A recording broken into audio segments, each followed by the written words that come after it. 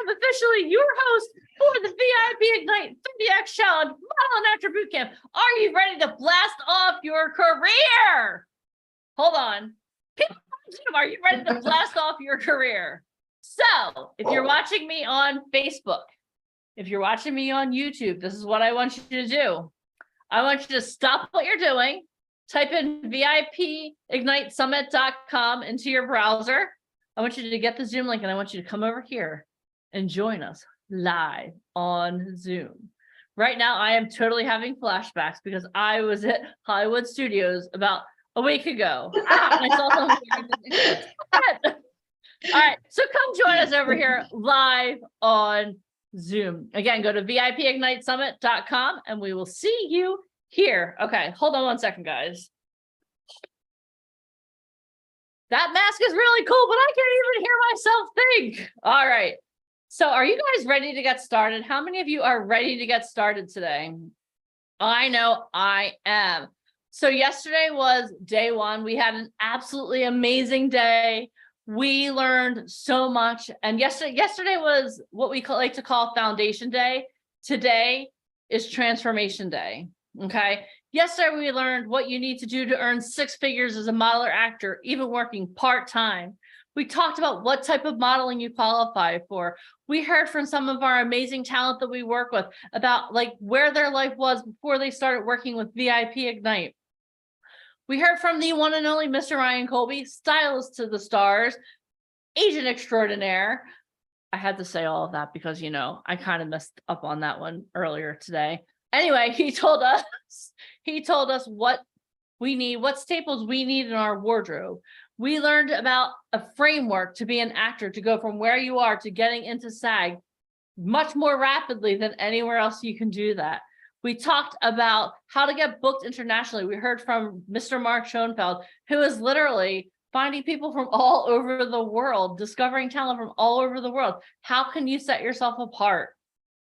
We talked about branding and marketing, simple hacks to get yourself noticed on social media. We talked about why you shouldn't pay certain individuals, casting directors, for classes. Why is that a conflict of interest?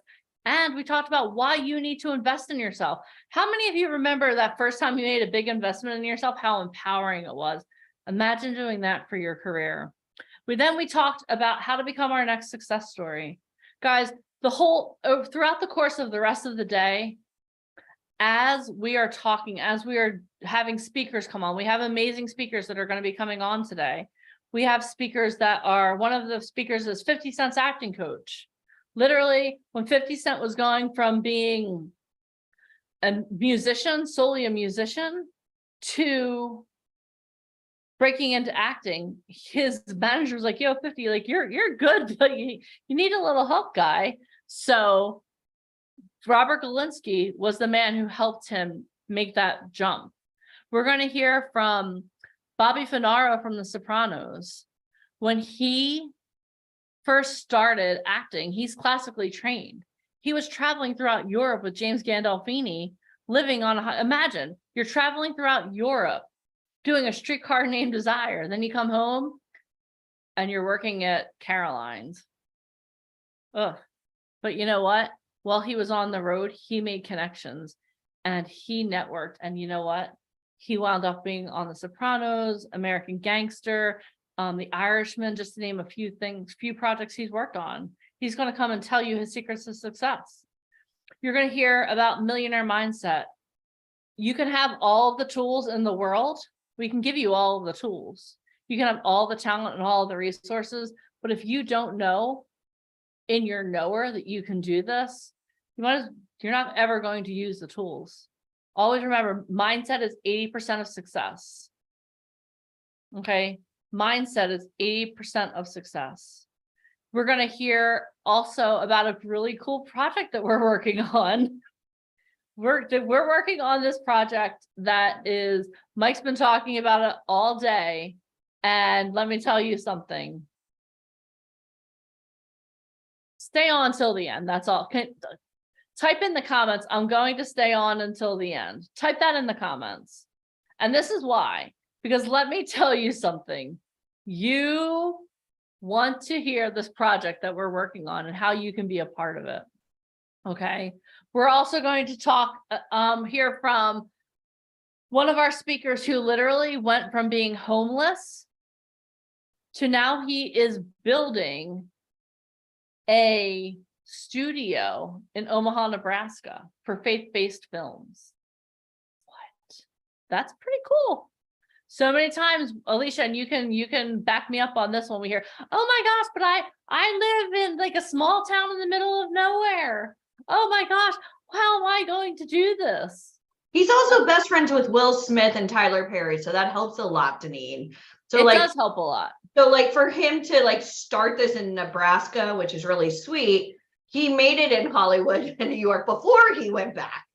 And not only that, but some of you guys may recognize him. He starred on a hit show with Tracy Ellis Ross called Girlfriends. And he also had a reoccurring character on, oh my gosh, Vampire Diaries. Sorry, brain fart for a second. I'll drink some more coffee. I'll drink to that.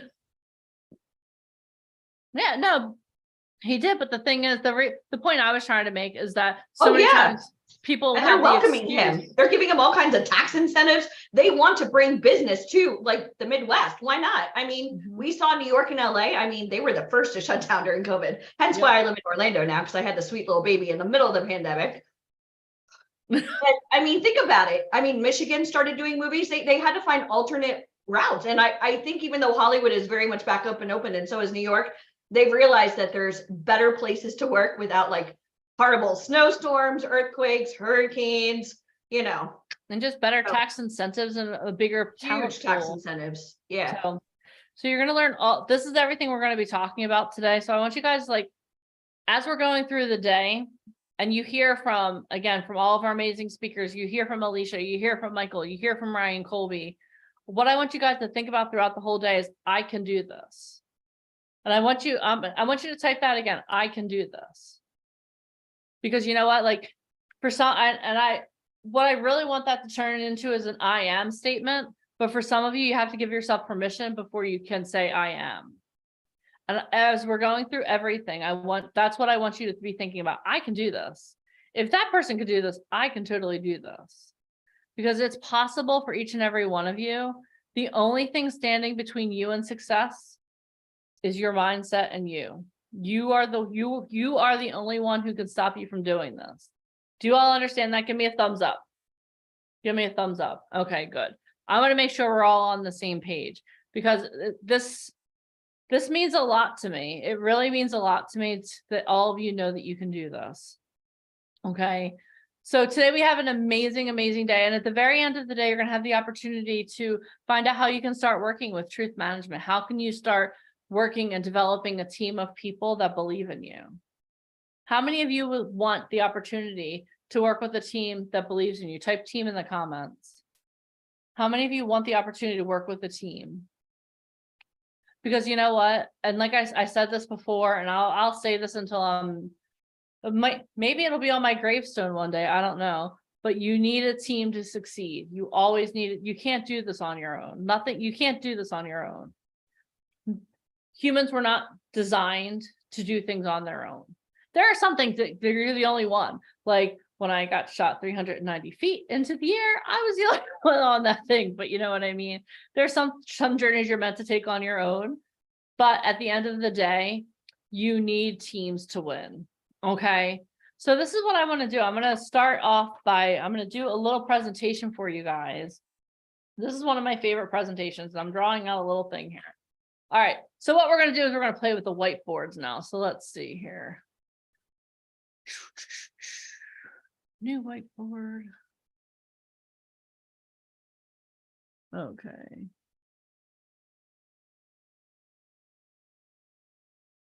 Okay. All right, can you guys see my board? Let me see here if I can.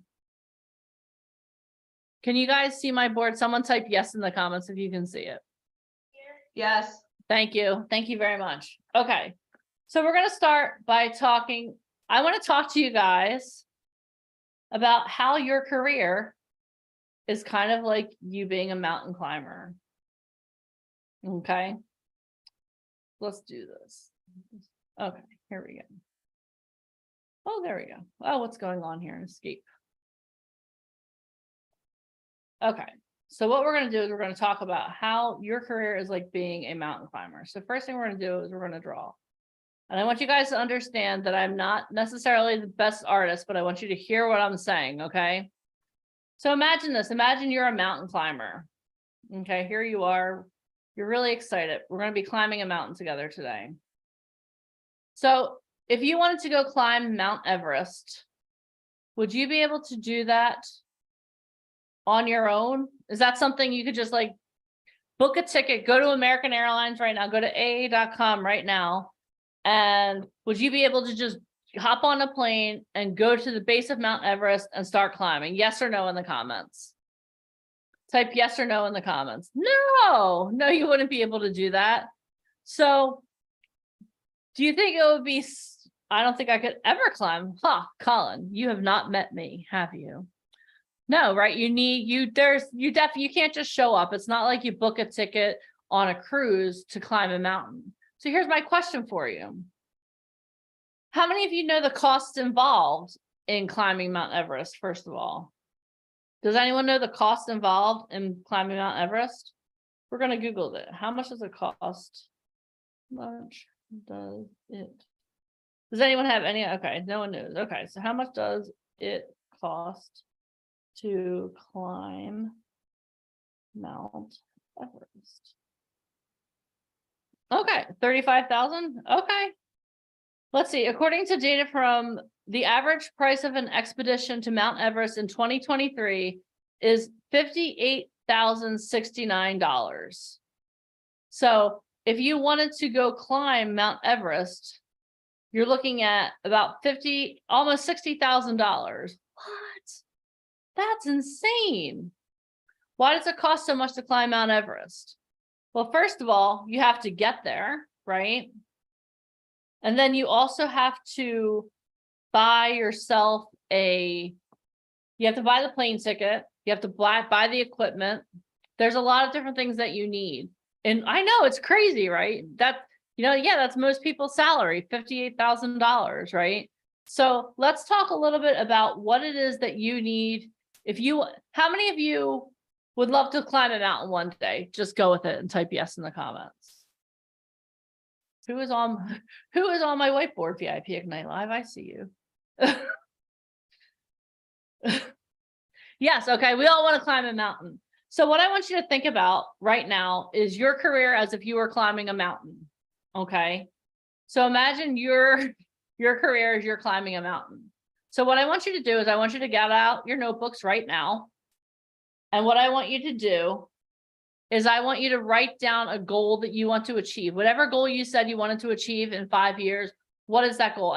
But you know what? I want you to even aim a little higher. If you want to win an Academy Award, type that and type it in the comments for me. So first of all, I want you to type it and put it in your notebook, but then I want you to type it in the comments also. I want to see what your goals are.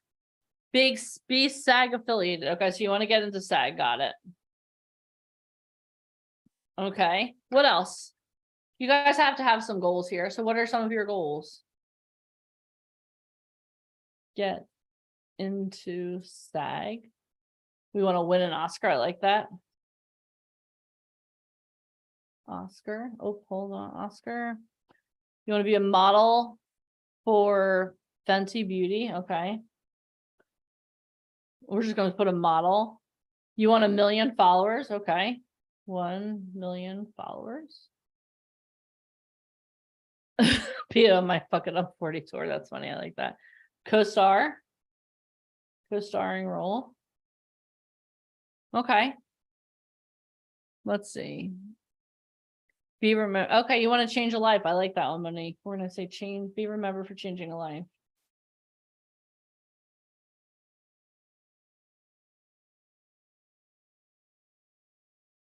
Okay. Work on a major motion picture, earn $1 million. I like that one. Major motion picture to earn. Oops. 1 million. Okay. Awesome. I like you guys have some big goals. That's awesome. I love that. See if we can move this over here. There we go. Okay, awesome. So here are some of the goals that we have. Okay. Some of us want to get into SAG, want to win an Oscar, want to be a model for major brands, 1 million followers, a co-starring role, be remembered for changing a life, work on a major motion picture to earn $1 million. That's awesome. They're all amazing goals. And I know that that's just a small sampling of the goals that you guys really have hidden deep in your hearts. So what I want you to understand is that being a part of the entertainment industry can help you do all of those things. Okay, getting into SAG, winning an Oscar, being a model, getting 1 million followers, get a co-starring role, be remembered for changing a life, work on a major motion picture to earn $1 million. All of these things can be accomplished in the entertainment industry. But what I also want you to understand is that you can't do this alone. I think that's the theme. You can't do this alone, okay? So let's go back to our idea here of climbing a mountain, okay? So if we were going to be climbing a mountain, there are a couple things that we would need. So can anyone give me write into the comments a couple things that you think that you would need in order to climb a mountain? What would you, okay, you need passion. Yeah, you would need tools, right? We're going to put that under equipment here. We're going to type that. So you'd need support, right? So you need equipment. You need support. So can we call support a team? Can we say we would need a team? Right? Yeah, you'd need a team. What else would you need? Let's see. Walking stick, expert. Yeah, you would need, that's equipment. You would need money. Yeah, you would need training. Very good. You would definitely need some training. You can't just roll up to a mountain and say, hey, look, I'm here to climb. You need some training. Right? Tools, equipment, mindset, first aid kit. Yeah, endurance, experience, team and health, hiking gear. So let me give you a little bit of a hint map. Yeah, these are all great things. So we have equipment, team, training. How do you think you can climb to the top of Mount Everest and back in one day? No, right? You guys forgot one of the most basic things. You need food, right? Do you think you're going to need food? You're going to need supplies, right? You're definitely going to need some supplies. Yeah, it takes 2 weeks. It takes a long time, so you're going to need some supplies too, right? So let's add supplies in here. A bow and arrow. Are you watching 1883? I just watched the next to last episode last night. Okay. Yeah, get out of my comfort zones, right? Okay. So the 4 things that you guys all came up with are you need equipment, team, training, and supplies. Yeah, considering Constance, you are definitely my pragmatic member of this Zoom today. I love it. Okay. So now can we all agree that the 4 things that you need, if we boil all of those things down into 4 things, you need equipment, a team, training, and supplies. Can we all, if you agree with that, type yes in the comments. If you agree, we can say that's basically what we need. Type yes in the comments. Okay, awesome. So here's my next question for you. What is the first thing you would get out of all of those things? Would you go out and get, okay, hold on. You know, we're gonna turn the team, and we're also gonna make that a guide. How's that? We're gonna turn team into guide because you're gonna have a guide for all of this. Okay. So what's the first thing you would need? Would you need the equipment, the guide, the training, or the supplies first? The team, right? You would need the guide, right? Yeah, absolutely. Why would you need the guide first? And let me ask you a question too about your guide. Okay, so training. Okay, for the people that are saying training, here's my question for you. How do you know what to train? If you've never climbed Mount Everest, how would you know how to train? How would you know how to train on your own? Research, experience from the guide. Thank you, Jessica. The first thing you would need is a guide, right? The first thing you need is a guide, right? So we're going to do number 1 as a guide. Oh.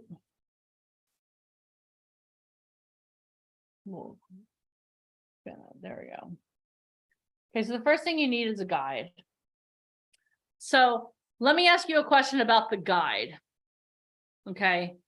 And I want you to tell me 1 or 2 of which one would you choose? So you just decided you wanted to climb Mount Everest, and you know you need a guide because you have no idea what kind of training supplies or equipment you need. You have no idea. Okay. Can you see the typing on the, can you all see the typing? Here, let me do this. Now, can you see it? Chat. Some of you can see it, some of you can't. Okay. Just go with it for now.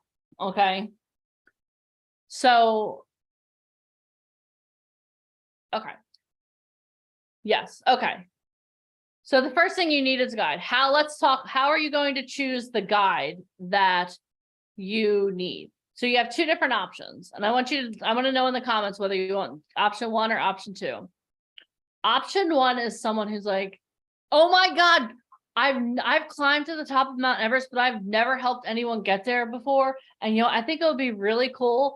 How about this? Why don't we work together and you could be my first person that I take to the top of Mount Everest? This is going to be awesome. Let's do this. Are you up for an adventure?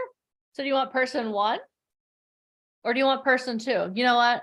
I have consistently helped people get to the top of Mount Everest. Every season I take about 4 or 5 teams up to the top of Mount Everest.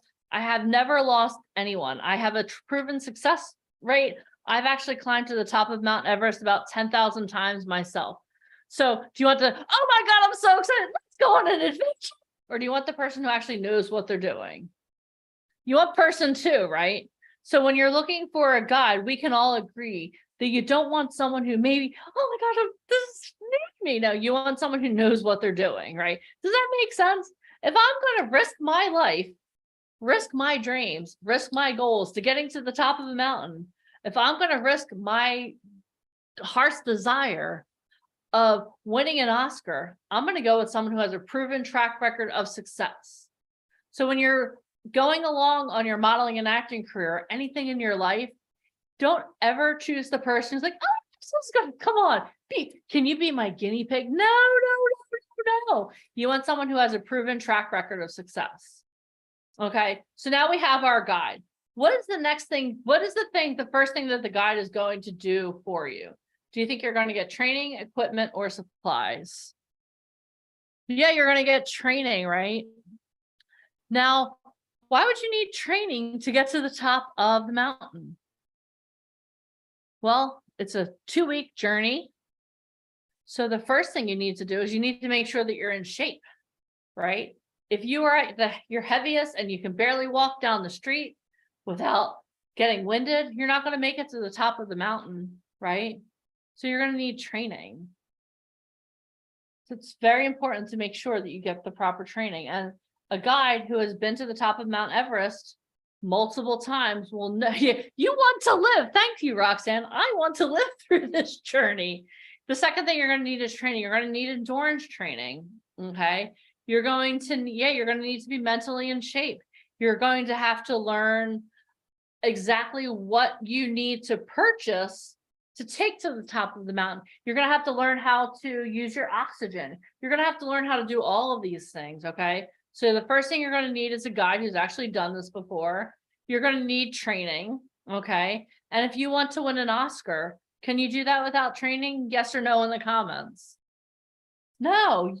Can we all agree that you need training for any of these goals that you have? You need training. You need to be in shape. Okay. If you want to get consistent co-starring roles, you have to be able to act. You have to be able to interact with people. You have to know how to act on set, what the gaffer does. You have to know what the key grip does. You have to know what the PA does. You have to know what the director does. You have to know what everyone does, so that when you show up on set, you're not like, oh my gosh, this is my first time. This is so cool. No, you need to know what you're doing. That's why you need a trainer. That's why you need training for all of these things. That's why you need to be consistently moving forward, consistently taking action. Okay. So now you've got the guide, you've got the training. Then what's the next thing you're going to need? Can we all agree that you would need equipment next? Right? The next thing you're going to need is the equipment, right? Because you can't get to the top of the mountain without having the proper shoes. Like right now I'm wearing Brooks running shoes. Don't be mad at me. I'm on my feet for 8 hours, right? I'm not wearing heels like Ryan Colby said, but I am wearing Brooks running shoes. But I can't wear these shoes to get to the top of Mount Everest. I wouldn't make it to the first base camp, right? You also need to you need to have the right equipment. You need to know exactly how much oxygen you're going to need. When are you going to have to start using the oxygen, right? You're going to need a tent. You're going to need something so you can sleep, right? As you're going up the mountain, there are going to be different base camps that you're going to hit, but you're going to need to know exactly what you need to get you to all of these milestones, right? You're going to need to know what the milestones are. So when you achieve them, you're like, okay, we're at the first base camp, right? But you're going to need to know, you're going to need the equipment. You can't just show up and be like, okay, here I am. I'm wearing my jeans and my t-shirt. Let's do this. You need to know what equipment you need, right? And your guide is going to train you on using the equipment, right? Am I making sense? Am I being clear?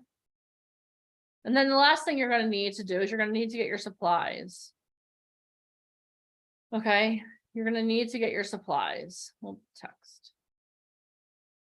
You're going to need to get supplies because you know what? The fact is, oh, sorry guys. The fact is that you need supplies because you need to be able to live, right? You need water, you need food, you need to know exactly what you need to get yourself to the top of the mountain. Okay. And the awesome thing about what we're doing this weekend is that we're going to show you what a guide looks like. We want to be your guide for this journey. At VIP Ignite, we have over 10,000 success stories. And that, I think that was before COVID even hit. That doesn't even include the people that we've helped over the last couple of years.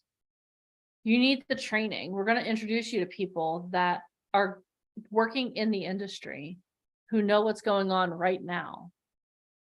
You have no idea how blessed you are to have Michael and Alicia on your team because they're always training. They're always learning. Like I could tell you something. Last night was like 10, 11 o'clock at night and Alicia sending me articles on, oh, Denise, did you read this? What's going on with the writer's strike? Did you read? Oh my God, Comic-Cons are going to be completely changed because of the writer's strike. She's constantly studying. Like if there's anyone who's a walking encyclopedia on what's going on right now in the entertainment industry, it's Alicia.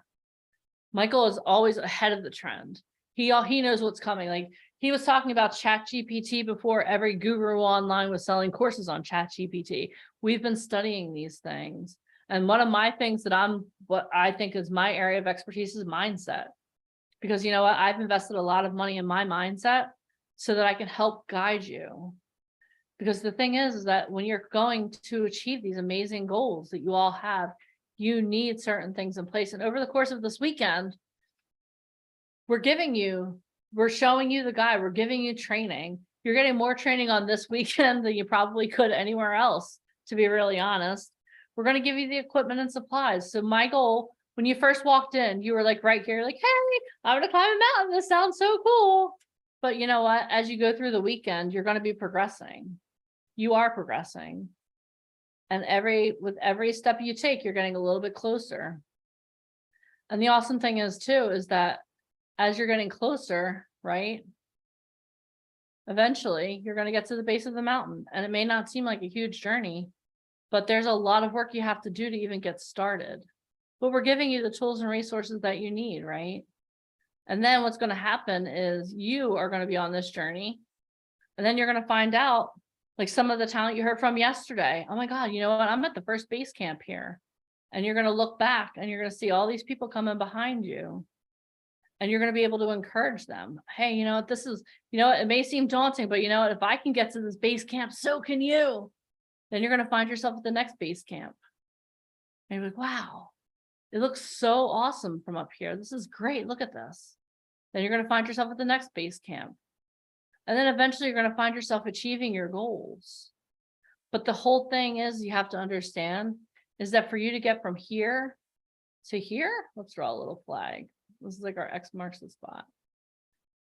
For you to get from here to the top of the mountain, you need to make sure you have a guide that's been there. You need to make sure that you have the training that you need in order to get to the top of the mountain. You need to make sure that you have the equipment that you need, and you need to make sure that you have the right supplies. And that's what this weekend is about. And that's what we're about here at VIP Ignite. Because you know what? We don't want you to be here and just be like, oh, okay, this is cool. What we want is for you to be successful. That's our goal for you. Our goal for you is to be successful. I want each and every one of you to be a success story. We talked about that. And what I want you to understand is that you can do this. But I have a question for you. Are you willing to be the person who's willing to go to the base of Mount Everest and start climbing? Are you that person? And when I ask you is type yes. If that's you, type yes in the comments. Because it's so important for you to believe in yourself, to know that you can do this.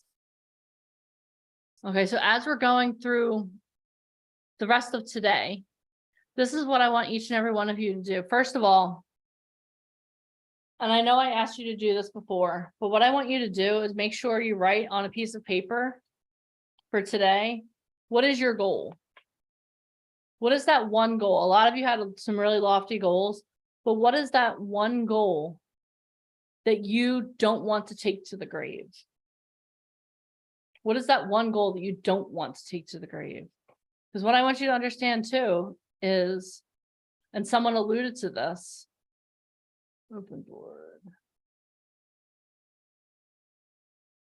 Someone alluded to this a little while ago, or right, oh, where's my board? There we go.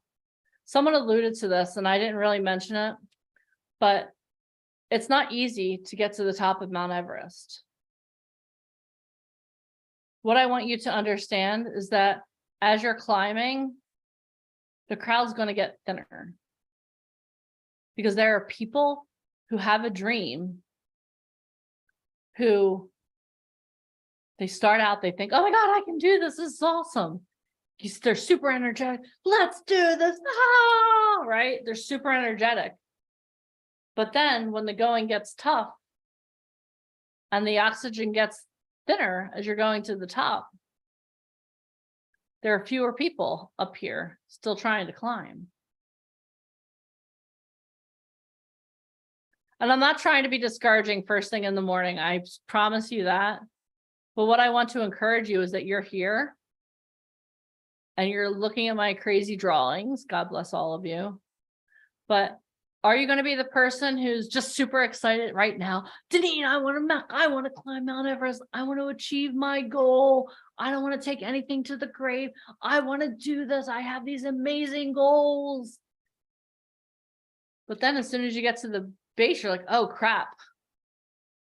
That's a high mountain to climb. Oh my gosh. The oxygen is getting thinner. What am I doing? Oh my gosh, the competition is getting stiffer. What am I doing? Because, and I think Candace was the one, I forget, Constance alluded to this. As you get closer to your goal, the road's going to be littered with broken dreams of other people who didn't have the guts to keep going.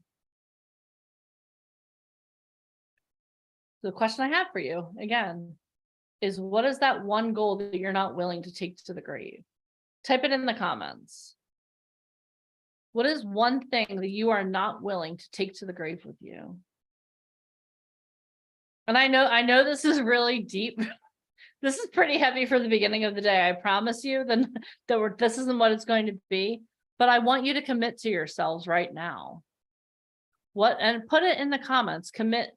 What is this? What is one thing that you are not willing to do to break into the entertainment and modeling acting industry? Okay. Not trying or not giving up. Okay. Failure. We all, okay. Can we have a little bit of a talk about failure? If you're not failing, you're not doing anything. Okay. You have to be willing to fail. If anyone is afraid of failure, John Maxwell wrote an amazing book. What I'll do is I'll drop the Amazon link into our Facebook group. It's called Failing Forward. If you're not failing, you're not doing crap. So please don't, oh, I don't want to fail. Okay, well then you know what? you might as well just go put yourself in a bubble and just sit there. That's the only way you're not going to fail. If you're moving forward, you're going to fall and skin your knee. Alicia talked about it yesterday. Caden, sweet little Caden fell and went boom. He has like a scratch on his nose, the poor kid. But then was she like, ha ha, you loser, you're never going anywhere. No, she's like, oh, are you okay? Let's keep going. At least if you failed, you had the balls to try. Do you know how many people I talk to that don't even try? They're just all talk. Well, I could have. What does that even mean? I could have. What? Exactly. Why would you be on this call? Normally, I'm the super inspirational person. I feel like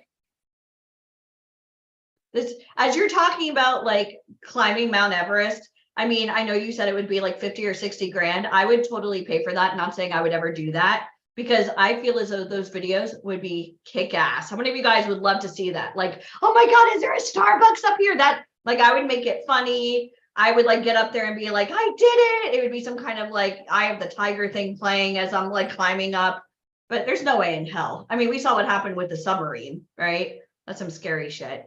But why wouldn't you have somebody that knows what they're doing, that has done it multiple times? One-time success, nah, but over and over and over success, hell yeah.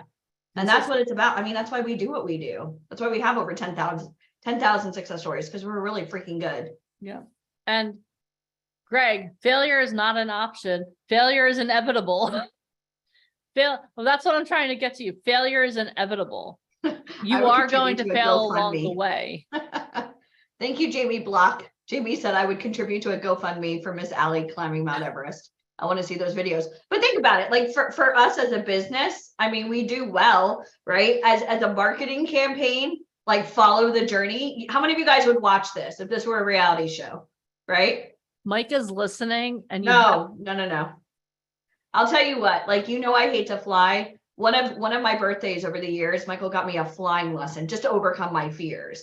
Deneen hates heights. Somehow she got slingshotted at some like touristy thing. Think about and hold on. And I also have a fear of roller coasters, and I wound up going upside down the next day. Sorry. It was Aerosmith and it was Disney. Just go with it. I would trust Disney. I wouldn't trust some carnival, you know, across the street at some like weird park, but Disney I trust.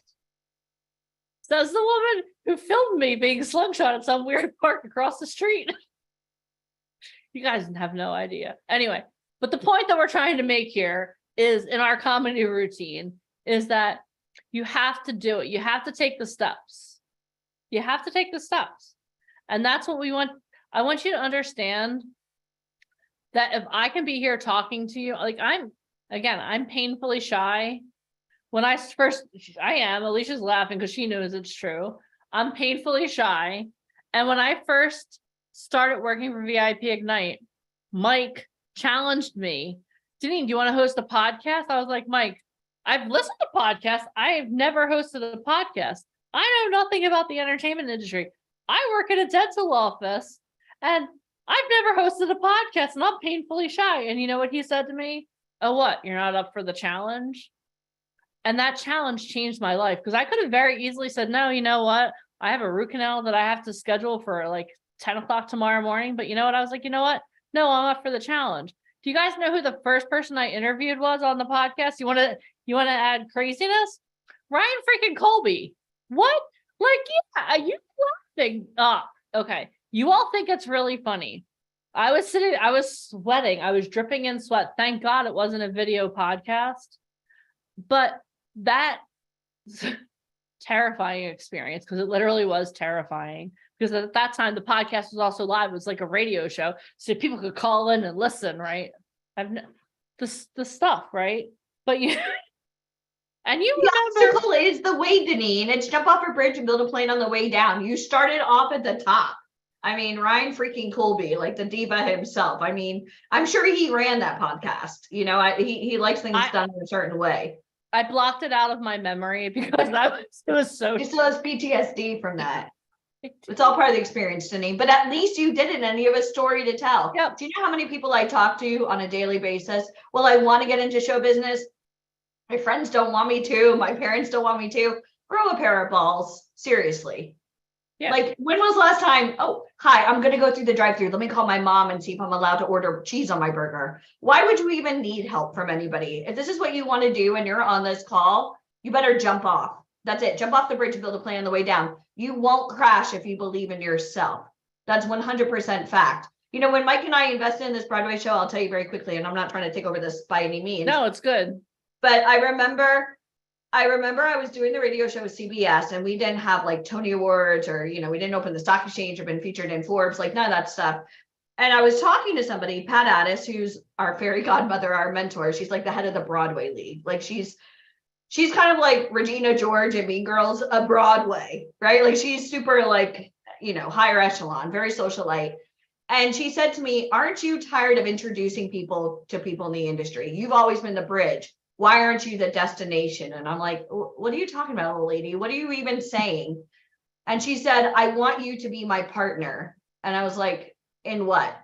And she invited us to this beautiful mansion in the middle of New York City. I didn't, unless you've seen like The Gilded Age in New York City. I don't know how many of you guys have ever seen that show. It's an amazing show. Thank you, Deneen, by the way. But that show, literally, they took a mansion. I mean, it was a mansion in New York City, and they created it to be the National Art Center. Google it, National Art Center. And I went there with Pat Addis and Sigourney Weaver. You guys know Sigourney from Alien and Avatar. And we had a lunch about investing in a Broadway show. And I was like, well, how much is this going to cost? Like an investment? And she literally, like one of those Hollywood moments, she slid the piece of paper and Michael flipped it up, and she was like, and he looked at me. I was like, no way. Like, we would have to sell the house, the car. I'd have to sell my kidney on the black market. There's no way we could even afford this.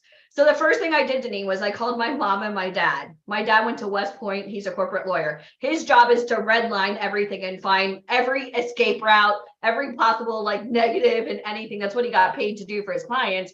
And my mom said, I love you. If this doesn't work out, your room is ready back at home. You can live with us. How many of you guys? So asking my parents. So then Pat Addis said, this is a wise investment. Sigourney even said this is a wise. Sigourney Weaver was convincing Mike and I to do her show. And next thing you know, Mike and I wrote out a check and we prayed and we said, what's the worst that happens? We win a Tony, or at least we tried and we met some amazing people. Well, look at that, Tony Award. Woo! But that's what it's about. You got to have balls to do anything. I mean, that's the truth. Anything you're going to do, you have to go all in, and you cannot let any outside distractions. Deneen, when you went up into that slingshot, I was thinking to myself, should I tell her it's not too late? Like, come back, let's go to Starbucks. I'll buy you a drink anywhere you want. Like, let's go. But you were committed. And when you're committed, you go. And again, can I add to why I was it now? I want to explain to you guys why I was so committed to. So when I'm talking to you about not leaving anything, taking anything to your grave. So about 2.5, 3 years ago, we did our first event during COVID in Las Vegas. And I committed to jumping off the stratosphere in Vegas. And I was not nearly as strong in a mindset, but Mike was like, do you want to do this? I was like, and yes. I wasn't there. I had just had the baby. So yeah, you weren't talking there. To me on FaceTime. Yeah, but so Mike was live on Instagram, and I had all of my inner circle with me. And I literally was strapped in. Like, I literally had everything all set in place.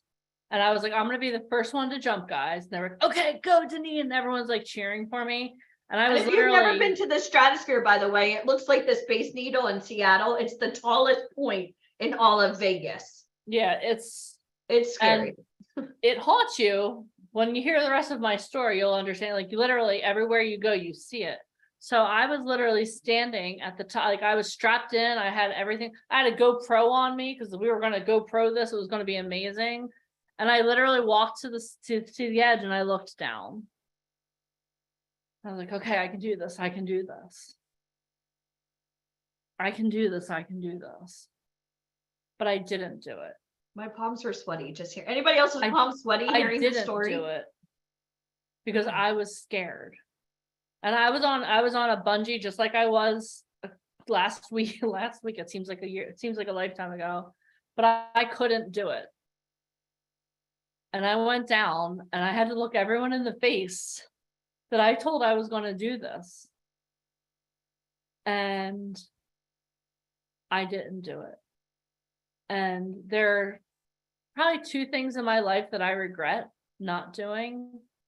And that's one of them, because I had everyone sitting there cheering for me. Oh my gosh, come on, you can do this, you can do this. So when I tell you that, I mean, obviously I'm much stronger for it. I overcame it because like I steeled myself. I didn't want to get slingshot last week. I was like, why am I doing this? This is stupid. I have nothing to prove to anyone, but I had to prove it to me. So when I'm telling you to take steps, I'm not telling you this from an ivory tower on Zoom with really cool lights.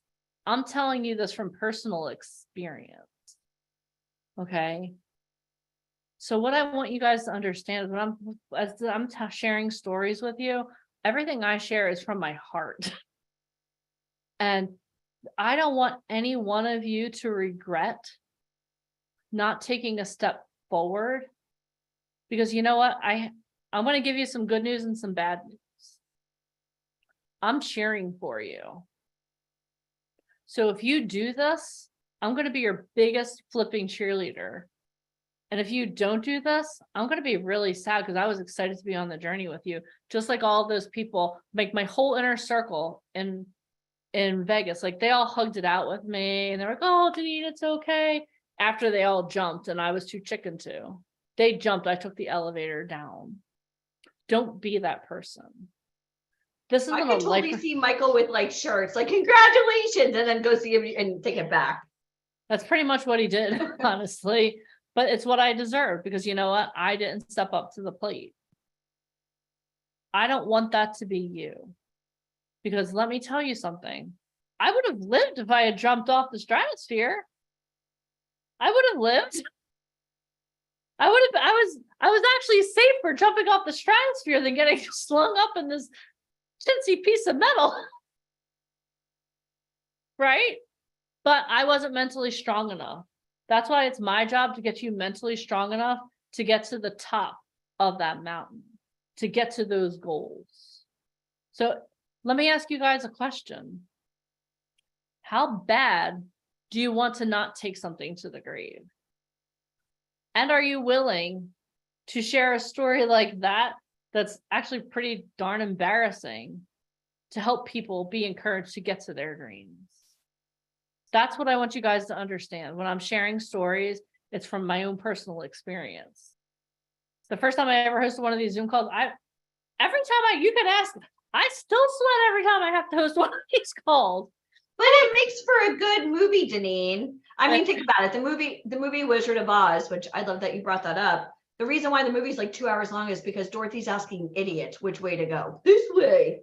Like if they just said, hey, navigation system, we're going to go like 50 paces this way, make a left, and this is what's going to happen, there would be no movie. Or it would be terribly boring.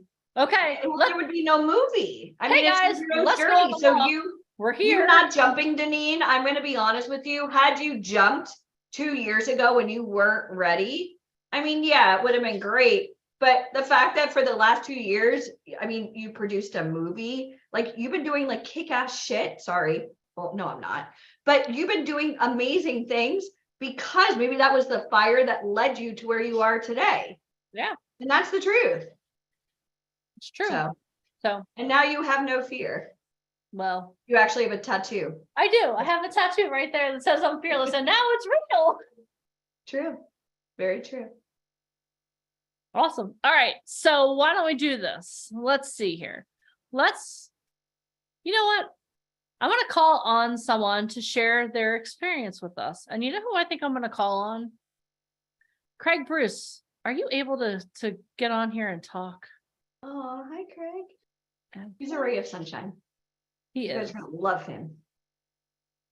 No pressure. I'm always available to talk. Look, hold on. He's even got his lapel mic. He's like, hold on, let me just put on my mic, guys. I'm good. So Craig, you have had the opportunity to be at a couple of our events. I think it's 2, we're up to 2 now. Looking forward to you at the next one as well. Can't wait. So Miami. Yes, Miami. I can't wait. So can you talk a little bit about your experience being at our events? And you're here on boot camp as a talent today.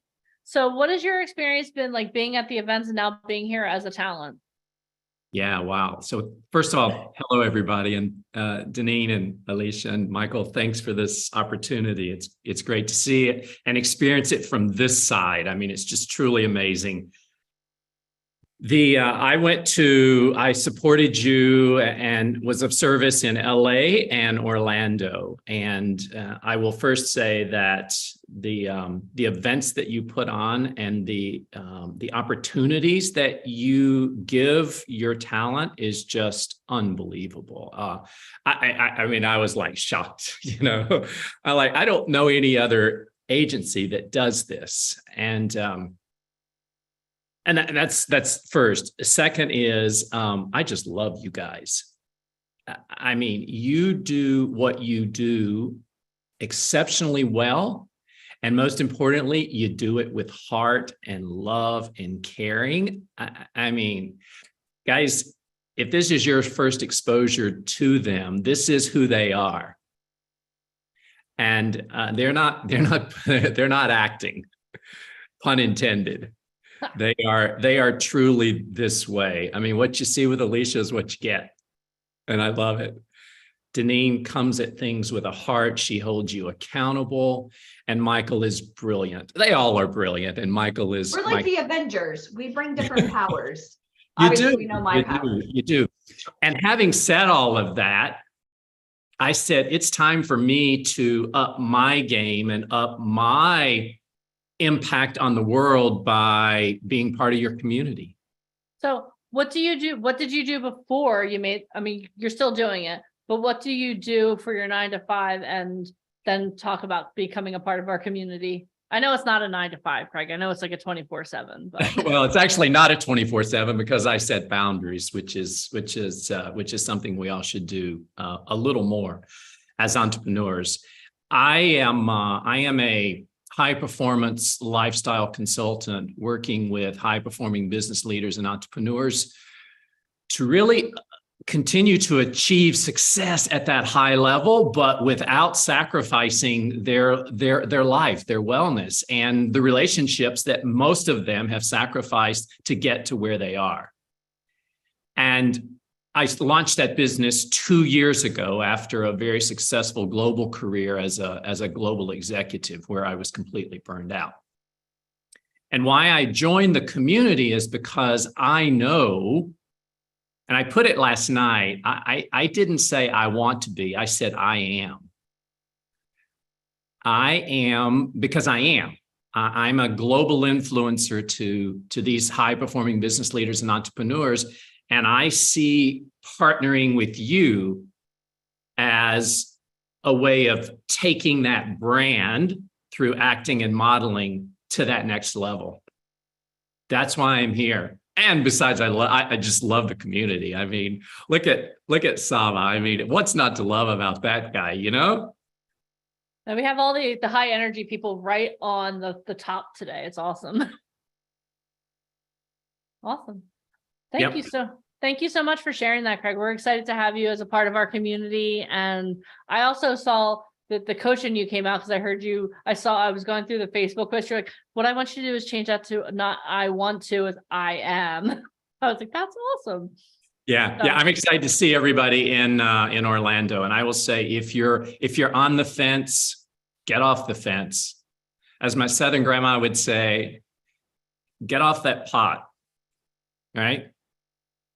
My Italian mom would say shit or get off the pot. So well, that's exactly what my Southern grandma. I've never been more proud, Deneen, of that curse. That was your mom would love that. Okay. Exactly. Thank you guys. Thank you so much, Craig. We love you. Awesome. All right, guys. So I think what we should do, Alicia, is I see that our very first guest is here. So I think, are you guys ready for our first guest of the day? Okay, before we do that though, what I want to do is I want us up and moving because you know what? I didn't do this yesterday and I apologize. Everyone stand up. This is not a pants-free party. So everyone please stand up. Okay, I want us to bring the energy to our first guest because today's speakers are all going to be very interactive and I need your energy high. All right, so stand up, stretch a little bit. That's good. Okay. I think we're gonna start off with the running man. So this is what I need everyone to do. I need everyone to face to their left. Put your left foot forward, right foot back. And then this is what we're going to do. I'm gonna find my timer. Okay, for 15 seconds, what you're going to do is you're gonna pump your arms as hard as you can. Not your legs, just your arms, like the running man, okay? Pump them as hard as you can for 15 seconds. Ready? Get set and go. 15 seconds as hard as you can. Come on, get your blood moving. I'm afraid my bracelet's gonna break. Okay, 4, 3, 2, 1. Stop. Woo. You guys feel good? You feel good? Okay, good. I hope so, because we do everything balanced here at VIP Ignite. Turn to your other side. Put your left foot, I don't know, the opposite foot. I forget which one we're doing. Turn around and do the opposite. So organized. All right, we're going to do this for 15 seconds. Are you ready?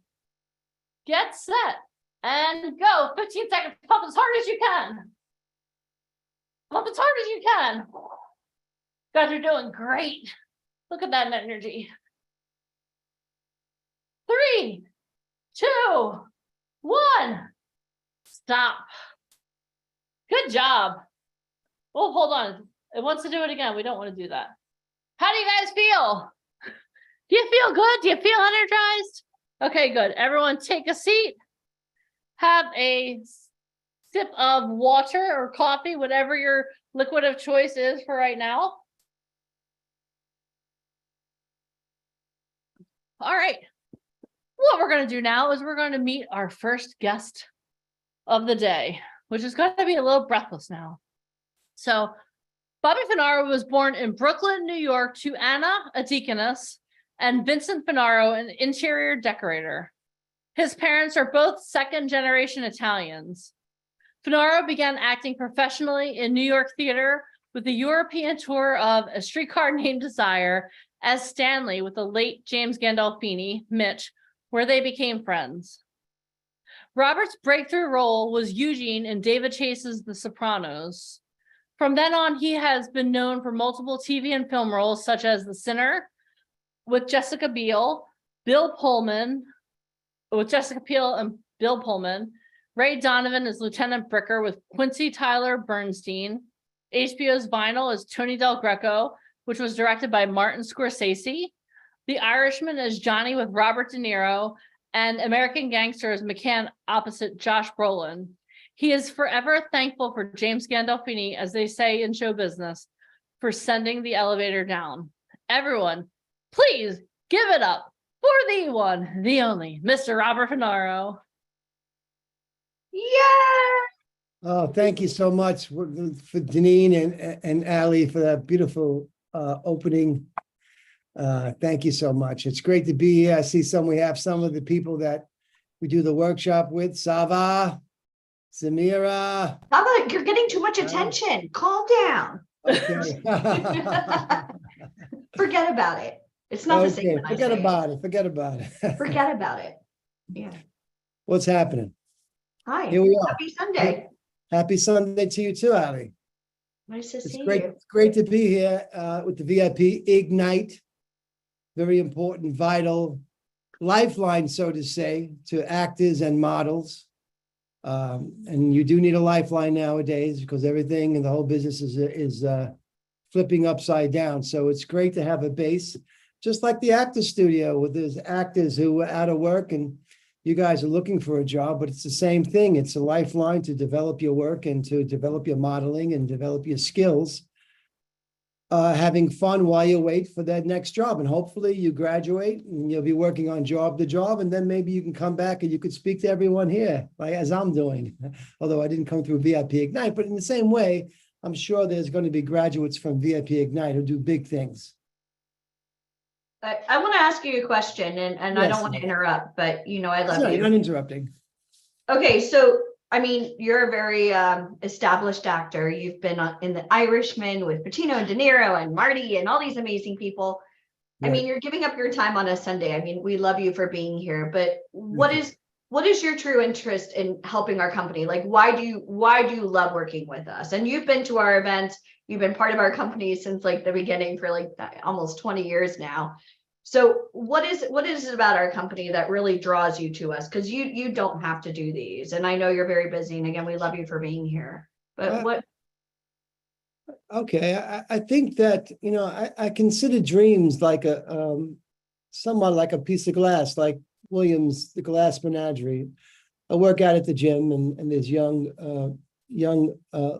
sometimes on a Saturday, they have young gymnasts, young girls, and each one represents a dream. And I look at the VIP talent people, and I think a dream is like glass. It could be shattered so easily by other people in the world. And to have what inspires me is to try to develop that glass so it doesn't shatter, so that you have a protective, let's say a protective case around the glass that you can, and then you can be put in the window and then people can see you. And that's the inspiration for why I love to work with VIP talent people, but that's what inspires me to try to develop people. That's why I say, if you're going to do this, you got to stick to it, because I've seen the development. I've seen people get better and better. Some of the people that are here now, Zamira is one of them. Zav is developing, and I know Soraya has a talent. I see talent. Monique is trying, and you know, there's a lot of people trying, and I look at that as a fragile piece of glass that I want to protect, and I want to be able to be proud and say, "Wow, I work with that person," and I'm very proud. And you've also been through a lot of life lessons. I mean, one of your friends was James Gandolfini. And, you know, he said to you about The Sopranos, I can get you the audition, but you have to book your own role. So it's kind of like VIP Ignite, not to sound horrible, but we can put you face to face with everybody you need to meet. And when people ask for guarantees, I always laugh because I'm like, I could put you face to face. Who do you want to meet? Let's rock. And you know that you've been to our event. But the question is, do you have what it takes to get them to want to work with you? So over the years, I mean, I kind of want you to start to kind of go over how you got into this industry. And then we could talk a little bit about Caroline's and, you know, how that whole Sopranos thing ended up. And then, you know, all the stuff that you've done. You've also voiced, you know, video games like Grand Theft Auto, and you've done a lot of really cool shit. So I don't want people to ever, and I'm sure you get this, where they typecast, oh, Sopranos. But there's so much more to you. And the fact that you're part of our company makes me always so honored and blessed to not only, you know, work together, but also to call you a friend. But why it's so important to learn from real people in the industry that are doing. Okay, because they're basically sending the elevator down and directing your path. They're cutting the way the dross that is up when you're refining gold. You take the dross out the top, and there's always a lot of that dross around. There could be the people you're with, or and you want to be focused in this business, and you want the right direction. So you come here for the truth. The workshop that I try to do is a workshop that I don't want you to be great the first reading. I want you to try to learn what you're doing, who you are, what you want, why do you want it, how you're going to get it, and to use yourself. But it's a gradual climb. You just don't start at the top. For myself, it was a gradual climb, and it was a little bit of, I don't know whether or not I'm going to do this. My life got it, you know, my life became a little bit more important than doing it. And then, I mean, in the beginning, it was just going to see plays my uncle directed, and because you asked from the beginning, and that kind of gave me the bug. Everyone here has that bug. I know that you do. You have that spirit inside you that you want to share something cathartic with the audience, the human experience, as the Greeks say. How are we to live? And you're a sensitive soul, and you want to share it. And there are a lot of other sensitive people like you who want you to do good. It's not you against them, especially with these auditions. You show the casting director, you do your best of show them what you can do, not how great you are and proving anything yet. There's nothing to prove, believe me. There's only presenting yourself and being the best and show them what you can do. And believe me, you're going to get called back and you're going to get work, and you're going to get work if you're focused in that direction. For myself, yes, Allie, it started with that initial love of the theater. And I did do the play with James. I studied at HB Studio. I did a play with Paul Sorvino as an understudy in Jersey. We got a chance to get up there. I didn't feel like I knew what I was doing. We had about 3 or 4 performances. And I told a good friend at the drama bookshop, I've studied for HB for 2 years, but I don't seem like I got the skimmy. I don't got the moxie. What am I doing here? He said, I'm going to put it all in perspective for you. I'm going to buy a workshop with you with a man named Bobby Lewis from the Group Theater, who started one of the founders of the Actor Studio. He taught at Yale. He taught Meryl Streep. He taught Kevin Kline, Earl Hyman, many from the Cosby Show, many great people. Once I got with Earl, and this is what I try to direct and help with the workshop, I understood that there's a process to doing a play. There's a process to also to film. That's another medium. You have to kind of learn it, and it's best to learn film by doing it. Getting up there like I did, being thrown to the lions, so to say, because that was my first It's the best way. film job. Yeah. This Earl sounds amazing. Like if I wanted to learn how to act, he would be number one. And Yeah, now you then transfer it to our kids, to our talent. Yeah. So you want to, Yeah. then Earl, and then I got the chance to do after Earl came Streetcar Named Desire with James, and we toured Europe and Scandinavia. We kept in touch, and somehow my life, I had married and had a child and Tomas, and he kept on going, and he went to California, and his career started to build up, and God bless that he remembered me. And a friend of mine came up to him at a party and said, if I was you, I'd get a friend of yours at Caroline's a job on Sopranos. And he said, well, Bobby, where's he working? Caroline's. And he came in one day, I was managing at the time, and he asked me if I wanted to audition. That's how it happened for me. And from then on, listen, I didn't just take Sopranos and say, okay, that's it. I went back to the workshop with Earl, back to the workshop with Win Hammond to learn more, to get more engrossed in what I was doing. I wanted to really give it a good, proper chance, myself a proper chance. And I was blessed enough to continue to work from Sopranos. I mean, that opened the doors. People took notice. It helped a lot. And that's how You have figurines now and cigars and like tomato sauces and all the autograph sessions. It helped a lot.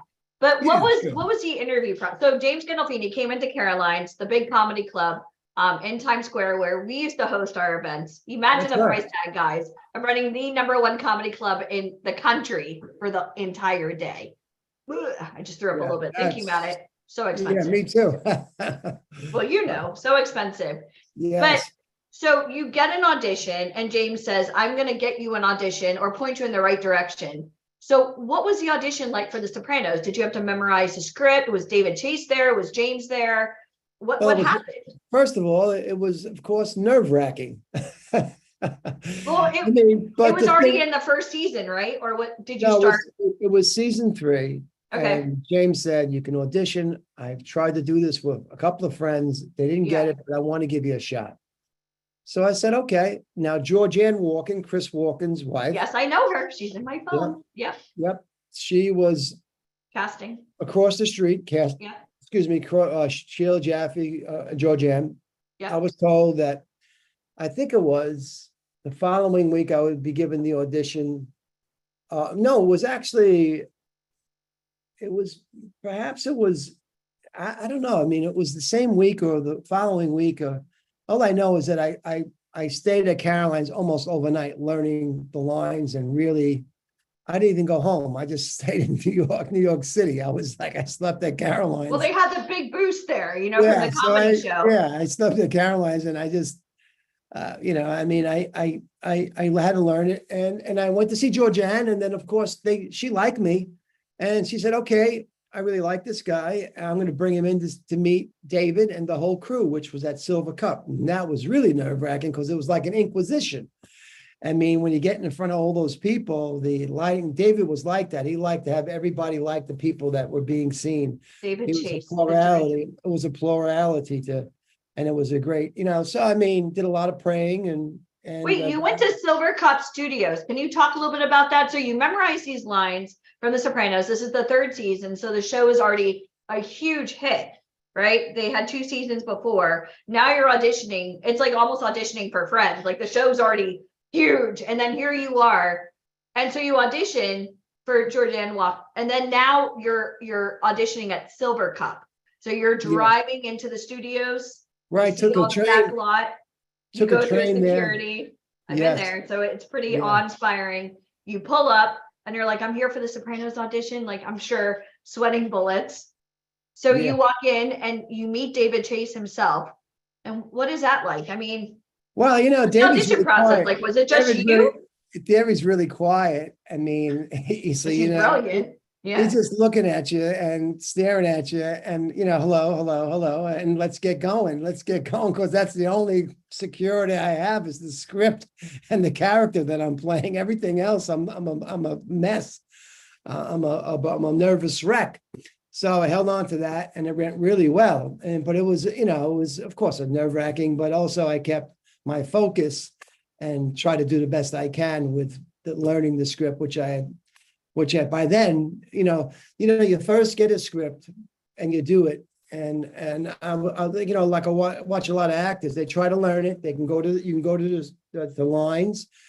What they want to really do is to try to grasp your essence as a person. It's not so important to know all the lines, but who you are, your attitude. You can go to the lines, you can have the page in your hand. It's okay. Nowadays, with the self-taping, I have a tendency to learn. The competition is a little bit to learn the lines, and I'm brought in by what I did, which I was brought in for Bobby De Niro, his new film, Wise Guys, with Barry Levinson. Didn't get the role, but I had to go to the Mark Hotel on Madison. So that's the greatest thing to get called in from that. But you want to try to be who you are, and as opposed to knowing the lines, because it's a certain attitude and a certain person that they're looking for. You could be that one, or you could be too tall. So there's a lot of things that go into casting. Obviously, I was right for the role. Yeah, you were. Yeah. So do you miss the old way of going into the studios and auditioning, or do you like the whole self-taping? Because everything's different now. I tell you, I do like the fact initially that I could self-tape, Allie. I could do multiple takes on something. It's usually, for everyone who's doing it, it's usually the last couple that are good. So you can just like let go of the other ones and just look at the last 3, because that's when they're usually good, because you got to learn it. Very much like you're on set. You're learning it on set. Initially, it's okay, but I do miss going in for the callback and getting the part, because I think that when you're in person, the person can really grab the essence of who you are as opposed to on tape. Now, I think some of the casting directors have gotten like, well, this is the way we're doing it. Show me a reel. It seems like the workload is even more now. Instead of 5 pages of script, I'm getting 10 pages of script. When I was getting it, now the writers are on strike. and SAG, we're negotiating, but anyway, and they want to negotiate less pages of script for the independent films. And I think it's better, because we want them to bring us in and find out who we are as people, because basically we're people and we're going to be relating to the people on set and the other actors in front of you. So I like the fact initially to self-tape and then to be able to go in. I wouldn't mind really going in, but if this is the way the world has come to, it's fine. But still, that human touch, the human feeling of being and feeling someone's presence, like live theater, there's nothing greater, Yeah. But as I said to you, um, in that audition, that self-tape, you want to give an essence of who you are. If you got an attitude, if you're a loving mother, you got to bring out that loving person in you. You've got to bring out that person that's disillusioned, that's delusional, or that's mean-spirited. So you have to really look for that inside yourself. It's even more important than the lines because you might get called in because of that. So you do TV, film, and theater. What is Yes. your number one passion? And they're all different, right? Like for you, for acting wise. Well, Allie, if it wasn't for the Sopranos and the film and the TV, I really couldn't have survived and gotten this far. Almost 23 years working professionally, on and off, and the union really working for me and with residuals and stuff like that to keep me going. But I was just on set last week doing an independent feature, and I was saying to myself, let's wait in and everything, and I like what I'm doing, but God, I really do love the theater the best. I really do love it. I love that human experience, and it's a lot more laid back in terms of rehearsal, in terms of having fun. I don't think you would be laid back at all. I mean, it's one take and it better be like spot on, perfect.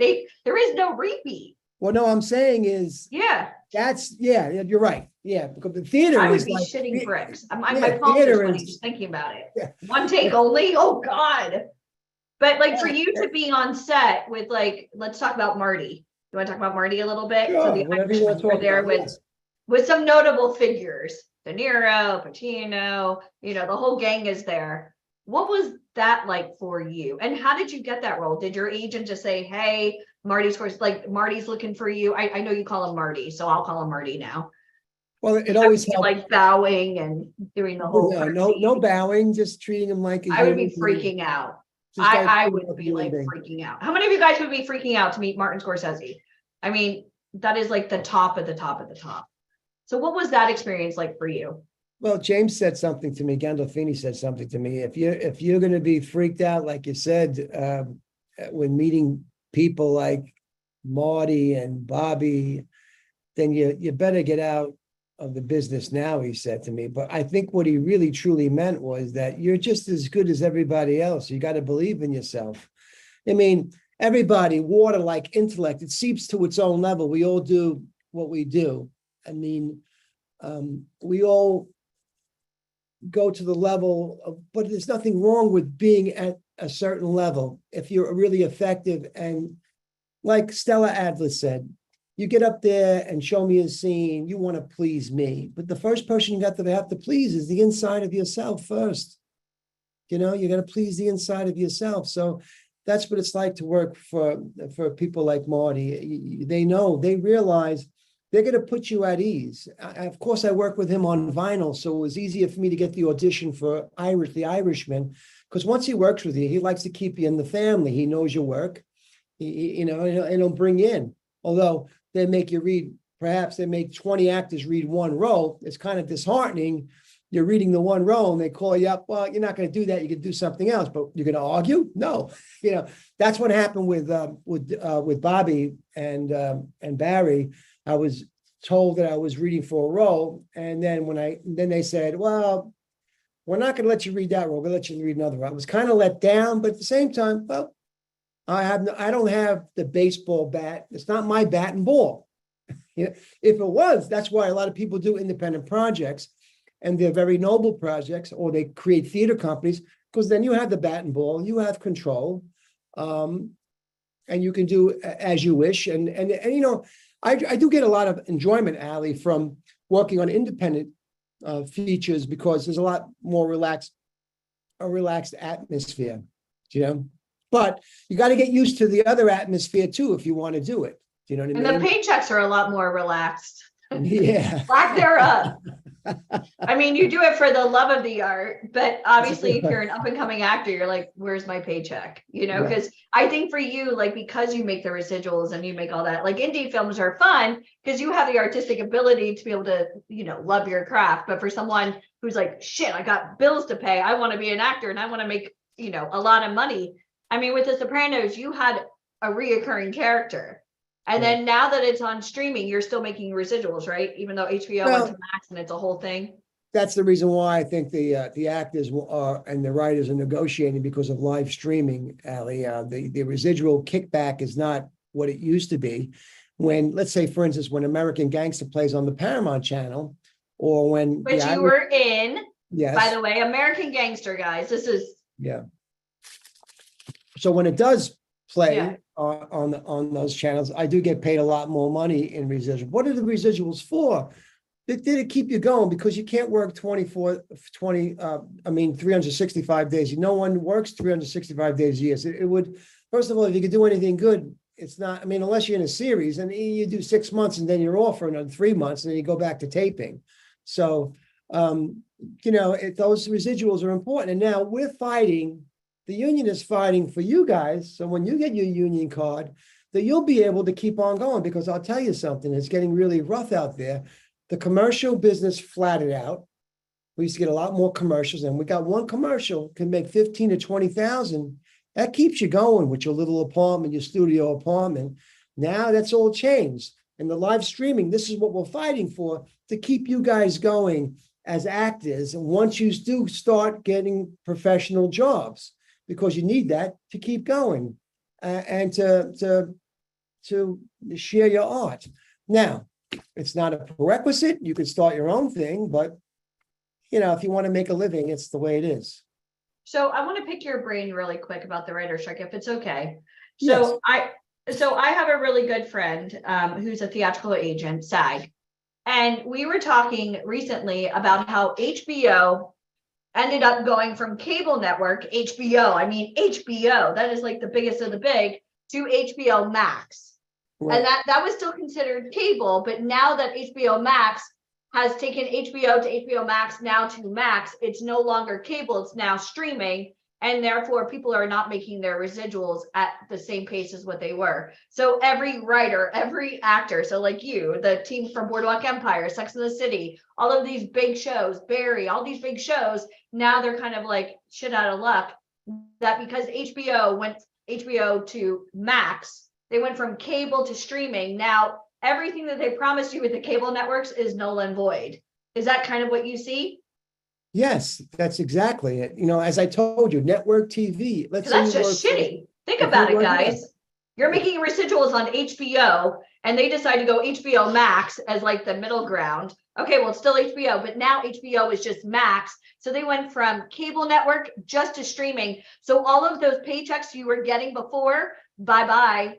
That's like Scarlett Johansson with Black Widow. That's why she was bitching so much, because she only got paid on the theatrical release. Well, what did Disney do? And I love Disney, but they decided to do the subscription watchers was they were able to buy, the movie or watch the movie based on the subscription. They didn't get paid on any of that. So Disney was making both sides. It's so exactly you can't be what we're there compensated for. just on cable because now it's streaming. So what happens? Well, the thing was, Ali, even HBO, even with the Sopranos, those residuals, although it's played numerous times on HBO, those residuals never really, in the beginning, they were larger, but they decreased over time in the contract. So now with the Max, it's even less. Now it seems like there's a lot of production going on.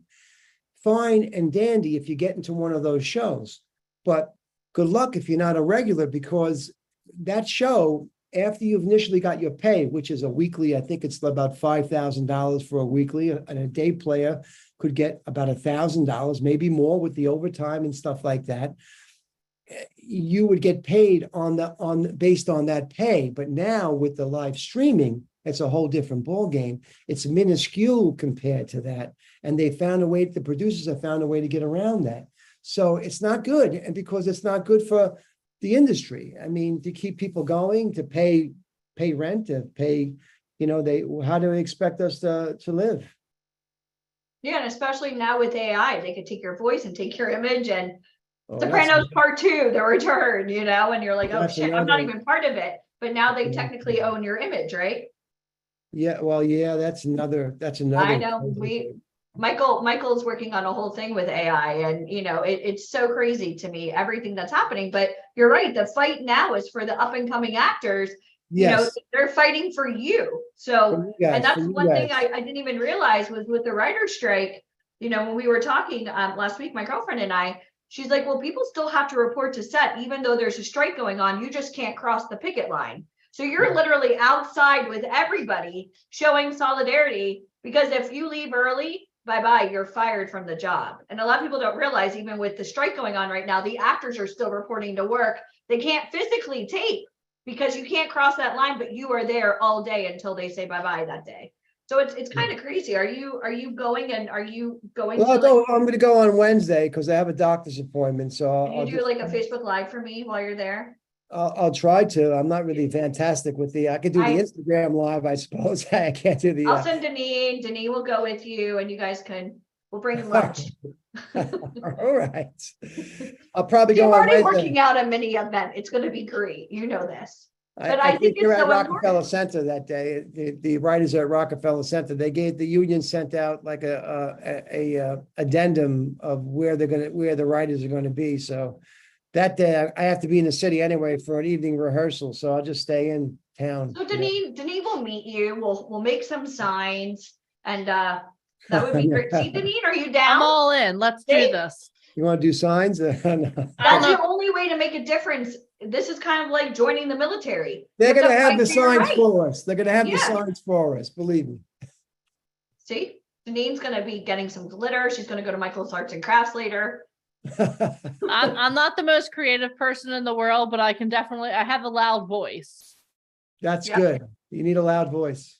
But that's how you get shit done. I mean, you have to protect the up and coming actors, because if not, you see Hollywood, the amount of money that Hollywood has spent on this writer's strike, they could have easily just settled. But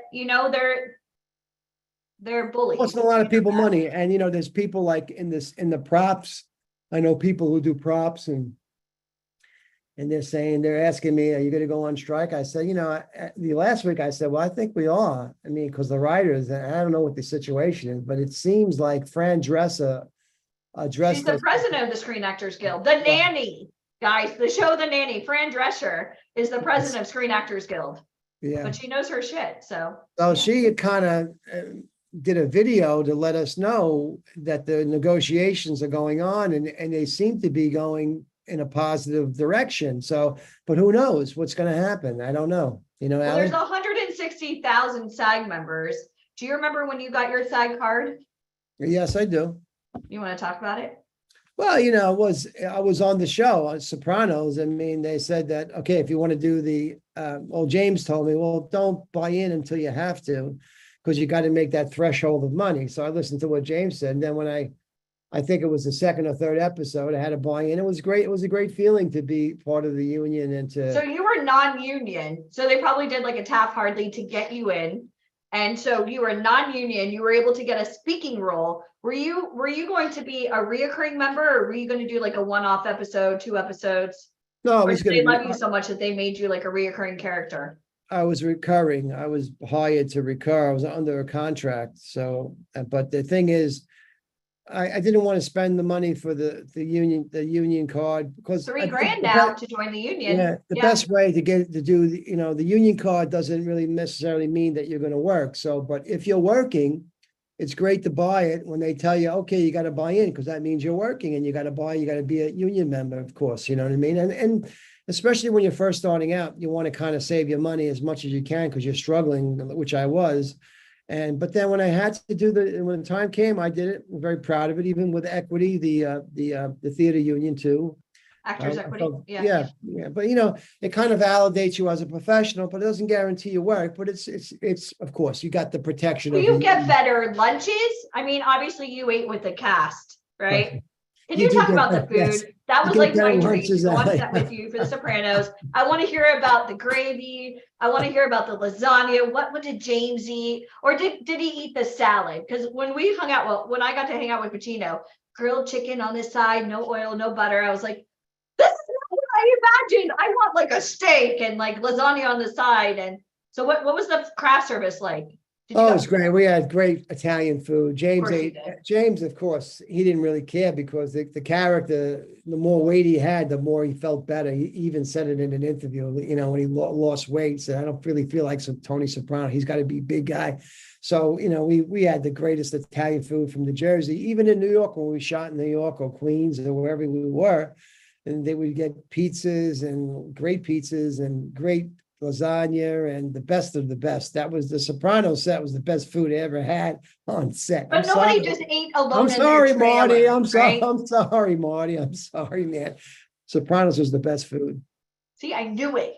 How many of you guys knew? How many of you guys would have loved to gone on set with him that day? Because I'll tell you what, one of my favorite days with you is the day that you took Michael to Fortunata's and you guys sat outside and had espresso. And I think you were probably smoking a cigar. And Michael's like, do you know how fucking cool? Sorry. Do you know how cool this is that I'm literally here with, and it was, we know Vincent Pastore, big pussy, which sorry, Yes. ladies, I hate that word. And, just getting to hang out with you guys and watching, and then Michael getting to go and drink espressos with you guys, like at one of the scenes from the show. He was like, that is like literally just going into my favorite show and living the life of my dreams. And Yeah. I thank you for all those experiences because, and I also want to thank you. It was written about on the internet that I was part of the mafia because I hung out with you and Vincent Pastore. Next thing you know, here I am, I'm in the mafia. And I'm like, I woo! remember that. Wow. Yeah, it was that street credibility to get called because I'm hanging out with you guys, and I'm like, they're just my friends. I know. But it's so crazy. So Yes. you go from craft services. Is everybody like in their own trailers, like from the show, or Sometimes you get your personal trailer, and then other times you might be a honey wagon. what's a I mean- honey wagon? It's it's one that has a banger that has about 3 or 4, a 3 banger is, it's like a 3 or 4, Sounds like a separate Hollywood room- party. What a banger? separate rooms, like, separate to Okay. change and everything, a bathroom and stuff like that. And usually they don't have bathrooms. The bathroom's in one location in the middle of a trailer. And there's 3 or 4 rooms, 3 banger, it's a 3 banger or 2 banger, or you have a single. It really doesn't matter. You're there for the work. I mean, I've heard guys like Pacino say they'd rather be in the, or in the other wagon because that's when they were hungry. They remember when they were hungry. You don't want to be, look, if you're playing Gunga Din, you want to be sitting in a lap of luxury. You know what I mean? You want to be the character. He's a beggar or whatever. You know what I mean? You just want to be in character. I'm not to say that I like to spend my time outside of the trailer because I find the character outside, not in that trailer. It's Yeah. claustrophobic. But the cast was I don't great, really look right? at people like, Yeah. oh, you got the big one, I got the small one. Who cares? I'm there to do a job. Unless you're Will Smith with a double decker in the gym. Yeah. Okay, so can you take us through like the schedule from The Sopranos? Like, were you there 5 days a week? Like, was there a table read? What was that like Oh, every episode we'd have a table read, on a Monday, Tuesday? Yeah, And then when and did you then- actually tape? and then you would get the work schedule for the taping, and they break it down. The AD would break it down. The office would give you that when they're going to work on whatever they're going to work on. Of course, it's all subject to change at the bottom, subject to change. Sometimes I had maybe a week maybe a couple of days on an episode. Maybe sometimes when I did members only, that was just like Wow. continuous.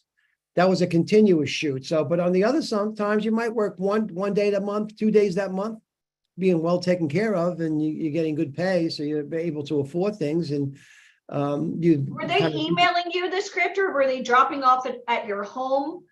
Like, how was that? Or were you just getting it when you arrived? Well, at Sopranos, that we would get special delivery, yes, at So- home. That sounds great. How many of you guys, that would be nerve wracking, right? get Special special delivery at delivery. home, bringing the script. Yeah, we And get you had special to delivery. obviously sign non-disclosures. You couldn't talk about anything, right? Oh, yeah. Could you you imagine wanted now to- people would be like taking pictures of everything and posting them all over the internet? Which is why they don't like to hire people off of websites, guys, because they don't trust you. Zero trust. Yeah, So you you don't would want get anybody these giving out the scripts. script. Mhm. And you would have to memorize the lines. Well, whatever your process is, yeah, I mean, whatever the process is, I may work with an acting coach. And then eventually you have to know the lines. Some actors say they don't want to know the lines, but in the end, yeah. What kind of actor is that? I'll just wing it and I'll just show Well, up. yeah, there's a lot of actors that they learn right then and there. They like to do their lines right then and there. I mean, there is some benefit in that, but if you have a whole 3-4 pages, come on, you got to learn it. You got to learn it by rote. If you have command of what they are, then you can show who you are as that person and get what you want as that person, because we all have wants. A jet plane goes from New York to Boston, New York to California. It has a want, just so people do. So that's never going to change. That essence is never going to change. But you must know the lines. I mean, everyone has their own process. I mean, you can go there on set and learn them, but it's kind of gonna, if it's a lot of dialogue and you're with a lot of people, it's going to set things back, so I So like what to if know. you're memorizing everything and then you get there the next day and they're like revision and you're like, but I just memorized everything. You Did that gotta ever revise it. happen? Yeah, well, that's TV. It happens, and even in film, the writers rewrote it, and you got to just do it. Listen, you're there. You're a human being. It's not like you're not perfect. You just got to look at it like, okay, you're giving me this new page of dialogue. Obviously, I got to learn it, right? They're not going to tell you, You have okay, a choice. go and do And it. you Go can't and do wing it. There's no improv in wing it. TV. It's all right. Yeah. No, you're going to say to them, hey, listen, I have my process. I'm going to need 5 minutes to learn this. So I'm going to need, give me an hour, give me a half hour. I'll come back with it learned. But, it's like they're basically there for you to do. And you made it there. You've made it to that set. You've made it to that theater. They want to see you do good. If there's a good director and good people, they want to be positive and create a working environment that is conducive for getting the best work out of the actor. Marty Scorsese is like that. In television, it's a little bit more rushed, but Marty kind of creates that atmosphere of friendliness, and you get great performances from that. I mean, who can act well with a knife in someone's back, right? But a lot of times that could be in the actor's head, Allie, that knife in the back, that they got to do great. You don't got to do great. You just got to be you. You don't try to be great. You don't try all that. Then you're kind of self-conscious of what you're doing, right? Yeah. Did Marty ever give you any type of like special words of wisdom? Because now I'm going to embrace all of this. Did he ever just go, Bobby, like, why don't we do this? Or did he ever give you any type of like advice while you were on set with him? Well, the advice that he gave me is to do that, the take that they kept was the last take that I did in Irishman. He said, just do what you want now. It's okay. Whatever you want to do, just say whatever you want to say, but keep to the script. But, he allowed me to be me. And some of that dialogue was improvised by me. I was feeling it. And that's I guess the best advice when it comes to film acting, that you have to be kind of open.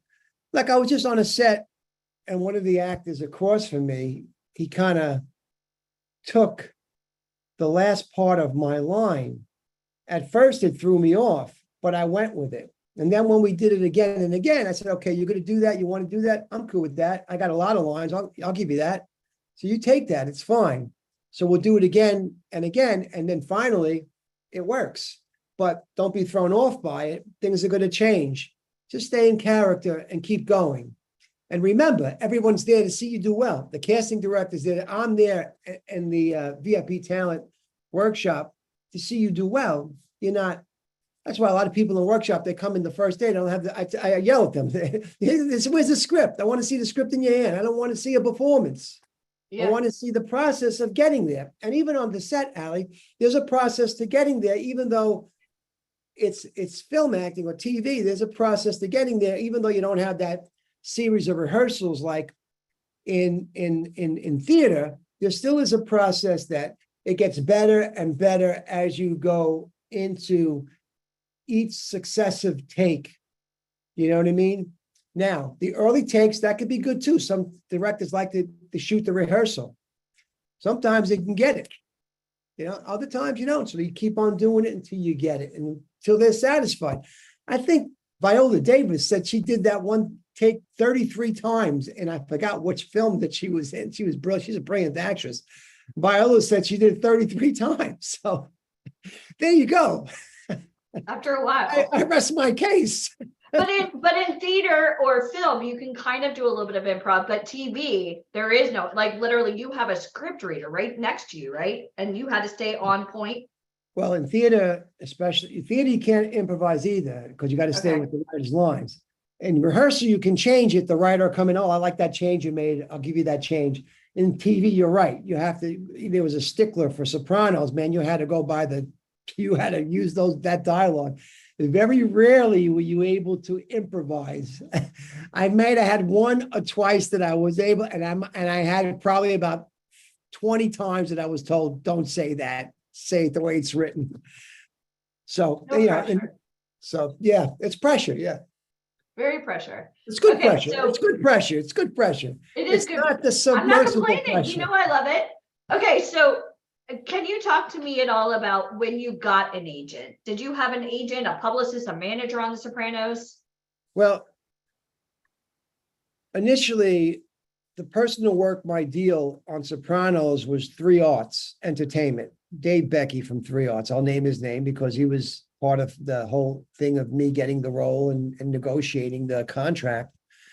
And then he kind of said that, I don't know if we're the right fit. And he kind of bowed out of representing me. 3 Arts bowed out of representing me.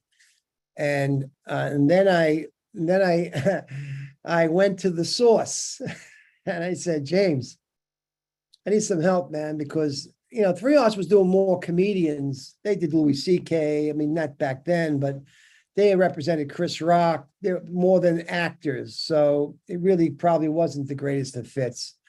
And I wasn't an overnight success. So my step up was a gradual progression, and perhaps I didn't want to work with that kind of progression. So I asked James, and he got me right as an artist. They didn't sign with me. They wouldn't sign me, but they did represent me because of James. Sometimes you have to like the dog because of the master. You know what I'm saying? It's the master. So they sent me out for Law and Orders and everything. And that was an immeasurable help, Ali. And then finally, I did get an agent.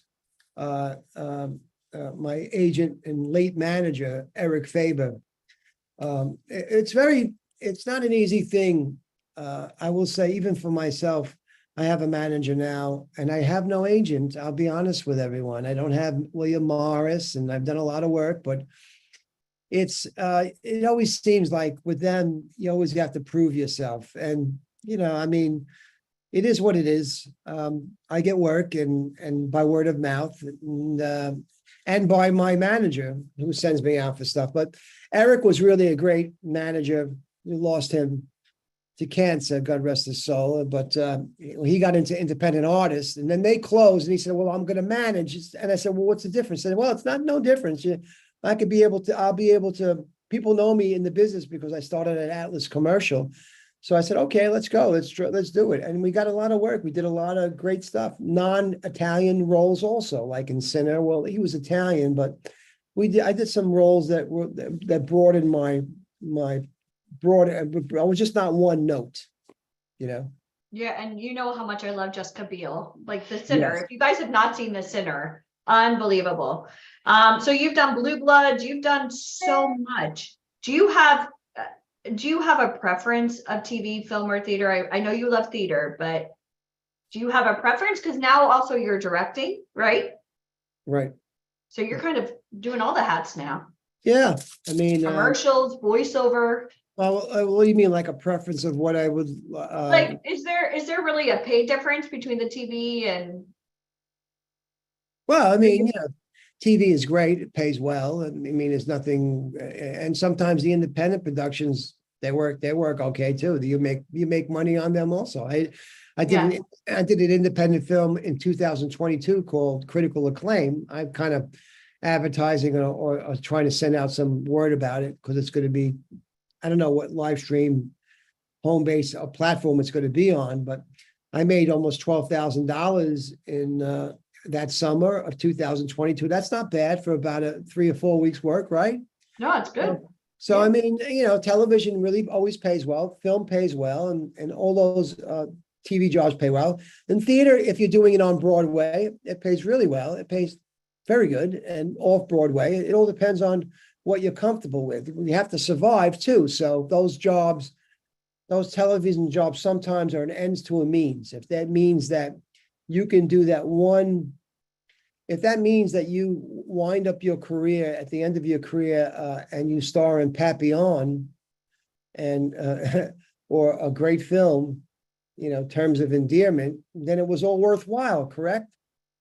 Because we're only as good as our last performance, right? So, I mean, that's what they say. I think our past performances are important too, but I also think how an artist develops is a very important thing, and where their mind is, where their head's at. Do you have any career regrets or any like things that you wish you could have done? Like any roles maybe you passed on, or any roles that maybe you were up for that you were like, yeah, I could have gotten that role? Any? No, I mean, the only regret I have is perhaps not getting the role, not really landing the role, but that maybe in casting. I mean, I really haven't made like bad decisions in the sense that, like, for instance, an example of that is I was offered French Connection, like Peter Boyle was offered French Connection, and he turned it down. And Gene Hackman landed the role, which he's great in. I don't think anyone could have did it any better than Gene Hackman. But I don't really have any stories like that I turned something down. I do have regrets sometimes for not thinking that I was correct for something and not getting it. Like when I auditioned for George Wolfe for The Iceman Cometh with Denzel Washington. I really wanted to get that role, but I didn't get it. So what are you going to do? If I had to do it again, I would say I would hire a coach. I really would. I really would. In the theater, I would hire, even for certain roles, it's good to get a second opinion. Sometimes you could do them yourselves, but if they're a little bit more in depth, it's good to go to the experts and get another opinion. And for that particular theater stuff, that's professional because it was going to be on Broadway. It pays to get some professional coaching. Yeah, everybody that's great has a coach. How many of you guys would love Bobby to be your coach? If you want that type, Coach Bobby. Yeah. Coach Bobby. Yeah. Get you a little whistle. Coach Bobby. I see some interesting people here. Wow. Mike Trash is with us. Classy Mike Trash. And I know my talent. Sava did a video and we talked about it yesterday on Instagram where you gave some, I guess, constructive criticism. And we always, not fangirl, but we love the fact, here you are, recognizable face, following our talent's Instagram and then going, yeah. Like, do you love coaching? Yeah, I really get a lot out of it. I mean, I like to see, it's like a plant, you water the plant and you see it grow, and there's something, and it's almost like directing in a way. So I kind of feel like it, and when I'm coaching, I'm directing, and even directing myself when I make choices. So there's a really big benefit. It's just that it could be a little bit toxic if the people don't stick with it, because, you start to see some sort of progression and then the person drops out and they leave. You can't do anything about it, but there's not a payoff, so to say, or a resolution, because every life has this, we struggle. It's dialectic, right? The theses, antitheses, the contradiction, and then you have a synthesis at the end, this cathartic thing that happens, the resolution of our lives. It's really, you're working towards that resolution. What is that in that resolution? What is there? Well, I think there's a freedom. And what is that freedom about? It's knowing that you're not alone, because that's what theater is about, human frailty and us knowing that we're not alone. And it's about laughter too. There's nothing wrong with comedies. Not everything is Beethoven's Fifth Symphony. You can have fun doing this too. You can have fun on set. If anyone wants to see an example of having fun on set, watch The Beatles, Let It Be on Disney. You'll see a group not being so focused. I got to get the song. I got to get it right. I got to get it right. They're playing around, singing it in reggae. Let it be. Let it be. You know, they're doing all kinds of, but they're kind of being loose with it. And then all of a sudden they're bringing it when they got to be, then they're able to do it because you're taking it too seriously, everybody. Have some fun too. Have fun. Have fun. That was so Italian. Have fun. Have And you're- fun. So you're also an accomplished chef, and I'm still telling you, we're gonna work on this reality show because this Let's is do it. like, do you guys see how like deals are done? I just throw stuff out and he says, let's do it. Yeah, let's try it.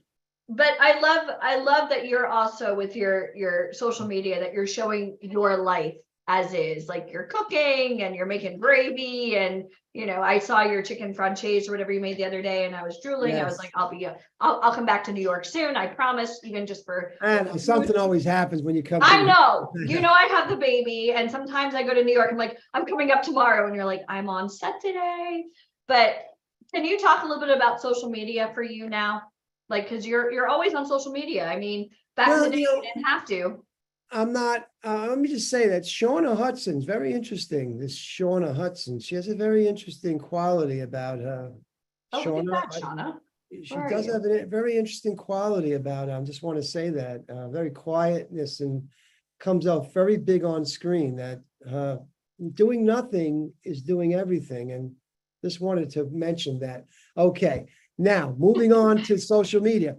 Yeah. Look, I'm not a supporter of Donald Trump, right? But he did kind of like change the opinion of gazillions of Americans by Twitter, correct? Yes or no? Yeah.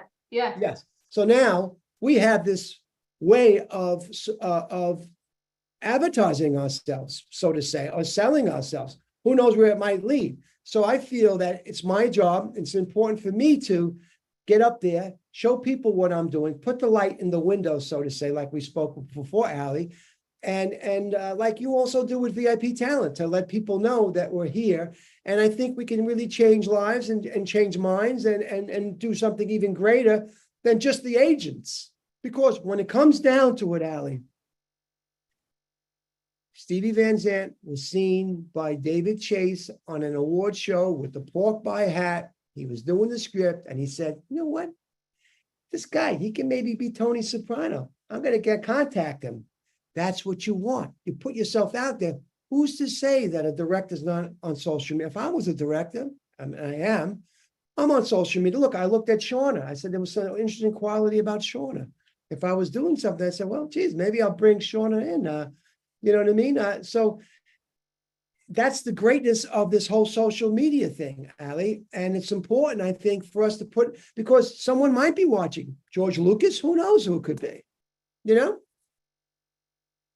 So post as though everyone's watching. You're always on stage. So, for those of you guys sharing stuff on social media, even be careful about the stuff that you like without actually reading it.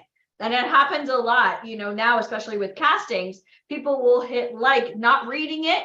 And then now all of a sudden somebody takes a screenshot and bye-bye career. You just signed your life away. Are you, when you're doing social media, are you getting a lot of fans from the show following you? Are they ever asking some real crazy questions? They do at times. I try to ignore the crazy questions. A lot of people have questions about, the whole COVID crisis 3 years ago kind of brought a couple of other generations to watch Sopranos, Ali. So it became a lot more popular. I'm doing a lot more, like you said, signings and stuff like that, which is great. I'm doing one today to raise money for a state trooper who lost his life on the job. So you try to be careful about what you say and to try to keep it within, to contain it also. You don't really want to engage in insulting and stuff like that. It could be very detrimental to the I don't try to engage in any kind of negativity online on social media. I'm not really a Twitter person. I'm more Instagram. That's just the way I feel. It's a little easier for me to do that. So for anybody trying to get into the business today, this is like their very first day, they're interested in acting. Can you maybe tell us some things that you wish somebody told you about this business? Some words of Well, wisdom. the first thing is to really get with people who are going to tell you what it's experienced people who are working in the business, which I have encountered that helped me. So, for instance, I do the coaching. I'm not advertising. I'm just saying, if I was to want to do this, I would try to get with people who are really professional. Would I go to a 2-year program like to learn acting like the Neighborhood Playhouse? Yeah, it's a good idea. Yale University. There's a lot of different avenues, but you want to get with people who are knowledgeable, who are working in the business, and VIP Talent has those people. I mean, that's what I would tell people. I wouldn't just say, just go to HB Studio. I would say, what do you want? And okay, let me get with the best. I mean, it's very biblical in the proverb. One of them in the Bible says, iron sharpens iron. So if you want to be iron, you want to be sharpened by iron, you got to get with iron, correct? You don't want to be with plastic. You're not going to get sharp, right? That's true. Let me ask you guys a question. If you could choose between asking advice from friends and family about acting or asking Coach Bobby, which one do you think would be a better option for you? Who do you think is going to give you a better answer? Coach Bobby or friends and family? And that's why here at VIP Ignite, we do a 2-day event. It's immersive. I mean, yeah, we could do this in 5 minutes and, oh, cool. What was your favorite highlight? But to be able to pick your brain and, for an hour and just, whether we're talking about the food or what it's like in the trailer or what it's like being on set or memorizing scripts. I love the fact that we're able to speak freely because there's so many people on here that want to get in this business. And maybe it was a dream as a Friday night, but then Saturday they came on the call and they're like, wow, Bobby's just like me. Maybe if I apply some effort or have the proximity to Bobby and have Bobby mentor me or have any access. Oh my God, we just changed the trajectory of people's lives here. So I thank you. Thank you, Ali. It's a wonderful thing. As you said, with the cooking, it's a recipe. You have to start with from scratch. You have to take your vegetables out. There's a way to do it. So here at VIP Talent, you're going to find the right recipe, and that recipe, you will personalize that recipe. It'll be the way you work and the way you cook. You may not like to use the wooden spoon or this particular instrument. So you're going to use some other instrument. You'll find your own technique.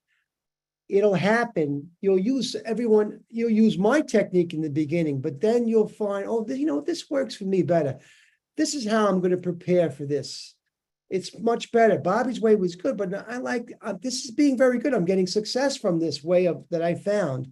And that's important too. You'll find your own way, but you have the structure, which is what we try to teach here at VIP Talent in the workshop, a structure, and then make it your own. There's different ways to make gravy, Italian, tomato sauce. You could just take the tomatoes and chop them up and throw them with the garlic and, the whole recipe. But for you, I know you make gravy and you cook it, you simmer it for hours.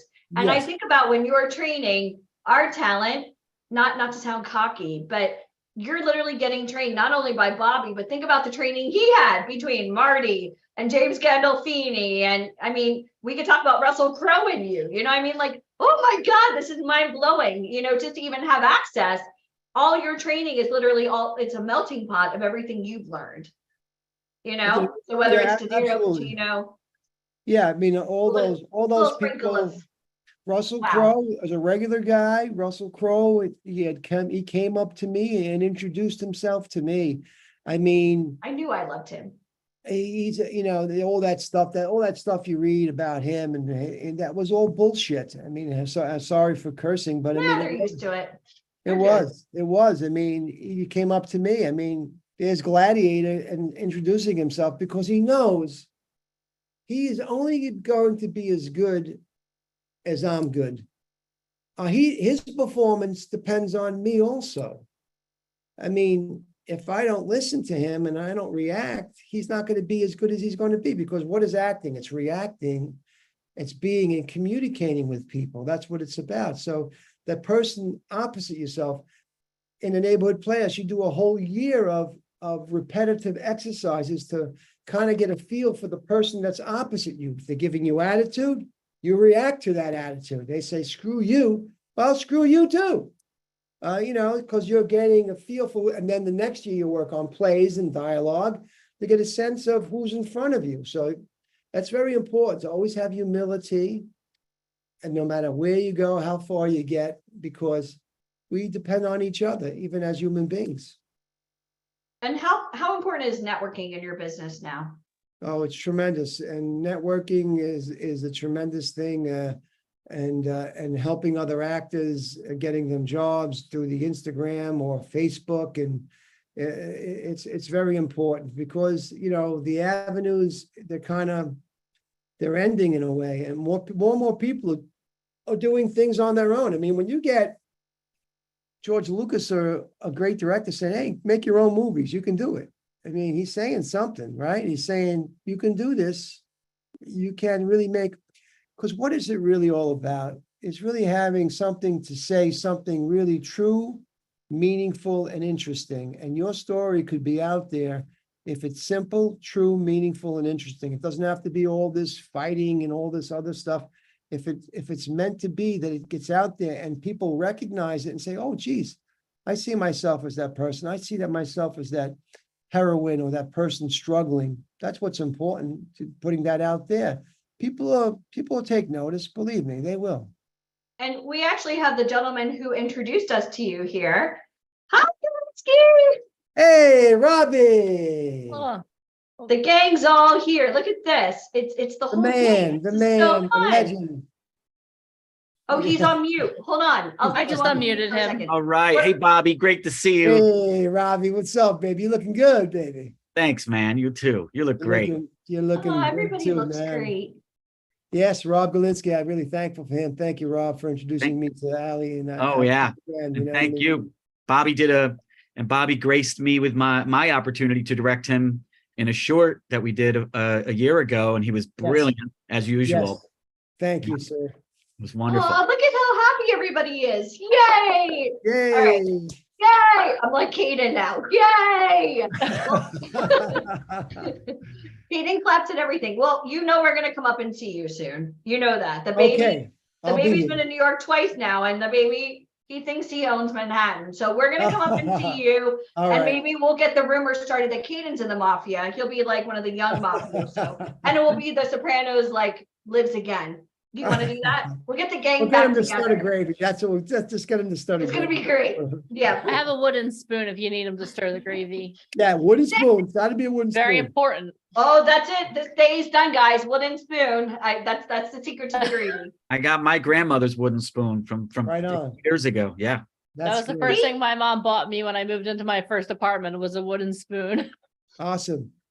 And then, Awesome. then my dad had a wooden paddle, which is a different kind of spoon. But yeah, Yeah, I got hit by that wooden spoon too. Let me just take a few chillaxes Me on too. grandma's spoon. Back in the day. awesome. All right, well, it's great Well, Bobby, being here. thank Love you you. so much for being here. We appreciate you so Thank you, much. That was everyone. awesome. Thank you, Deneen. Thank you, Ali. Bye, Rob. Thank and you. Great to see you. See you, and Bobby. Everyone here. I'll see you in the workshop, okay? Yep. Yeah. Thank Be you so there. much. Be there. Be there. I'll see you Be Wednesday on the there. picket Be line. there. Dreams are possible. All right. Ciao. Bye. Ciao. Yeah. Love you. Love you too. Do you know how fun that is? That we can bring everybody back together. Galinsky's in LA. He's, Bobby is in, New York. We're just bringing everybody together here. What we do, we connect what we do. people. Awesome. what we All do. right. Well, Mr. Galinsky, we're so excited that you're here, but I want to formally introduce you. You're not just someone who just pops up on Zoom. So allow me the honor of introducing you to our people here, our excited talent who are excited to be here and to talk to you. All right. So everyone, when I'm done introducing Galinsky, you have got to cheer for him as if you just won an award. You're cheering him on. So Robert Galinsky is a director, producer. He's a multifaceted director, actor, and playwright. He, as recently as 3 days ago, won the Hollywood Fringe Festival Producer Award for producing and directing the solo theater show Tripping on Life, starring the legendary Lin Shaye. Galinsky has directed and co-written over 50 TEDx talks. He debuted off-Broadway at the Cherry Lane Theater in his critically acclaimed show, The Bench, A Homeless Love Story, directed by J.O. Sanders, presented by Barry Shabaka Henley, and he is a recipient of a New York State Council on the Arts grant for his musical Endurance.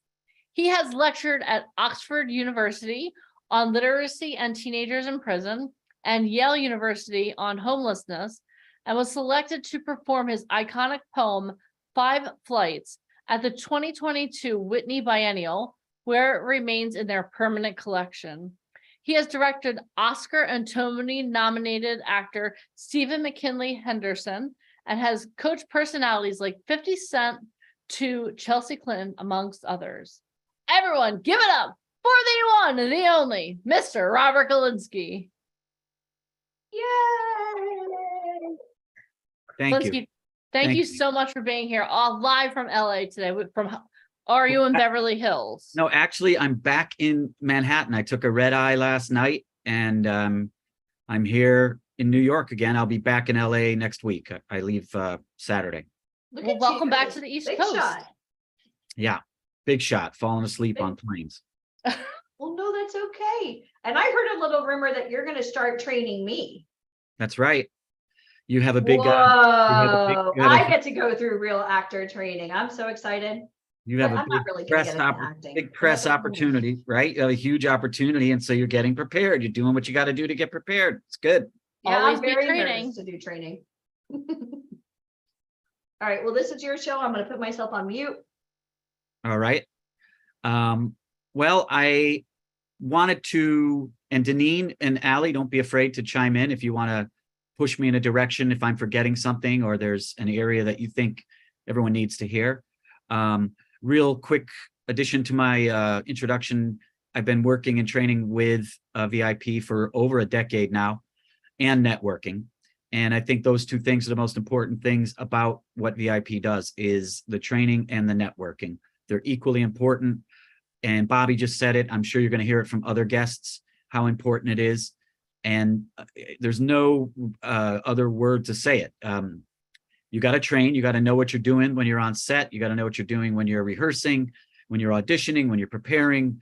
So everything you hear here will contribute to that. But then also it's the networking. It's when you're there, having decorum, knowing how to behave, knowing when to ask for something and when not to ask for something, and being prepared again with your book and your deck. You know, and what is your headshot like? What is your composite like? What is your actors or your modeling book look like? And how does that showcase you? Because you have very little time with people. They don't spend a lot of time. And it literally is 15 seconds. I've discovered it's the first 15 seconds. You guys could tell a lot about me just within the first 15 seconds of me talking. We'll talk for minutes more and up to an hour, and you'll get to know more, but you can get a sense of a person right away. And what they're looking at is through the lens of not even how much talent you have, because we all undergrade ourselves on our talent. They're looking through the lens of, I have a project. How does this person fill a puzzle part in my project? So nobody on this screen is out of contention for any given project on any given day. They are looking for the beautiful young woman for a role, and they're looking for the old cranky man like me, right? So there is no age limit, there's no color limit, there's no size limit, there's no beauty limit. Somebody has to play the angry uncle. That's me. Somebody has to play the disgruntled cop. That's me. Somebody has to play the judge that is being indicted for bad behavior. That's me, right? Somebody's got to play the loving father. That's me. I am not going to be playing the college kid who's getting a scholarship for football. That window has passed me. And I understand that. That's fine. But somebody has to play the big, beautiful, curvy, buxom, or not buxom, giant booty, big hips, incredibly large, thick arms and legs for that role of the traffic cop or the judge, right? Or the auntie or the best friend. Somebody has to play the super skinny, pockmarked faced, one eye looking this way with a missing tooth. Somebody has to play that role. That is the person in recovery that has a second chance. That is the person that witnessed something on Law and Order. That is the person that holds a secret that is the mystery of a full feature-length film. So no matter what you look like and what you feel like and come across as, remember there's a place for you, because the reality is everybody has to be depicted in these films. So a lot of times we get caught up in this whole thing about like, oh, I'm not leading looks, I'm not the leading lady, or you're not the leading lady and you think you are. You know, you got to be real with yourself. I'm not the leading guy anymore. I'm not the guy who's in his mid-30s, who's driving a Maserati, getting all the girls, right?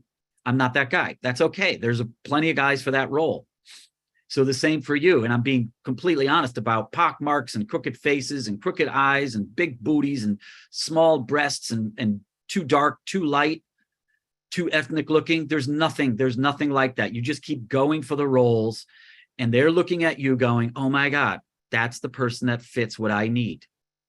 That's the person that fits. And then everything now is about your training and your personality and your decorum and how you catch people with your natural charm, so to speak. And that reality is important. And I say reality now because I'm going to segue slightly into reality TV. You know, reality TV was frowned upon for many years, and now it's not, because there is still a genre within reality TV that is trashy and exploits people's flaws. And if you like that kind of reality TV, fine. And if you want to be on that kind of reality TV, fine. Once again, there's a place for everybody, right? I had a girl in my reality school that came in and on day one said, I can drink any guy under the table. I want to be on The Real World. This was 10 years ago. I want to be on The Real World so I can drink you all under the table and be a total mess in front of everybody. And we were like, okay, is that really what you want? Okay, if that's what you want, go for it. But after 3 weeks of class, she actually said, I have to quit, keep the tuition fee. I don't want my money back. But you guys made me realize I got a lot to work out with my dad, was specifically with her father. And so she was compensating something else in her life because of something that went on with her and her dad, and thought that that was the path she should go on. But then as she did what we're all here to do, look at ourselves, double click who we are and find out what's inside us, what do we have to offer the world, then we get more real with that. And she realized, no, I don't want to be a mess on TV. You know, I want to find my path somewhere else. So I'm not judging anybody who wants to do any of that stuff, you know, but reality TV is another incredible portal for you to walk through, because there are also incredible shows that highlight goodness and greatness. And so there's no reason to look at reality TV as not a viable path for you. What it shows, though, is that you have to really understand yourself and know what you're willing to do and know what kind of tests you are willing to put yourself under, because that's really what reality television is. It's about testing you and your personality and your will. So you want to be clear about that. That's the part of the VIP training that I find really exciting, is you start to discover about who you are and then can play characters. You don't discover characters. You discover who you are, and then where you want to go with who you are into the character. And every time you listen to a great acting teacher, they talk about that. They don't talk about you're pretending to be somebody else. You are taking your true emotions and your feelings and your perspectives, and you're just pushing them through the lens of a different character in a pretend environment. But the emotions, the contact you have with your soul, that's not pretend. It's the environment that's pretend, and you get to live out through that. You know, Denzel Washington on his knees at the end of Training Day screaming, Godzilla ain't got on me. Like, what a joy it is to be able to do that. And for him, it's not pretending to be a monster. He got to exercise the demon and monster within him in a pretend environment. And it was real. Everything he did, it was spit coming out of his mouth and snot coming out of his nose. And that's not fake. That's because he was real in a pretend environment. So you guys have to look at, what is it that you have to offer, take stock in that, and then going back again to, am I the leading lady? Am I the leading man? Maybe some of you are, but be real. Look in the mirror and go, all right, no, I'm not. Like, I look in the mirror, I'm like, no, I'm not the leading man. But there's still hundreds and hundreds of roles that need me to play in them. So you've got to have determination, and you've got to have grit going into this. Literally, like, grit meaning, can you handle the flight from LA to New York 3 times in 1 week? You know, can you stay on set for 12 hours and you're only working 30 minutes in that 12 hours? The other 11 and a half hours are sitting around waiting for the lights, all the other crap to get put together. I did a scene on Law and Order. So I'll tell a couple stories because Deneen asked me to tell a couple stories. In November, I was submitted for a role on Law and Order as a crazy homeless guy. And I had never auditioned for Law and Order. Part of the pride and joy of being an actor in New York is you get on Law and Order. It's kind of like a rite of passage.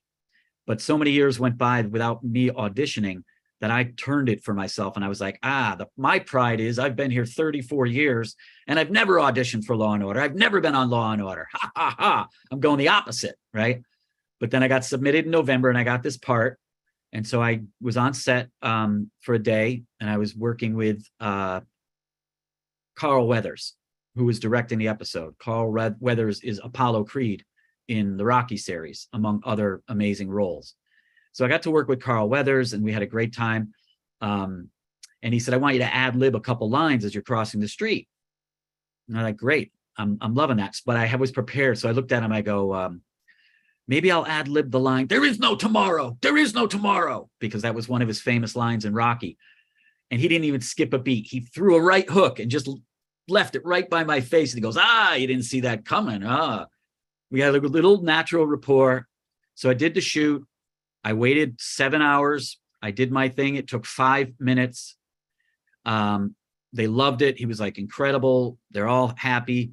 Hour later, they released me and about to leave. And I'm in the van about to take off from the set. And a PA comes running up to me and he goes, wait, come back. Carl wants to say goodbye. And I'm thinking, oh my God, this is how sweet of this guy who has just met me, you know, and we've just did one small scene that he directed me in. And he's asking me to come back to say goodbye. And it wasn't like we sat down for another 20 minutes and had a meeting. It was simply, thank you for being here. Giant hands, shaking my hand. Thank you for being here. Great work. I hope we work together again. Didn't have to do that. Did not have to do that. Didn't indulge in leading me on to something else. Just a 30, 45 second goodbye, making contact. Some of those things, again, what we get trained here at VIP to do. And for me, not to pull him in and say, oh, good, thanks for thanking me. You know, I got my picture here and I want to talk to you about this thing I'm doing. Nope, none of that. You just got to be cool. That's your opportunity to be cool. So I was cool. So now I'm like, the air date is 3 weeks later. They give me the air date. I'm prepping everybody. I'm going to be on Law and Order. I'm going to be the crazy psycho running down the street with a 2x4. I'm so excited. 3 days before it airs, I get a thing. We had to cut the scene because we were short on time. So that happens all the time, right? So now I got, I got this really great experience. The piece doesn't air. It doesn't make it to the show. And I still can say 34 years later, I am the only New York actor who's never been on Law and Order. However, I can also say I booked a role on Law and Order, even though it didn't air, right? So it's okay. So that's part of like turning the lemon into the lemonade, right? And not getting crushed by it. And I actually printed out, actually I have it right here. It's hanging on my wall. I printed out, you can't see it, the notice. Hi, Robert. I just got message from Phil Huffman that unfortunately your scene was cut for time, so you will not appear in the episode. Real bummer, but we'll do our best to get you back in the room to book another. Thank you, Alex. That's on my wall. And I'm like, my reply to Alex was, Alex, you freaking jerk. You son of a bitch, you asshole. How dare you waste my time? A full day, right? This is what you write back. A full day wasted. My hopes and dreams dashed. I will never want to work with you ever again or see you again. No, that's not what I sent, right? That's not what I said. That's part of that was in my mind. There's no question. Like, son of a.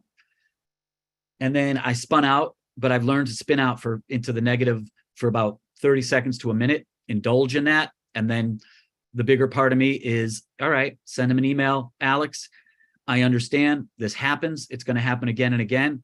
And I appreciate everything. Yeah. And let's get me back in that room. Looking forward to more. Boom.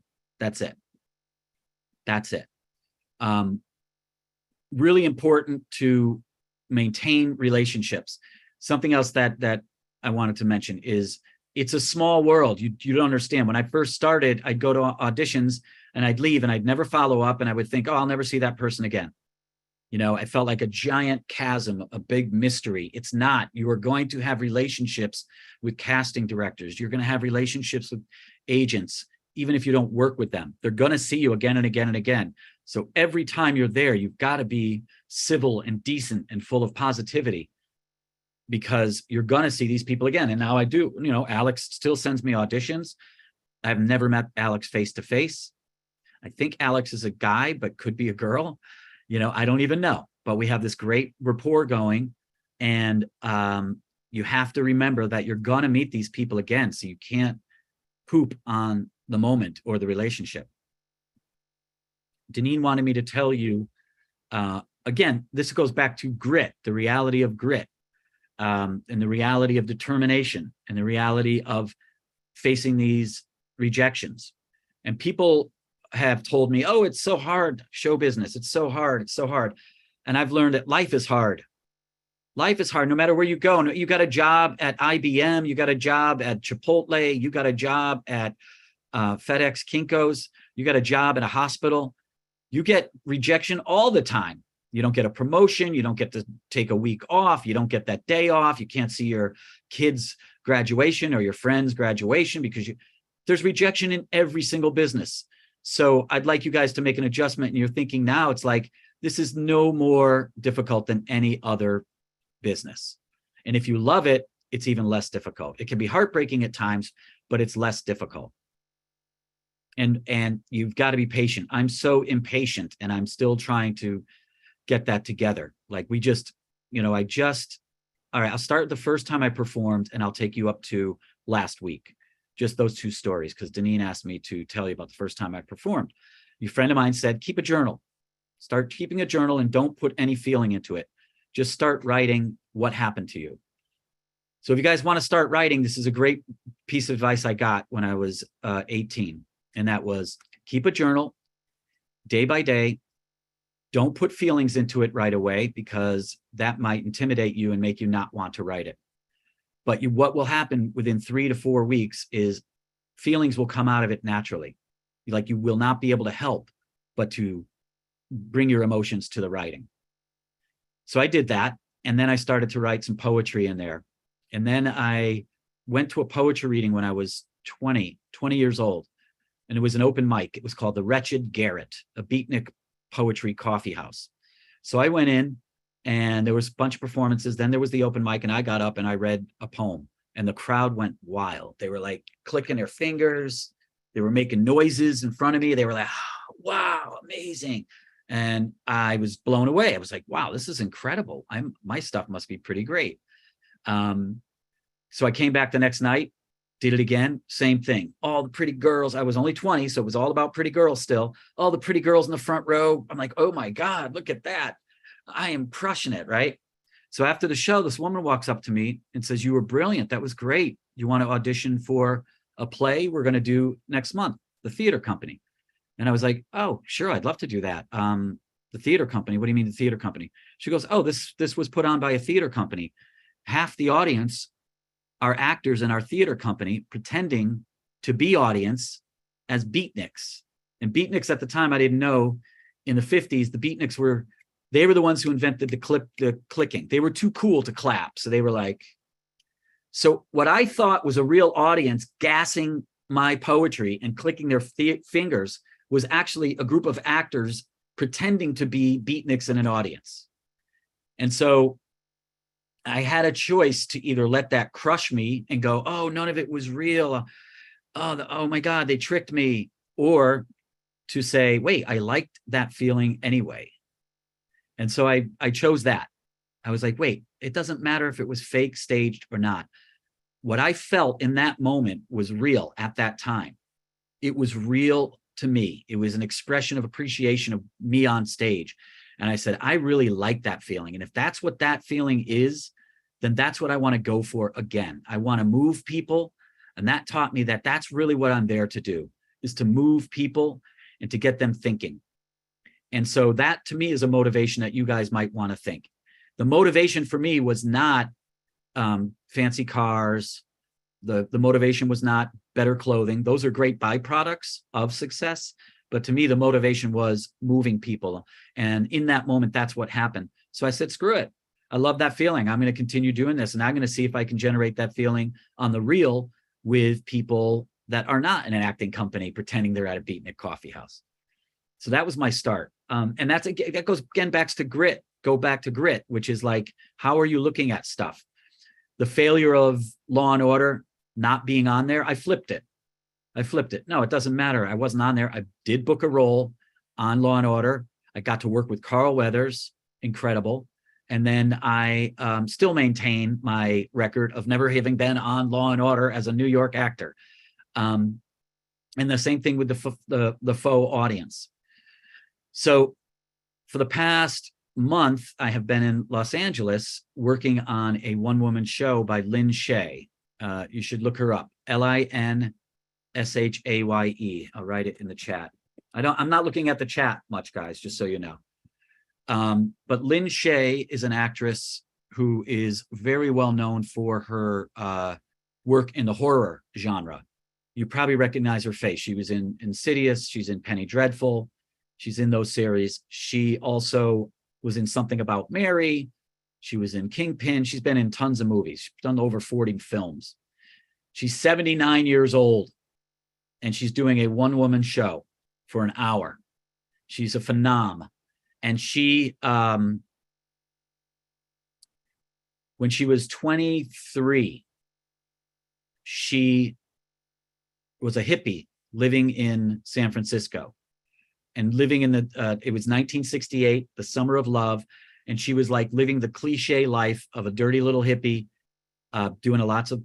smoking a lot of marijuana, doing all kinds of experimental drugs. She met a guy and fell in love with him. They got married. And then a year later, after they got married, he died in a motorcycle crash at the age of 24. Her world was shook, changed her life forever. She's been living with that story for the past 55 years. And now is going to tell that story. So a couple things that I've learned about that for me is whatever's happened in your life, if it's impactful to you, it may be the thing you want to turn into entertainment for people or edutainment for people immediately, or it may be something burning in you that's still in you. Maybe something happened to you 5 years ago, 20 years ago. Maybe that's the thing that gets you to talk about it and get to the next level. So after 55 years, she wants to do this show.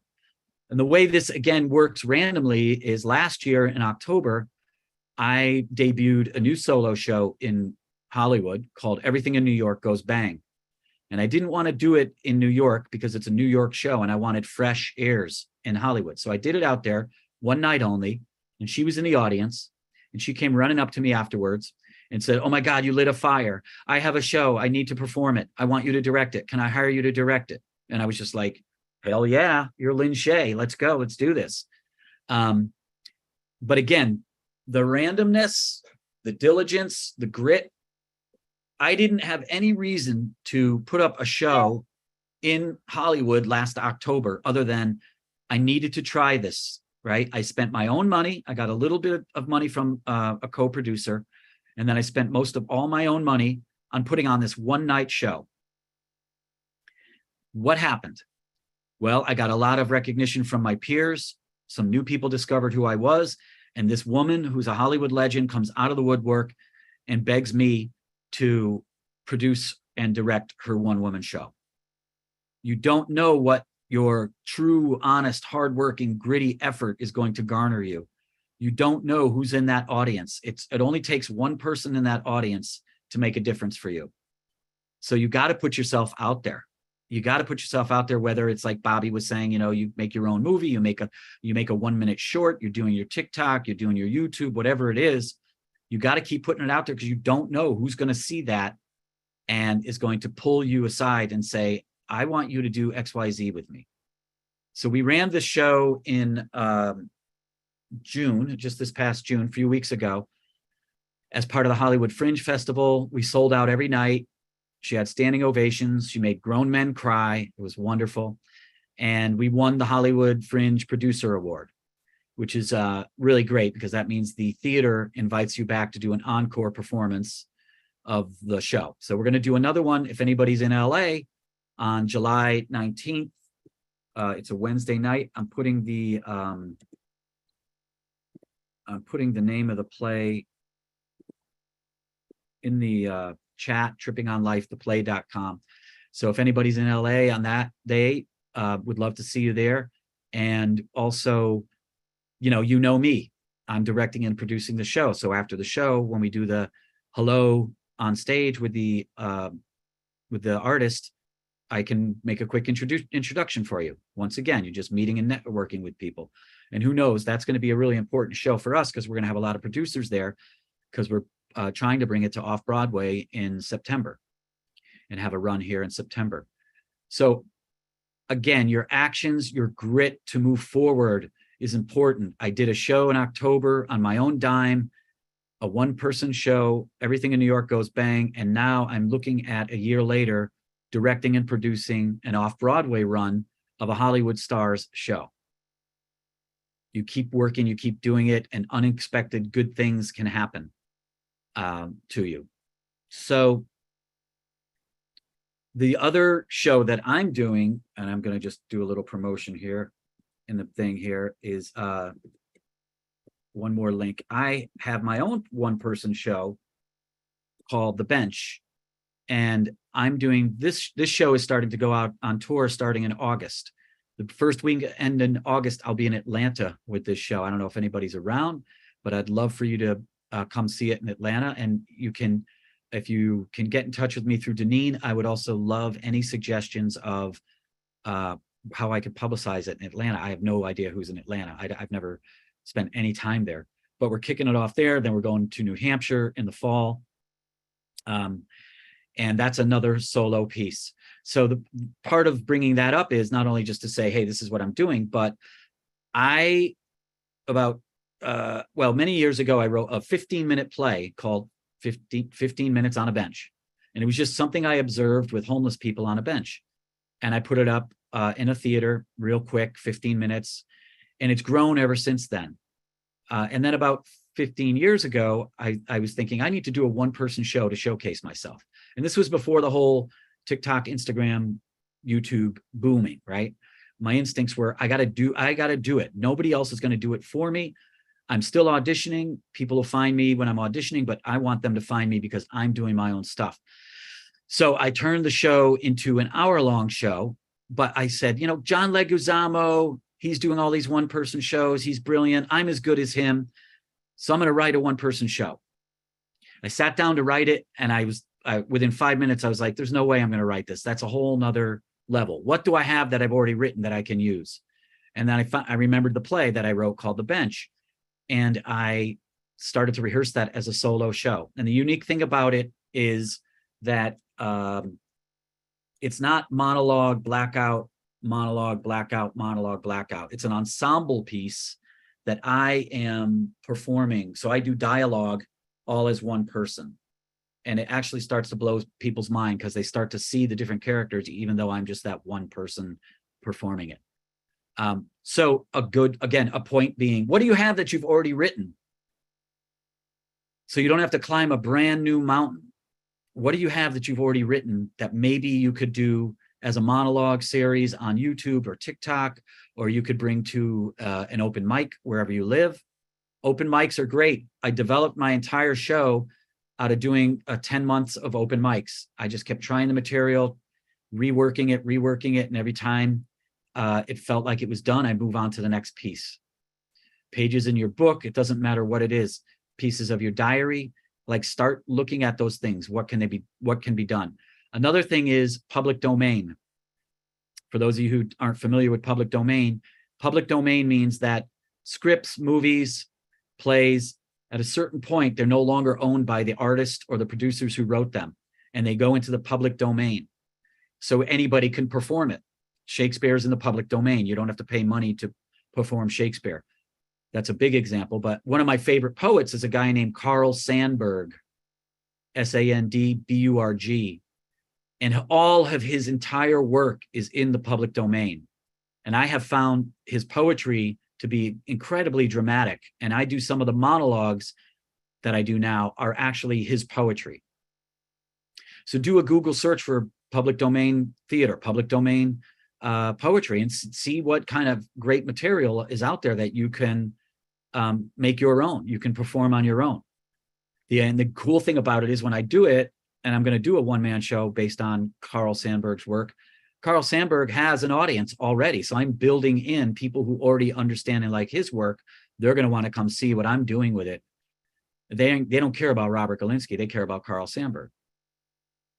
You can't do cover songs of Cher without getting permission and paying money, but you can do cover songs of Carl Sandburg or whoever, what other artists are out there.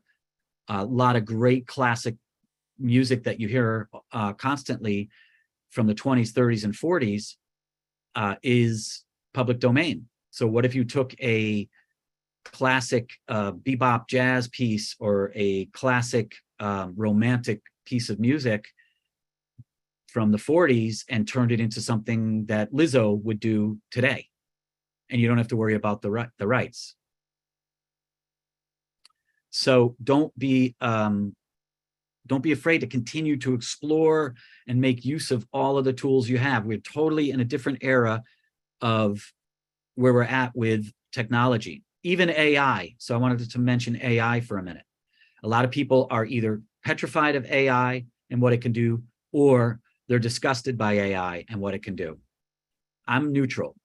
If you go to an AI, and Google just opened its first one. It's called Bard, B-A-R-D, Bard Google. You don't have to pay for it.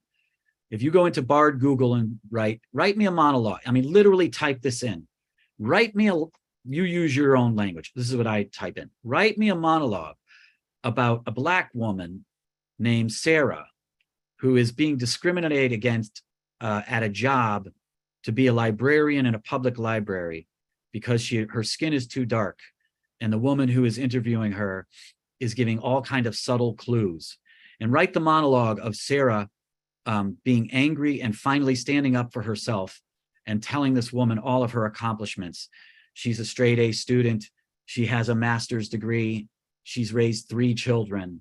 You put in all of those real specific facts. Within 30 seconds, you're going to get a first draft of a monologue. You can even tell it how long you want it. And you're going to get a first draft of a monologue that is actually a decent first draft. So if some of you are not really considering yourself writers, then AI is really, really accessible for you to start writing first drafts. And then you take that first draft and then you tweak it. You cut out what you don't like, you add what you want, and you make it your own. And now you've got material, again, that you didn't have to pay anybody for. You didn't have to hire anybody for. You don't have to get the rights to. And actually, it's your work. Once you rewrite it a couple times, then you've got your own work. You can do it with scenes. Write me a 1-page synopsis about a guy who works at Burger King, and a zombie comes up to the drive-thru and tries to break into the Burger King through the drive-thru window. And the zombie has green ooze coming out of its ears and long black fingernails that are dead. And the guy who's behind the counter is a martial artist. And no matter what he tries, he can't beat this zombie back. And the zombie ultimately doesn't want to eat the guy. He wants to eat all of the food in the McDonald's. And the guy beats the zombie by throwing him in the deep fry. It'll write up a 2-page synopsis of that. It'll add dialogue. It's insane. It'll add stage direction. So again, I feel like this is a really great way for you guys to look into how do you write your own scripts? How do you write your own monologues? I wrote into AI, write me a poem about paper cuts. And it wrote this cute little poem about paper cuts. Like a poem that you would probably find on a Hallmark greeting card. And then it made me think, oh my gosh, if Hallmark is not indulging in this already, sadly, it's going to put writers out of work because AI is going to do the work for them. However, there still will always need to be some human to revise it, to take out those elements and change the elements that are just too generic for us, and make sure that we are humanizing what's there. All right, I'm just looking at the chat for a second. It's in Conyers, outside of Atlanta, Conyers, Conyers, August 4, 5, and 6. The tickets will be on my site and their site soon.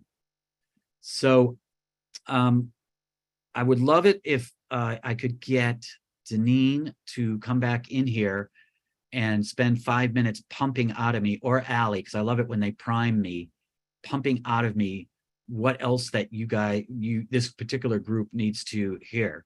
Somebody wants to know about your mohawk. It's there and then it disappears. There it is. So my mohawk is my latest look. My mom passed away about 1.5 years ago, and my reaction to that 2 months later was to tribute her with a mohawk, because when I was 17, I was on the football team in high school, senior year. Everybody's getting a mohawk, Ma. Everybody's getting a mohawk. Now you can't. Come on, Ma. Come on. What will your grandmother think? Come on, Ma, please. All right, go ahead and do it, but wait till your grandmother sees it. So I got the mohawk, and I went to go see my grandmother, who's from Napoli, Italy, speaks very little English. And she looks at me and she goes, I loves it. And I look at my mom and I'm like, Ma, she loves it. And then my mother was okay with it. And then everybody else on the football team chickened out and didn't do it. I was the only one who did it. So I don't know what happened. 2 months after my mom passed, I felt I needed a change, and this seemed like the most reasonable one. Now, all of the people in the industry that are locked into a certain kind of thinking, oh, that's going to limit you. That's going to limit you from the roles. I'm like, yeah, I'm not going to be able to play a lawyer while I have a mohawk. Maybe I am, but I'm not going to be able to play some of the more conservative roles. But who's the guy who got the role as the mentally unstable homeless guy on Law and Order? The guy with the mohawk. Who's the guy who's the freak at the bar who's starting a fight with the main character? The guy with the mohawk. Who's the guy who's going through a midlife crisis, wearing a business suit and has a mohawk? Me. So I'm not really that worried about what I'm not getting. I'm concerned with what it does, what doors it does open for me. And also, because I've been telling you about doing your own work, I do my own work as well. So when I do the play about the homeless characters, the bench, this is the characters have a mohawk, this is what they're doing out on the street. That's their thing. When I did my show, Everything in New York Goes Bang, it was my story. So it didn't matter what I looked like if I had a mohawk. Going back to just own who you are and own what you are. Again, like I said, if you weigh 92 pounds and you're 5'11", that's who you are. Great. You're the one who gets to run around in the shower and get wet because you're running around in the shower in order to get wet. That's you. And if you're the person who's 5'1", 280 pounds, we still need you, because you're gonna play the best friend who teaches the beautiful friend of hers about where beauty lies. It doesn't lie in what the rest of the world is looking at. If you're the person, like my friend has 2 front teeth. His name's Larry Fessenden. I think he did a VIP once. As a matter of fact, he did. He's a filmmaker, Larry Fessenden. He's crazy looking. He looks like Jack Nicholson in The Shining. Yeah, and he's got 2 front teeth missing. He's in his early 60s now.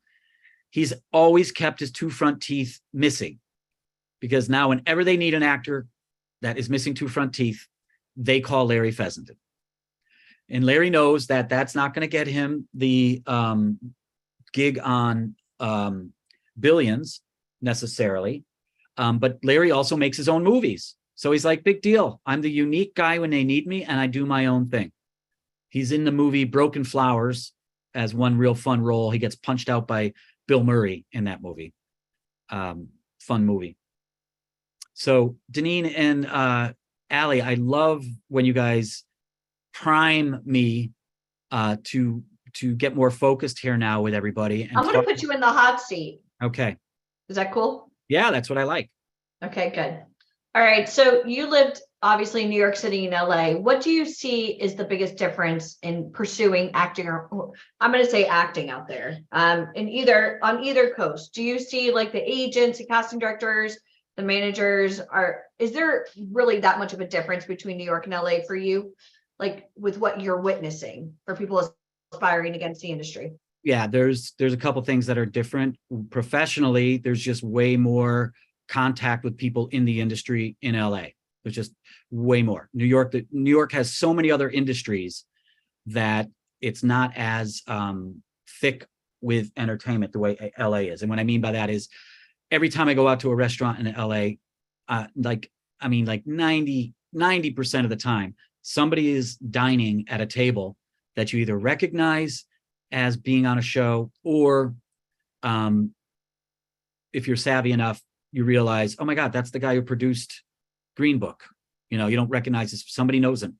So in LA, it's thick with entertainment industry. And so you see it all the time, no matter where you go. And everybody's radar is up for that. It's a feeding frenzy.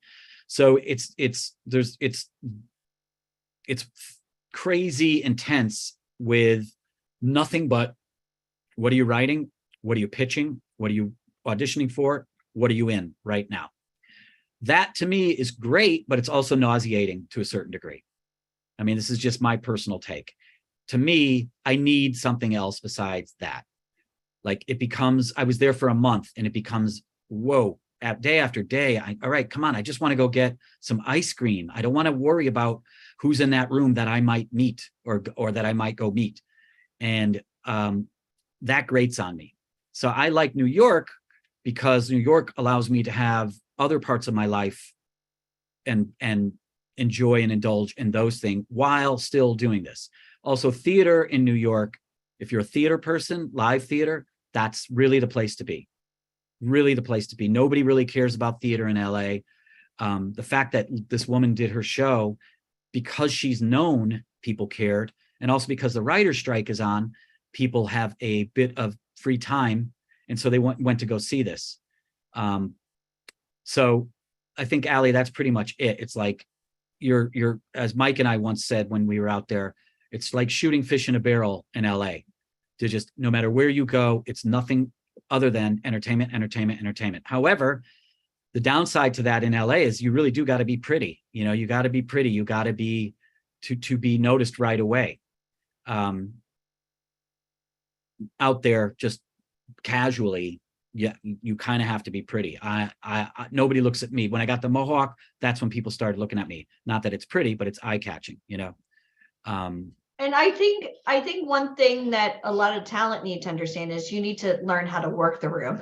Just because you walk up to somebody doesn't mean that they're going to help you. I mean, there's a difference between, can I get your autograph and what are you bringing to the table? You know, and I think it's always, how can I serve you? One thing I've noticed, I mean, hanging out with you and Schoenfeld, and, you know, Mike and I have been out to LA. We were bi-coastal for a while, and a lot of the time we were together, you and I. But I find in LA, everybody moves really freaking slow. Like they don't work on weekends. They don't work after 5. Yep. You're never going to get answers really quick. They're going to be super sweet about it, but it's going to be really slow, like molasses. New York, they're going to tell you yes or no. They're going to tell you if you like you or not. And they're going to be very abrasive, but they're also going to get shit done. Would you find that's the same? Absolutely. No question. That's why when I'm out there, I'm frustrated. I'm like, you got to wait and wait and wait. They smile in front of you and then swear about you when you leave. Yeah. It's very has a tendency to be not real. And you know, I was in LA. I woke up at 7:30 in the morning. I was like, I'm getting a fresh start today. And then I went, it's already 10:30 in New York. You know, they're already moving and shaking for 3 hours in New York. And here I am. So real good point, Ali, is that weekends and 24/7 clock, if you're a 24/7 clock person, you could thrive in LA because nobody else is, not many are, but you'll definitely thrive in New York because that's how we are here. We're moving fast. I showed up 10 minutes early to a meeting in LA and they showed up 10 after the appointment time. And they were like, what's wrong with you? They called me passive aggressive for being early to a meeting. It was crazy. That is crazy. And I would also never in LA, survive. LA, everything is really spread out. So even if you had to go to a live casting, you maybe could go to 1 or 2 in a day. Whereas New York, it's like go, go, go, Yep. go, go. So Yep. in my opinion, I think New York is definitely easier. LA, you're working, I mean, it's so much competition. And like Yep. you said, they want really pretty people. And it's hard just because you're a great actor, you know, or you want a model doesn't mean you're entitled just because you moved Doesn't to LA. matter. So Yeah. I've been called a great actor, and even in LA, but I've also like Corbin Burnson. I bumped into him here in New York and told him, "Hey, I'm going to LA to do my, my work." And he was like, "Why would you go there? That's a young person's town. You're old. Nobody cares about you." And they even say that when you're out there. So the other part that you brought up is, yeah, everything is so spread out. I think I spent probably $40 a day just on Ubers, just getting to where I need to get to. You can't get out. You can't walk around. You have to drive, or you have to have a car or an Uber. There's a lot of extra costs there. When I walk out of my door in New York and I walk a half a block, I see more people in that half a block than I'll see in a full day in LA, because everybody's in their cars and nobody's walking on the streets. There's something magical and fantastical about it, that Hollywood glitz story, but it's not as fast. I mean, that was a good point, Alicia. It's really slow. It's so I mean, slow. It is slow. And they have to like let it sink in, and then they marinate, and it's like, and they Then- say yes right away, which Yeah. usually is a bad sign. One of the greatest things that happened to me was when I got out of my cab. I've been in LA for a month. Last night, I got out of my cab in New York. Pardon my language, but I stepped in front of a car because I'm a New Yorker, and I beat the light and stepped in front of the car, and the guy yells out his window, "You fucking pussy!" And I'm like, "Welcome home, baby." I mean, literally got out of the cab and I got yelled at. I was like, this is what It's I like need. Coming to America, Eddie Murphy. Like Oh my so God. excited. So I yelled back at him, "Do you need a box of tissues?"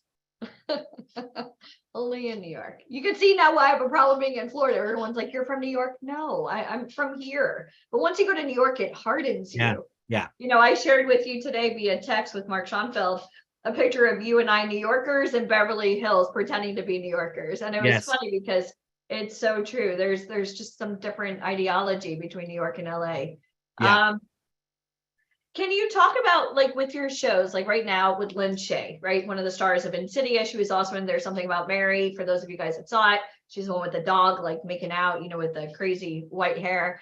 I mean, as far as doing like a one-man show, whether it's The Bent or with Lynn Shay, getting a show, like an idea off the ground. I mean, it's costly, right? To do that. Yeah, it is. You need investors. That's why I did the open mics, was to refine the material. Yeah. And don't be afraid to continue to do the same material over and over. People are like, "Wow, I don't know if I want to do that poem. The audience heard it last month." Or, "I don't know if I want to do that monologue." I'm like, the Rolling Stones have played I Can't Get No Satisfaction 40,000 times in their lifetime. Do they get tired of it? Do you ever get tired of listening to your favorite song by Taylor Swift when it comes on? No, you don't. So don't, as an artist, put yourself down by not doing the work over and over again when you get it the way you like it, and then you start to rock it because now it's the way you like it. So that's one way of getting it started without having money. But then once you have something that you've tried, you've tested, and you like, then you start to ask people if they'll chip in, whether it's GoFundMe or Kickstarter to get it started. And you'd be surprised. I was taught this a long time ago. It's a compliment to ask for help from people. Flip your thinking on that if you think it's otherwise. You are not dragging somebody down when you ask for help. You are complimenting them because you feel like they are a person that can serve. You feel like they are a person that you would actually honor with being vulnerable with. You feel like you're honoring that person by saying, "I want you to be involved in what I'm doing." It's a compliment when you ask somebody if they'll invest in what you're doing, whether it's $50 or $5,000 or $50,000. They're like, "Wow, that person thinks that much of me. that they want me to be a part of this and that I have some kind of power to help make their dream come true.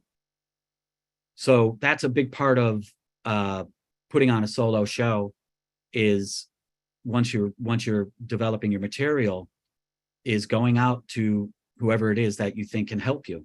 And if it's 10 people putting in $100 to get 1,000, because 1,000 is going to get you where you need to be at that stage, that's great. Think about it. It's only $100 for somebody. And not that that's not a lot of money, but if somebody believes in you, they'll put that in there. And you can I think it was Fred Rogers, Mr. Rogers' Neighborhood, who says about multipliers. You're looking for the multipliers. So if you do a budget, by the way, don't be afraid of budgets. Budget is the roadmap to where you want to get to. I always hated budgets, was afraid of budgets. And then I embraced the budget because every line item on the budget is a task that needs to be fulfilled. So when you're putting a budget together, one way to not be afraid of it is to look at it as, oh, wait, this is the map. This is my process. And then you'll see, all right, I need 10,000, but now I'm going to go back and cut it down because I can't raise that money. I need 5,000. Wait, I only need $1,000 to get it to this stage. You could ask 100 people for $10, or you could ask 10 people for $100. And you ask the people that that, are willing to give $100 to your dream. Next thing you know, you got $1,000 and you've got 10 supporters. You got 10 people willing publicly to say, I'm a producer on this show or this event. That again is contagious, because the next person who's got $1,000 of their own is going to go, wow, she raised $1,000 between 10 people. And I actually have enough money to be one person to give $1,000 and join those other 10 people. And part of it is like, they want to be in the club. They want to be, some people have memberships at country clubs and they don't even golf, or they golf 2 or 3 times a year. They just want to be a member of the club. And so that's where all the business gets done. And I grew up in Palm Beach, and my dad always told me he never advertised anywhere, but he did join a tennis club. It was $100,000 a year. And people, oh, that's crazy. All of our business is done on the golf course. And my dad always said that you don't go to play golf. On average, you play once. You go because every single person spending $100,000, those are your people. And you're always surrounded by amazing people. I mean, through you, we've met now Rogers. I mean, we met Bobby Finaro. We've met all these amazing people, but you seem to be like a compass. Like every single time, like even with the Broadway show we're working on, hey, I got a guy. And that's always you. I got a guy. I know somebody that can do it cheaper. Hey, let's hire this person. They're going to give us the answers. But I think for you, because you've been in this industry for so long, it's tried and true. You know what works. You're not throwing spaghetti up against the wall, hoping and praying. Like after a while, you've fallen so many times that okay, this is how I did it to get back up. And I love the fact that you always have this like compass of like, or you have this list of people that you could use for anything. You say it a lot. So important. You say this phrase a lot. Your net worth is your network. And yeah, we now are bringing the show. We're attempting to bring our show from LA to off Broadway. So I introduced my team to my general manager here in New York, Jeff Scherzen.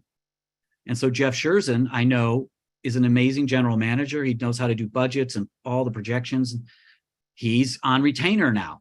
So my network is now earning money and getting involved in the project, because my network, I trust who's part of my network, and I can bring them in. Joe Trenicosta, another guest on VIP, one of New York's greatest PR guys. He's going to do the PR for it. And so my team in LA never heard of these two people, but they trust me because we've had 6 months of excellent work together. And so now they trust me to say, these are the people we need to bring in and add to our team. And that's the network. That's the net worth. The fact that I can bring in a general manager and a PR guy at this early stage really gives more confidence from my LA team in me, because, oh God, we don't have to go find somebody. Galinsky's got somebody he trusts. And that is the net worth. And part of that too, though, is like you said this word multiple times. You said the word trust. by working with people consistently the way that you have. Like you've developed these relationships over time. So trust isn't something that's freely given, but some trust is something that's earned. So that's what I love about you too, Galinsky, is that like people trust you because you work consistently with these people, and that like that's how you can be the bridge to bring people together like that.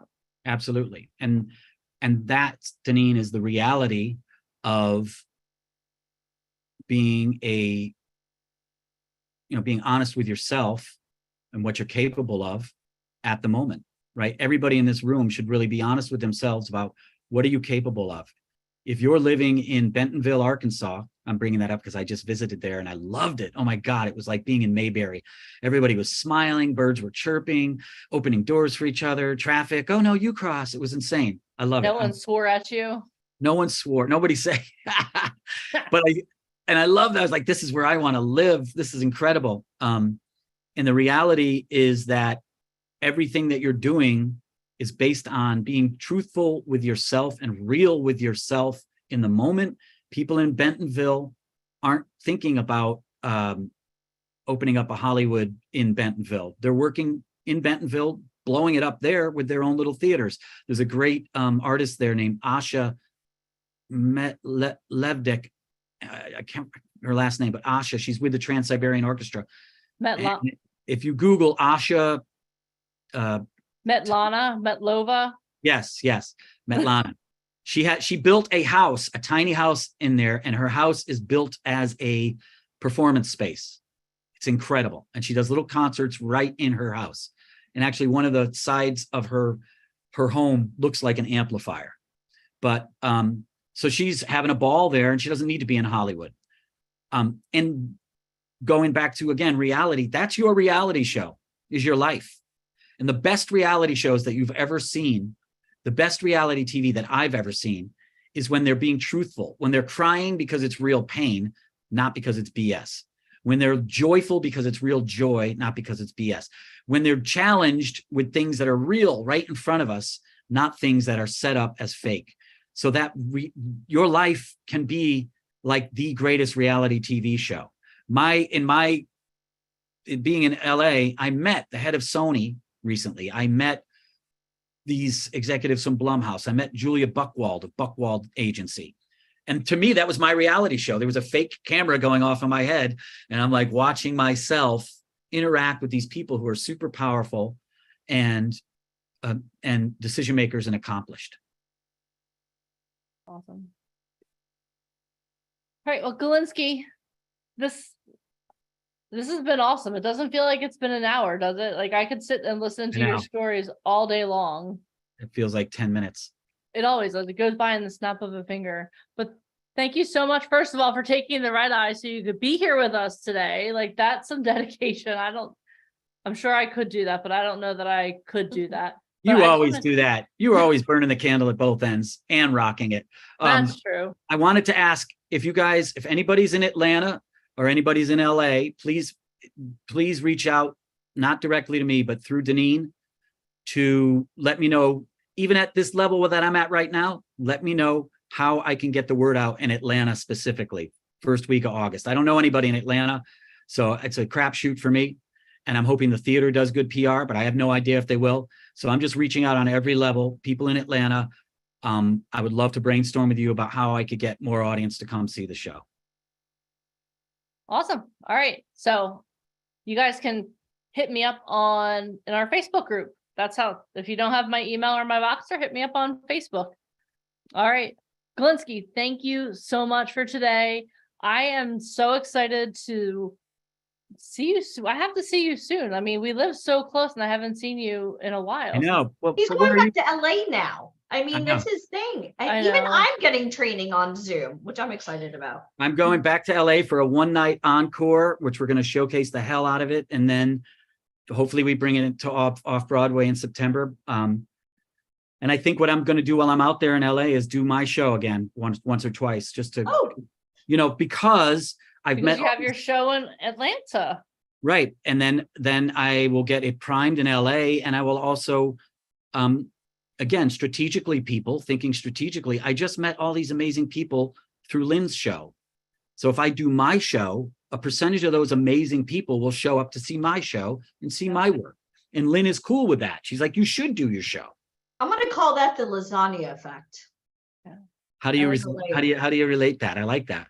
The lasagna Oh, the effect. We're layering. layering. Oh, I love that. That's great. You could use it.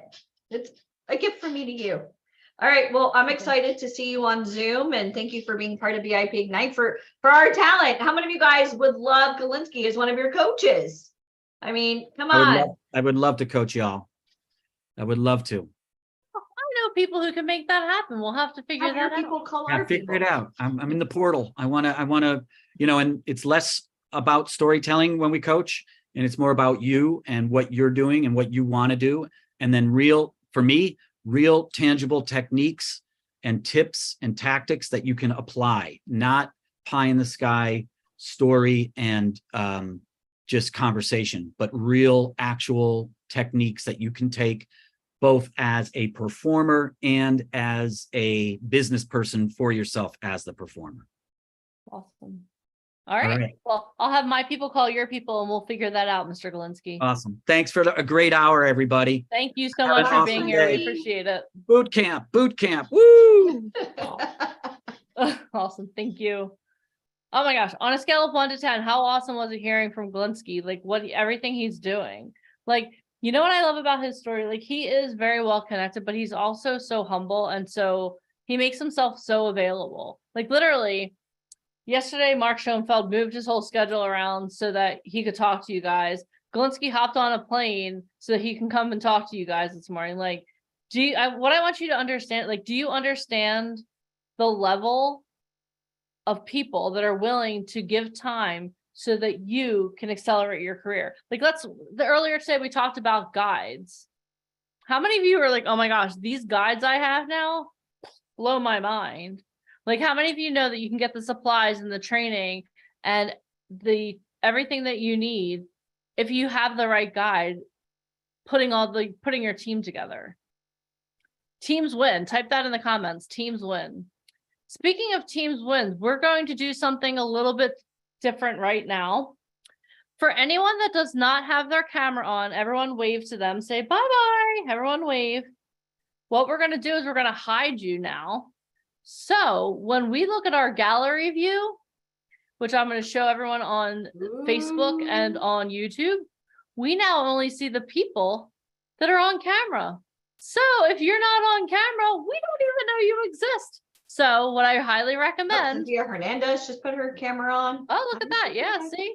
What I highly recommend is that you keep your cameras on, because if you want to get seen, Ryan Colby's going to be coming on in a little while. He's not even going to know your black box is there if your camera isn't on. How about them apples? You like apples? All right. Harriet just came on for a second. Usher off. See, look at that. Come out and play with us. Daryl come White on just out. came on. But the reason we're doing this is, like I told you yesterday, I told you this morning, this is an audition. No one is here to see a black box. They're here to see your face. And how many of you have been called out today because of your looks? In a positive way, of course. No, well, I did yell at one person because they were laying down, but you weren't here yet, Alicia. So, But I'm sure they want an agent, right? I'm sure they do. But you know what? So now here we are. All right. So with that being said, oh yeah, I see all these people like. You know, Deneen, I think sometimes like Robert Galinsky and Bobby Finaro and Mark Schoenfeld, I think they joined us. Yeah, they're committed, but I think they're also afraid to let us down, because when they say yes, it's 100% super reliable. And that's one thing that we really look for here at VIP Ignite is reliability. That's a big thing for us. We're looking for people who are taking this seriously, because we know that you can do this. Again, type that in the comments. I can do this. I'm going to keep hitting that on you. You can do this. But like Dorothy, you have to take the first step. And unlike Dorothy, you have to choose the right guides. I loved what you said about how the Wizard of Oz was 2 hours because she kept asking the wrong people. Oh, which way should I go? Let me go that way. How many of you feel like that? Sometimes when you're Googling, some people, I'll Google how to do this. I'm sure a lot of you feel that way. But how many of you now feel like, you're like, which way should I go? And we're like, this way. If you feel like you've been pointed in a direction, type me in the comments. Well, that's usually how it works. If you're asking your friends and family or out of work actors that have never done anything on like, a Facebook chat room, this is why you fail, because they don't have the answers. And that's why you're not getting answers to help propel yourself. Yep. All right. So now what I would like to do is I would like to talk to a few people that we work with. So I want to call on a couple people right now. So Christina Witherspoon, I'm going to pin you here. Hi, Christina Witherspoon. How are you? Hi, Deneen. I'm great. Awesome. So first of all, thank you very much I showed Mike your Canva post and he was like, wow, that was so good. So can you introduce yourself to everyone here, Christina? Sure. Hi, everybody. My name's Christina Witherspoon. I live in Columbia, South Carolina, and I'm on here. And I've been working with VIP to become a model and actor and singer for about 2 years now. So before you started working with us, what was the biggest obstacle for you to get started? Actually getting into the industry and actually getting people to notice me, getting people to actually see my talent of what I can do. Okay. How has that changed since you've been working with VIP Ignite? I've met so many people. There's too many to name. And the events that y'all have are amazing. It done built a whole lot of confidence. You done seen my transformation from when I first started to now. And it's shocking how much I have grown in just 2 years, almost 3 years. Let me ask you a question. I know that I see your growth, but have you seen your growth in your confidence and the way that you're presenting yourself? Yes, most definitely I have. I have changed a whole lot. My wardrobe has changed bit by bit each and every day. How I talk, how I post, what I post, when I post. Yeah. Like my social media page has changed drastically. It has changed tremendously. And so I'm going to tell a little bit of a backstory. So when I first met Christina, I not only interviewed her, but I also interviewed Grandma. So let me ask you the tried and true question. It doesn't matter if I see it or you see it. Has Grandma seen a change in you? Yes. She's literally sitting next to me right now. Hi, Grandma. Hi. I talk about you all the time. It's so good to see you. Good to see you too. Hold on. Grandma, can you talk for 2 seconds? Well, my name is Miss Ernestine Henry Hand. Miss Ernestine? Henry Hand. Henry Hand. Okay. Awesome. Okay, I'll stop calling you Grandma now. I'm going to write that down. So here's a question I have for you. So when I interviewed Christina at first, you grilled me.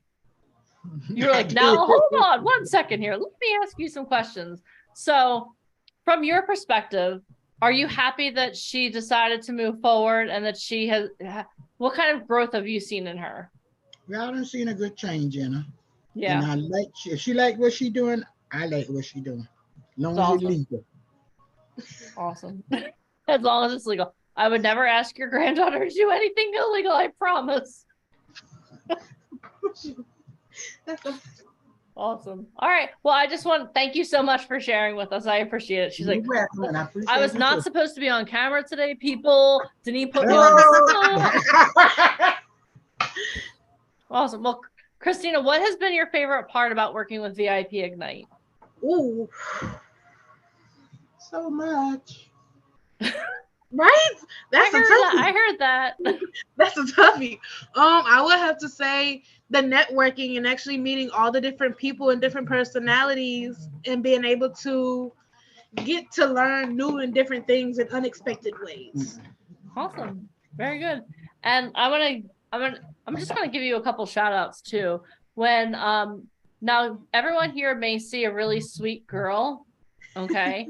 But let me tell you something. She did her reel in Atlanta. Why do I keep saying Atlanta? In Orlando. Because I plan on being in Atlanta in December. Okay, that's why. That was why. But she did her reel in Orlando, and holy Moses, she goes from talking about being this sweet little girl. Her monologue was crazy. Now I have a question for you. Can you perform it for us? Okay. Alice, we both know one thing. the truth. You know it. I know it. We both know it. You thought it was okay for you to open your legs for this man? No. Girl, Mm-mm. smile. Smile like the world shines on you. Smile like it shines on your husband, your kids, yourself. But did you reminisce this with God? Like, since you're such a holy woman?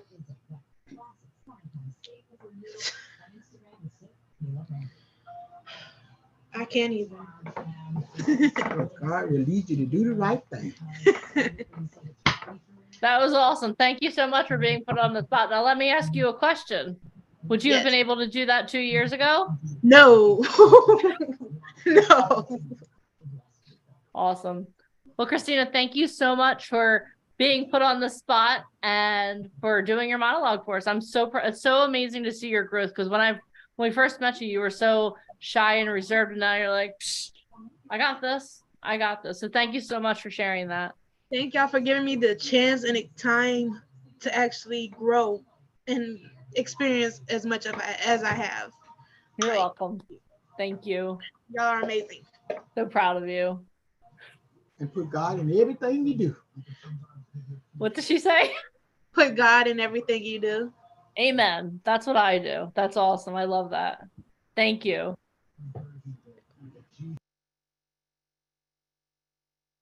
I loved I'm waiting. witnessing her getting her photos done. I was right there doing videos of her getting her photos done at the photo shoot. And she was working that camera and they had music playing. It's such a cool thing to see from Zoom to like live and in person. It always Yeah, and you makes me saw so her in happy. Atlanta too, like completely different human Yeah. being going from like, just because she trusts the process, and not only that, but she leans into it and she really steps up to the plate. And that's yesterday we And talked she's about. motivating the other talent. I'm like, who are you right now? I know she's motivating me too. I'm like, Christina Witherspoon, what is going on here? This is awesome. But that's what we do. And I wanted to highlight that. And then I see someone else here, Miss Marianne White. I would like to talk to you for a moment as well. Let me, hold on. I saw you. Where did you go? Okay, hold on, guys. Because she has her last name first. That's I was why gonna you're say I being found tricky. her. You're being tricky, Marianne White. Oh, hello there. How are you? Good. How are you? I am awesome. So can you introduce yourself to the people here on this fine Zoom? Yes, my name is Marianne White. I joined VIP a little less than a year ago. I believe it was probably the end of July, beginning of August. And immediately went out to California to my first photo shoot. It was like lickety split too. There was a pretty quick turnaround, wasn't it? It was. I have to say that it was thrilling. It was exciting. It was overwhelming for your first shoot, especially just being with the company for a little over a month or so. But it was a great experience. And everything that you guys said we were going to do at that shoot, we did. I sat in front of a table full of agents and got to speak to agents and find out what they were looking for talent or modeling. Gave me ideas and things that, I could possibly do to move my career along. And all of the training that you guys have given us. I mean, Robert Galinsky, everybody, Jody Katz, which a lot of people on here don't know who she is, who's performed on Broadway. You heard her name mentioned yesterday by Mark Schoenfeld. There's just so much that is available to us to make us grow and make us understand the business. I actually did photos prior to joining VIP. I paid a lot of money for them, and they aren't what we need. And honestly, I didn't realize that until I got on a call and listened and looked at all of my photos and said, these aren't going to work. These are not what we How much need. did you spend on your photos? $5,000 For photos? for And photos. And Aspiring I model, never printed one of them. 5K. 5K Yeah. for photos, and you hired the photographer based on what you wanted to see, right? Yes, well, he knew that I wanted to start modeling, not necessarily acting, because I wasn't really thinking that way when I first started. Yeah. And you guys kind of made me think about that. But he had done some work with some other models, and I thought, okay, I'm going to get photos that will work for me. And they might, but honestly, I don't think so. But even if that photographer, whether they charged you 50, 500, 5,000, even if they worked with other models, which is great, did they work with actual brands? Did they have proven success? So a lot of times the number one scam I find when people trying to get into modeling is they get photos that they want to see. And then the problem is, even if your photos were gorgeous, where would you even post them? Real casting directors don't go to they don't go to websites. They're not following your Facebook or Instagram. Where would you post these photos? So even if you printed them or not, what would you do with them? How would you even get work?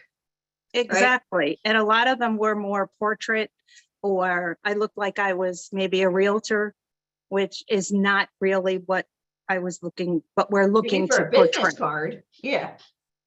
Yeah. Yeah. And that seems to be the number one disconnect, especially for the models, because they went out and they get photos that they want. Oh, I want to do high fashion. You don't qualify for that. What are you doing? Oh, well, I was told I could go get photos. Well, you can. Anybody with a credit card can go buy photos, but unless the photos are done based on what you qualify for, well, then number one, you might as well set that money on fire. But even when you get the photos, what are you going to do now, rocket scientist? Where are you posting them? Oh, I'm going to post them on my Facebook or my Instagram. So your friends and family can hit like. How is that going to put food on your table? And Well, again, and real brands don't cast on websites. You have to have an agent. Well, and that's the other thing. Once I did the photos and I started thinking about, okay, where am I really going to post these photos? Who am I contacting?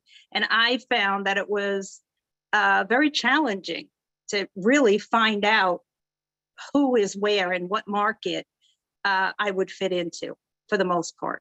And unfortunately, I found you guys after I had spent that money. So you live and I learn. call it the bad boyfriend syndrome, especially when somebody's burned right before they come to me. They're looking at me like a deer in headlights, like, I don't want to do this again. Well, I don't want you to do this again either, but it's not my fault. How many of you guys have been in this situation where you bought photos, whether you like them or you don't, but then you don't have a way to market yourselves? How many of you guys have been in that situation? If so, type that's me. Because I tell you, you're not alone. You know this, you're not alone. I'm sure there's a lot of people that have done that. And where are you going to get photos done? You're going on the internet. The best photographers you can't hire. I mean, that's a known fact. So you've been to LA with us. Not only did you meet agents, but you met some really amazing people. I did. Were you nervous? I was nervous. I was excited. I didn't really know what to expect. I have to be honest with you, some of it's actually a blur because there was so much packed into the time that we were there, and just trying to bring it all in. Like I had said, it was a little overwhelming. And the first time, I guess, you go to one of these or even a photo shoot, it's going to be overwhelming if you haven't really done a professional photo shoot before. But I met people that I never would have had access to on my own. And that's priceless. And the fact that we have all of the training, we have all of the calls, we have all of the coaches, which is why I decided to join VIP and to be part of the inner circle. And I can tell you that we are one big family. Everyone tries to help each other. Everyone looks out for one another. And when we call ourselves the Fearless Rebels, we are, and we are one huge family. That's awesome. And for anyone who doesn't know what a Fearless Rebel is, we're going to be going over that in just a little while as well, because that what we call ourselves, our community, the Fearless Rebels, because let's face it, how many of you thinks that you're a rebel wanting to be a part of the entertainment industry? Like your family's like, are you cuckoo for Cocoa Puffs? Yeah, your family thinks you're crazy. So I'll go over that story later, but we are the Fearless Rebels. So thank you for bringing that up, Marianne.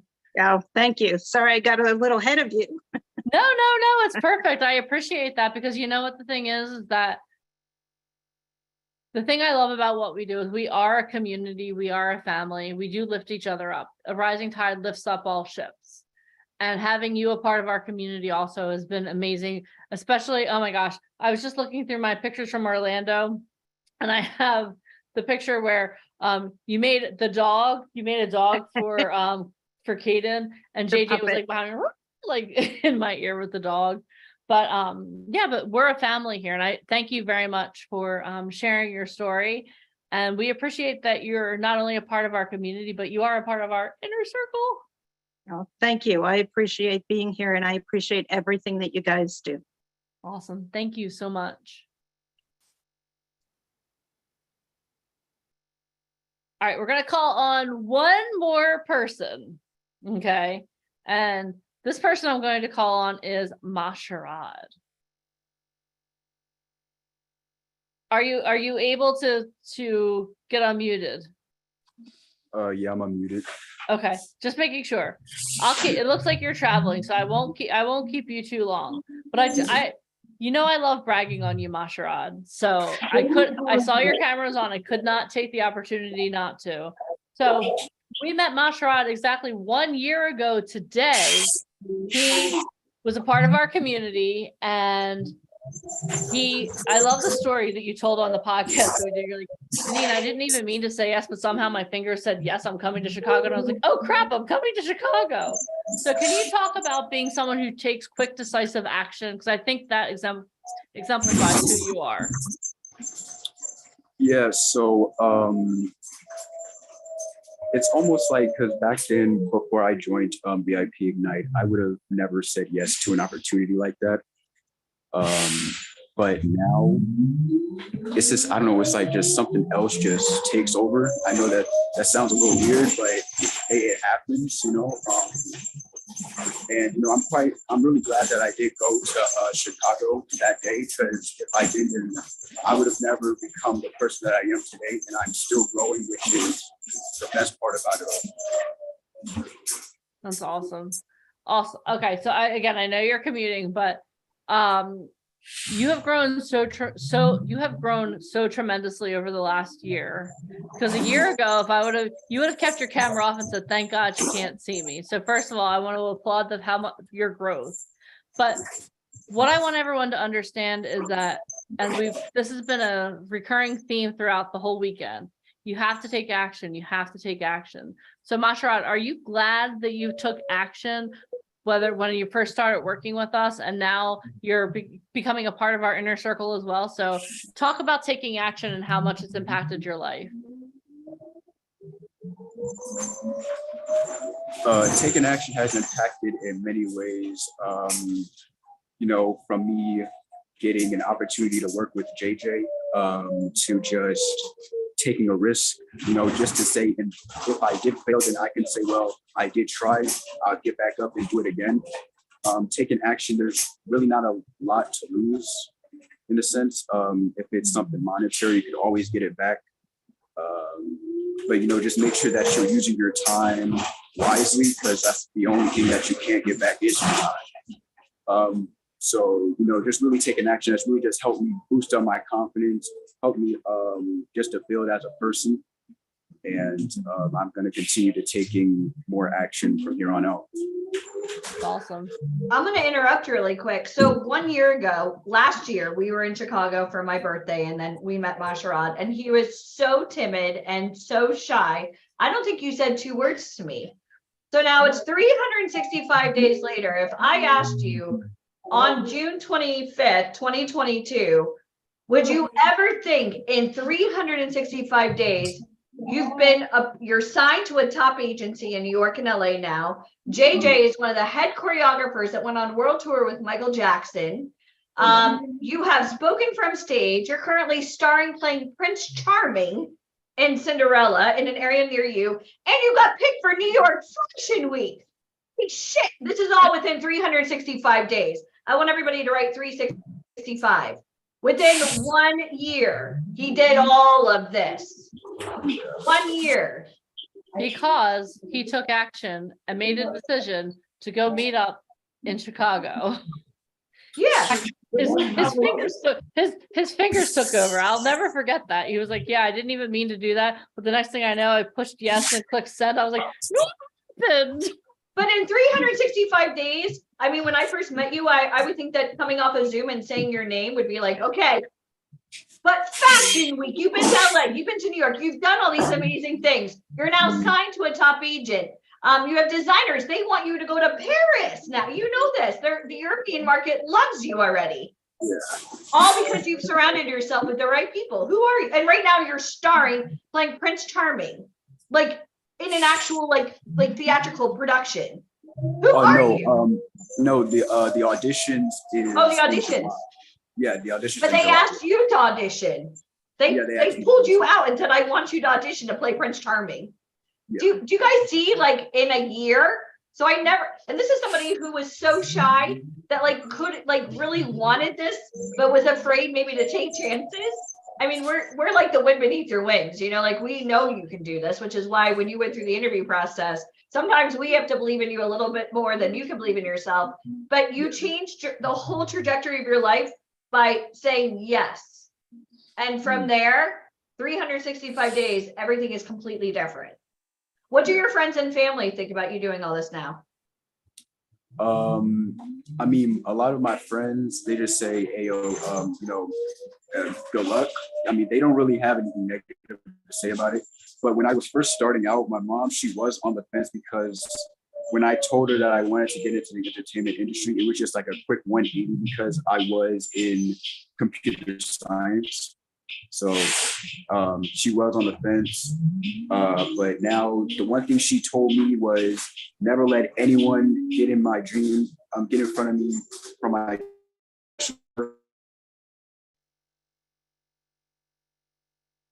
Uh-oh, it's cutting out. We I'm lost you, sure Echo. your friends and family now seeing you do all this, and you talked to them about coming out to New York for Fashion Week, right? They know you got signed to a huge agent. Are the doubters now totally supporting this now? Yeah, I mean, I didn't tell my mom yet about Fashion Week yet, but I was getting to it. It was getting Surprise, your mom is on Zoom. I'm just kidding. awesome.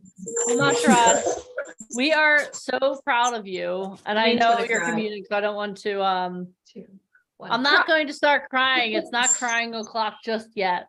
But Mashrad, we are so proud of you. So thank you for coming on and sharing with us. But keep doing whatever it is you're doing, sir. It's amazing. We're so proud of you. Thank you. All right. Thank you. Welcome.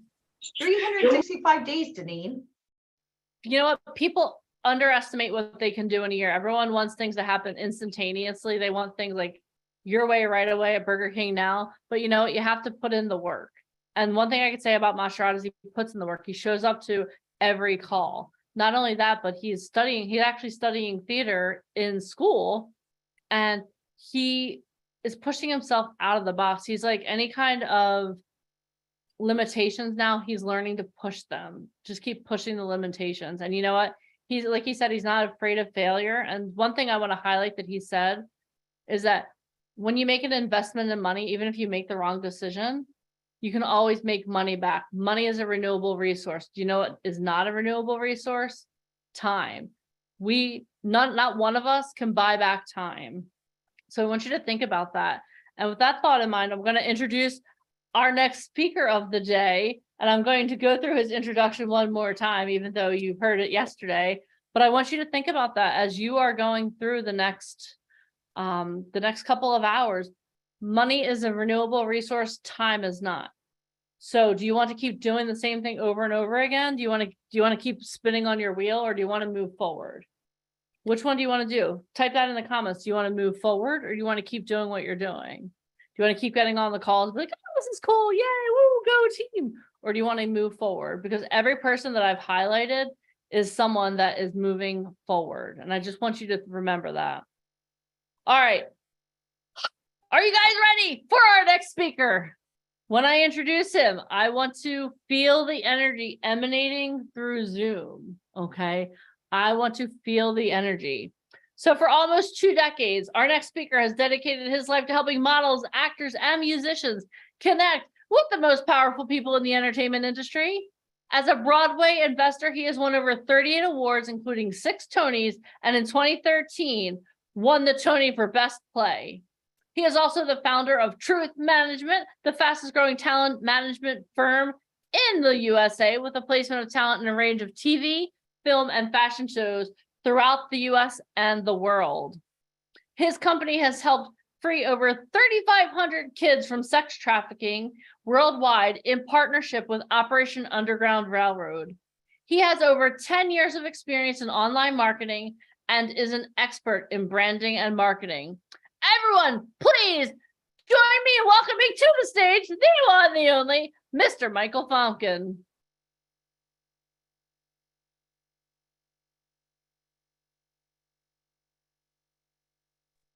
Hey guys, how's everybody doing? We're awesome. Awesome. What a great day today, huh? This is absolutely amazing. And if you guys are enjoying this so far, wait till you see some of the speakers we have coming up are going to really blow your mind. So we still got a lot more content for you guys. Plus we have Mr. Ryan Colby will be back later today. We got a lot of announcements, a lot of surprises. So I want to keep this ball on the road because I'm a few minutes behind, but that is okay. I will catch us up and everybody can hear me fine, correct? Perfect. And let me share my slides. Okay. Ooh, what's this? We got something special coming up later for you guys. Ooh, look at that. You guys are going to go crazy when I talk about that later today. All right. I am so excited. You guys have no idea what I'm about to unleash later today. You guys are going to really love it. It's one of the most exciting things I've ever spoken about. But for right now, let's stay in our lane and concentrate on the millionaire mindset for models, actors, no matter age, experience, or who you currently are, the secrets to unlocking unlimited potential. So obviously we talked about yesterday about having a new mindset and you're going to get new results. So I want to talk about really the mindset of people who are very successful. I work with a lot of amazing people. You know, we're going to be working soon with Karen Harrington from Shark Tank, and we work with Tony Robbins and all these incredible people who won Academy Awards and directors and producers and agents. And, you know, over 17 plus years now, we've seen so many people reach such levels of success. And at the end of the day, a lot of it comes down to your mindset. It really does. It's like unlocking what are the things, who you really are at your core, and what is it that's holding you back, right? Because you can have all the tools, you can have the resources, you can have the connections, but at the end of the day, you're the one who has to become that leader. You're the one who has to step out onto that stage. And a lot of it really comes down to mindset. So let's talk about what are your chances of becoming rich, right? So here are the statistics. Of 100 people working from age 20 to 65, a 45-year time period, 1 becomes rich, 4 becomes financially independent, 5 are still working, 28 are dead, and 62 are dead broke. Let's look at this according to percentages. What that means is this. In America, 5% of the people make it financially and 95% don't. That's an amazing statistics. There's a definite line that separates the haves from the have-nots when it comes to making it financially in America. 5% make it, 95% don't. That's scary when you think about it. It's even scarier when you read those numbers in a little different way. In the wealthiest country that has ever existed in the history of the world, you have a 95% chance of not making it and only a 5% shot at making it. Now, I'll assume you're a person who has a desire to end up in the top 5% instead of the bottom 95%. If I've pegged you right and you're one of those people who want to be in the 5%, I can tell you how to do it in 2 sentences. In fact, these 2 sentences are so simple and so powerful that if you follow them, they will make you rich. Before we get into that, however, I want to make sure you're ready for your life change and that you're open to ideas that will challenge your thinking. So the 2-sentence wealth formula is this. If you want to become wealthy, then you have to find out what the top 5% of people do financially and do the same thing. That is sentence number 1. The second sentence in the 2-sentence wealth formula is this, even more important than the first. You've got to find out what the bottom 95% are doing financially, and whatever else you Don't do what they do. The question to ask then is, what do the top 5% do that those in the bottom 95% don't do? What do the bottom 95% do that the top 5% don't do? You need to study these two things in great detail. I would recommend that you become fanatical about finding out the difference between the habits of the rich and the habits of the poor. If you study both wealth and poverty, you can learn how to become wealthy. So the difference between the rich and the poor. A rich mindset seeks to spend their time, resources, and energy on work that continues to pay off long after the effort has been invested. Rich mindset is all about getting a flywheel spinning. A poor mindset is all about the short-term returns, hours for dollars. So I want you guys, by the end of this presentation, I want you to think of what kind of mindset do you have? Do you have a poor mindset and a rich mindset? And I know for a lot of people, they automatically, I have a rich mindset. Okay, that's awesome. And that's what I want you to have. But I want you to see if you can pinpoint things that may have been holding you back because you had a poor mindset, but you didn't realize it. Okay. And sometimes it's just things you don't know, right? And so all of a sudden, right, it's like being competent. It's like there's being competent when you know what you're doing wrong, but then there's times where you're incompetent because you're not sure. You don't even realize you're doing something wrong. So guys, I want you to really kind of focus on that. And that way you can kind of catch yourself in the future. Whoa, hold on a second. That's a poor mindset. I need to have a rich mindset to live the best life, not only for myself, but my family, and to be able to have a level of financial abundance that I can help change other people's lives. When you start focusing on that, it gives you a very strong why to wake up in the morning, because it's no longer just about yourself, but it's about now helping others. So don't work for money, have money work for you. Poor people only understand how to work for money. What do I mean? Many poor people are hardworking individuals who have a job that they either classify as a good job or a bad job. Let me tell you, a job is a job. Some jobs pay more money than others, but it doesn't change the fact that you're trading time for money. The reason people work for money is that they believe that time is money. Rich people know that time is not money. Time is infinitely more valuable than money. To prove it, think about this. If you run out of money, you can always get more money. But if you run out of time, it's over. You can't get more time. And, of all the little nuggets that we drop, always remember that. Remember that time is your most valuable asset that you have. Money can always be replaced. You can always get a new job. You can always become better at something. You can always learn a new skill. You can always invest in something to become a better person. Okay, and you'll be able to make more money, right? As you become more successful. With time, you can never replace time. So don't entertain yourself, educate yourself. Another difference between the wealthy and the poor is that the poor people entertain themselves, but rich people educate themselves. Poor people collect DVDs and movies, video games. Rich people collect books, seminar experiences, and audio programs that teach them how to do something they want to learn how to do. Let me repeat, poor people entertain themselves, rich people educate themselves. Poor people stop learning as soon as they get out of school. Rich people continue their education long after they graduate. In fact, most rich people will tell you the most valuable things they have learned, they didn't learn from school anyway. They learned from mentors. They learned from seminars.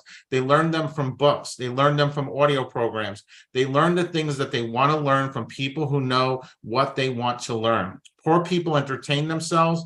Rich people educate themselves. So stop entertaining yourself and start educating yourself. The average American spends 4 to 6 hours a day watching television, okay? Whether that's on your phone, on Netflix, your TV, your computer, right? It adds up, right? Think how many hours you spend on social media, scrolling through TikTok, right? You just start scrolling and all of a sudden it adds up. At 5 minutes here, 10 minutes there, 20 minutes there, 30 minutes there, it adds up. So if you want to stop watching, what you want to do is stop watching so much TV. Do you want to watch Netflix or do you want to be on it? You have to make that decision. Like, how are you best spending your time? If you find yourself where you're not learning or educating yourself and you're just wasting minutes, right? Those are minutes you could never get back. So why getting rid of your television is so important, okay? There are actually many reasons, so let's examine some of them. The television is a cultural hypnotic device. It's used to influence and control society.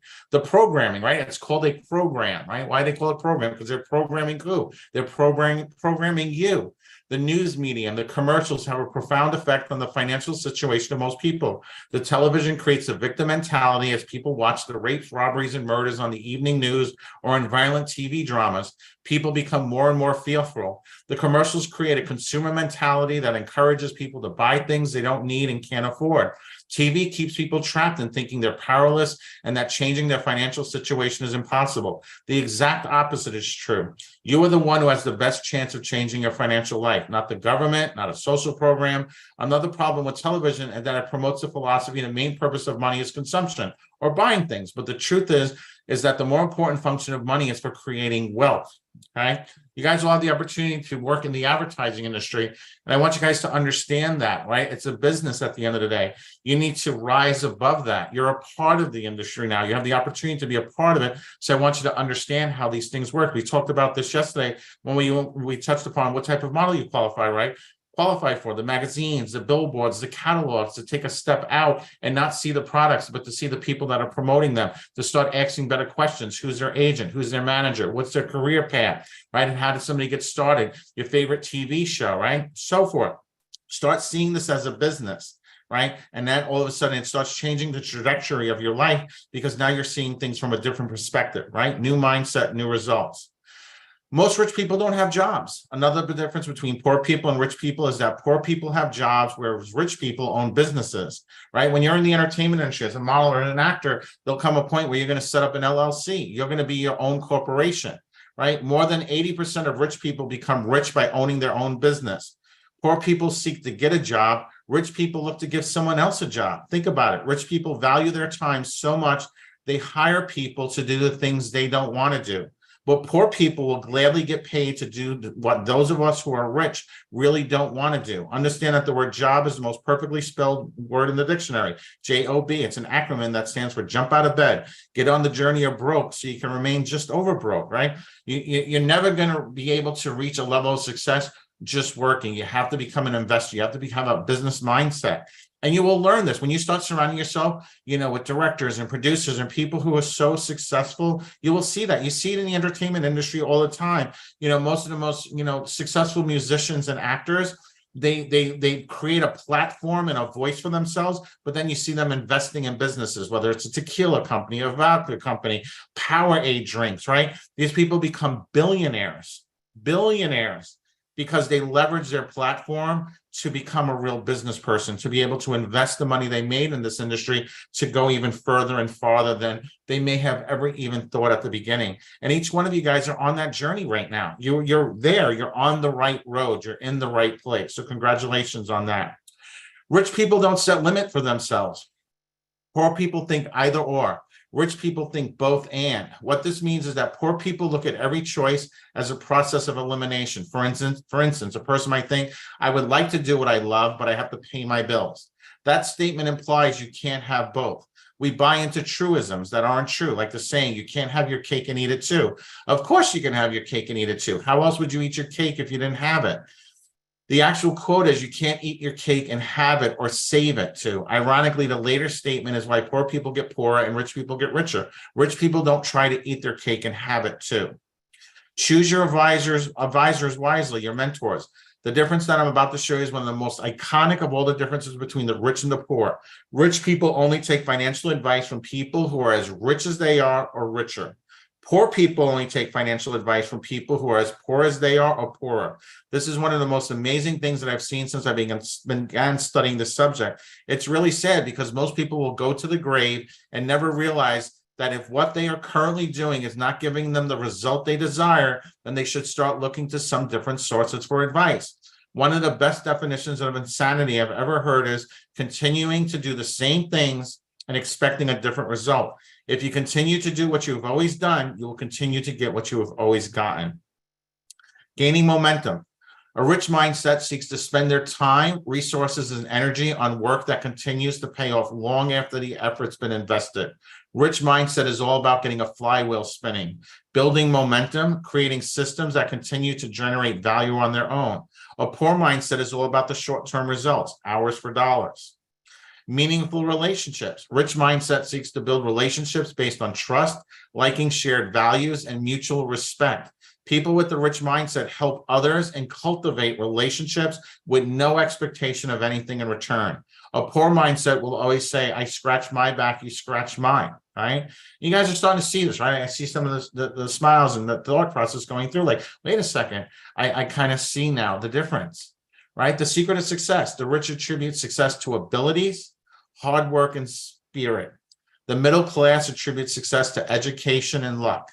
The poor attribute success to cheating, connections, and initial capital, right? Oh, they're successful because they have money. They're successful because they have connections. Oh, she slept her way to the top, right? Poor, that's a poor attitude to say that, right? You know, I grew up in a middle class family, and it was always about education. Well, you got to get lucky, right? But then I realized, no, it's, you know, getting educated is important, but what I learned most in life, I learned outside of school. School did not teach me the things that I learned. I learned from very successful people. It's all about having the spirit, the dedication, the positive attitude, the hard work, right? Being focused, and then having the abilities, and then in the abilities that I did not have, to go out and learn them, or if there were things that I needed done, to hire the people that would be able to fill in for those things for me, right? Maybe it was video editors or building a website, things like that. A rich mindset knows that the world isn't fair and deals with reality swiftly, humbly, and practically. It knows the world owes it nothing, that the universe is indifferent to its existence, that the default for life is suffering and death. All successes are improbable and should be appreciated as such.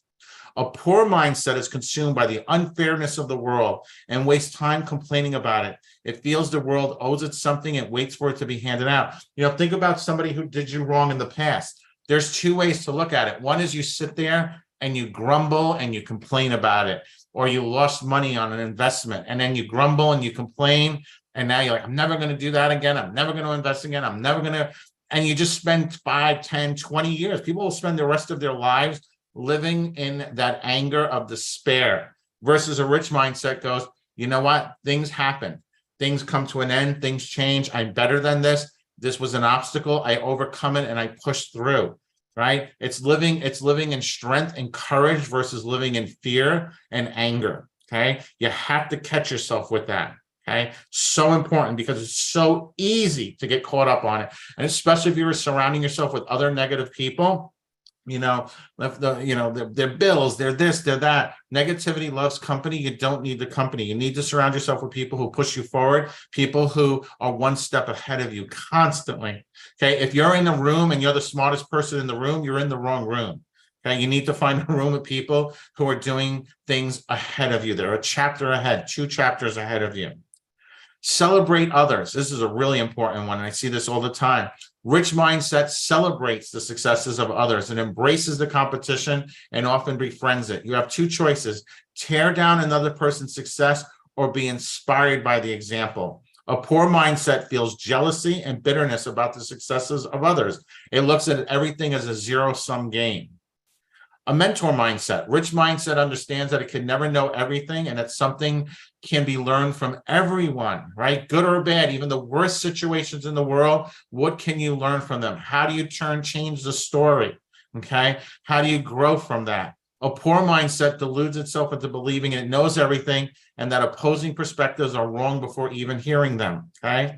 Rich man versus a poor man. A rich man, give a rich man $1,000, he returns with 100,000. Give a broke man 1,000, he returns with a new iPhone, right? And you see that consistently over and over again. Again, that consumer mentality of not investing into the right things, not investing into your future, not investing into things that'll better your life, just giving you instantaneous gratification, going to that fancy restaurant, right? Just because I just always want to go there and so forth. Okay, that's great. Enjoy that. But is there something better you could be doing? If you're consistently finding yourself broke and you're still able to spend money on things that are not necessary, but are desires, then you need to make that sacrifice to say, I'm going to give up my desire now because I can have 10 times the amount of that in the future by investing the money properly. You can't do it all. Rich mindset understands that it cannot do everything, and that even if it could, it would create greater value by focusing on its core strengths. It knows that the right team is greater than the sum of its parts. We talked about this yesterday when we did the Actors Cookbook, right? You need to have that system in place. You need to have an agent, a manager. You need to have people that are handling things for you so you can focus on your career. You can focus on the right decisions, the auditions, the learning process, not trying to do everything yourself. A poor mindset deludes itself into thinking that it can do everything if it just works hard enough. Okay. I grew up in a family where people always just work harder. And working harder, I get the point because it was, I've heard it my whole life. But at the end of the day, it's about working smarter, right? Just because you work hard does not guarantee you're going to get everything you want. You have to work hard at working smart, right? Belief, what makes the rich bigger and the poor poorer? The 5 biggest differences. Belief. Rich people believe they can succeed even when no one else believes in them. I've heard so many people say, my parents don't believe in me. My husband doesn't believe in me. My best friends don't believe in me. Well, you can't replace your parents, but I can tell you one thing, a thing I like to tell people with that is, you can always say to your parents, like, listen, you're living your best life right now. You're living the life that you chose. You have this home, you have dad, you have me, my brother, my sister, the cat, the dog, and no one got in front of you to stop you from living your life. All I ask you is for me to allow to make the decisions to live my life, right? That's an argument that's almost impossible for somebody to come around because it's a pure truth, right? And if your husband and your wife don't believe in you, that's an issue in that relationship. Maybe that relationship needs to change. Maybe there's a lack of trust there. Maybe there's a lack of commitment there, right? And your friends, you're going to outgrow your friends, okay? Friends, there will be people that will stay with you for a moment. There are going to be people that will stay with you for a decade. And there are friendships that will last a lifetime. But friendships will change, right? Poor people have a lack of belief. They don't believe they can do it. They're dependent upon others' opinions. What do you think? How do I look? Do you think I should do this?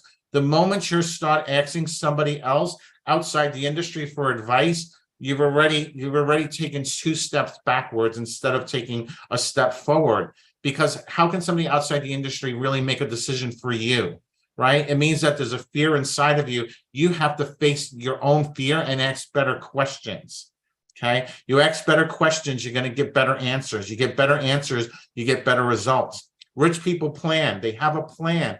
And everything they do is a part of a plan. We talk about consistently when we do our trainings and our coachings, following the process. We know this process inside and out. We know exactly what works. We get the best people in the world. We are the best in the world at what we do because we have a plan. We have a system for doing everything. When you follow the system, you're going to get the results.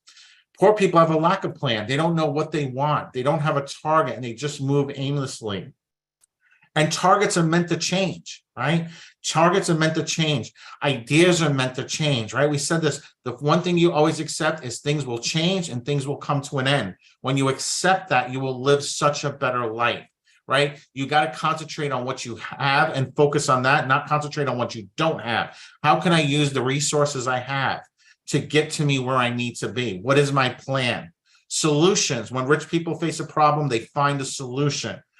Poor people make excuses, right? Poor people find excuses for their problems. And the most beautiful thing about this is when you guys master this and you master the listening skills of language combined with understanding this, within 2 minutes of talking to somebody, you will know whether they have a rich mindset or a poor mindset.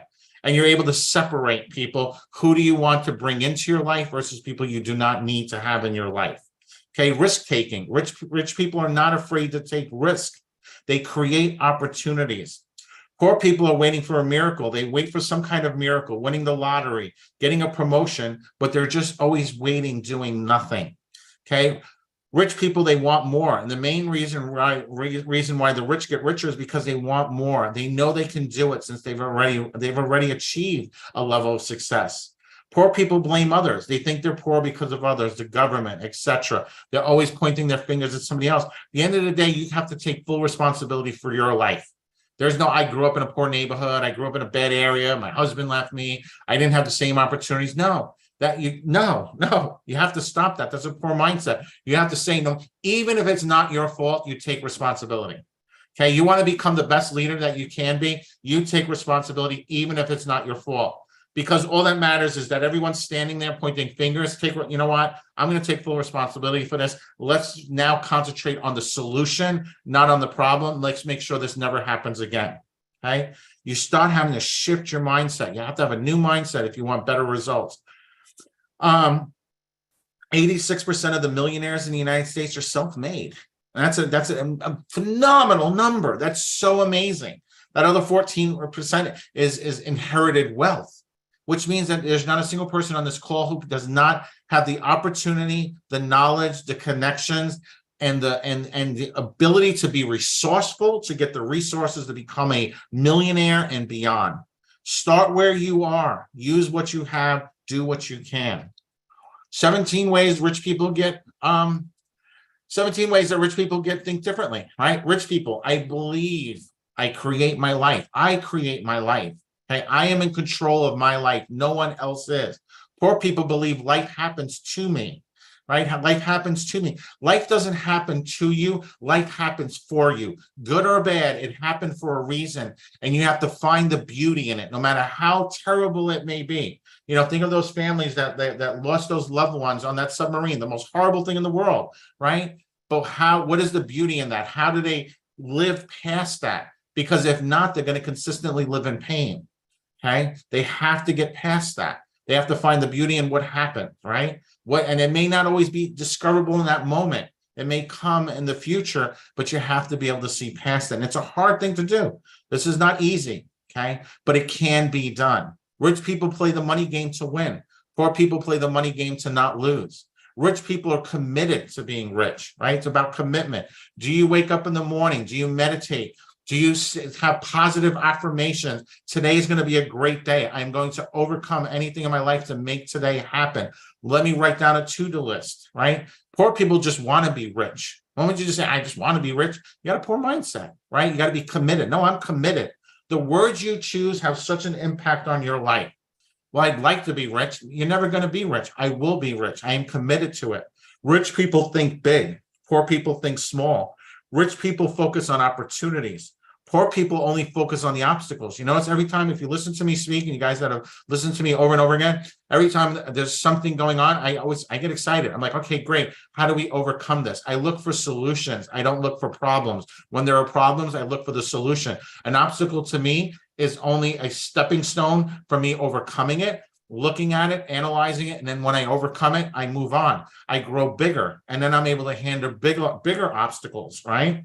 Okay, that's the beauty of life, is that life will throw at you what you can handle and a little bit more, and then you keep growing and growing. But if you shy away from it, you shy away from the obstacles, you don't face them, then you're never going to grow. You're going to be stuck in place. Okay, you're going to be on a hamster wheel, running and not going anywhere. Rich people admire other rich and successful people. You see that we put everyone on a plateau here. We really admire people who are successful. We follow their examples. We look for the patterns of what they do. Poor people resent rich and successful people. They become jealous and angry. Rich people associate with positive, successful people. Poor people associate with negative or unsuccessful people, right? Like I said yesterday, I don't even need to meet you. I just need to meet 5 of your closest friends, and I will know everything there is to know about you by who you surround yourself with. Rich people are willing to promote. They go out there, promote others. They're excited to do that. Poor people think negatively about selling and promotion, okay? Rich people are bigger than their problems. Poor people are smaller than their problems. Rich people are excellent receivers. This is a great one. It took me a long time to accept this, but a lot of times people give me a present or be really nice or something. Oh, you didn't have to do that. Like, I took away from the blessing of them wanting to give me something. So you have to learn to say, thank you. Oh my God, thank you so much. I appreciate that. That means so much to me, right? You put your hand on your heart, right?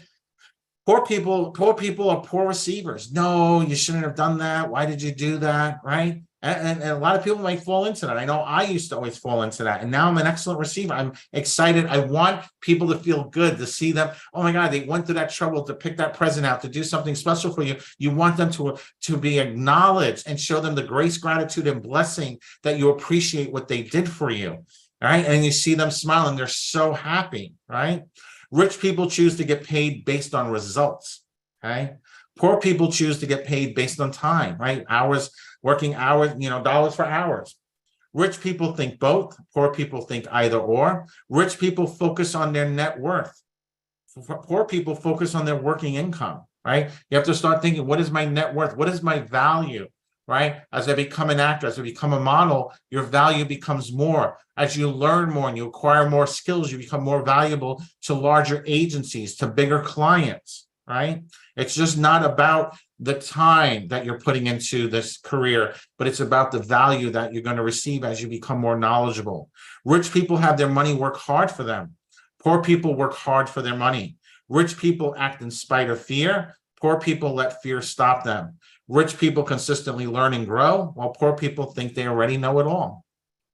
So what kind of mindset are you, right? Did you see some things that maybe you could shift, maybe you could improve, right? We're always improving, we're always learning. If you said, well, I already knew all this, well, we already know which one you are under. You're on the know-it-all one. You got a poor mindset, right? It's little things like that. It's catching it and showing appreciation, grace, and gratitude. Okay. So my name is Michael Fomkin. This was Millionaire Mindset for models and actors, no matter age, experience, or who you currently are. The secrets to unlocking unlimited potential. And I will turn this over to Miss Deneen, because we got a really special speaker coming on real soon. And if you don't have your cameras on, I'm telling you right now, I highly times a million recommend to put your cameras on for our next speaker. Trust me on this. So I will see you guys in a little bit. And I cannot wait for the rest of the day because I got something I'm going to show you guys. I'm so excited. I want to do it right now, but I got to wait. So let me turn this back over to Miss Deneen. Bye, guys. Oh my gosh. I'm so excited for what he has to share with you guys later too. I would love to be able to spill the beans, but I'm not allowed to. I know you guys are like, oh, why not? Just share. But no, you have to be here until the end. Awesome. All right, guys. So what did you guys learn in Millionaire Mindset? I'm learning how to use Zoom here. There we go. What did you guys learn during the Millionaire Mindset? Like, how are you going to change your mindset on a go forward basis? Let me know in the comments. I want to know. Why, thank you. Sasha, okay. It's funny that you're on here because I was thinking yesterday how much I missed you. So thank you for being here. So what did you guys learn on Millionaire Minds? I like that stinking thinking stinks. That's awesome. The difference between rich and poor mindset. Okay. We need a rich man, a rich man mindset in our favor. You need a rich man or you need a rich mindset? Which one is it, Roxanne? Thank you. I love that. That was awesome. Take risks, right? Christine Harding is currently on set in Spokane, Washington on a job, but she's still checking in here for boot camp. Everyone give it up for Christine. I saw your post in the group. Oh my gosh, my heart. Make your money work for you, not vice versa, right? Start changing my mindset to think like a millionaire and take action, right? You need a good team, job, jump out of bed or just over broke. Ugh. That one gets me every time. Think rich, not poor. Awesome. So here's a question I have for you. I'm going to give you guys a pop quiz. Is it okay if I give you a little bit of a pop quiz? Okay, good. Because I'm the host. I'm allowed to pop quiz you. So you're here this weekend, right? You've been here. Some of you have been here for 2 days. Do you think that you being here is a rich mindset or a poor mindset? Being poor is a state of mind. Yeah, being poor is a state of mind. You could change your mind about being poor, but if you, yeah, I love that. It's a rich mindset, right? Because what do rich people do? They're always learning, right? They're always learning. They're always growing. And that's what you're doing this weekend. You're growing, you're learning, you're investing your time in something that can help you grow, that can help you become a millionaire. It's been kind of a recurring theme all weekend, right? How many of you are here because you want to start booking more work? Everyone should be raising their hands unless you're like booking work so much. Like Deneen, I'm like checking in from set. How many of you are here because you know that there's something inside of you that needs to come out and you want to share it with the world? How many of you are here because maybe you're a better giver than a receiver, but you want to learn how to receive? 2 fingers pointing right here. What I want you guys to think about is this. If you want to be successful, if you want to reach that level of success that you guys told me about this morning, you want to be booking jobs where you can earn $1 million in one job. You want to be consistently booking work. You want to be the face of a brand. You want all these things. Do you think it would be easier to do that with a rich mindset or a poor mindset? Type that in the comments. Rich mindset, right? So how many of you right now, I'm going to give you guys a challenge. This isn't like an official, let's go to Facebook and do this challenge, but I'm going to give you guys a challenge right now. And this is something that I do myself every day. Every time you have a thought that goes against your goals, I want you to ask yourself, how is this thought serving me? And is this a rich mindset or is this a poor mindset? Because a rich mindset will always be pushing you forward. A rich mindset is going to cause you maybe to do some things that are a little bit scary, right? But everything you want is on the other side of that fear. I'm going to say that again. Everything you want is on the other side of that fear. Earlier today, I told you about getting shot up in the air. Mike told me that when I did that, I was going to be a completely different person. I was like, I'm pretty awesome already. I'm going to be a different person. I'm still awesome, whether or not I do this. But you know what? The truth is, I am so much more confident because I took that risk. And I want you guys to think about that as you're going along in your day. I mean, you guys have gotten so much information today. I mean, so much information. Let's take a look here. I have to go back to my notes because we've gone through so much information. Hi, Alicia. By the way, Alicia, I love your dress today. It's awesome. I love it. Oh, thank you. You're welcome. But let's talk about what we've gone over today. Like, we had the opportunity to hear from Bobby Finaro from The Sopranos. How many, and I want to ask you guys, I want to take away from every time I want to take away. What was your biggest takeaway from Bobby? What was your biggest takeaway from Bobby and Alicia's conversation? I'm going to show you guys something too. I sent him a wooden picture. spoon. Hold on. I sent him a picture of me with my wooden spoon. Literally, my mom bought that for me when I moved into my first apartment. She's like, what do you need? I'm like, I need a bed. Here's a wooden spoon. Oh, thanks, Mom. Thanks. Yes, I'm asking you, what was your biggest takeaway from Bobby Finaro? I'm asking you, yes. Show your essence in the character, right? That's a great one. Iron sharpens iron. That's actually one of my favorite scriptures sometimes. Has any of you ever heard iron being forged? The tink, clink, clink, clink. You know what the awesome thing about that is? It sounds so cool. Iron sharpens iron. But in order for iron to get sharp, sometimes you have to beat it. It's not always the best process, but you know what? Sometimes that pain that you go through brings out something amazing on the other side. Put yourself in your character's shoes. What to expect during auditions, right? And be you. I want you guys all to understand that. We talked about this yesterday. Authenticity. Casting directors and agents want to work with people that they like. Later on, when Ryan Colby comes back on, because he's coming on in a little while, we're going to ask him. He literally, if he doesn't like someone, he will not work with them. And let me tell you something, when he doesn't like you, you may not know it because you don't know him well, but not cool. But all agents, they want to work with people that they like. They want to work with people that are talented. It's a business, right? They all want to earn. How many of you guys want to earn money, right? Raise your hands. Yeah, of course you do. Can I tell you guys a secret? Your agent wants to earn money too. So they want to make sure that they're working with someone that can earn money, that they can send out and book jobs. But they also want to work with people that they like, because no matter if you have all the money in the world and you're working with people you can't stand, how many of you ever had a job that paid you really well, but you're like, dude, I am out because these people are so toxic. I need to bounce. I've been in that situation. I worked for one of the leading periodontists in the nation who wrote chapters of dental books, like dental textbooks. But that situation was so toxic, I left. One of the most prestigious jobs I could have ever had. I was like, peace out, Cub Scout. I can't do this anymore. All right. We've all been in that situation. Okay. Let's talk about Mr. Galinsky. What did you learn from Robert Galinsky? We have to learn sometimes directions. Yeah, want you to do. Yeah, they may change things for you. That's a good one, Wanda.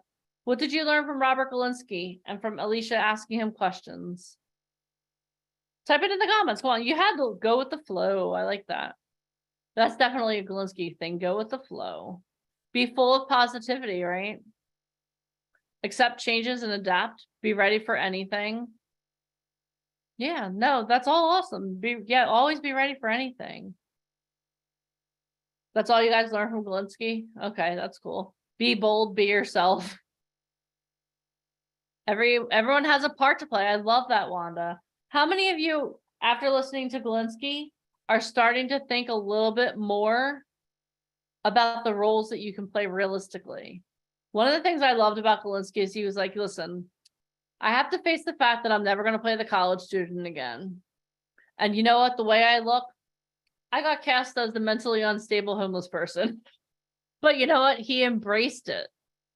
I think if we would all take a good look at ourselves in the mirror and say, okay, you know what roles can I play? Michael put this challenge out to you yesterday.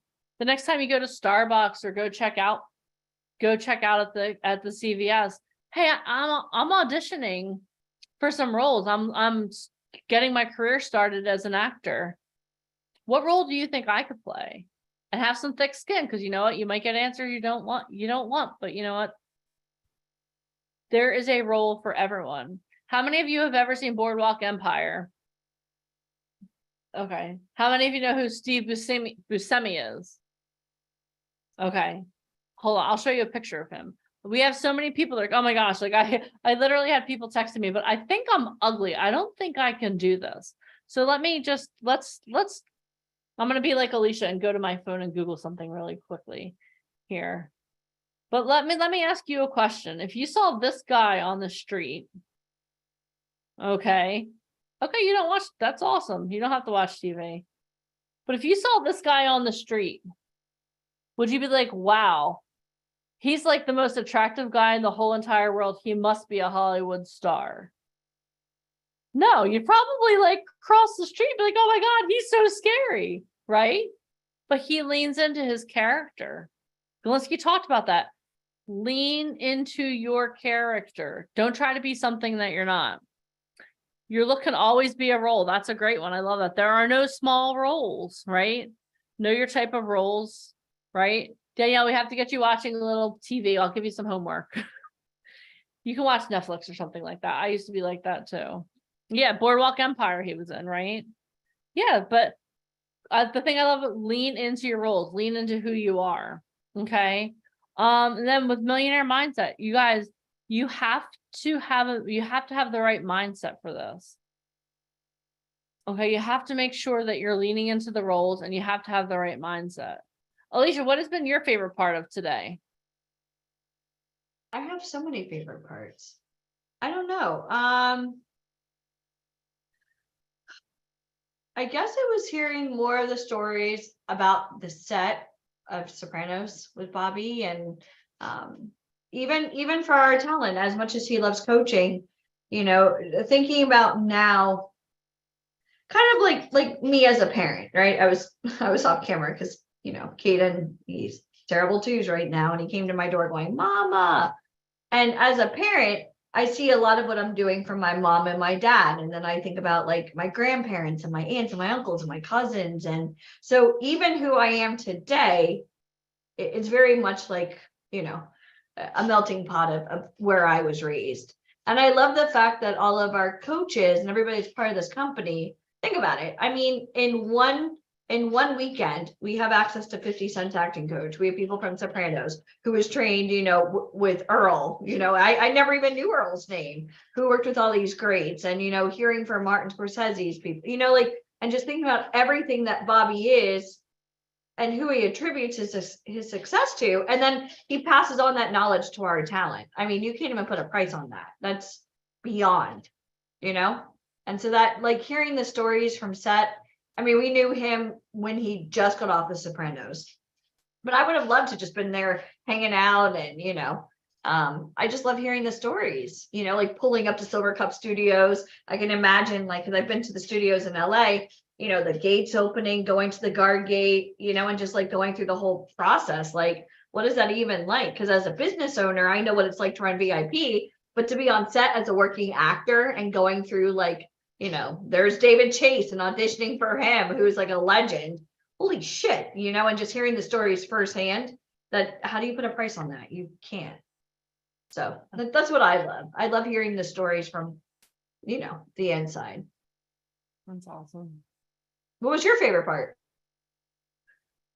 It's hard for me to put I think for me, I love all of the knowledge that we're amassing, but I think for me, it's just seeing, and I say this every time, but every time it's equally true.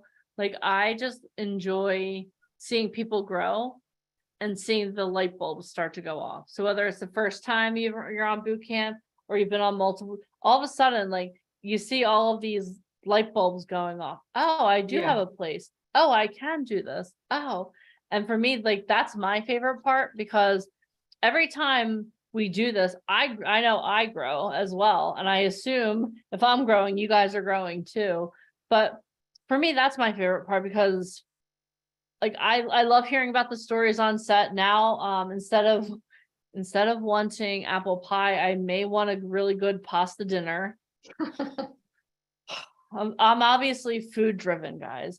This is the no carb left behind VIP Ignite boot camp. Oh my gosh. Carb left behind. We have to leave some of the carbs behind. But for me, like, just like knowing that everyone's going to have the opportunity, everyone who's on here is going to have the opportunity to work with amazing people because they said yes to themselves. They're going to have the opportunity. What Mike's going to talk about in about an hour. Oh my God.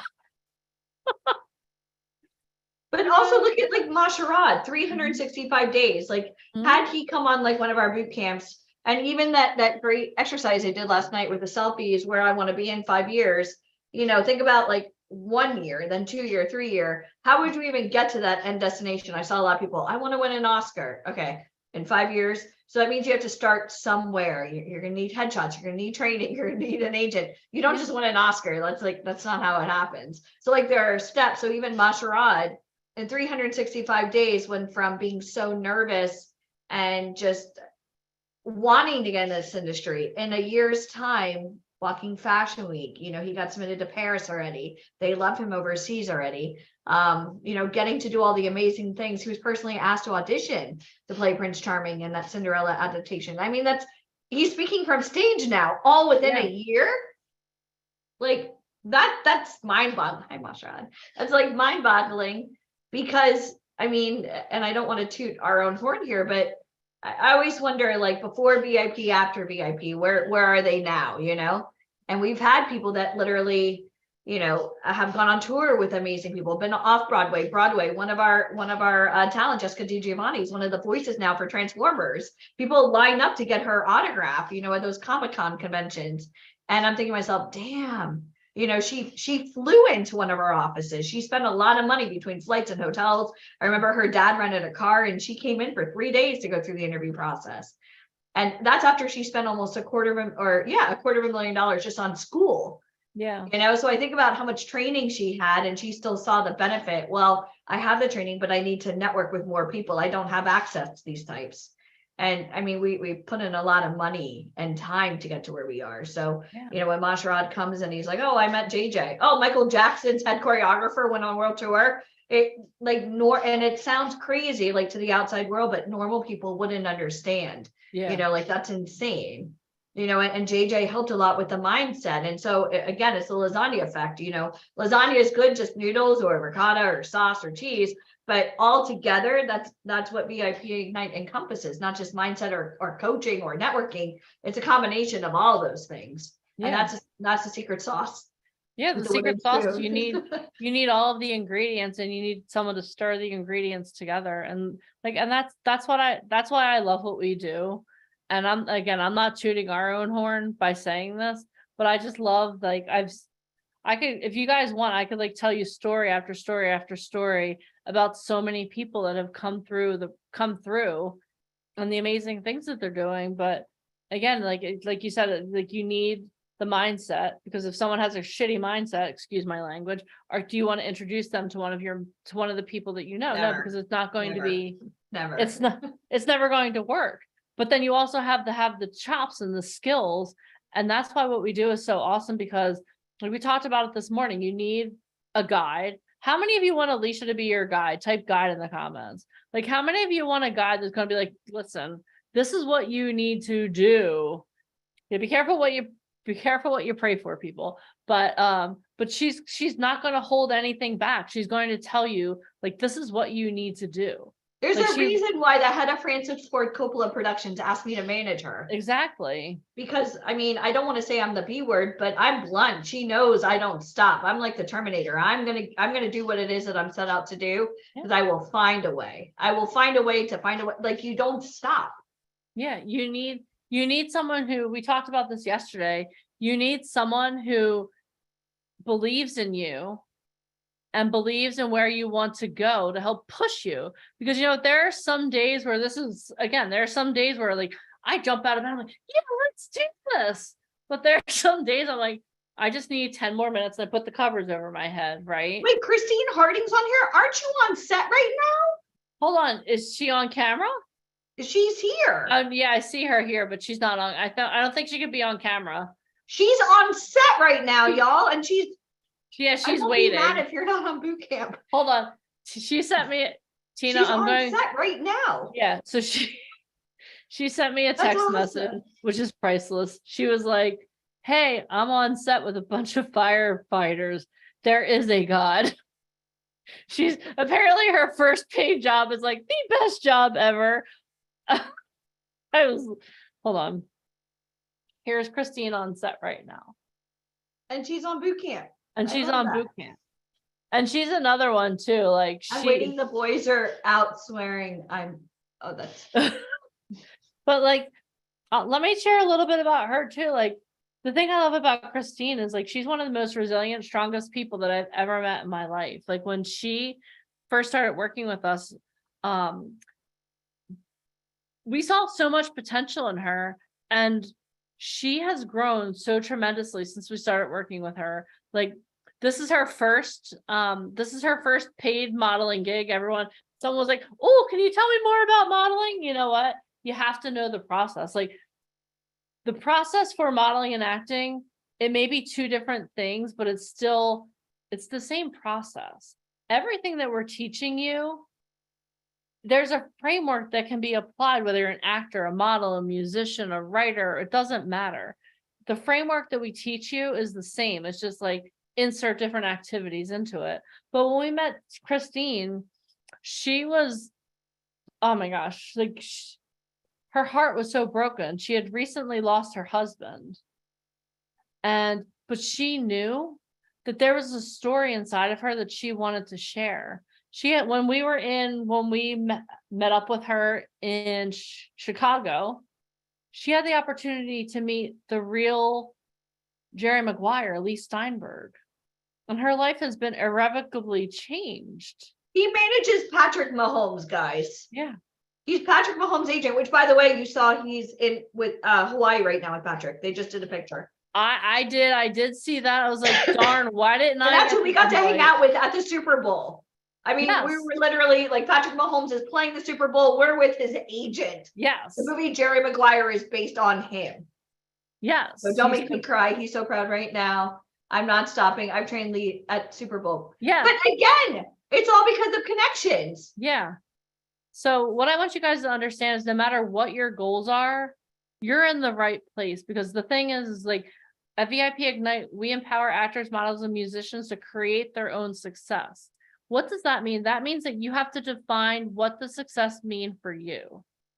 And I want you guys to really start thinking about that and keep thinking about that as we are going forward on the rest of our day. What does success mean to you? Does that mean being like Tina, having the opportunity to go on set, to work with Lee Steinberg, to have the opportunity to be a voice for football players with traumatic head injuries? Does that mean going and speaking to athletes? Does that mean Here, can I share my screen really quick and show this? So this Yes, is Lee please. Steinberg. So here's Lee. Can you guys see my screen? So this is Lee with Patrick.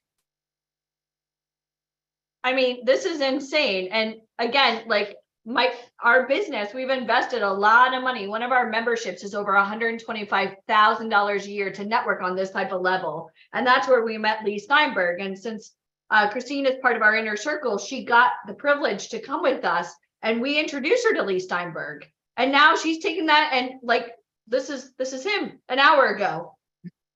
Do you guys see what we do here? And I could even go to, Christine's Instagram just to show you very quickly. And I'm sure she has a million pictures with him.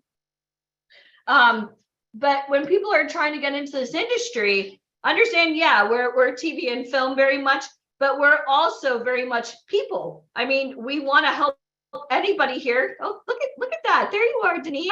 This is there I am. Right? Oh. And here's Bobby. But when you're trying to do this, I mean, she also had a dream. You guys can tell she's really into fitness, but now she's working with Lee Steinberg. She's traveling. She's an international speaker now. Here she is with Lee Steinberg. Do you guys see? I mean, success. This isn't, oh, you're so lucky. This is, oh my gosh, the Lee Steinberg Super Bowl party. And again, she met Lee through our connections. But here's the thing, and I really want to stress this to you. We can introduce you to these types of people, but Lee didn't have to work with her. Think about it. She was able to stand on her own. And look at who's hitting love. Key Shockley, who's also part of our company, from Public Enemy. And again, he's part of VIP Ignite. So this is, how many of you guys love this? Do you see how like the family tree goes here at VIP Ignite? It is all about networking. It is all about networking. And I really want to show you this VIP Ignite. I mean, yeah, we're business owners and we invest a lot of money and time in our craft. But if you're really serious about doing this, what would you do with these types of connections?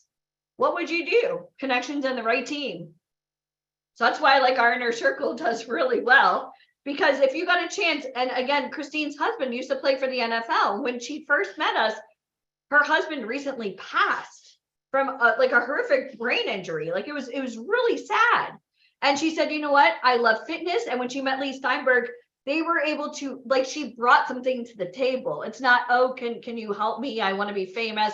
I have this idea, which I hear all the, I have this idea. Can you help me? It's always, what can I do to help you? And she brought something of significance to Lee Steinberg. And now that's what this is all about. The awareness. She didn't ask for favors. She brought something to the table. And now, I mean, Super Bowl, I mean, she's working with athletes, and she did all of this. So yeah, we can open the door, but it's up to you to walk through. So She's knock, also knock. I mean, this is what we do. She's also an international speaker. She's spoken in Mexico. Don't make me cry. He's so proud right now. I'm not stopping. And that's Good, true. We're not letting you stop. How about that? But it's also people being gracious, and it didn't just happen overnight. Like we have other talent that literally don't show up to boot camp, and I can't be mad at them because they're on set now every day. Like that's what we do. Yep. Full-time nurses, doctors, parents. I don't have the support. I don't live in the right location. I don't have training. I don't know anybody. Okay, well, we know all the people. We're going to do everything together. Is that cool? Okay, great. We have a system. You want in? How many of you guys want in our system? If so, type, I want in. Because that's what it's about. I mean, Deneen, did you see she had Key Shockley from Public Enemy hitting, I love this. But again, Key Shockley's part of VIP Ignite. They know each other. Yeah. And that's what we do. We bring great people together, and that's what we love. It's like we're playing matchmaker. That's what we do. And he's actually going to be doing a coaching call for us this week. So if any of you are interested in music, he got inducted to the Rock and Roll Hall of Fame. And every single time I hear Bill Biv DeVoe's Poison, I laugh. And I usually take a screen. I usually send him a picture. He wrote that song. Awesome. And he's part of our company. Never trust a big butt and a smile, except my big butt and my smile. You could trust me. Awesome. All right, Allie, I'm going to give this over to you for 2 seconds. I'll be right with you. Okay, that's fine. Improv. It's improv time. Stage right. Hi, everybody. What's up? All right, so let me see very quickly. What was your favorite part so far today? Anybody? Favorite part so far today? Well, you should trust me. I'm really good at what I do, obviously. I mean, proof is in the pudding here. Michael Fumpkins, your favorite part? That's cool. He's awesome. He's the best business partner a girl could ask for.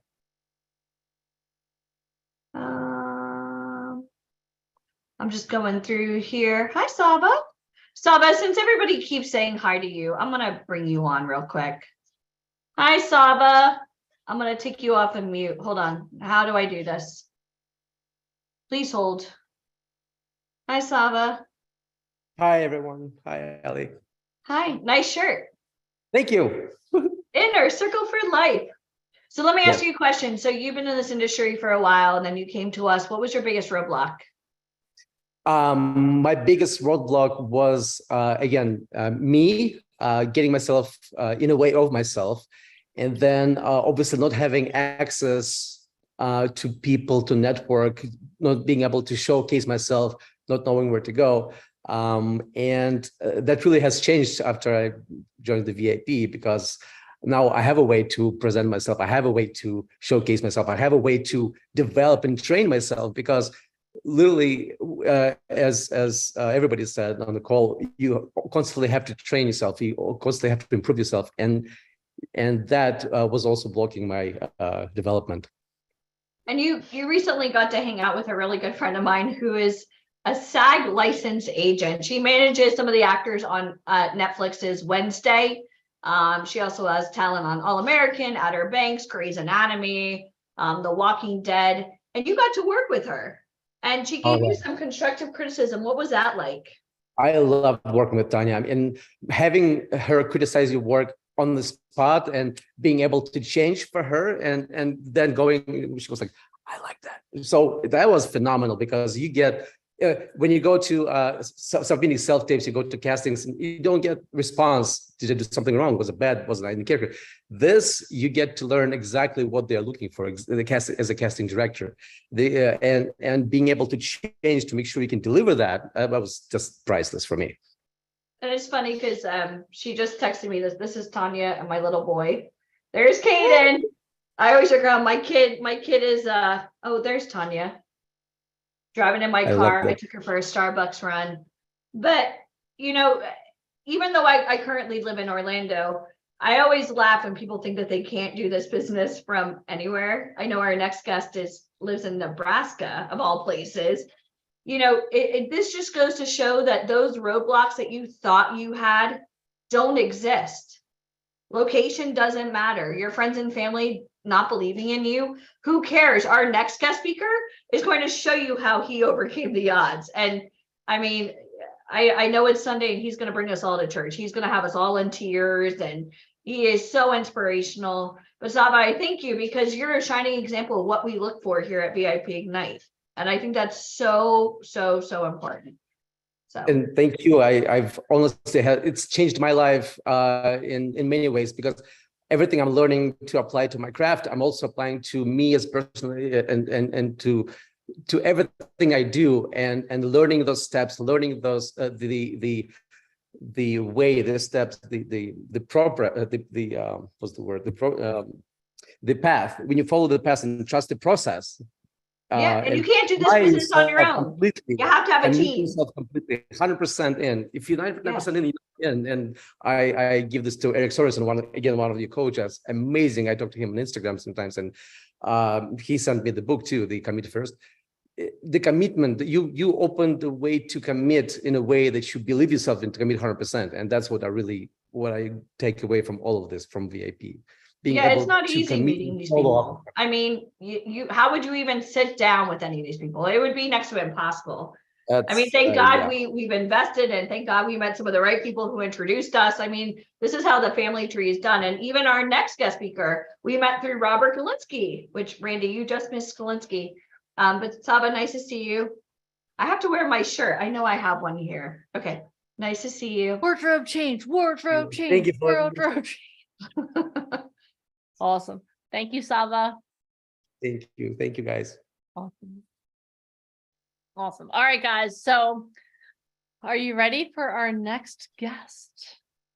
Are you ready? Okay, so let me introduce him and then we will get him started. All right, let's start with pinning him here. Oh my gosh, look at that face. I'm so excited. Okay, but you can't talk yet. Haha, I'm still in control. Every once in a while. Okay, so I'm excited to introduce you to our next guest, Randy Goodwin. He is known in Hollywood for his integrity, morals, and values, and his will not cross the line stance. He was born and raised in Omaha, Nebraska, where he began his performing career at age 8, singing, dancing, and acting in local theater productions, church plays, musicals, and high school talent shows. Temporarily putting aside his Hollywood dreams, Randy attended the University of Nebraska Architectural School and then joined his older brother in the United States Air Force. After completing his active service, he returned to what he loved most, showbiz, performing stand-up comedy and acting in regional theater in Chicago and surrounding cities in the Midwest. After his stint in on the comedy scene, Randy made the move to Hollywood. He quickly appeared in several television commercials before landing a supporting role in American History X, starring Edward Norton and Stacy Keach. In the same month, he booked his first series regular role, Kennedy Winslow, the first Black NASCAR driver in the Showtime series Fast Track, executive produced by the Larry Gelbart, the creator of MASH. He also starred in Living for Love, the Natalie Cole story, The Old Settler, Hyperion Bay, and Lynx, his second series for the Showtime network. He would star in another pilot for Showtime called Insatiable, starring Andie MacDowell, Laura Flynn Boyle, and Peter Facinelli. Randy is best known for his character Davis from Girlfriends. The show was executive produced by Kelsey Grammer, who played Frasier, who also cast him in LA Sheriff's Homicide and Neurotic Tendencies. Randy has worked with Kelsey on 5 projects. Other guest star roles include 24, CSI, Crime Scene Investigation, Navy NCIS, Yes Dear, Coupling, Emerald, The Steve Harvey Show, Nash Bridges, The Pretender, The Gina Davis Show. Other more recent television appearances include Vampire Diaries, The Mentalist, The Client List, Love Thy Neighbor, Grey's Anatomy, and The Rookie. Randy also joined the Disney ranks in guest starring in the hugely successful Dog with a Blog as Barry, Bennett's publisher. He has also done amazing things, but this is one of the coolest things here. After advice from Quentin Tarantino and stacking many scripts over the years, Randy has now moved behind the camera, starring in as well as producing the indie film Xander Cohen, aka The Holy Man.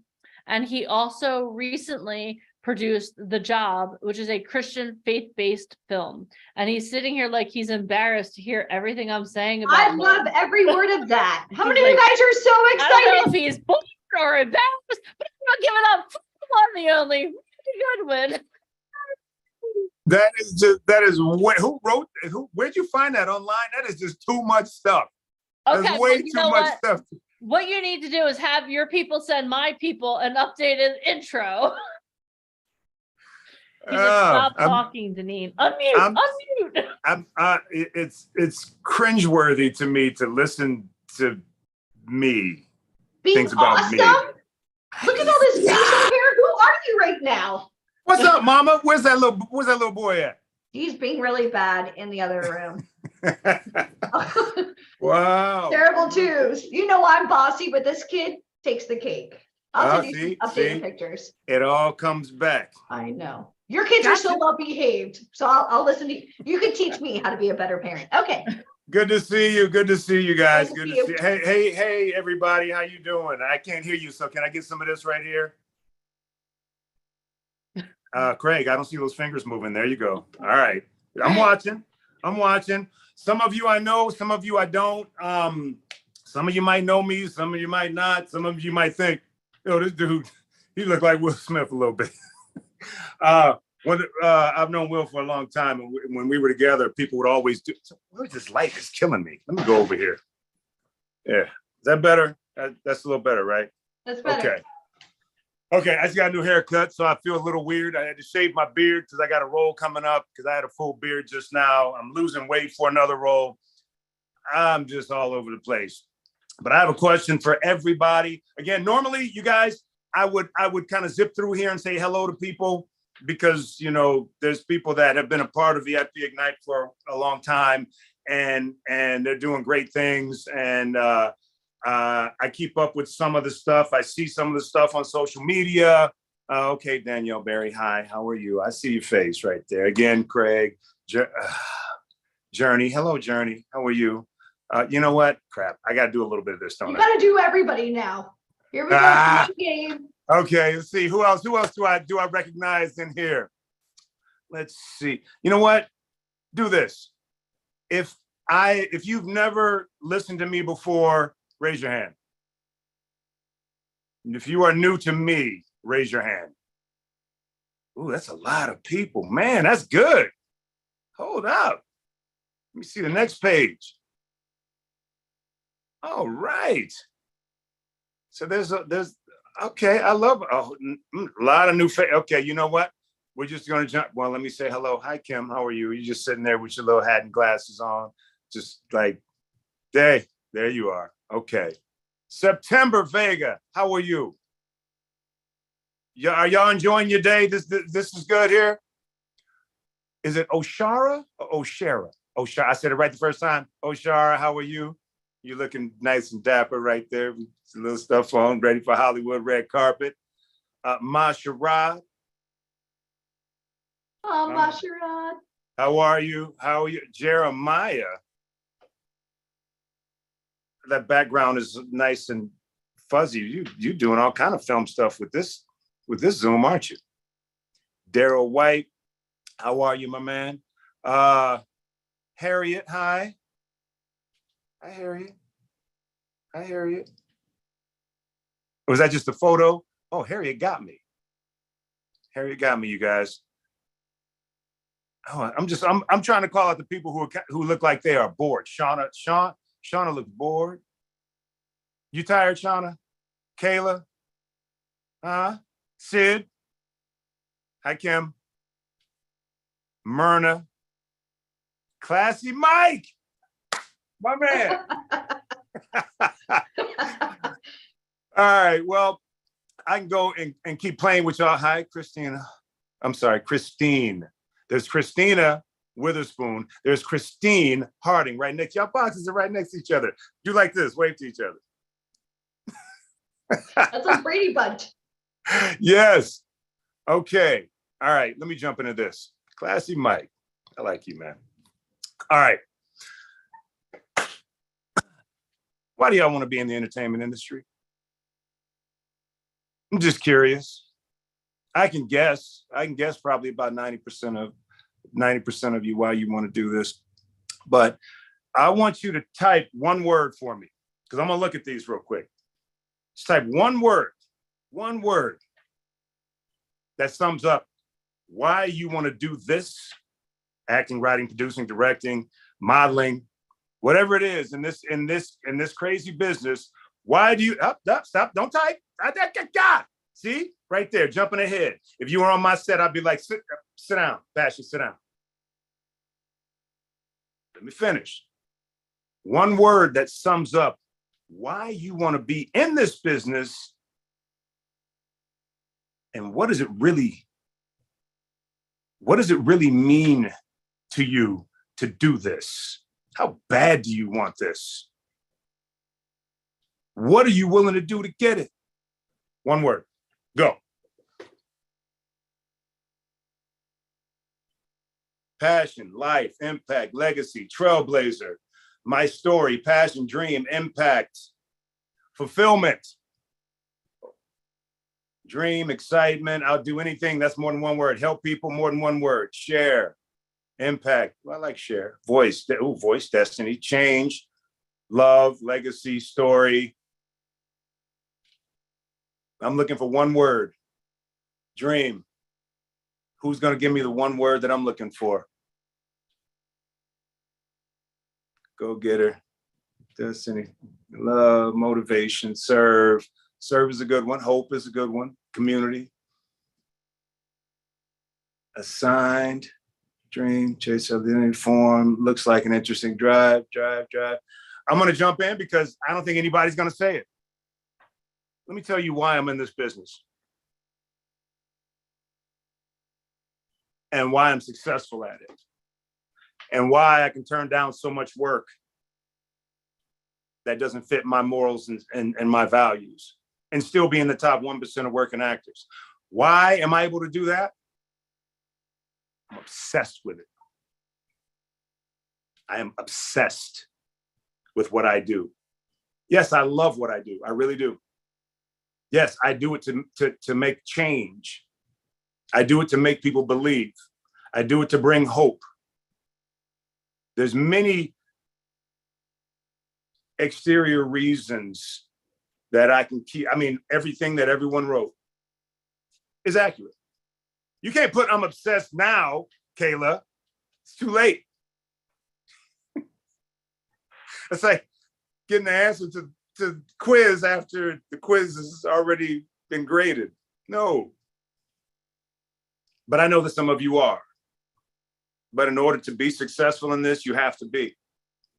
And that obsession comes at a price, you guys. It really does. I've been married twice. 2 good marriages. I have 3 children. I raised 3 stepchildren.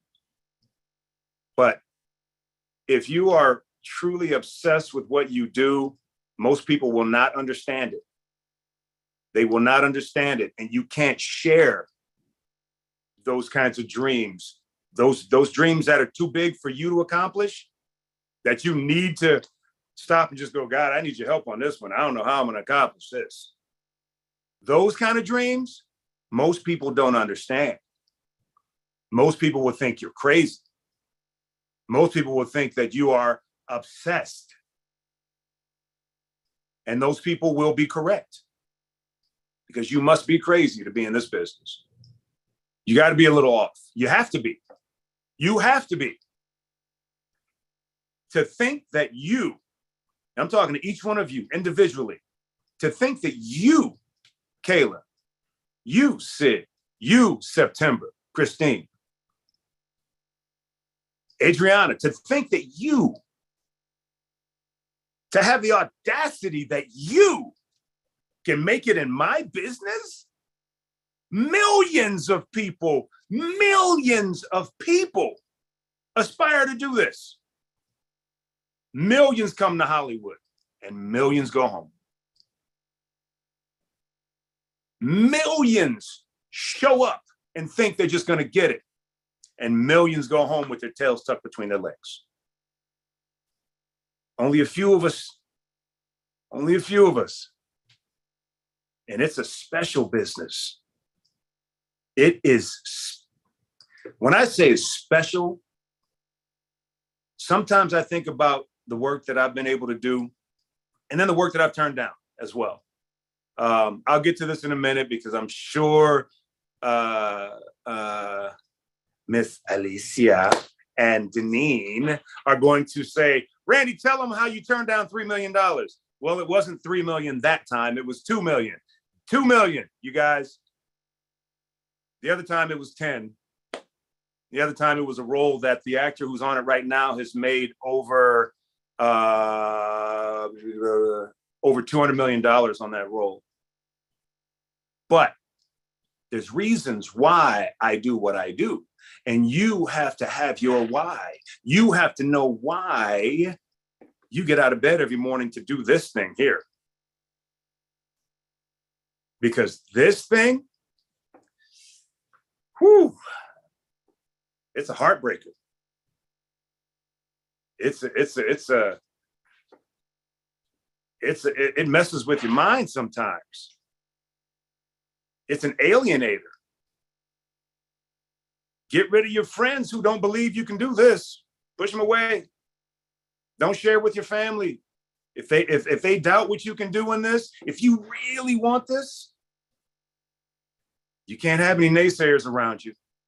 Surround yourself with the people that are going, dude, and you know how many people today say, man, I always knew you'd make it, man. I watch you, man, me and my kids, and I tell them, that's Randy. That's Randy. I knew him when we were little kids. The same dude who said, you ain't gonna be nothing, you blankety blank. Although you don't want those people around you consistently, they'll always be there as motivation. Your haters are your motivators. I like to laugh today when I see some people, like I'm back home, when I'm back home in my hometown, or when wherever I am, where I've lived, when I was in the military or college or whatever it was, and I see people who were always the negative ones, and then they do that, and they're like, man, I caught you on.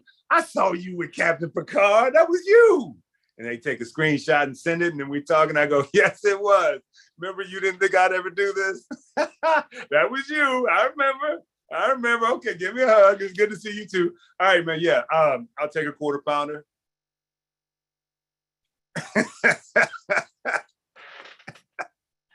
Yes, I am petty. No, I'm not. A little bit, maybe, just a little bit. But it's that kind of business that I don't know, man. When you're fighting to get it, and you're going through the struggles, I know most people think, man, this is never going to happen. It gets to that point, and you think it's never going to happen.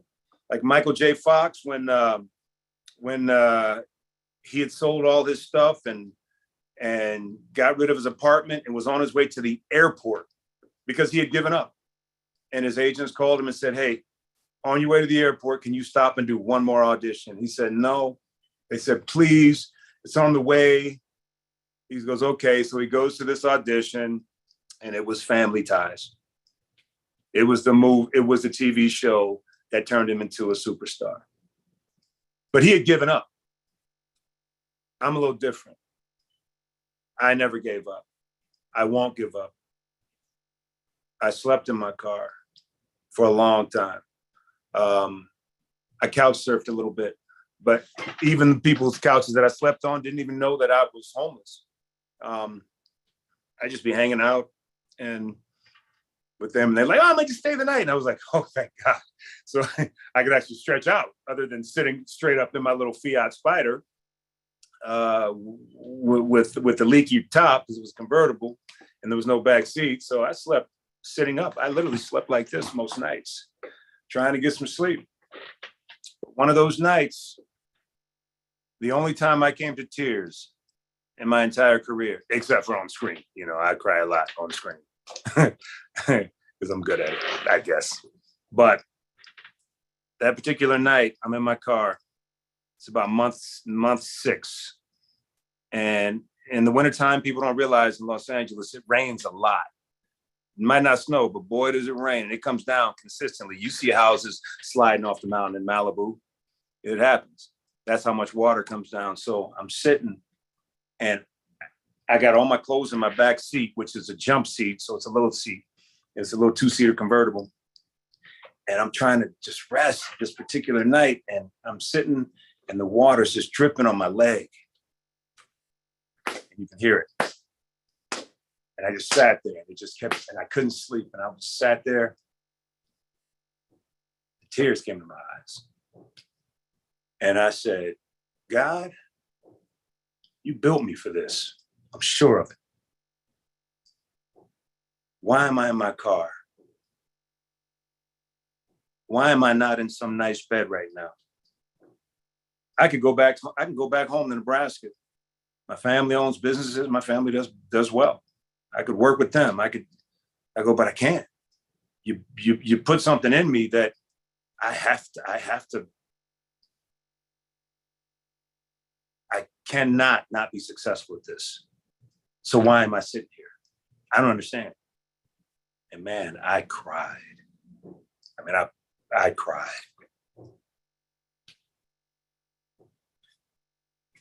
I sat there through the night. And first thing in the morning, the weirdest thing happened. My younger brother calls me up. He said, hey, man, I was just thinking about you, man. I just wanted to call you and say, dude, you're good. He said, don't give up. He didn't know about this. He just goes, you're good. You are good. He goes, you're going to be successful. Just don't give up, man. He goes, think about Denzel. Think about the guys you know. At the time, I had already met Christophe St. John was my good buddy from The Young and the Restless, who passed away a couple of years ago. And when I got there, he's the only person that I knew, and I'd only met him a year prior. And he introduced me to everybody, introduced me to Will Smith and Morris Chestnut, Tay Diggs, and all these cats, a lot of the soap guys, Eric Braden. I mean, so I met all these people and I'm around them. And for whatever reason, now they're reaching out to me at Christoph's house, because that's where I was a lot. I couldn't figure it out, man. Why all these people want to hang out with me? But my brother's saying all these people, you know, every single one of them has gone through something like you're going through. Everyone who is very successful has had to go through something. He goes, and I don't know what you're going through out there, man, but I just felt I needed to call you. That's just that connection. So I got up that day. I got out of my car that day because I hadn't slept all night, and I went to the gym because I kept a gym membership. I worked this small job that security at night that gave me enough money to keep a gym membership and get headshots and eat. And I would go to the gym in the morning and shower and work out and make sure that I was, you know, ready for my auditions. But I went to the gym that day and I took a long hot shower and I sat there and I said, okay, it's on. It's on. And 2 months later, boom, I get a phone call from my agents, American History X, and boom, Showtime. First series regular. And then it just happened. It just happened. I think everyone has to get to that point, though, that breaking point, that point where you go, either I'm done or I'm done complaining. I'm done. Either way, I'm done. I'm done. I'm going home, or you know what? I was built for this. This is what God built me for. This is it. I don't have a plan B. I've never had a plan B. Plan B distracts from plan A. If you have a backup plan, you'll use it. I literally got out there. I had used every dime that I had. There was no way for me to get home. And I definitely wasn't going to call my mom and my dad and say, can you send me some money so I can get back? No. My pride would not allow that. But I also knew. I knew. There was no question. There was never a question. So I was 8 years old. I knew this is what I was supposed to do. So my why is because I was built for it.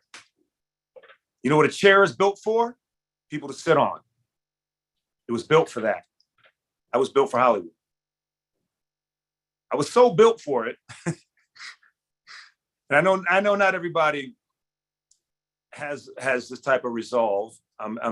Please don't think I'm making myself better than anyone or belittling anyone for anything that they've gone through or struggles or whatever it may be. We all go through what we go through and the way we go through it. It's how you go through it. It's how you come out the end of it. So when I say I was built for this at 8 years old, I knew it then.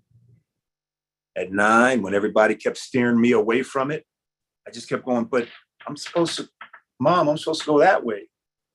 Dad, no, you can't be an actor. That's Hollywood. That's way out there. No, you need to do something practical. You need to do something that's, this is Nebraska.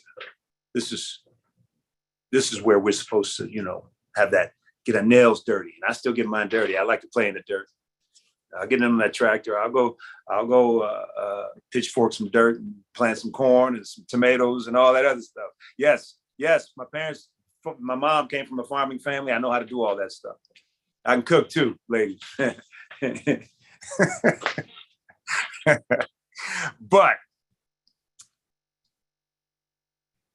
I was built for it. Ask yourself, what are you built for? Look yourself in the mirror later on today. Really look at yourself. I mean, really just look at yourself. Because you can't fool you. And ask yourself, is this really for me? Is this really what I want to do? Am I built for this? Am I meant to work at Sizzler or be a banker? Or whatever it may be. What is your why? Why do you want to do this? From Nebraska, and I'll have lived there in Los Angeles 31 years next month, July 17th, 31 years. And I've been at top 1% of working actors for 27.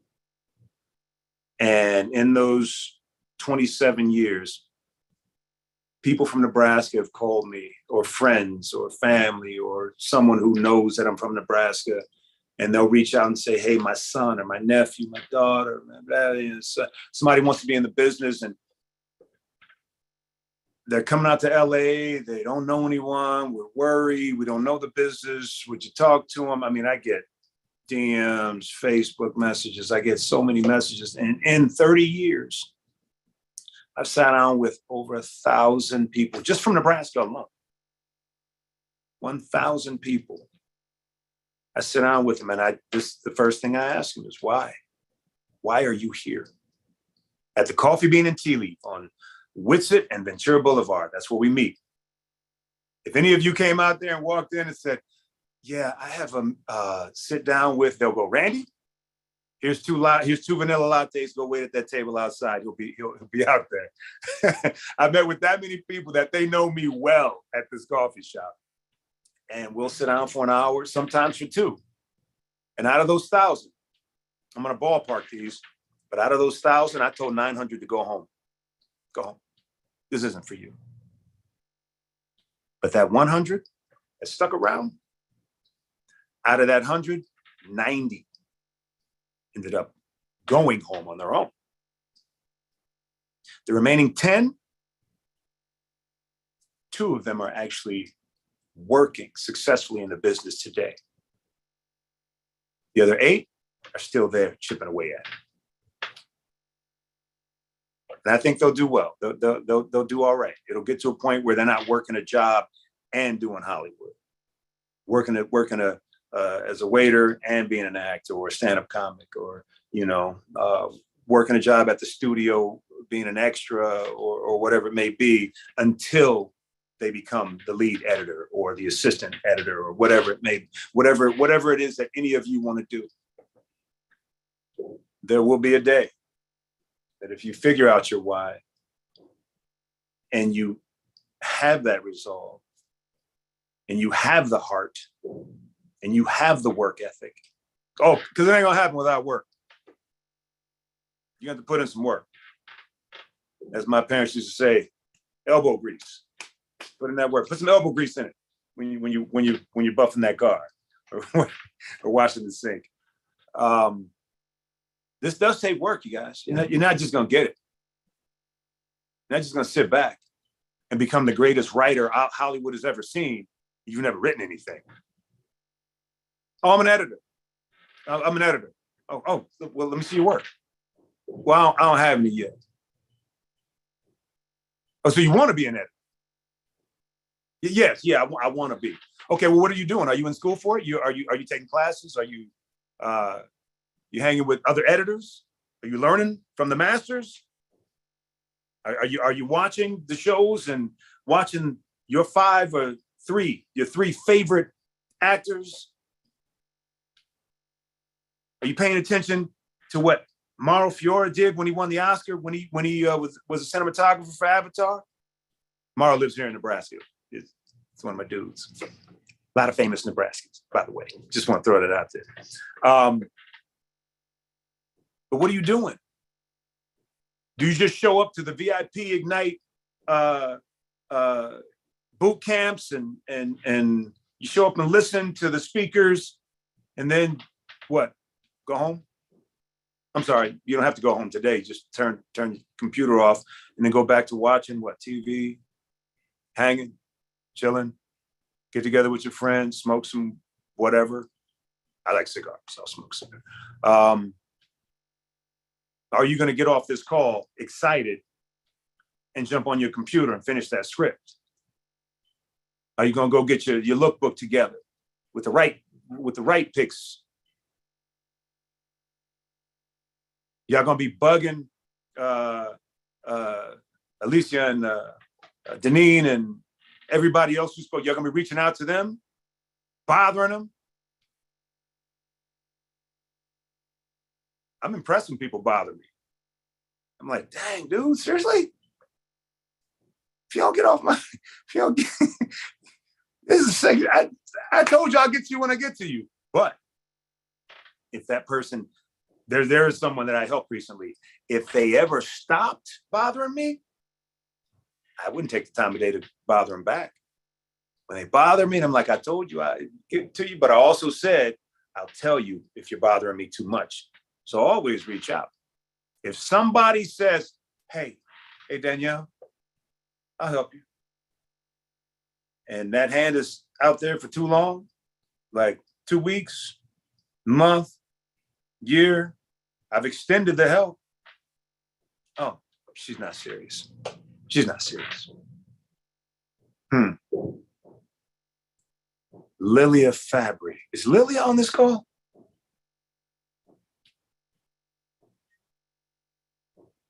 Is Lilia on this call? Okay, this is one from one of the early boot camps. This is a couple years ago, maybe. I just read the third draft of Lilia's script. Yeah, she's been bothering me like crazy. But guess what? I just reached out to her and told her I want to direct her script. Because she sent it, I sent her notes. She sent it again, said, I don't have time to read this other one. I sent it to 2 other writers. They read it, gave me notes. One loved it, one didn't. I said, let me get to some other people. I said, because I'm kind of liking the direction of this script. And it's like every 3 months or so, I'd get an email. Mr. Goodwin, really appreciate you reading the script and extending a hand. And I made some notes. When you get a chance, check out the new draft. She just kept going. It's been 2 years. I read this last one. I was like, I want to direct this script. Okay. So that's where we are now. Now I actually have 2 Writers Guild, WGA, writers who are touching it up for me because I don't have time to do it myself. Are you that annoying? I'm pointing at each one of your boxes now. Are you going to be that annoying little pest, little flea that just, get off of me? We pay attention to the fleas, don't we? We pay attention to the people that keep bothering us. So after a while, you're like, hey, let me read this. Let me read our script. Let me read this dude's script. Let me read your script. Fine. Send your reel over. Let me see it. I'm a busy guy. I don't have time to call you up, email you. What's Nadia doing this? I remember from that call. Let me see if she's working on something. We don't do that. No. It's like Kelsey. All that stuff she wrote about. I could have given you a 30-second pitch on who I am. But Kelsey Grammer, he's been one of my close friends for a long time. Our kids were almost born together. That was my dude. But he's just one of those guys that I will write stuff. He's at Paramount. Our sound stages were 2 stages apart. So I'd be like, between takes, I'm like, okay, I'm going to my dressing room. Text me when you need me. And instead of going to my dressing room, I run over to his sound stage and I'll run into his office. Like, what you working on, man? What y'all got over here? I got an idea for you for the next episode of it was Frasier at the time. Like, I got an idea. I got an idea for a character. No, Randy, we came up with an idea for you to be on the show. And Black, I don't like that idea. I have one. And we would just go back and forth like that. And we would annoy each other. But that's what it takes. That's what it takes. And you cannot do this by yourself, you guys. You got to have that person. You got to have somebody. And you don't want somebody who's, man, you can bounce ideas off of someone who's your equal, but you want to go to the people who are doing it, who have done more than you. Yes, Gerald Davis from Girlfriends. It's funny, some of the things that pop up on the screen. Yeah, you gotta have those people around you. You have to. You cannot do this by yourself. It is impossible. You need help. And you need help for wanting to be in this business, to be honest with you. If you don't need help, you shouldn't be in it. I've been told I was crazy many times. I've even looked at myself in the mirror. I said, man, you are crazy. To do this? Yeah. Yes. Hashtag therapy. Yes, absolutely. But on that note, if you're not rooted and grounded in something, when you start this, when you really get into this, you will need therapy. And you have to have that line that you will not go beyond. You have to. You have to. Let me name a few people. Will Smith, Robin Williams, Jamie Foxx, Heath Ledger, River Phoenix. I can keep naming people in this business. And people that don't have, that don't remain in a stable footing environment with real solid people around them. I love Will. Kayla, I do. I am not down on him, but I am saying you don't slap Chris Rock for nothing. Something happened, and I know what it was. And I feel sorry for him. But you gotta have solid ground to stand on your entire career, and you need those people around you. If you separate yourself from the real people, then all of you are on slippery ground. Have your ride or die. Have your person. Have your person. I always had somebody that I could say, yo, hey, am I acting like a fool lately? Because somebody said something to me, and I thought, really, me?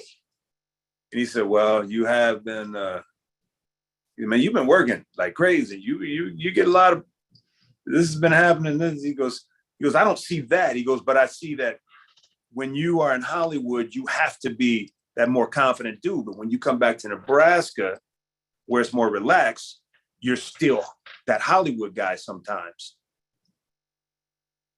He goes, so it takes you a few days to just kind of depress and breathe and get back into the way it is at home. He goes, but that's the only thing that I see. And I never would have thought of that. You know, when you're in the lion's den, you got to be a lion. When you're with the sheep, you don't need to be a lion no more. You can come home and just kick your shoes off and walk in the mud. So I try to always keep people around me who are very encouraging, who are not jealous, envious, haters. Although they are useful, but you keep them over here. Always have that person or those people you know that you got to hear, I love you. You got to hear it. You got to say it. Those are the people you want around you. I love you, man. Love you too, bro. I love you, Sheila. Shut up, Terry. I love you, Sheila. That's from the movie, The Other Guys. It's a very funny scene. You got to see The Other Guys if you have not seen. Bye, Sheila. Bye, Terry. Bye, Terry. Shut up, Alan. Bye. Very funny movie. Sorry. It tickles me. to That's death. one of my favorite movies. What, right? Right? Bye, Sheila. How'd you get a wife so hot? The old ball and chain. Yes. Such comedy. It's comedy. I love it. I love it. But I know I got on here a little late. How much time do I have? How much time do you need? About 10 more minutes. Oh, okay. Oh, this is easy. All right. Who's got a question they want me to answer? I know that those two down there that say VIP Ignite live boxes, they always have a question. But if anybody has a question, you can ask it, or I will continue on. I'm going to ask you a question. What Okay. was, you've had such a tremendous career and you've done a lot of things I know that make you really proud, but what is one of the things that you're the most proud of? The most proud of is actually a movie that most of you probably haven't even seen. It's Sony picked it up. It's on Sony's streamer PureFlix. PureFlix, if you have not heard of it, what do you mean? Okay, hold that question, Shannon. Have I ever been rejected? I'll get back to that. It's a movie that I wrote, co-wrote, directed, and starred in. It's a faith-based movie about a boxer who killed a guy in the ring. Came out a year and a half ago, I think, 2 years ago, during COVID. It was a very special project to me. That is that's the proudest thing to me, because many people have reached out and said how it's helped their lives, how it's helped them, how it, okay, April, it's called The Job. You love PureFlix, it's called The Job. Type that in, it's literally right up top. Check it out, leave a review, hit me on Facebook or something, Instagram, let me know what you thought. Sony liked it so much that, let's see, Jim from PureFlix called and said, man, the movie has done so well, gotten so much traction, that have you ever considered turning it into a series? I have not. I tried to, actually wrote 4 outlines for 4 episodes. I don't want it to be a series. I have plenty of projects that are series, that I don't want that to be anything than what it is, but it's something that tackles a lot of issues in life. Yes, the job. But it tackles a lot of issues. And one of my proudest moments, one of my happiest moments of that film was when there was a screening before it came out. And there were a bunch of students there. And this busload of students from the University of Kansas had come up to this film festival. And during the Q&A, a young lady stood up and she was crying. And the entire row of her friends were crying as well. And my brother was over there going, yeah, you got me 3 times, man. All these people had tears in their eyes. And the young lady said, I'm a chaplain's kid. And so I know the Bible, but you don't ever see anything this real. It's always cheesy. It's always surface. Said, but all the issues that I was tackling, from divorce to rape within the family, it was crazy. I was able to slip all these messages in, and every single one of those kids has something great to say about it. And they were like, thank you, please make more movies. And that makes me proud. When other people actually see even more than I thought I saw when I was writing it.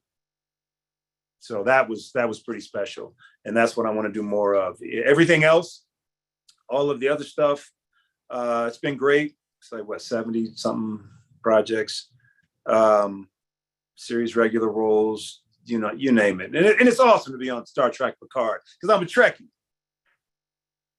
Live long and prosper. You just made Mike's whole day. Did I? That's awesome. But all that other stuff, it's great stuff. And I specifically agreed to do those things when we go through the auditions. Unfortunately, I'm at a place where, a lot of times they'll call and they'll make an offer, but I had to work to get there. But even in the beginning, I was still very picky about what I would do. Because when I was a kid, and I always, when I figured out what I really wanted to do in this business, and how when I was a kid doing plays and things, and I didn't understand why people would cheer and cry or laugh. But as I got older, I realized what it was. And I wanted to make people do that my whole life. And I realized that whatever I did on camera or in front of people, I was able to make them believe. So I felt like if I can make them believe, and if I choose the right projects, I can change the world. And that was always my biggest motivation. I could change the world. And Hollywood is a place that there's a lot of corruption. People do exert their power, their iron fist, and sometimes if you want to get in, they'll, we've seen the news. We've been watching trials and everything for the last few years. Things come up, but there are some good people in this business. There are some really good people. You just have to decide how far you're willing to go to get it. I drew my line and I won't cross it. But I'm also here to tell you, I'm still in the top 1% of working actors, turning down everything that I did not want to do. You still have to have that confidence, that grit, and that I can do whatever I want in this business. Even when you're saying no to certain things, and then some production companies might say, well, he doesn't want to do what we want him to do. Oh, he's not going to play this role? Oh, he's not going to do BET? Yeah, sorry, y'all who like BET. I don't do BET. I'm sorry. That's just another thing. If I'm being real, I think BET makes Black people look not so good. And I'm about making people look good. There are better stories out there, and I want to tell the better stories. Yes, there's tragedy, but there's nothing more tragic than real life. You don't got to make stuff up. There's nothing more funny than real life. You don't got to make stuff up. There's nothing more touching, more endearing than real life. You don't got to make all that stuff up. It's there. I bet I could take a story from each one of your lives and make a movie about it. And do well without having to make something up. Every single one of you have been through. Who has not been through anything? Raise your hand. Oh, there's one. I'm kidding. No one raised their hand. No one raised their hand. I'm just joking. Your face, Danielle, that was hilarious. But yeah, so anyway, that's a long answer to the job is what I'm the most proud of today.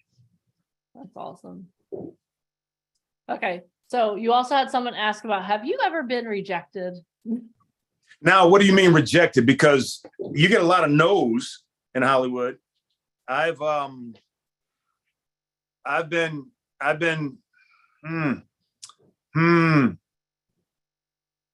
I've shared this before, I believe. So new group of people. There have been quite a few times, especially back in the early 2000s, early to mid 2000s, where when a studio has their person that they want to be the lead of that show or that film, and I would get called. Like, we shot a pilot. Okay, let me just break it down. There's a show called Hyperion Bay that I did back in the late 90s. It was my third show, series regular. Me, Mark Paul Gosselaar, Zach from Saved by the Bell. Everybody knows Zach. So we played best friends in this thing, and we were computer geeks, and we go back to his hometown to build up our next business, and then we have one big boss, blah, blah, blah. So we shoot this pilot. It's for Warner Brothers. It's the talk of the town. My phone's ringing. Hey, who's this young Black kid? Yeah, that's what they're saying. Who's the young Black kid? And they figured out it was me. And then my phone started ringing, and we're waiting for the upfronts. It's hot in New York. It gets picked up, and everyone's deals are getting picked up but mine. So I'm waiting. Talk to my manager, and 2 days go by, and Then I call Bart Johnson, and Bart Johnson, who plays Coach Bolton in the High School Musical movies. That's one of my best friends. So Coach Bolton is like, yeah, dude, they picked us up. I go, yeah, Bart, they didn't pick up my contract yet.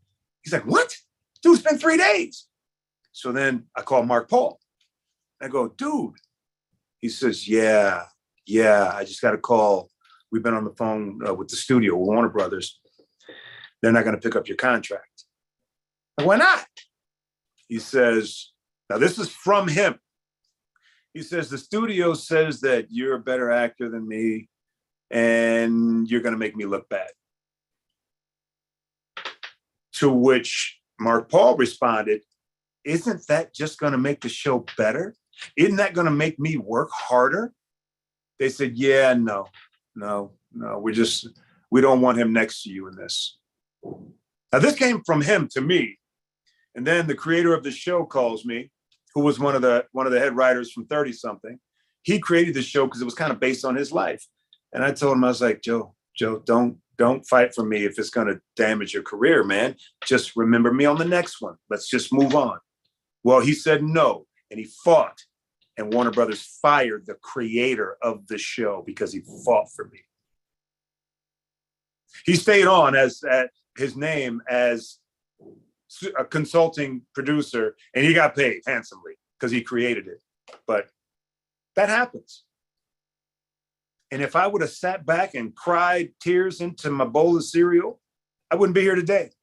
It happens. There's a lot of things that happen that don't make sense to you because we don't know what's going on behind those closed doors. Who's doing what?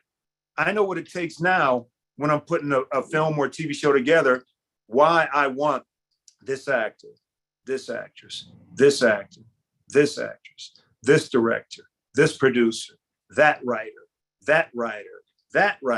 because I'm building a cohesive team. Sometimes they don't think that you're that piece of cohesion that they need. It's just going to happen. Or they just don't like you. Oh, so what? Even that. Who cares?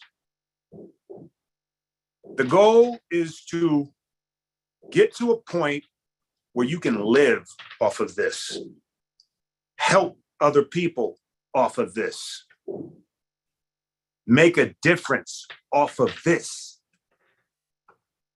You got to ask yourself, once again, am I built for this?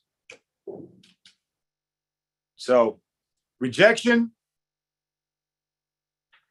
I wouldn't call that rejection. I still wouldn't even call it rejection.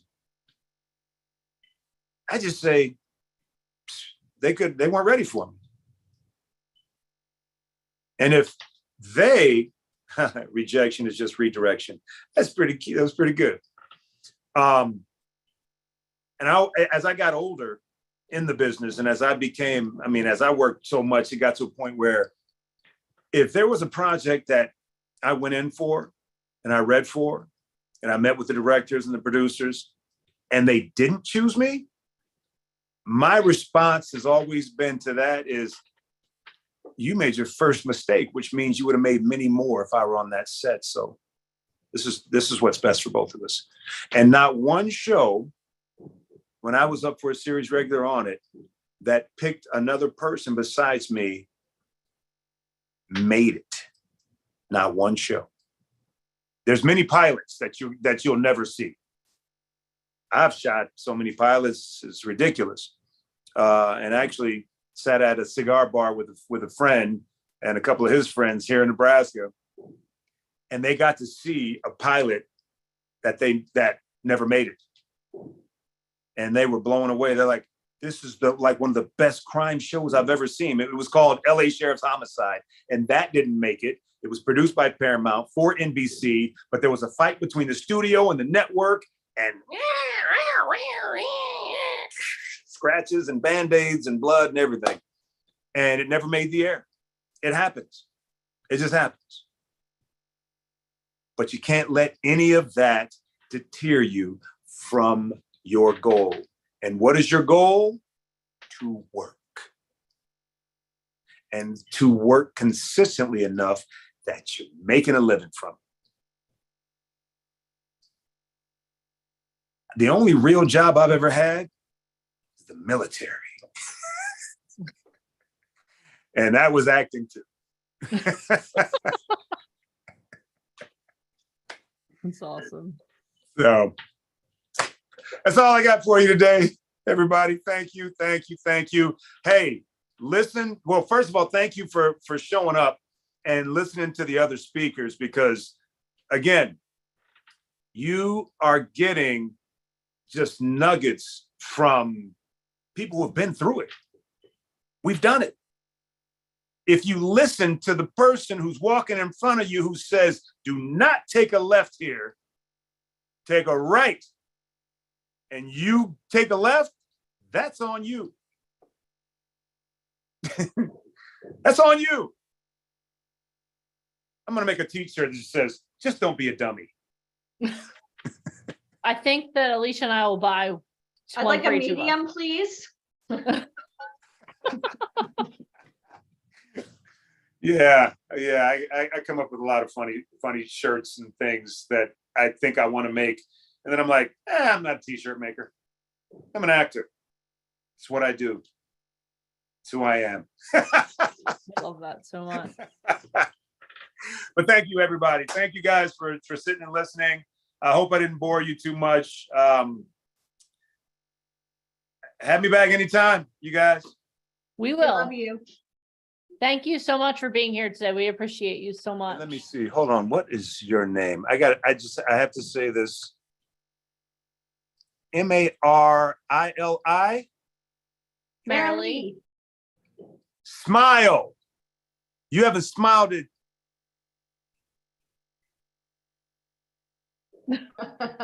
There you go.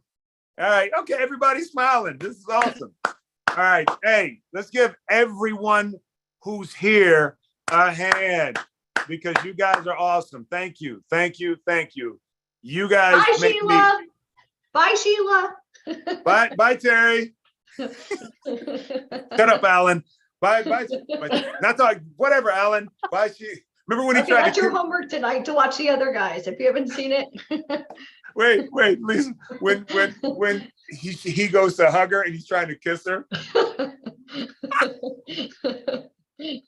I still crack up at the Bed Bath and Beyond.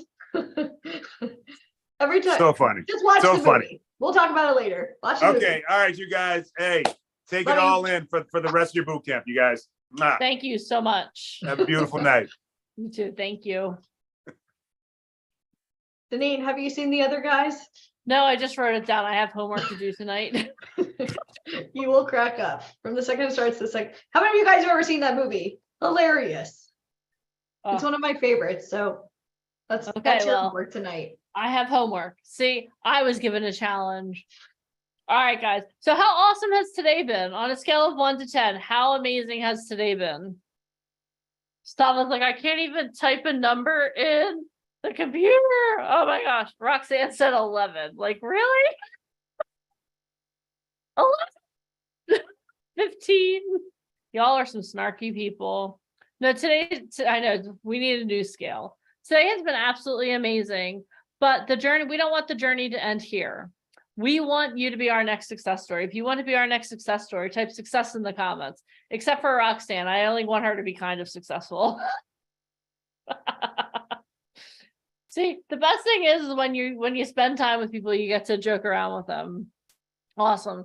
All right, guys. So if I have your permission, what I would love to do is have Mr. Michael Pumpkin come back on and talk to you about a little something that we have. And then he has a surprise for everyone too.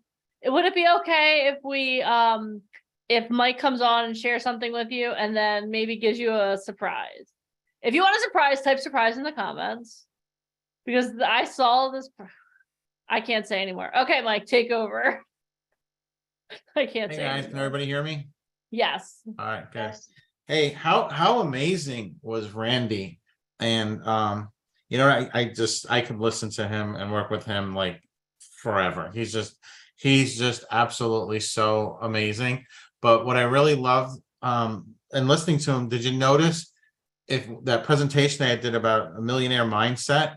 Did you hear a lot of the things that I went over, how it's ingrained in him? right? He even spoke about grit and like even the word rejection. He wasn't reject. It was just he shifted, right? He created a different story around it, and he turned it into something positive rather than something negative. And it was just almost every single thing. And you see, you know, that's something, once you get that ingrained in you, it just creates that charismatic personality. It creates that attraction to people wanting to work with you and so forth. So I got a couple of things that I want to share with you guys really quick. Both of them I'm really super excited for. We are kind of coming, you know, soon to the end of the day. We still have Mr. Ryan Colby coming back, and Alicia and Deneen, and we got a couple more surprises. So I just want to kind of go over some different things with you guys. And I'm going to bring up my screen so I can show you what I have. All right, let me pull this one up. Okay, everybody can see my screen? Yes. All right, awesome. So I'm going to give you a little backstory about this before I get into details, because this is something that's really exciting, and the reality of this probably goes back close to 17 years. And when we first started the company, you know, there was so much excitement going on, and you know, we had the opportunity to work with Neil Armstrong and Senator John Glenn. We had a radio show on CBS. We were doing events, and things just kind of took off really, really quickly. And we were putting a lot of content out. And remember, this is close to like 17 years ago. So the social media was still kind of, it wasn't so much new, but it wasn't to the level of appreciation that it is today. And you know, while all this was going on, we got an email and then a phone call, an email that turned into a phone call. And we were approached by a company out west, and they were the producers of the show on the Discovery Channel called Porn Stars. If you're not familiar with that show, it's a really cool show, and they kind of go through different objects that are brought into this store, and they kind of tell the history of it, and they have all this cast of characters. And they were interested in speaking with us about putting together this show idea that they had. So of course, you know, I took the call and I was like, okay, you know, so tell me a little bit about it. And they had this idea to do this show about the company, and they wanted to executive produce it, which means that they kind of control the content. And the way they were angling it, it just like, it didn't feel right. I was just like, like they wanted to kind of make it more, like very spoofy and kind of, you know, making fun of the models and like just silly things like, and I was just like, no, but that's not our core values. Like, that's not what we stand for. We're really about education. We're about inspiring people. We're about helping people that reached a certain level of success. They may have gotten stuck, and we just kind of wanted to bring them to the next level. So it's just something that just wasn't the right moment. And we you know, turned it down. And, you know, over the past few months, you know, we kind of always kind of go back to like, where are we headed next? What are things that we're working on? And, you know, for those who've been following our journey, you know, that we're working with Les Brown. We have, you know, a famous motivational speaker. He's absolutely incredible. He's spoken at our events, and, you know, him and Ali go back and forth every day. And, you know, his content has been seen by 1.1 billion people worldwide. And it was just such an honor when he approached us about, you know, working on the show with him. And then we had Ted McGrath, with those of you that were in Orlando, had the opportunity to meet with him. Also, brilliant young man with technology and marketing and creating platforms for people to be seen by millions. And he himself actually put together this show, and he wants us to help executive produce it and bring it on Broadway, which we have weekly meetings with him and Les. And like just all these amazing things going on, and you know, the new deal coming up with Kevin Harrington. And, you know, people always say, like, you know, why don't you guys have a reality show? Why don't you guys do something? And it was just, you know, it's like, I wanted to always do something, but I wanted to do something that really includes the talent, okay? That it becomes not our journey alone, but a journey with the talent. I want it to be, because in reality, our story is your story, right? It's the story of success. It's like literally while we're here on boot camp, seeing, you know, Christine on set working and Wendy on set working, and hearing all these success stories and just all that fun. And yes, do each of the characters have their quirkiness, and there's all this fun stuff that goes on behind the scenes, and you guys get to hear it. And I was like, you know what, maybe it's the time now to put something together that not only tells our story, but tells our story together with the talent story, takes people at home on this journey. So with that thought in mind, I'm going to give you kind of just a little bit of an overview. I'm going to do a longer presentation about this in the future, but I just was so excited to share this, guys, with you today, that we're going to be launching our own reality show. It's going to be called the Spotlight Chronicles VIP Ignite Live. This is going to be launching in Miami. So for those of you that are coming to Miami, end of August, you guys get to get a lot of spotlight attention in Miami. So let me go through the basics of it with you. I'll kind of talk a little bit about some of the episodes that are being in development and so forth, but I just want to give you guys a little bit of an idea because this is super exciting. And what's really great about this is for everyone who's a part of this, it's going to give them the opportunity to give themselves massive exposure at the highest possible level. And it's not in that conjunction of silliness or campiness, but in that function of almost like that documentary series, that docu-reality show, where it's people's journeys, where it inspires people to want more out of their life.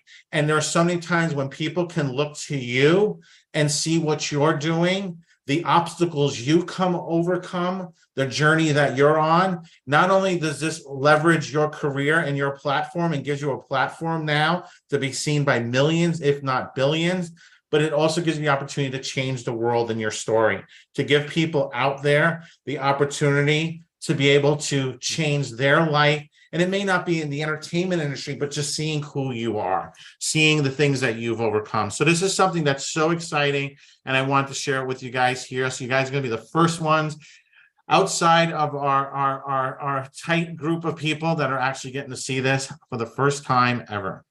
So in the spotlight, the VIP spotlight, the Plot Chronicles VIP Ignites Live cameras capture the behind-the-scenes world of talent acquisition and entertainment as top industry professionals, myself and Deneen, Allie, Ryan come together to discover and nurture aspiring talent.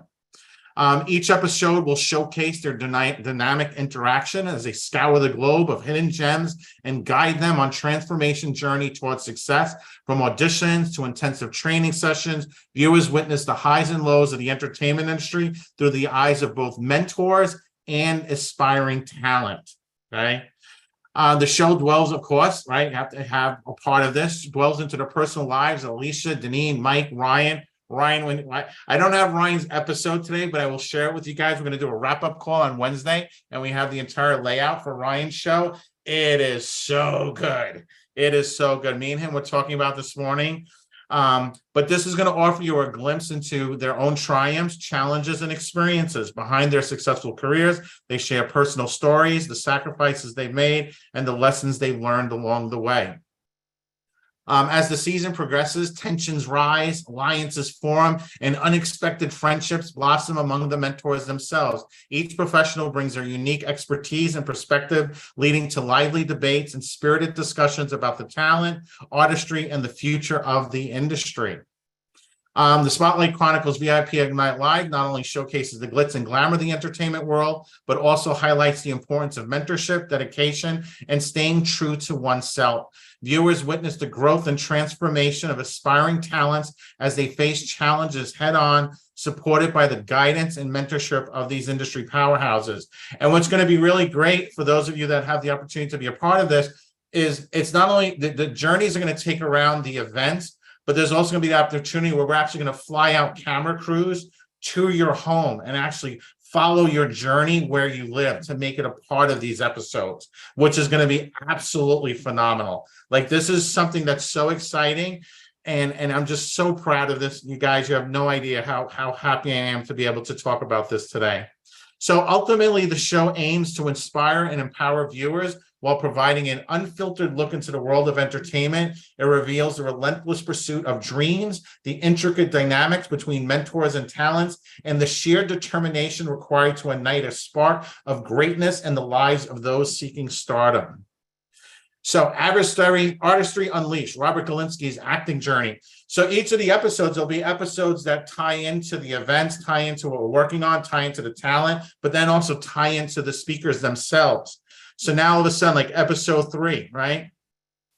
From stage to screen, Unleashing Artistry with Robert Galinsky. See, in episode 3 of the Spotlight Chronicles VIP Ignite Live, the spotlight shifts to renowned acting coach, playwright, and performer Robert Galinsky. This episode delves into Robert's multifaceted career, his impactful contributions to the entertainment industry, and his role as a mentor to aspiring talent.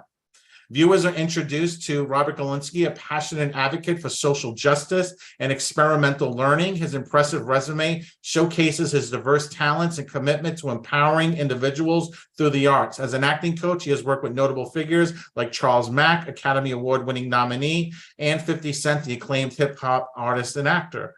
Okay. This episode explores Robert's journey as he shares his insights, techniques, and philosophies on the art of acting. Through interviews, masterclasses, and behind-the-scenes footage, viewers gain a deeper understanding of his unique approach to nurturing and unleashing the potential of his students. In addition to his coaching prowess, Robert's entrepreneurial spirit is highlighted. The New York Reality TV School, the first and only reality TV school in the world, is unveiled, showcasing Robert's innovative approach to experimental learning and live performance. The episode delves into the school's mission and the impact it had on aspiring reality TV stars. How cool is it that we have, as a part of this, the founder of the reality TV school? So he's got a really in-depth training of working with people on being able to be on reality TV. It's so cool. I attended it a long time ago, and it's like the coolest thing. As the episode unfolds, viewers witness Robert's involvement in various social media and social justice initiatives, his dedications to causes like literacy for incarcerated teens, and the creation of the online community, Cahoots.net, demonstrate his commitment to making a positive impact through the arts. The narrative also dwells into Robert's pioneering work as co-founder and executive producer of Suedo.com, an online TV studio. The significance of his project is explored, showing cases of inclusion in the Sundance Film Festival Grand Jury Award winning film, We Live in Public. The episode emphasizes Robert's influence on the intersection of technology, media, and performance. Furthermore, Robert's role as a mentor, collaborator, and community builder is highlighted. His involvement in organizations like the Becoming I Foundation and the Creating We Institute, Impact Rhetoric Theater, underscores his dedication to supporting aspiring artists, fostering positive change within communities. I mean, you guys didn't know about all this about Robert, right? Pretty impressive, right? So throughout the episode, viewers are treated to glimpses of Robert's coaching sessions, workshops, and live performances. The transformative moments experienced by his students illustrate the power of his guidance and the profound impact he has on the artistic development. This is only just one episode, guys.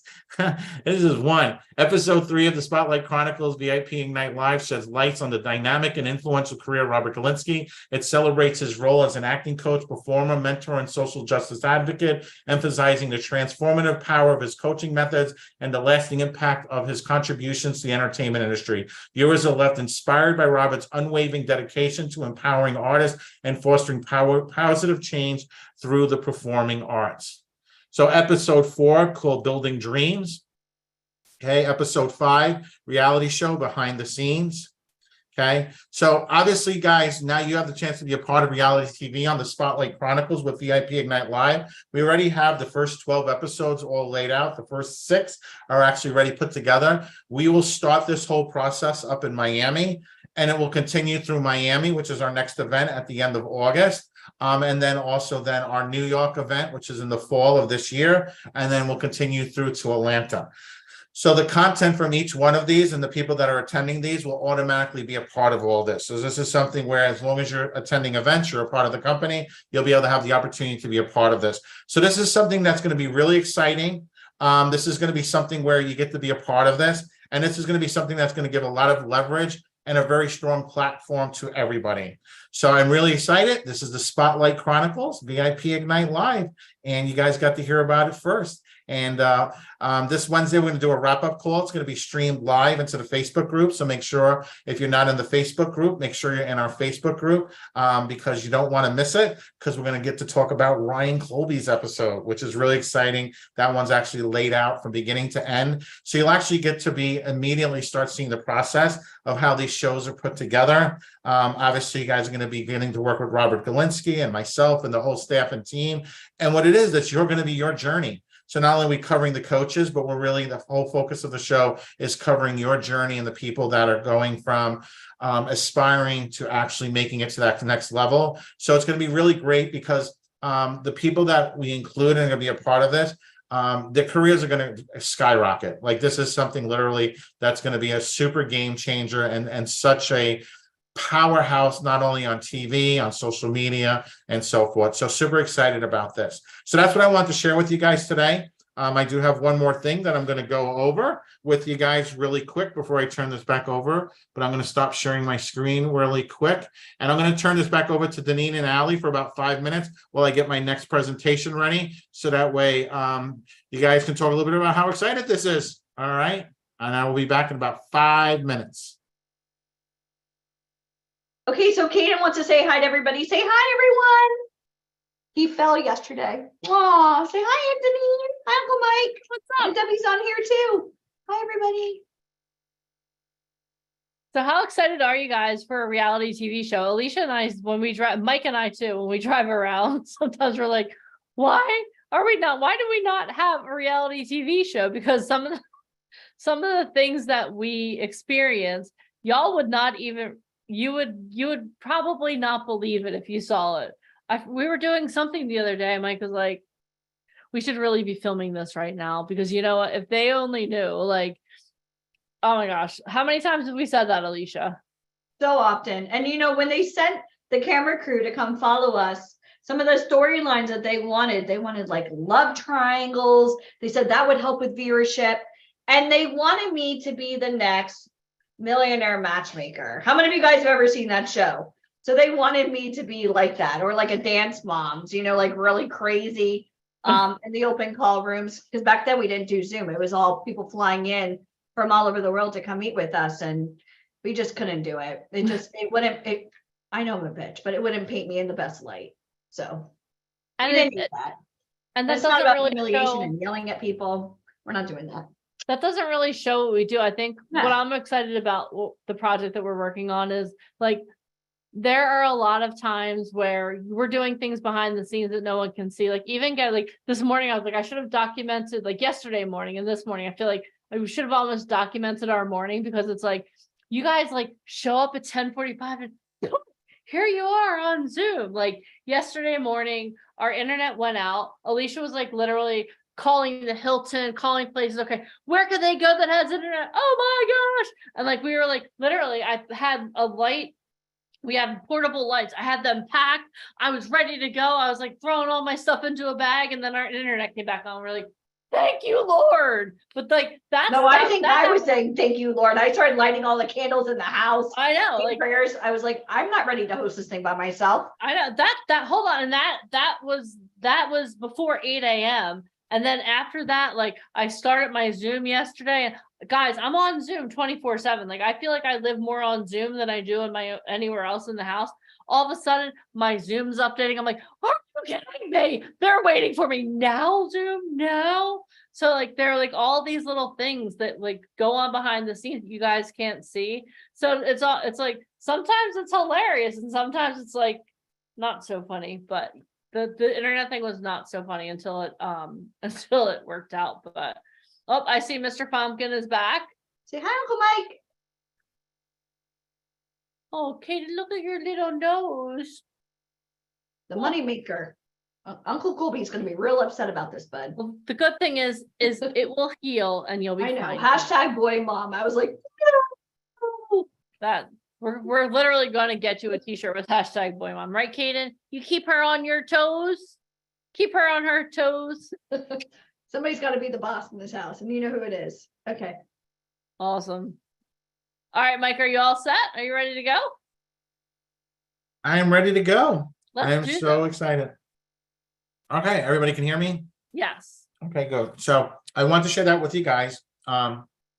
Obviously, like I said, I'm going to go over some more in depth on the episodes this Wednesday. But it's something that's going to be really exciting. And like I said, for those of you who are coming to Miami, you guys are going to get to be a part of that. I know a lot of people always, want to come to our events and be a part of our events. The Miami event is closed out right now. So the Miami event is closed out. So if anybody who's interested in coming to Miami, that kind of ship sailed. I might consider opening up 2 spots for this, but I'm going to go over something with you guys next for our next event. And our next event is going to be in New York City, and I'm going to go through that with you guys. It's going to be in New York City. It's going to be in the fall, end of October, early beginning of November. I'll get the exact dates right after Miami. That's like, I got to plan these things out. And a lot of times people always ask, like, why don't we have a definite date right now? We always do the dates for the events right after an event we just wrapped. So when we wrap Miami event, we then have the dates, official dates for the next event. And our events are always within a week or two. So I always say it's the end of October, beginning of November, and usually will fall into there. And the reason why is, like, unlike a traditional event where I can lock down speakers ahead of time, 6 months in advance, or a year in advance, right? Like a traditional event, speakers are under contract are very far in advance. The issue we have is because we work with people who are actually very high level and working in the industry, I don't want to ever put them into a position where they have to choose between a TV show or a coming and speaking at our event, right? Like, oh, you signed a contract, you have to be there. And a lot of them, like, especially when you're working with somebody who's new in the industry, like, not new, I mean, but like the speaker, it's a new relationship. They're always uncomfortable making a commitment because, like, well, what if I get booked? But whenever I'm able to kind of be within that 90 days, they know their schedule. So it's always, because no one's going to book you for a movie like tomorrow, right? They always know their schedule at least 90 days out, 120 days out because of filming, right? They got to get permits and all, legal contracts. You saw, like, when Randy was talking about them not picking up the contract, there's that time frame between when you finish filming and so forth. So when I always have that 90-day window to play with, I'm able to now get, like, the best speakers. Now I'm able to pull, like, really good speakers. Otherwise, then I'm pulling people, well, they're not really booking a lot of work, but I'm having to come out to an event to speak to people about booking work. And it's just like, it's just not us, right? It's just not who we are. We want the best people. Like, that's what our brand is about. That's what our whole company is about, is having the best people, because it's what we believe in, right? You surround yourself with the best people, then that's when you're able to elevate your own life. So with that thought in mind, I'm going to share with you guys about New York. I'm going to just go over this pretty quickly. It's pretty simple. And obviously, there's only so much time we have to cover these things. Like, I have, like, so much more content I wanted to do this weekend with you guys, but I just couldn't because there's just not enough time. 2 days is just not enough. So I always put something together where we can continue the journey. So when you see our success stories, you see the people we're working with, it's because they're a part of that program, right? We put together something that allows people to have balance in their life, but at the same time, have the right training in very, very specialized moments and times and set times that all lead up to an event. And within those events, like, you've heard some of the talent to talk about it. It is overwhelming, but it's meant to be overwhelming because we're really having to put people into a position to give them, like, decades of knowledge within days, getting them in front of the right people and preparing them. Like, there are hours upon hours upon hours that go into prepping talent and prep calls and making sure everybody's on point, because each person's a little bit different into where the trajectory of their career is going to be headed. So with that done in mind, if I have your permission, I'm going to share a little bit about our next event in New York City, and you guys will have the opportunity to actually interview and be a part of this. All right. So this event, everybody can see my screen? Yes? Okay, well, thank you, Sava. Thank you, Ellie, Deneen. So this event's going to be New York City Live 2023. And I put together, this is going to be a really cool event. Okay. For those of you not familiar, we've been doing this now for close to 2 decades. This is where we started. This is 38 awards, 6 Tonys, best play, the film, all these really cool things revolve around New York. Obviously, we do events all over the country, and then we specialize because, location doesn't matter and age doesn't matter, but New York's always going to be the heart. Like, that's like our home. This is where I grew up. This is where I'm from. This is, the cultural hub of the entertainment industry. Huge difference than LA. A lot of LA is the entertainment, the TV and film, but New York is TV and film. It's modeling. It's the fashion industry. There's so much to it. So we created something that really gives the opportunity, no matter what your trajectory of your career is, to not only get you the learning experience, to get you the exposure. You can have the opportunity to sit down with over 35 of the most powerful people in the entertainment industry. The people can snap their fingers and change your life in 30 seconds or less. But you're going to have the opportunity to grow, to face your fears, and to create relationships and friendships that will last for decades of your life. So with that thought in mind, let me go over exactly what you're going to get. All right. So New York City, this is it. This is going to be fall of this year. So this is only a few months away. Okay. So we got to put a lot of hustle into that muscle to get everybody up and ready for this. But this is what we do. So what you're going to get, you're going to get a VIP Ignite Live 3-day event in New York City. This is what put us on the map.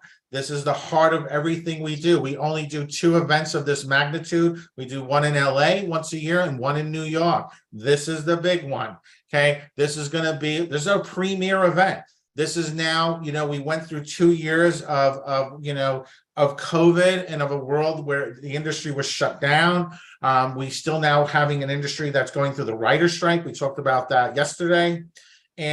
But now when that writer's strike comes to an end, which it will come to an end probably before September, most likely from everybody that I talk to, it'll definitely be over because everybody has to get back to work. What's really great is this event will tie right back into an explosive growth in the industry, where now literally all these shows, all these different projects are now backed up. So now I'm literally feeding famished casting directors and clients and agencies talent that are like literally like snipers, like trained Marines.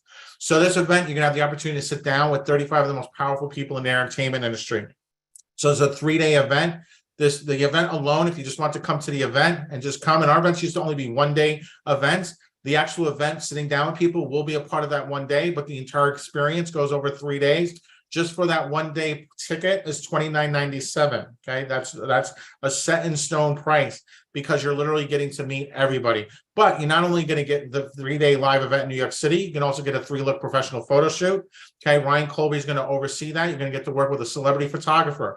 Working with a celebrity photographer, you're going to have a professional hair and makeup artist. These are all people who've worked with high-level celebrities. This not only guarantees you the best opportunity to expand your brand, because now you're working with somebody who has influence. So by them working with you, you're gaining their influence, you're gaining their expertise, and you're getting the best possible product.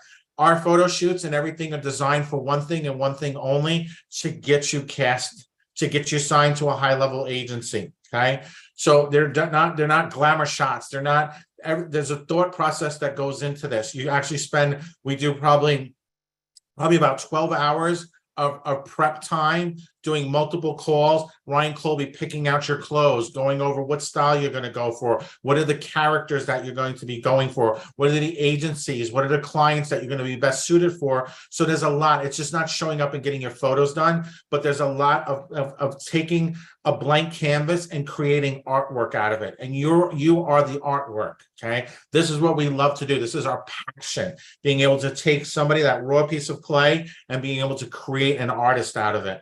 So now you're going to get the VIP Ignite Live 3-day event in New York City, the 3-look professional photo shoot, professional hair and makeup artist. We're also going to be doing something really cool. We're going to be doing a virtual weekend where it's going to be all about improv and comedy. So we're going to have Jeffrey Gurian, who's one of the top people in comedy, Gino Pascanti, who's on Sirius XM. He's formerly with the Howard Stern Show. He tours the country with Artie Lang. I watched Artie Lang stand up last night. And Mark Christopher Lawrence, who's a famous comedian. He's an actor. He's been in tons of movies. Plays Chuck from what's the name of that show? Yeah, he plays Big Mike and Chuck. Sorry. Thank you. Thank you, voice of reason, floating somewhere in the air for me.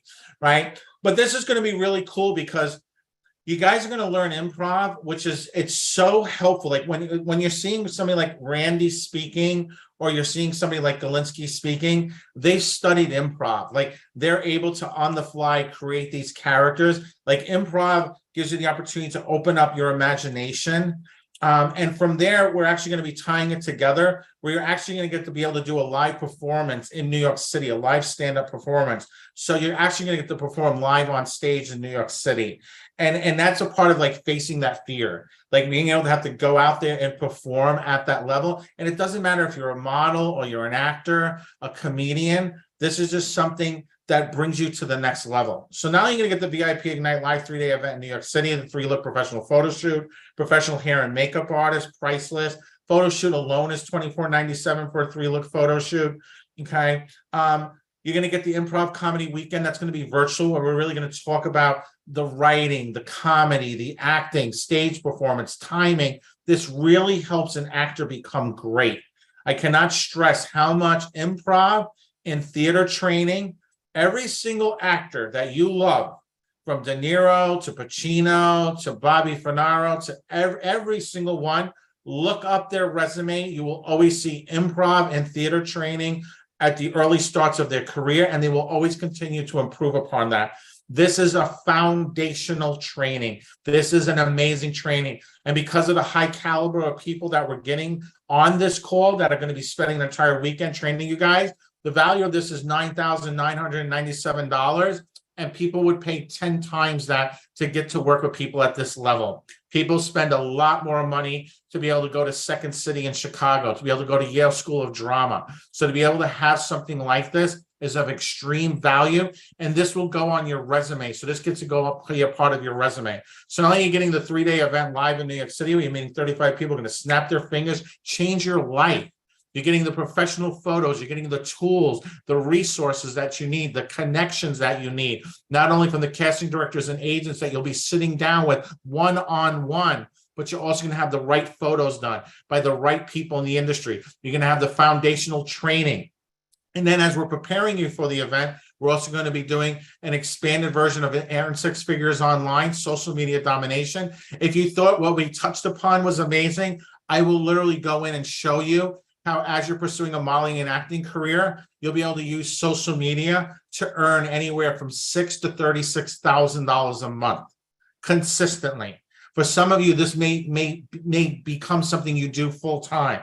Okay, I've spent over $1 million in my training. I totally understand everything there is to know about social media. I'm going to bring some of our top experts, people who charge $20,000, $30,000, $40,000, $50,000 for courses that are going to be coming and sharing their best content with you. Okay. So now you're going to get the VIP Ignite Live 3-day event in New York City, the 3-look professional photo shoot, professional hair and makeup artist, the Improv Comedy Weekend with Jeffrey Gurian, Gino Piscanti, Mark Christopher Lawrence. You're going to get the social media domination course, which is a value of $30,000. People will pay this. Trust me on this. But you're also going to get to perform in New York City live. Okay, something like that's priceless. This becomes a part of your resume. This becomes when I'm able to now submit you out, when I'm able to now talk to clients on your behalf, I'm able to show a track record of success. And there is no failing in this. We are going to prepare you. You're going to go out there, you're going to kill it. Okay, you're going to kill it. We did this once before, and one of our talent now has commercials running nationwide, internationally, actually. Okay, so now you're going to get that, but you're going to get ongoing coaching from us. So people like Bobby Finaro, Robert Galinsky, people like Randy Goodwin, some of our best coaches, our best speakers, our best actors, our best models working with you every single week. We do these coaching calls live once or twice a week. We do them every single week. The only time we don't do them is the week of an event. Okay. So something like that, if you just want to do the coaching alone, the coaching alone is $39.97 for the year. We're including that as a part of this package that I'm going to put together. So now you're going to get the ongoing coaching. So now just think of like a boot camp, but very individualized, very specialized, ongoing, consistently. So that way you always know you have a set path, you have a system in place. You have a guide, you have a mentor that's consistently there working with you. And not only just one person, but an entire team now. You have that person who's specializing in modeling, specializing in posing, specializing in acting, specializing in improv, and so forth, ongoing consistently. So you're going to get the 12 months of virtual coaching. You're going to get the live stand-up performance in New York City, which is priceless. You're going to get the social media domination coach, which is going to be trained live. All of these, every live training that we do online, you will have access for life to the recordings. So you'll also get the improv comedy weekend, the professional hair and makeup artist, 3-look professional photo shoot, and of course the 3-day event live in New York City. We're going to meet 35 of the most powerful people in the entertainment industry. And in addition to that, you're also going to get truth management representation. For those of you not familiar, not only do we host events, but we also own our own modeling agency. We are a national agency. I spoke about this the other day on Saturday. We represent a wide variety of talent. We're all about what makes talent unique. That's why you consistently see us booking talent nationwide, on set, consistently working. I try to always post success stories. Okay. I always try to post at least 1 or 2 a day. If I was to post all of them, just that's all you would see. You would see nothing about the company. You would just see all these people working. But the beauty of having the truth management representation is that on a go-forward basis, you never have to worry about what's real or not. Anytime somebody jumps out at you online, in real life, so he said, I want to work with you. I'm this, I'm that, I'm a photographer. Great. Here's my agent's contact information. Contact them. They'll handle everything for me. You don't have to engage with people anymore. It's like, it's literally, and it's so powerful because we do a truth management 12-week training. We just started this. We just launched this. The first one was last week. We're going to be doing these for the next 11 weeks. And again, they're going to be live online. But like, we will show you the steps to take once you have the resources and the training in place, that literally when you're applying for work, even in a local market, I will show you how to apply for work in a local market with the right reel, the right photos. We're going to show you how to use artificial intelligence. I'm actually doing a special training this Wednesday for everybody. It's going to be complimentary. I'll talk about that in a moment. This Wednesday, we're going to stream it live into the Facebook group. When you're able to write the perfect email, and 2 people are applying. One person, say there's a local casting for an independent film in Nebraska, right? And, Randy Goodwin puts it out there to everybody. And one person just says, hey, pick me. I want to be an actor, right? I'm trying to be an actor. Randy says, okay, well, I totally understand. I was in that place too, but this is a film. I have investors, right? Randy's films cost millions of dollars, which means he has investors that he has to do his best to make sure that movie is successful, that it produces a profit, that those investors can be paid back with interest, right? So now the second person sends in an email, it's professionally done, it's got the reel, it's got the professional photos, and it also says, hey, this is my manager, I'm already represented. Instantaneously, a client will always go with the person who has representation.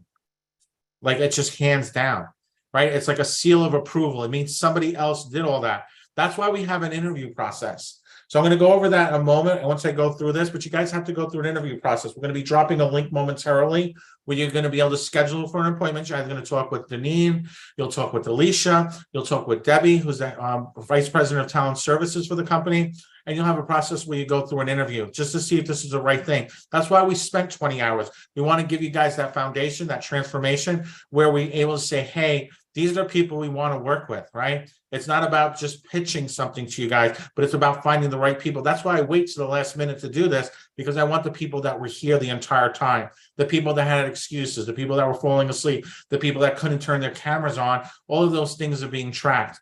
So not only are you going to get the truth management representation, which to me is priceless, but that's probably one of the most valuable things on this list. You're going to have the VIP Ignite Live 3-day event in New York City, the 3-look professional photo shoot, professional hair and makeup, improv comedy weekend. You're going to get the social media domination, earn 6 figures online. You're going to have the opportunity to do a live stand-up performance and show in New York City. You're also going to get the 12 months of virtual coaching, truth management representation, Truth Management 12 weeks training, which just started. Everything's going to be recorded. So you guys will have access to that 24 hours a day, 7 days a week. This training is going to be the most in-depth training that's ever been done on the industry. Okay. I can guarantee you I could sell this course to other agencies probably for $50,000 to $100,000, because we're going to go on everything from contract negotiations to preparing for being on set, monologues, lighting, everything there is to know about the industry. We're going to go into it in extreme in depth. So not only are you going to get all of that, but we also have some bonuses. First one is a runway and modeling masterclass in New York City with the celebrity supermodel. And I know there's different categories in commercial print and high fashion, but I know there's always that passion to want to walk the runway. So we're going to have that opportunity for everybody to be able to walk that runway in New York City, but you're going to have that poise and that confidence. And you're also going to have that social media influence of being in conjunction with highly recognizable characters. So imagine now combining that with the reality show. Now you're like working in the industry. You combine that with what you learned in that social media domination. You're creating this persona online that becomes absolutely priceless. So not only you get the runway and modeling masterclass in New York City with a celebrity supermodel, you're going to have the live runway experience, and we're going to be doing a fashion show in New York City that everyone will get to participate in.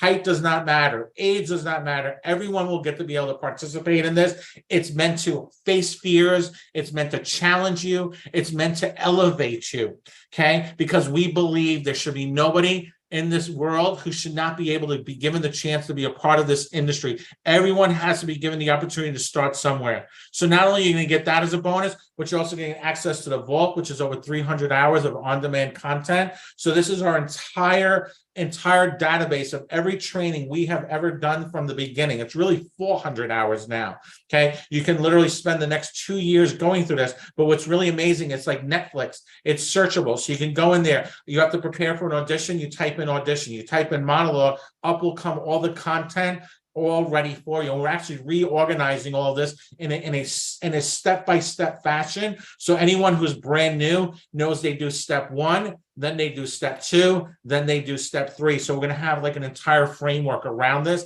It's something Denine's been working on for the past 90 days. It is absolutely phenomenal. That alone is priceless because the training in there, you cannot get anywhere else, which means not only do you have the live training twice a week, every week, but now you also have all the on-demand training, everything from photography to video editing. Like we go really, really deep. We give you a 360-degree view of the industry, from Broadway to music production, to becoming a producer, to running your own agency, to really understanding the industry, that I guarantee you, for somebody who goes through this and follows this process, you will be more knowledgeable on the industry than most of the people you'll be interviewing with, okay? You become that person people can't say no to.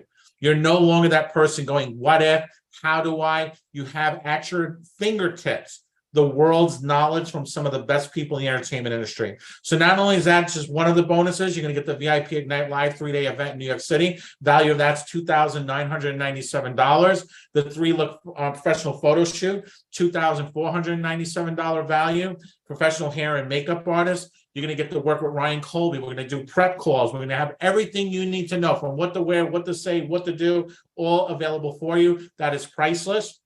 You're going to get the Improv Comedy Weekend, virtual with Jeffrey Gurian, Gino Pisconti, Mark Christopher Lawrence. Retail value of that, $9,997. You're going to get to earn 6 figures online, social media domination training. Value of that's $30,000. Live stand-up performance in New York City. That is priceless. That will set the standard, change your life.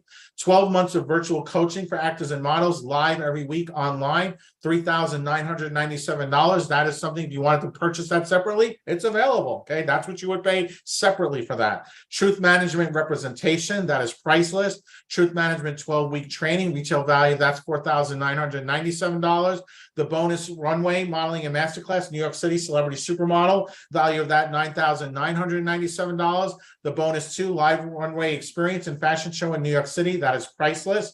Access to the vault, over 300 hours of on-demand content for actors, models, and of course, 1 year access to office hours, which we're relaunching our office hours next week, which is really cool. Office hours is not only do you get the training, but you also get to jump on calls, kind of think like when you're in college and you had, like the professor sets these office hours. You have a question, you're stuck, you're working on your script, you're working on an audition, you want to do a follow-up. Like you can literally jump on a call with one of our experts and just ask questions. So it's not like a set framework that day. It's just like, hey, jump on a call. Some of those are the best calls ever. Like they're the best calls ever. Because believe it or not, a lot of times, like 20 people won't show up. There'll be 2 or 3 people showing up. So you literally now have like access to like a top model from Wilhelmina just to sit and like talk with her. Like Mike Trash, I know when we first launched this, he was always on the calls, talking about script writing, talking about getting his story sold. And I've seen so much growth from him from that. So that's a really, really cool bonus that I'm putting in here for you guys.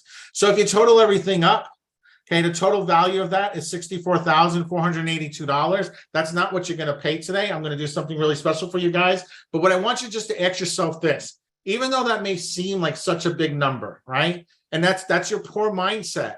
Say, oh, that's a lot. No, rich mindset says, how do I do this? How do I make that happen? Right? Because let me ask you something. If just one thing on this list led to changing your life, okay, that one connection, that one piece of knowledge, that one opportunity, that one facing your fear where your life went in a completely different direction, would it not be worth it? Right? In hindsight, right? If you could go into the future and say, hey, you know what? In the future, this here changed my life.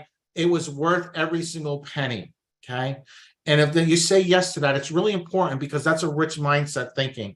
Okay. So you're not only going to get the VIP Ignite Live 3-day event in New York City, the 3-look professional photo shoot, professional hair and makeup artist, the improv comedy weekend with Jeffrey Gurian, Gino Piscotti, Mark Christopher Lawrence, earn 6 figures online, social media domination training, the live stand-up performance in New York City, which is going to be off the charts fun, 12 months of virtual coaching for actors and models, the truth management representation, truth management 12-week training, the bonus runway modeling masterclass in New York City, the live runway experience, the access to the vault. Not only are you going to get all of that, you're not going to pay $64,482, even though it is worth every single penny for that. Okay.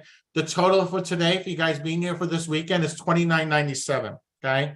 And here's something really cool because Mike loves to over deliver and make things really excellent. So not only are you gonna get all of that, okay, not for $29.97, but for everybody who's a fast action taker, it's only going to be $19.97. Okay, so I'm taking $1,000 off for anyone who's a fast action taker.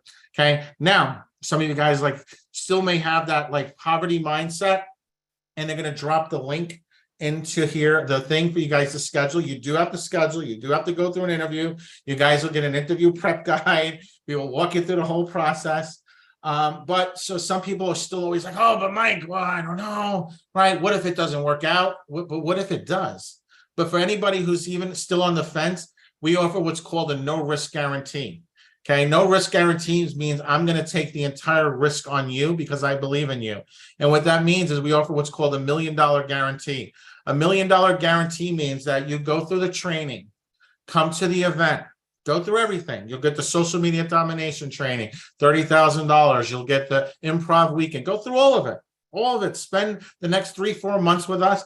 Come to the event, come to day one of the event, the very first day of the event.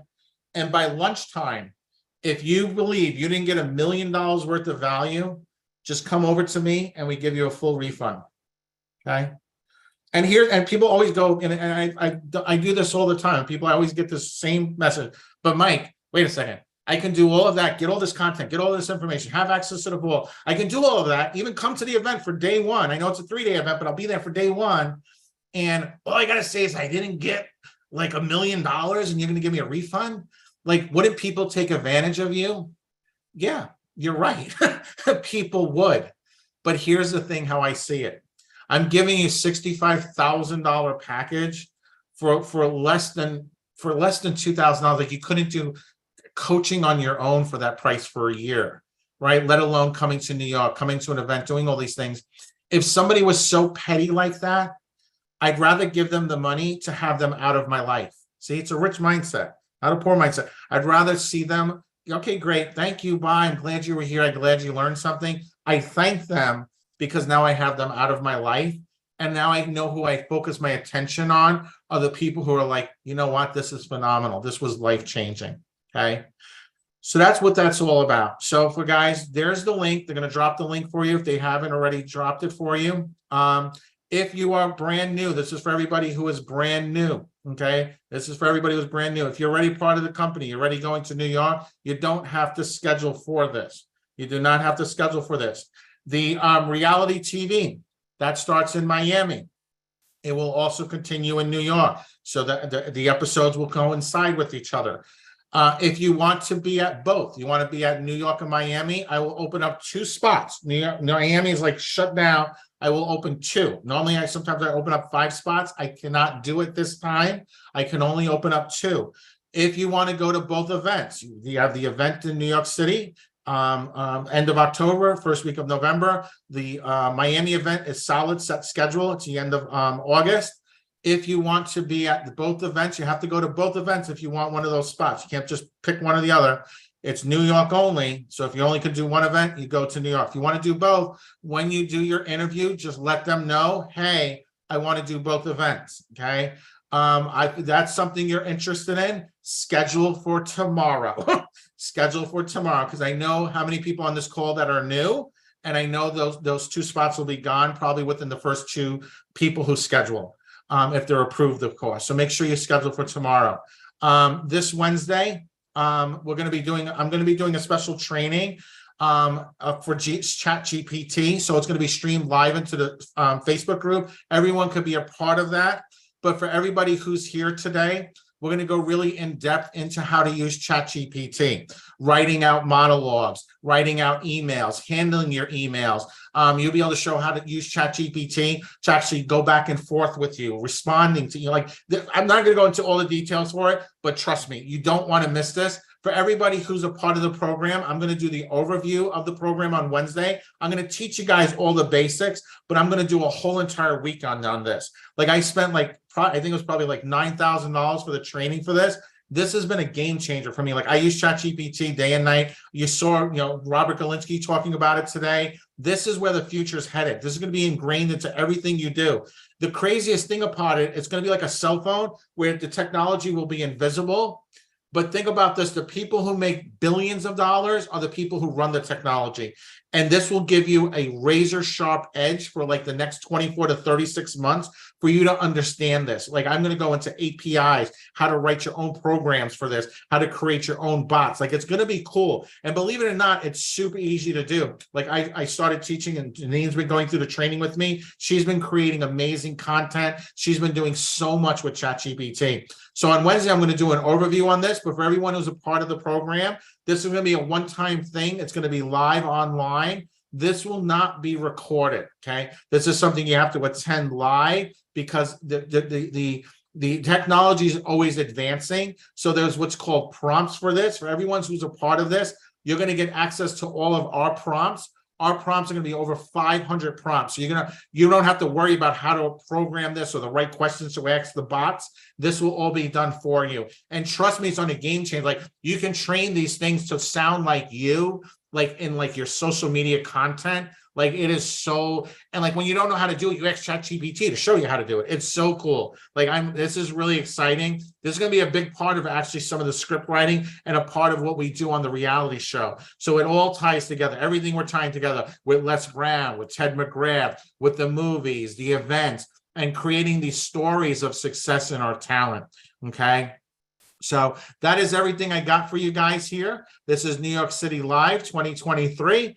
You got tons of bonuses, tons of opportunity. I see they've been changing, dropping the link in there. If you have any questions or anything like that, at the end of the call today, they'll take Q&A, but I'm going to be absolutely honest with you. This is going to be limited. We already have all of our inner circle are going to be in New York City. This is our big event. Talent that have been with us, everyone comes to New York City. So we'll be limited. Like I said, for Miami, there's only 2 slots open for that. So if you want to go to both Miami and New York, make sure you schedule for tomorrow. Don't figure it out. Change your schedule, whatever you got to do, and so forth. And anybody, I saw somebody said they couldn't be there on Wednesday. It'll be streamed live into the Facebook group, so the recording will be there in the Facebook group afterwards. So if you do miss it live, it'll still be there waiting for you. But other than that, I appreciate you guys. I love you guys. This was a phenomenal weekend. I've been doing this for like 3+ years now, virtual boot camps. Honestly, this was like one of the best boot camps. Like every single minute of this event, I loved it. Like, our boot camps always over deliver. This one here, hands down, one of my most favorite events that we've ever done. So I will talk to everybody later. Bye, guys. Thank you. Hey, Mikey, How wait awesome really is that? quick Who's before you excited to go. go to New York City? Yes. Oh, really quick. People are texting me about what you posted in Hollywood. What about Hollywood? Oh, on the Facebook group. What did I post? Remind me. Oh, About that thing in Hollywood. yeah. That I'm going to reveal that fully on Wednesday about Hollywood. Oh, so you Yeah, guys don't yeah. want to miss Wednesday. That's this It's Wednesday. If literally you want to my know inner about, circle if is you want to asking know me about right the now. super secret thing that's going on in Yeah, Hollywood, yeah. That's why I'm then like trying to like. I'm sending that you you need to be subliminals. here on Wednesday for. Super secret thing in Hollywood. You have to be here on Wednesday for. Yeah, that one's super top secret. Because I know, only reason I don't want to do it now, because I know there are people on here that probably A, won't be in the Facebook group, probably B, won't schedule. And I just don't want to put that out there only because of the high level nature of the people that are going to be there for that. So I'd rather just keep that to Wednesday, because then we have a controlled environment to be able to make that reveal. Okay. Just for security reasons. All And- right. Yes. Not saying I don't love all you guys, but there are people on here I don't know. Non-disclosure Yeah, agreements. so, It's some of them, Hollywood. and usually they revolve around the black box. There's like a black box. They never put their camera on. I don't know if it's our competition, it's a spy, it's, you know, some lonely person somewhere. No idea. But I know if you've been here this long, there's a 99% chance you're pretty good, but I can't say 100%. So, all right, guys, I'll see And everybody one- later. One Bye, more guys. question too. What time are we doing this on Wednesday? We're doing it at 8 7 or p.m. 8 p.m. 8 p.m. Eastern. 8 p.m. people. Eastern on Wednesday. Live stream into the Facebook group. We're going to do Chat GPT. We're going to make the big reveal about the secret little project that we have going on in Hollywood. And we're going to do fully, I'm going to go through all the first 5 episodes of the reality TV show. So yeah, that's going to be really cool. Yeah. So, and I know Ryan's going to be getting on soon too. So Mr. Yes. Colby, hello, this is Ryan Colby. How is everybody doing? I hope you guys learned a lot this weekend. Mr. Colby was very busy, very, very busy. So yeah, that's my impression of Ryan Colby. I'm not a good impression, but I think I did pretty good. That was pretty good. It's pretty Yeah, spot it's on. You pretty- have to pretty come back spot on. on. Yeah. When he It's like comes on Kermit in the like 10 Frog minutes. meets Ryan Colby. Yeah. Hi-yo. Hello. How do I? Anyhow, guys, this is Kermit the Frog from downtown Sesame Street. All right, guys. 20 Bye. years of this, Yeah, I'm getting ready for my stand-up in New York.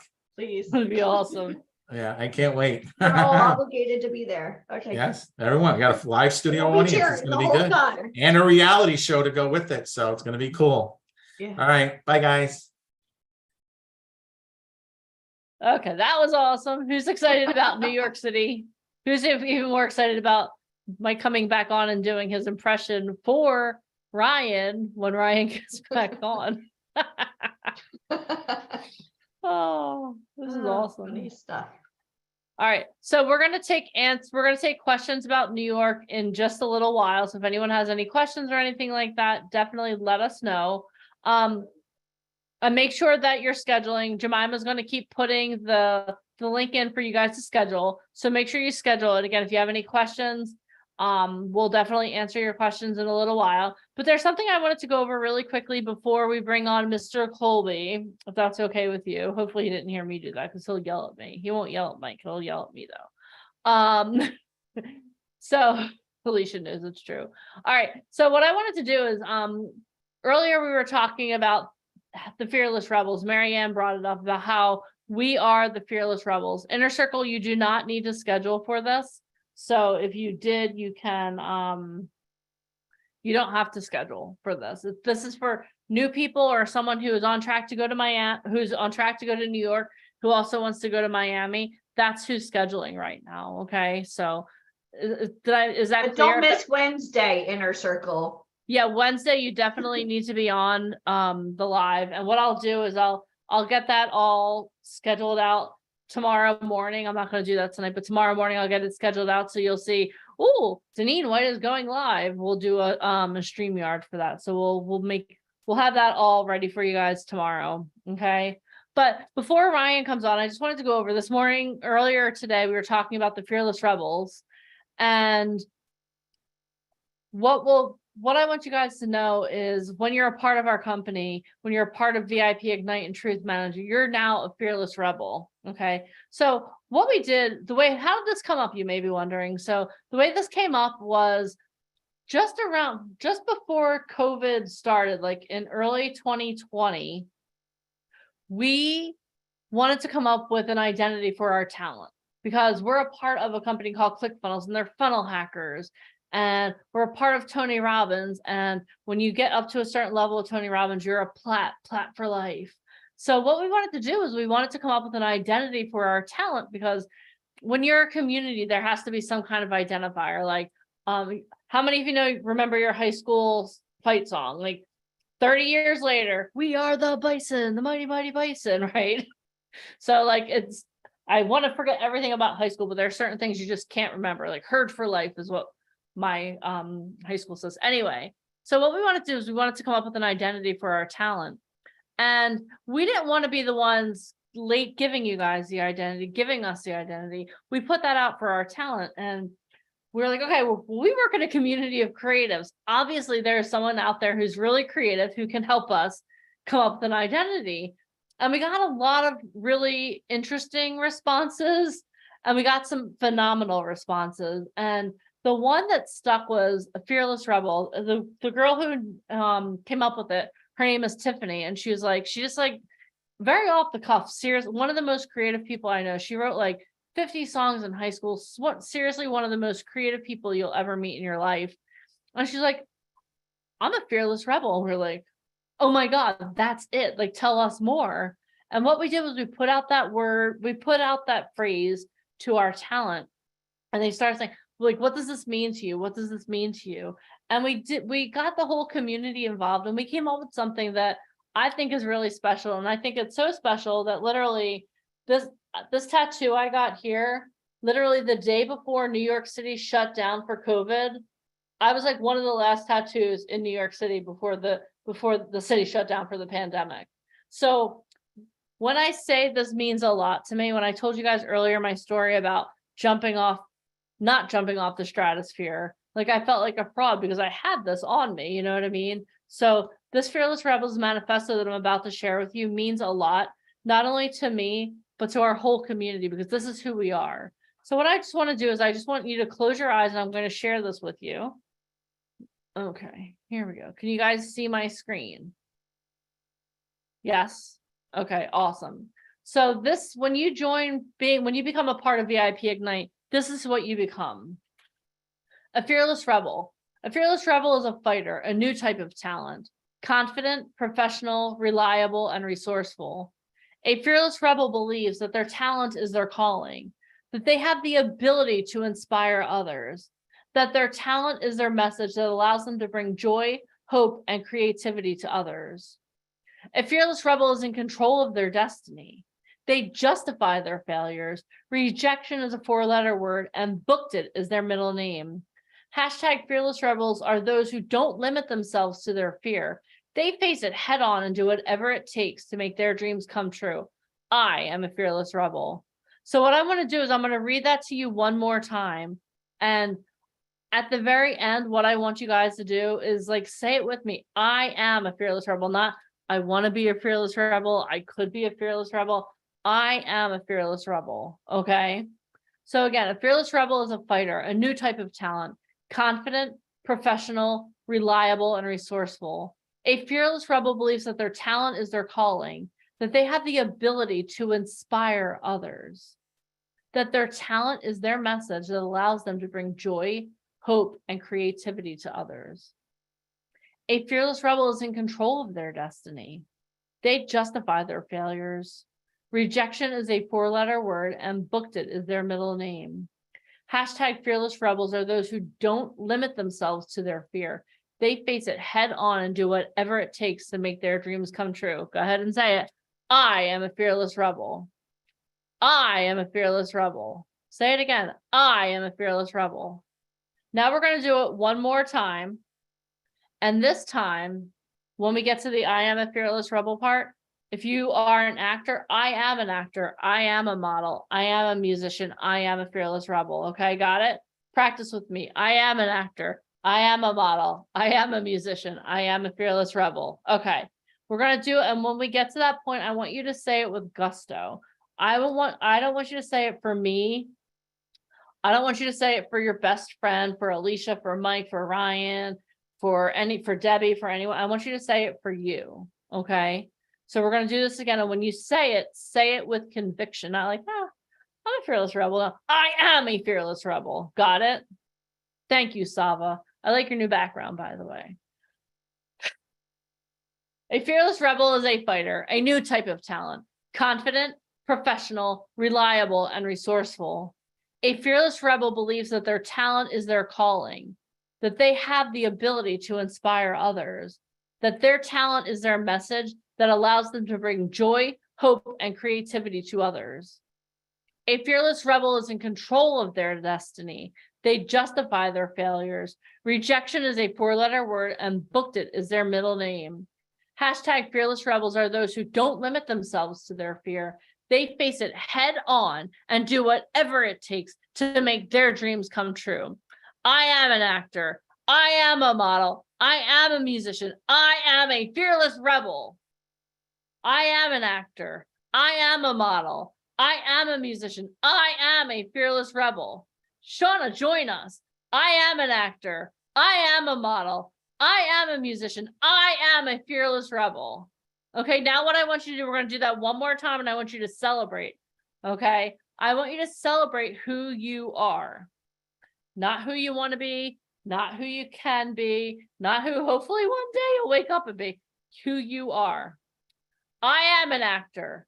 I am a model. I am a musician. I am a fearless rebel. Celebrate. Celebrate yourselves. Awesome. How do you feel? Type in the comments. How do you feel? How do you feel right now? What I'm going to do is I'm going to make sure you guys have access to this in the group as well. But I want to know, how do you feel right now? Type it in the comments. Let me know. I am a fearless rebel. Inspired. Awesome. Alive. I am a rebel and I feel awesome. Inspired. Fantastic. I want you to take the way that you feel right now into every decision that you make going forward. Okay? So if you're sitting here and you're on the fence, you're like, oh, I don't know. Do I want to go to New York? Do I want to be a part of a reality show? Yes, you do. You know why? Because you are a fearless rebel. You just spent 16 hours with us, and we still have more to go. And we're still hanging out on Wednesday. Use the way that you feel right now to make your further decisions. You feel powerful. You feel empowered. You feel like you can do this. You know that you can do this. Your story is too big to play small. Stop playing small and let's start playing big. Let's do this. Whoop. And Mr. Colby is having a Zoom emergencies. All right. So, Alicia, I'm going to let you take over for a couple minutes. Maybe you could do some Q&A while I help I love the fashion Q&A. icon get on. Okay, that's fine. Thanks. All right, so let's see here. Well, while we're waiting, who does anybody here have questions? Anybody here have questions? How many of you guys have scheduled so far? Anybody? If you scheduled, type scheduled. If you have not, type not yet. Just so you know, when this page goes down, so does the link. And you will not get the Chat GPT or the AI or any of that stuff. I want to make sure that you guys are really serious about this. So the call that we're doing Wednesday is just going to be a brief overview for those of you that are doing this, or at least want to attempt to see if you qualify. This is the best part about doing a Zoom call is we don't know you. I mean, some of you we know, but obviously you see the type of people that we work with. For $2,997, are you freaking kidding me? Like I have handbags more expensive than that. Think about what we invest money in. When or where do we pay after the interview? During the interview, if you do get accepted, our services are not for sale. So it depends on whether or not you get accepted into our program. Again, for $2,997, I can tell you right now, living in New York City average rent right now is $5,000. If you stayed there for a year, it's 60, right? That's 60 grand, 5 times 12 months. So think about it. If you had access to the types of people you've had here on a free weekend, what would it mean to you to sit down with them live face to face? I mean, what would it mean to you, right? Millions, of course. We do have the head writer for Saturday Night Live, also the head writer with Dave Chappelle. He was just texting me earlier today, wishing me a happy birthday. That's what we do. And you guys could see like our network is beyond amazing. You will get the Chat GPT and AI with this particular program. So if you have not scheduled yet, what are you waiting for? I mean, you were on a call for 2 full days. You are a model, you are an actor, prove it.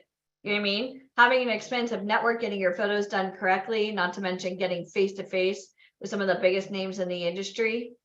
find better. I beg you, because I know you can't. There's no other company in the world that does what we do. I do not believe in those showcases. I do not believe in pinning numbers on people and making them walk up and down a runway like a herd of cattle. I've been to those competitions, and I had a company recently that spent a lot of money to get me to fly to Vancouver for one day. And these kids that went, they spent $10,000, and all they did was hold up pictures of themselves walking by the agents. Out of 1,000 people, I picked one. So 999 haters. They didn't like me, but I chose one because that one was all I needed. That was it. That one person exuded confidence, had a great look. You know, I was able to talk to them. And you know, I really want to stress to you, that's what's out there. A lot of people, again, they spend money on pictures. Well, that's sweet. We already saw Marianne White spend $5,000 on pictures, getting photos done that she wanted to see. And she also worked with a photographer that worked with other models. I don't give a shit if that photographer is working with models. I care about, is that photographer's work yielding results? If that photographer is just selling to models, they don't care if you're booking work or not. They don't care about the brands that are going to be seeing, you know, anything that we're doing as far as the submittal process. Some of you guys don't understand the concept of a mother agency. We work with some really large theatrical agents. I know Saba and I spoke about it earlier, like actual theatrical agents that manage people on hit TV shows and movies. The only way to get a theatrical agent is to go through a company like ours. They don't do open calls. So for those of you, oh, well, I don't want to be a model, I want to be an actor. Okay, great. What are you waiting for? I can tell you right now, when I went to college, and I mentioned this yesterday, I spent $100,000 just in education. When I graduated, I was on my own to network. On my own, after investing $100,000. And that's also with scholarships. I have a double degree in college. So when I graduated, I was super arrogant, very cocky. I thought, oh, well, I'll just join websites. You know, if I'm destined to be in this business, somebody will see it. And I was a paper resume with no clout, with no connections. And I knew for a fact, which is why Mike and I started this company, I said, so help me God, if I got a chance to change my life and I was in front of the right person, that person would see my drive. But nobody gives a shit if they don't know you exist. And that's the hardest part about this industry. I see this every single day. People wasting a lot of time and money sharpening crayons. Oh, well, I'm going to join websites. That's sweet. How naive are you?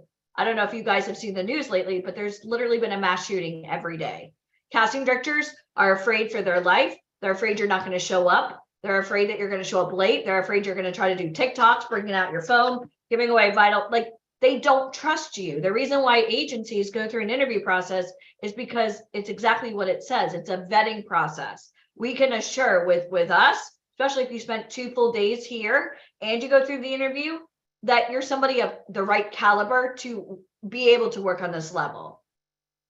Let me ask you a question. If you were me and you guys know what I've done and you know what we've accomplished, and you obviously see all these amazing people saying, we love VIP, how much would I protect my company? I'm literally, it's like dating my son. What are your intentions? Like you're lucky if I'm not taking like, you know, some kind of blood test, like, oh my God. So like when people, these services aren't for sale. So even if you have like a Black American Express card and money's no issue, it is an issue for me, because unless you are the right type of person to get these connections, I'm not going to risk it for $2,000 or $3,000. And just so you know, all the people on here that have an Inner Circle shirt, my Inner Circle starts at $30,000. $30,000. Oh my God, that's so crazy. Is it? No, it's not. Of course it's not. My Inner Circle gets privileges beyond privileges. Face to face, literally above the events. For $30K, that is nothing. Do you guys understand that? Think about how much money we spend on Netflix and Amazon and Hulu and Disney and Apple products and Nike and Starbucks. We spend so much wasted money on crap. You know what the best investment is? Somebody type it. What is the number one investment? Deneen, do not answer it. What is the number one investment? Yeah, yourself. So how is it possible that you believe in everybody but you? Pictures, to me, pictures is like drinking Starbucks. You got immediate gratification. You look so good. You post it all over your Facebook and Instagram, and you're constantly, oh my God, I knew I could model. Yeah, said by who? Your friends and family that aren't in this business? 99.9% of you are getting photos done completely incorrect. And the problem is when I say it, oh, you're so mean. No, I'm right. Which is why I get the people I get working with me. Okay. Some of you guys joined Backstage and 99 and every single website possible. That's sweet, but real castings are not posted on websites. You need an agent, you need breakdowns. And again, even Bobby said he is a manager. The reason why Bobby got the audition for Sopranos, thank God he knew James Gandolfini. Thank God, it helped a lot. Did it get him on TV? No. But could he have gotten that audition without him? Hell no. That's what our mother agency is about. I'm going to vouch for you, but I need to know you're sane. I need to know that you're going to show up. I need to know you're reliable. I need to know. I've dropped people over and over and over again. I've dropped people because I expect a certain caliber here at this company. And if you can't live up to what I expect, you shouldn't be here. Go take these fake modeling classes, go have fun, go take a runway coach, go do all that. You and I both know runway, it's literally based on genetics, not based on a credit card. If you agree, type amen. Yeah. Do we have to come up with the whole amount? Why don't we? I'll go over that in a second. We're gonna save questions because guys, I just saved the day. Oh, I you just saved rescued. Christmas? I just rescued Ryan Colby from the abyss of Zoom. So everyone say thank you, Deneen, right now. Thank you, Deneen, right now. I'm just joking. But I want you guys to think about this before we bring Colby on very quickly. If I give you a list of everybody, and I know Michael mentioned Les Brown, who is married to Gladys Knight, who sold out the Georgia Dome, 90,000 tickets. His average cost for his coaching is $100,000, and you get 6 training sessions, 6 for $100,000. There's a reason why he asked Michael and I to produce his Broadway show. Do you guys understand that? So with the people that you met this weekend, Galinsky and Mark Schoenfeld, and you know Mark Schoenfeld owns a production company with Hugh Jackman and Ryan Colby and Randy Goodwin and all these people that you guys have met, they have to trust my company because they're now, like we said, stapling their resume onto us. Do you understand that? And that is so important that you know that. This isn't about like, well, I see you've won Tonys and oh, that's so cool for you. This, you know what that does? It's proof, proximity, and power, and that gives you authority. So think about it. If these people that are on that level believe in VIP and believe in what we do, is there any way that we would ever let you fail? I can't force you to show up. I can't force you to get on the calls. I can't force you to turn on your cameras, even though all of you want to get discovered. Why the hell are you even on here? Think about it. Why are you here? I mean, I'm sure you like to listen, but isn't the whole purpose to get discovered and for people to see you? We've actually had people booked directly from these Zoom calls. So don't blame me if it didn't work out. Blame yourself because you didn't have your camera on. That doesn't even make any sense. So let me ask you very quickly, for everybody that you met this weekend, do you think it would be easy or hard to get even one of them to come on a Zoom call for you on a weekend? I mean, where would you even find their phone numbers, their email? Why would they even want to affiliate themselves with you? Scale 1 to 10, how hard would it be? 10 being, oh my God, impossible. Because that's what we do. So thank God I have a big mouth. Thank God I stand up for people's rights. Thank God I have Michael Fomkin, the genius upon genius. But you know what? You know what the best part about Mike and I are? We're left and right brain. I'm the one that will walk into a room. I will be the #1 wingman. I will get everybody in that room to fall in love with me. Why? Because it's my personality. That's my job. Michael is the brainiac. He literally is building systems right now, AI, ChatGPT. He is researching. So between the two of us, there is no competition in this world. We know this, which is why we got approached for everything that we've done. It's called proximity, proof, and power. And some of the shit that I've done, I've been scared to death to do. But you know what? I say yes, because if my peers tell me it's a good idea, they know better than I do. So I need to know before Ryan Colby comes on here, who has the balls to go after this industry? Because if you don't, just log off now. Don't schedule. Don't waste my time. You're like a puppy I'm never going to take home. Okay, don't make me fall in love with you in your little picture. And oh my God, they're so sweet. Because I don't give a shit about sweetness. I care about your success. And for anybody on here, you know I'm going to fight hard. You may not like me. You may call me names off here. I don't give a shit. Because at the end of the day, you saw what Mashara did. 365 days completely changed his life. The question is, who's going to be next? And that's the truth. Who's going to be next? Yeah, Christine Harding working with Patrick Mahomes' agent on set today, literally working the Super Bowl. Like, hello, Patrick Mahomes, Super Bowl, like MVP. And she's hanging out with his sports agent. You can't do this on your own. You need a powerful team. And thank God I have ovaries of steel. And at the same time, you guys know I have this little boy in the other room who's the sweetest thing. And you can have it all. Don't ever let somebody tell you you have to choose, ever. Now, speaking of having it all, we've got Colby on, which I can't even imagine what he's wearing today. Let's see what he looks like. Bring him on. I'm wearing a black t-shirt. Mirror, Today is mirror not- on the wall. it's Who's not the a fairest of fashion them day all? today. Somehow I'm sure it's like Chanel, No, Givenchy. it's not. No, it's John Varvatos. Very simple. Oh, excuse me. I thought you were going to say Walmart, but John, okay. No, Okay. John Are Varvatos. we keeping you up, Ryan? Am I what? Are you good? You ready? Yeah, I'm fine. Yeah. Okay, so what's I going couldn't on? get on, but Deneen figured it out. No, Thank God for Deneen Deneen. saved the day. Give me my credit for a chance for a change, Colby. I would say bye. I'm just kidding. figured But I it you're did. out. here. I actually, And that's I actually, awesome. I told him, I was like, I'll just tell everyone you had an emergency. He's like, we'll figure it out. Mhm. Okay, Yeah. so what are we going over now? What's going on? I don't know. How was everyone's day? I don't even know who spoke today, so I'm not quite sure what you did. But I'm sure They've it all been was waiting for you. information. I'm sure it was very informational. I'm sure everyone had a good day. I'm sure everyone learned a lot. Whoever We had spoke- Galinsky on, Randy Goodwin from Vampire Diaries, and Okay. oh my gosh, and Girlfriends. We've had an amazing day. Mike just went over some amazing. It's been a great day. Okay, good. And Randy's this is good. like Santa at the end of the parade. Everybody waits for you.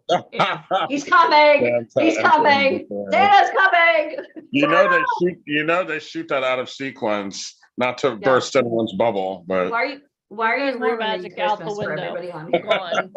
Well, Brian, why don't you talk about this? Why don't you talk about, like, we've had a huge acting day today. Again, we had Galinsky, we had Bobby Randy. Finaro, we Oh, had yeah, Randy. Bobby was and on. Randy. Oh, both of them. Okay. So why don't you talk a little bit about the audition process? Because I think that, like, we have people on here who are going to soon be consistently booking work. So can you talk a little bit about the audition process? Don't go in ad nauseum, but give them like an overview of like what to expect with the audition process. For television and film, when you audition process is depending upon your level, it's whether you've worked before or you're brand new. It can be a little bit different, but basically what happens with auditions is I will read sides or I will be asked to submit someone specifically based upon their look. If they look like a jock or they look like a cheerleader, someone will ask me, can they read? Can they do this script? I will read it, and sometimes I will decide no, because if it's too deep and I know the model well, I will decline because I don't want to embarrass them or myself.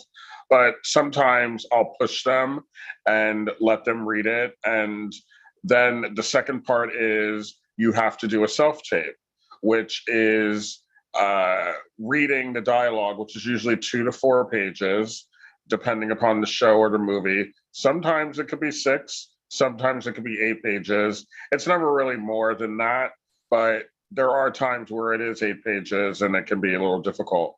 But on average, it's 4 pages, and there's another character, maybe 2, and there's what is called a reader off camera, and they read the other dialogue and prompt you, and you do the scene appropriately. You're the one acting, the reader is just reading for you, and you do that. Now, that is sent in to the firm, casting director, producer, whoever asked for it, and they will make a decision on whether they maybe want to see you in person, maybe to see how you read in a more controlled atmosphere in front of them, so they can see your body language, so they can see how tall you really are, so they can see how you act with strangers. So that is called an in-person meeting. Maybe it's called a screen test. It just depends on how deep they are in the project. If they're in the beginning stages of the project, it's usually just a meet and greet. If they're in the later stage of the project and they need this shot next week, it could be a screen test. So it just depends. So you go in, you read with them. You may read with another hired actor who's already got a role in the movie or the show, and to see if you have chemistry, whether you're the brother, the sister, the wife, the husband, you know, whatever. So that is part two. Sometimes you have to do that several times. You have to go back 2, 3, 6 times, especially if it's a big TV show or a big movie. Sometimes you have to go back and meet with the executives to make sure that they like you so they can push you. It's a daunting process, but that's how the audition process is. When you're doing smaller projects like indies, it's usually quicker. They usually just have you do a self-tape or a quick in-person meeting, and they make a decision kind of right there and then, because they got to start shooting next weekend, and they're shooting for a week only, and they don't have the time to be having you come in and out, in and out, in and out. But it's still the same thing. You're still auditioning for something. So it's fairly simple. If you have the skills and you're talented, then, you know, they'll see that, and maybe you're not right for that role, but maybe they'll use you for something else. A lot of times people audition for one thing and they get something else in the movie or the show that has nothing to do with what they read for. It's just that maybe they feel that you're better for this role. Maybe you're too old, too young, you know, your look is different, and maybe you'd be better for this role. So always do a great job, because you have no idea what these people are thinking while they're sitting and staring at you. They could be thinking amazing things like, wow, this person's amazing. They're not right for the role of the son, but we've got other stuff coming down the pike that they're great for. So always give a great performance, always be grateful, always do your best, because casting directors aren't casting one thing, they're casting 6 things, 8 things, 12 things. You don't know what else they're working on. So you always have to give them a good show so they can think about you for other stuff. Because they're the gatekeepers. They're the ones who make the decisions, not me or not any other agent, not Tanya, not any other agents you've ever met on these calls or whatever. We don't decide anything. We just provide the cattle, and then they decide who they're cooking, you know. So, that puts it, I'm watching 1883, so that has a whole different meaning to me right now. Okay, so we just, you know, so it's not up to us, you know, who they like. We can manipulate, we can give our opinion, we can try and coax them to our liking, but at the end of the day, it's not, I don't work for Netflix or HBO or CBS. The client makes the final decision. Yeah, so you've got to make sure that you give them your all, because that one no can lead to 6 yeses in 6 months from different jobs, from the same firm, from the same production company, from the same producer. You don't want them to leave there being like, that person didn't put any effort in. They acted like they didn't want to be here. They didn't do anything correct that we asked them to do. They wore the wrong clothes. They didn't have the lines memorized. Whatever, you know, you don't ever want them to say that, because when you leave, they're like, we will never see them again. But if you come in and you do a great job, but yeah, you're too old for the role, you're too young for the role, you're too short, too tall, whatever, but you did great, they're like, you know what, keep that headshot, because in a month I'm doing something that they could be good for. Yeah. You never know. So you always got to do your best. That's awesome. So now we talked about acting, talk about go-sees for modeling, like for different brands, different things like that. Like, how does that process work? Well, go-sees for modeling are a little faster. That's pretty more immediate. Like if you go to see Hudson Jeans, or you go to see Garnier, or you go to see for Fashion Week, the decision is made pretty much while you're standing there or an hour after, and you shoot or do the job quickly. These modeling jobs aren't in advance like TV and film. Like you can go to a TV audition tomorrow, which is Monday, and the job isn't until, you know, August, September. You know, for modeling, it's pretty much, if you go to a casting on Monday, the job is usually Tuesday or Wednesday. So it's a little faster process with modeling. They don't do things too far out of the gate. Like they don't do things like weeks in advance. It's days in advance. So it's similar, but it's quicker and it's more finite, meaning you pretty much know whether you got it that day that you went to the appointment. So it's a little different, but similar. You go see the client, you maybe do some digitals for them. Maybe they want to see your hair, your skin, your hands, your body, your teeth, you know, and then they make a decision that day. So it's a little faster process. Awesome. And how do you submit talent for, like, so you would submit self-tapes for acting and modeling, and for, and then for. Well, I submit books for modeling. Like for modeling, I submit books. I have books on my website. I send them links to the books, and they will decide who they want to see and who they don't want to see. And if for some reason they're on the fence, I may send them some selfies of the person to maybe convince them, because sometimes maybe they don't like the book. Maybe they just want to see the person in their natural element, and I'll send them some selfies, and then that can convince them. That's a very common thing, actually, because sometimes I like very high-end looking books. I like my books to look very polished. And sometimes clients are a little more simplistic and they just want really simple images. And sometimes I don't have them. I can go over the top sometimes if you look at my website. You can go over the top. I can't believe that. If you look at my website, sometimes it could be a little over the top. So there are times where clients are like, this is a little too much. We just want, we just want to see like really simple images of this person. So I'll send them selfies and that'll convince them to see them. So it just depends. That doesn't happen often. Normally I do get enough. It's enough to book online is enough. But there are times the client is like, you know what, that's a little too much. I need to see simpler. So that's why I always have selfies on hand of all the models, because when that comes up, I can just send them really quickly. Nice. Now I'm going to ask you Alicia's favorite question. Can you please tell us your skincare regime? Because your skin looks flawless today. There's nothing on my skin, like nothing. It's just he's just born perfect. There's nothing on my skin. I exfoliated like 10 minutes ago, and I put a little cocoa butter on, and that's it. So what did you exfoliate with? Apricot scrub from St. Ives that I've been using since I was like 4.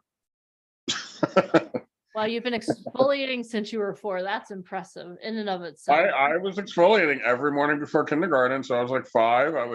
I could barely reach the sink, but I figured it out. And I should start this. I would stand on a phone book. We had 2 phone books. We had the white pages and the yellow pages. The yellow pages was thicker. I would go in my drawer in my living room, take out the phone book and bring it in the bathroom and stand on it. At what age? I was like 5. Okay, so Ali always teases him. I love literally, Christine, he could be screaming at the models in the middle of the photo shoot. And I go, Ryan. And he's like, what? And I'm like, your skin is just glistening. What are you using? And he stops and it's like a comic, and he literally like comes right back. And then it's like, okay, game on. How many of you guys have ever seen that before? And I know some of our talent know to get you fruit juice at 2:30 on photo shoot days because of your sugar. They all know. They all know. By 2:30. Yeah, 2:30. You and Kaden, here's your juice boxes. Yeah, no, I was exfoliating at a kid. I used to squeeze exfoliant into the plastic bags that you put your tuna fish, like your peanut butter and jelly sandwiches in. And I would do a midday exfoliant at school.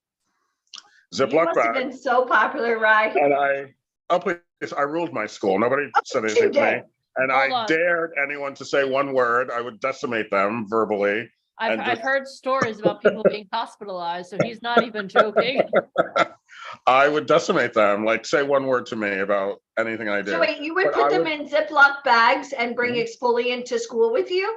Yes, I would. And if my skin got dry, I would go to the bathroom and figure it out. Jeffrey, do you hear all this? Make notes.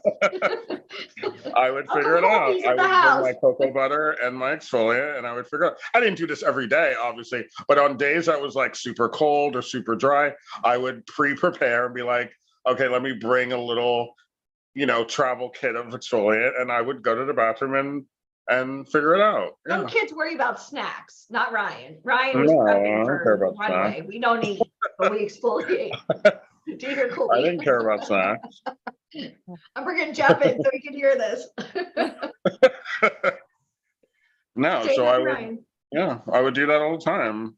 I would make sure I had Vaseline for my lips and cocoa butter for my skin, and I would bring it with me in my backpack. You're not catching me looking dry no, it's not happening. It's not happening. Jeff's like, what are you guys talking about over You're here? not catching My me other looking half. dry. Say hi to Hi, everybody. Jeff. Hi, Ryan. You look nice. You don't have to say that.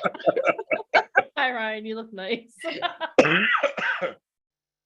Yeah, so yeah, I would do that. I would have teachers ask my mother when she would come and get me sometimes, like what I did, because they would compliment her skin, my skin, and they would ask her. And since that was her job, I got it from her because her job when I was a kid was to give women advice on how to look presentable at work. So she would go to different companies and do seminars on like, these are the kinds of colors you use. These are the kinds of lipsticks and foundations and mascaras and It's blah, like blah, blah. bringing Avon to a whole nother level. Find out my So- son's skincare regime. You could buy it now. she- Like the so botanicals. she started this. So she would give my teachers advice like, you look great, but that color is, Hideous? that's not working for you. Nope. Hard truth. Awesome. So- All right. Well, Marilee, thank you for being here. Well, Ryan, thank you very much for your Sorry, I have a auditioning little tips. cough. So. I know do you need a lozenge? I have one right here for you. I know. I have some somewhere. Awesome. Well, Ryan, thank you so much. We just wanted you to come on and give us some audition tips.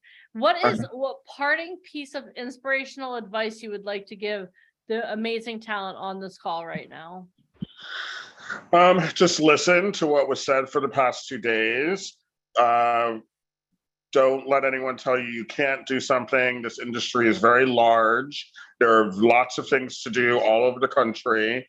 It's not all about New York and LA and Fashion Week and the glamour and the glitz. That's very cute and everything, but 90% of this industry is based upon lifestyle, commercial, average people who can give a great smile, give a great attitude, look great, selling everyday products. So make sure that you know what your lane is and stay in it, and give it all you've got, and hopefully something will pop off for you. Awesome. Hope someone's sending us a picture of St. Ives. There you Thank go. Very nice. St. Ives, they have a lot of products now, but when I was a kid, they had one and one only. I Now had they have that like peach 20. one. See, Now they have. see for Now you, they have a lot of products. the peach one worked out well. When I was a teenager, I had that scrub, and my great grandmother said, "Hun, take the rouge off your cheeks." I was like, "What? Take the rouge off your cheeks?" Because I scrubbed so hard, my face got bright red. 'Cause I Oh have a yeah, little you bit of can't rosacea. go for Caucasians. You need to be a little gentler. Well, I was like, and so I got in trouble for using St. Ives. So every time you said it, everyone's like, "Oh my God, you look flawless." I'm like, my nanny yelled at me about that. Yeah, you can't go too crazy when you're white. You got to be a little gentler, but you should still use it. Scrubbing off your flesh. Yeah. You still use it, just don't go crazy. Like I scrub really hard, but you'll never notice it because of I don't know. Because you don't have ruddy skin like I do. I get it. Between I'm that German, and the okay? I'm toner. Italian and German.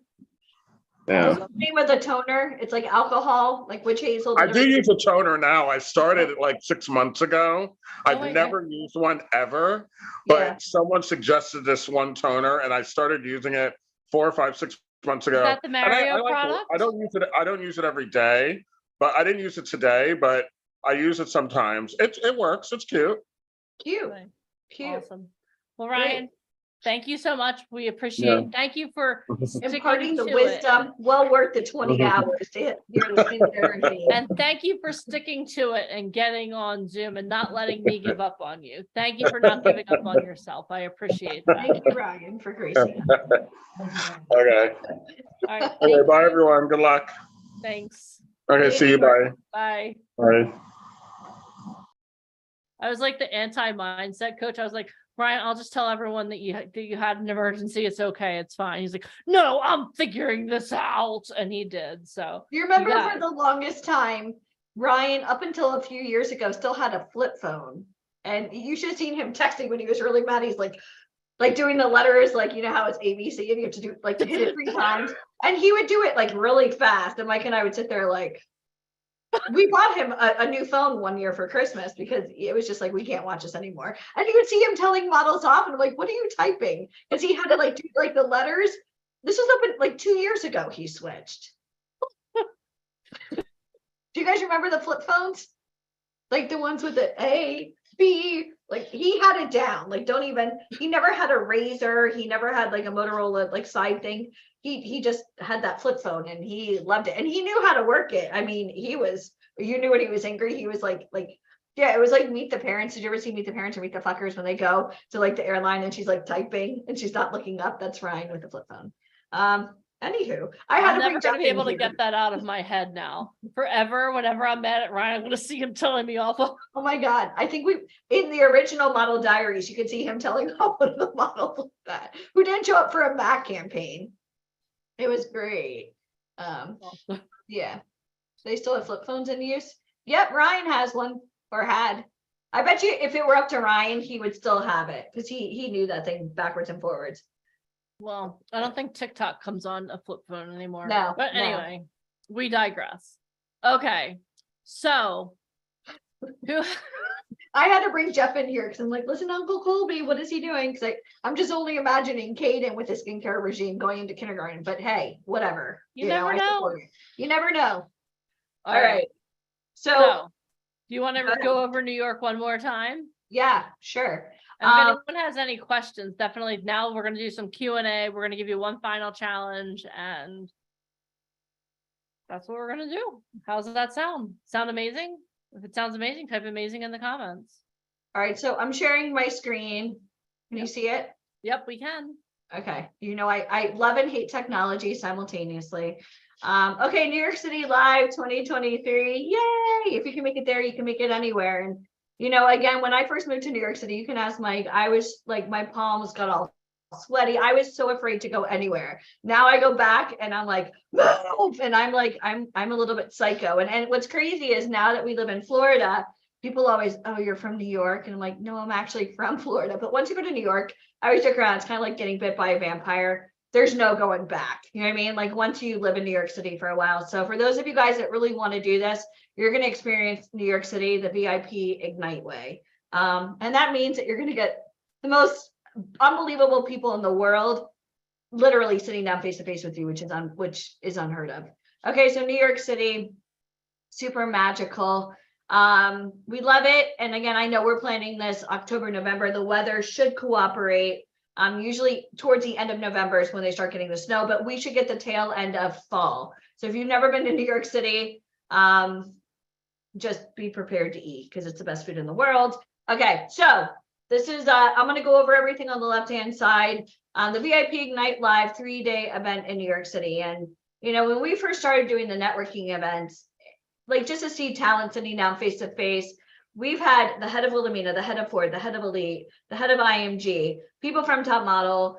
We had judges from Top Model. We had Emmy winners, Grammy winners, A&Rs, the co-founder of Bad Boy, who signed Kanye West as part of our company. The head of vice president of Island Def Jam, who signed Jay-Z, like meeting these types of people, and there will be music, comedians. I just spoke to Alan Deneen, the head writer for Saturday Night Live, who also co-created Curb Your Enthusiasm. I got to give him the exact date because he doesn't even know where he's going to be. And that's why, like, when we're doing these events, we will never give you an exact breakdown of who's going to be there. This is not Barnes & Noble. This is not an autograph signing at the Grove or, you know, the Barnes & Noble Herald Square. You're not going to meet like a celebrity. That's not what this is about. We want natural. natural, like, oh, wow, you're the head of casting for Warner Brothers. Cool. So again, sitting down face to face with top people. Again, this is a 3-day event. So one of the days you're going to get a professional photo shoot. And this is so important. We learned this already from Marianne and anybody else who's ever gotten photos done in the past. Having Ryan Colby himself, you know, stylist to the stars. If it's good enough for Liam Neeson, it's good enough for Saba, it's good enough for Sean, it's good enough for Danielle. Hi, Danielle Barry. It's good enough for everybody on this call. I mean, he is an expert.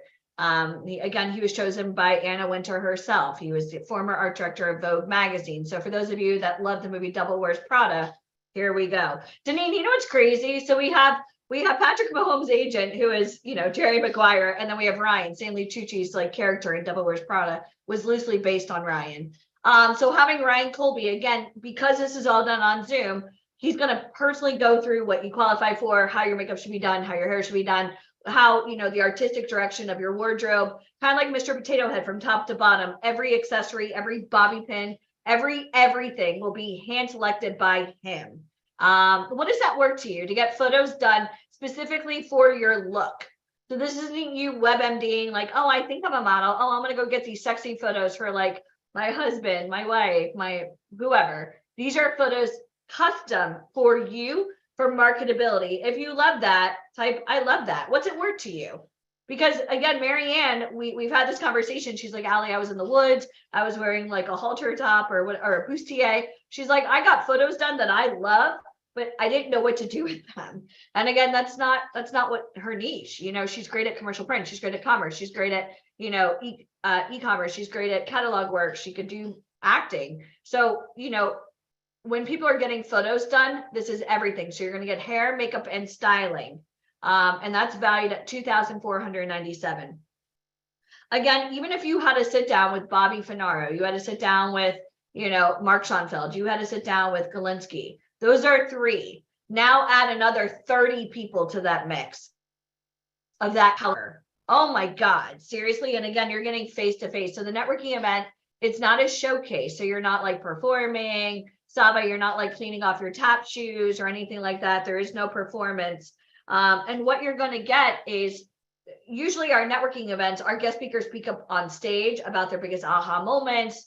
They talk about like how they got started, what they wish somebody told them, what's happening in their lives right now. And then the second half of the day, you're usually networking. And that's usually how we do it. And the reason why we don't just let you network immediately is because most of you would put your foot in your mouth. You wouldn't have anything to talk about. I don't know about you, but if I had a conversation with Robert Finaro, I would want to talk to him not based on, oh, here's Bobby from The Sopranos, because then you're sitting there like you're a fan. But when you hear about, oh, I was married and I had a child and James Gandolfini and Streetcar Named Desire and, you know, traveling and doing all this amazing stuff, that's why relationships are built the right way, the organic way. And this is going to sound really horrible for me saying this. And I know Michael's probably going to like bitch slap me for saying this, but this isn't just about you. This is about relationships. It's a two-way street. You don't want to go to an event as a fan. You want to go to the event not saying, oh, please sign me, because you look desperate. You want to go and you want to be at service. You want to build a real relationship, which means it's not just about you. You want to get to know these guest speakers because guess what? People like to work with people that they like. If you agree with that, type amen, because you're going to get a lot more honey, right, from this by actually having a real conversation. That's the only way to do it. You're also going to get the Improv Comedy Weekend. This is all going to be virtual. Why? Because you're going to perform live in New York City. It's VIP Ignite. Like, I don't care. Do all the spoofs you want when you get there. I would be giving the phone to, like, you'll know your peers that are going because you'll see them on the Zoom calls. You'll see them in the private Facebook groups. A lot of times, even with the travel, you'll find your best friends, your soulmates for life on here. This is our family. So, you know, oh, I'm afraid to go to New York by myself. Guys, roommate services, Airbnb it, whatever it takes. You are never alone. Ever with VIP Ignite. So the fact that you're going to get Zoom trainings on improv and then get to perform it live. So think about it. For somebody brand new, you're going to get photos done the right way by the former art director of Vogue with a celebrity photographer, makeup artist, and stylist. You're then going to work in a beautiful studio. So all that is B-roll. I would be giving my phone to everybody and have them taping you, getting photos done. All of that should be going on your Instagram for social media. Proximity, proof, and power. right? The 3 Ps. Then you're also going to get training virtually for improv. Now on your resume, you're putting down the training and holy shit, you're performing live in New York City. If you see the vision of what we created, this isn't like masterclass here, hit play. You're actually living out your dreams in New York City. You can already put on your resume, performed live in New York City. Scale 1 to 10, how much would that change your life? And you're not just getting training with somebody that does improv down the street. We're talking about Jeffrey Gurians, one of the Friars of the Friars Comedy Club. Jerry Seinfeld works with him, like some of the biggest comedians in the world. You may not appreciate his name, but for us, he is a legend. Gino Bisconti from the Howard Stern Show and Mark Christopher Lawrence, who starred in the show Chuck, one of my favorite TV series. I was a huge fan. I love the show Chuck with Zachary Levi. He played Big Mike. He was also in Pursuit of Happiness, The Terminator, oh my gosh, Seinfeld. He's also in that Minions commercial for one of the insurance agencies. When you see him, you know him and you'll love him, but you're going to get to know these people because they're going to be working with you virtually. All this is going on your resume, and then you get to perform live. You're also going to learn the 6 figures for online training. Again, we spend a lot of money here at VIP Ignite between working with Russell Brunson, who some of you guys may or may not know. He's worth $1 billion. Anthony Robbins, Tony Robbins himself. We invest 6 figures in that relationship a year. So some of you, oh my God, $2,000 is so much. Try investing $125,000 in 3 different programs each. Okay, that's a shit ton of money. That's one investment is more than like most people. I mean, most people don't even make that kind of money. Why do we invest in that? Because Saba benefits, Shauna benefits, Danielle, everything that we're doing, it's always an investment in you. That's why our company does it. We want to give back. Again, you're going to get the social media domination. They're going to go over everything, TikTok, Instagram. You're going to learn everything, but from actual high level people that earn 6 figures. Again, you're going to get the stand-up performance in New York City, the 12 months of virtual coaching. For those of you that don't understand, the coaching is done live. So like Monique Coleman from High School Musical, she's part of our company. We have actors from The Walking Dead, part of our company. We have actors from The Goldbergs, part of our company. Different agents, different casting directors, different actors, Tony winners, voiceover. You're going to get those types of trainings live on Zoom. That alone is valuable. We charge $300 a month just for those trainings. You're also going to get 12 months of virtual, you're going to get truth management representation for 12 months. Hi, we're your mother agency. No one's ever going to talk to you unless you allow it.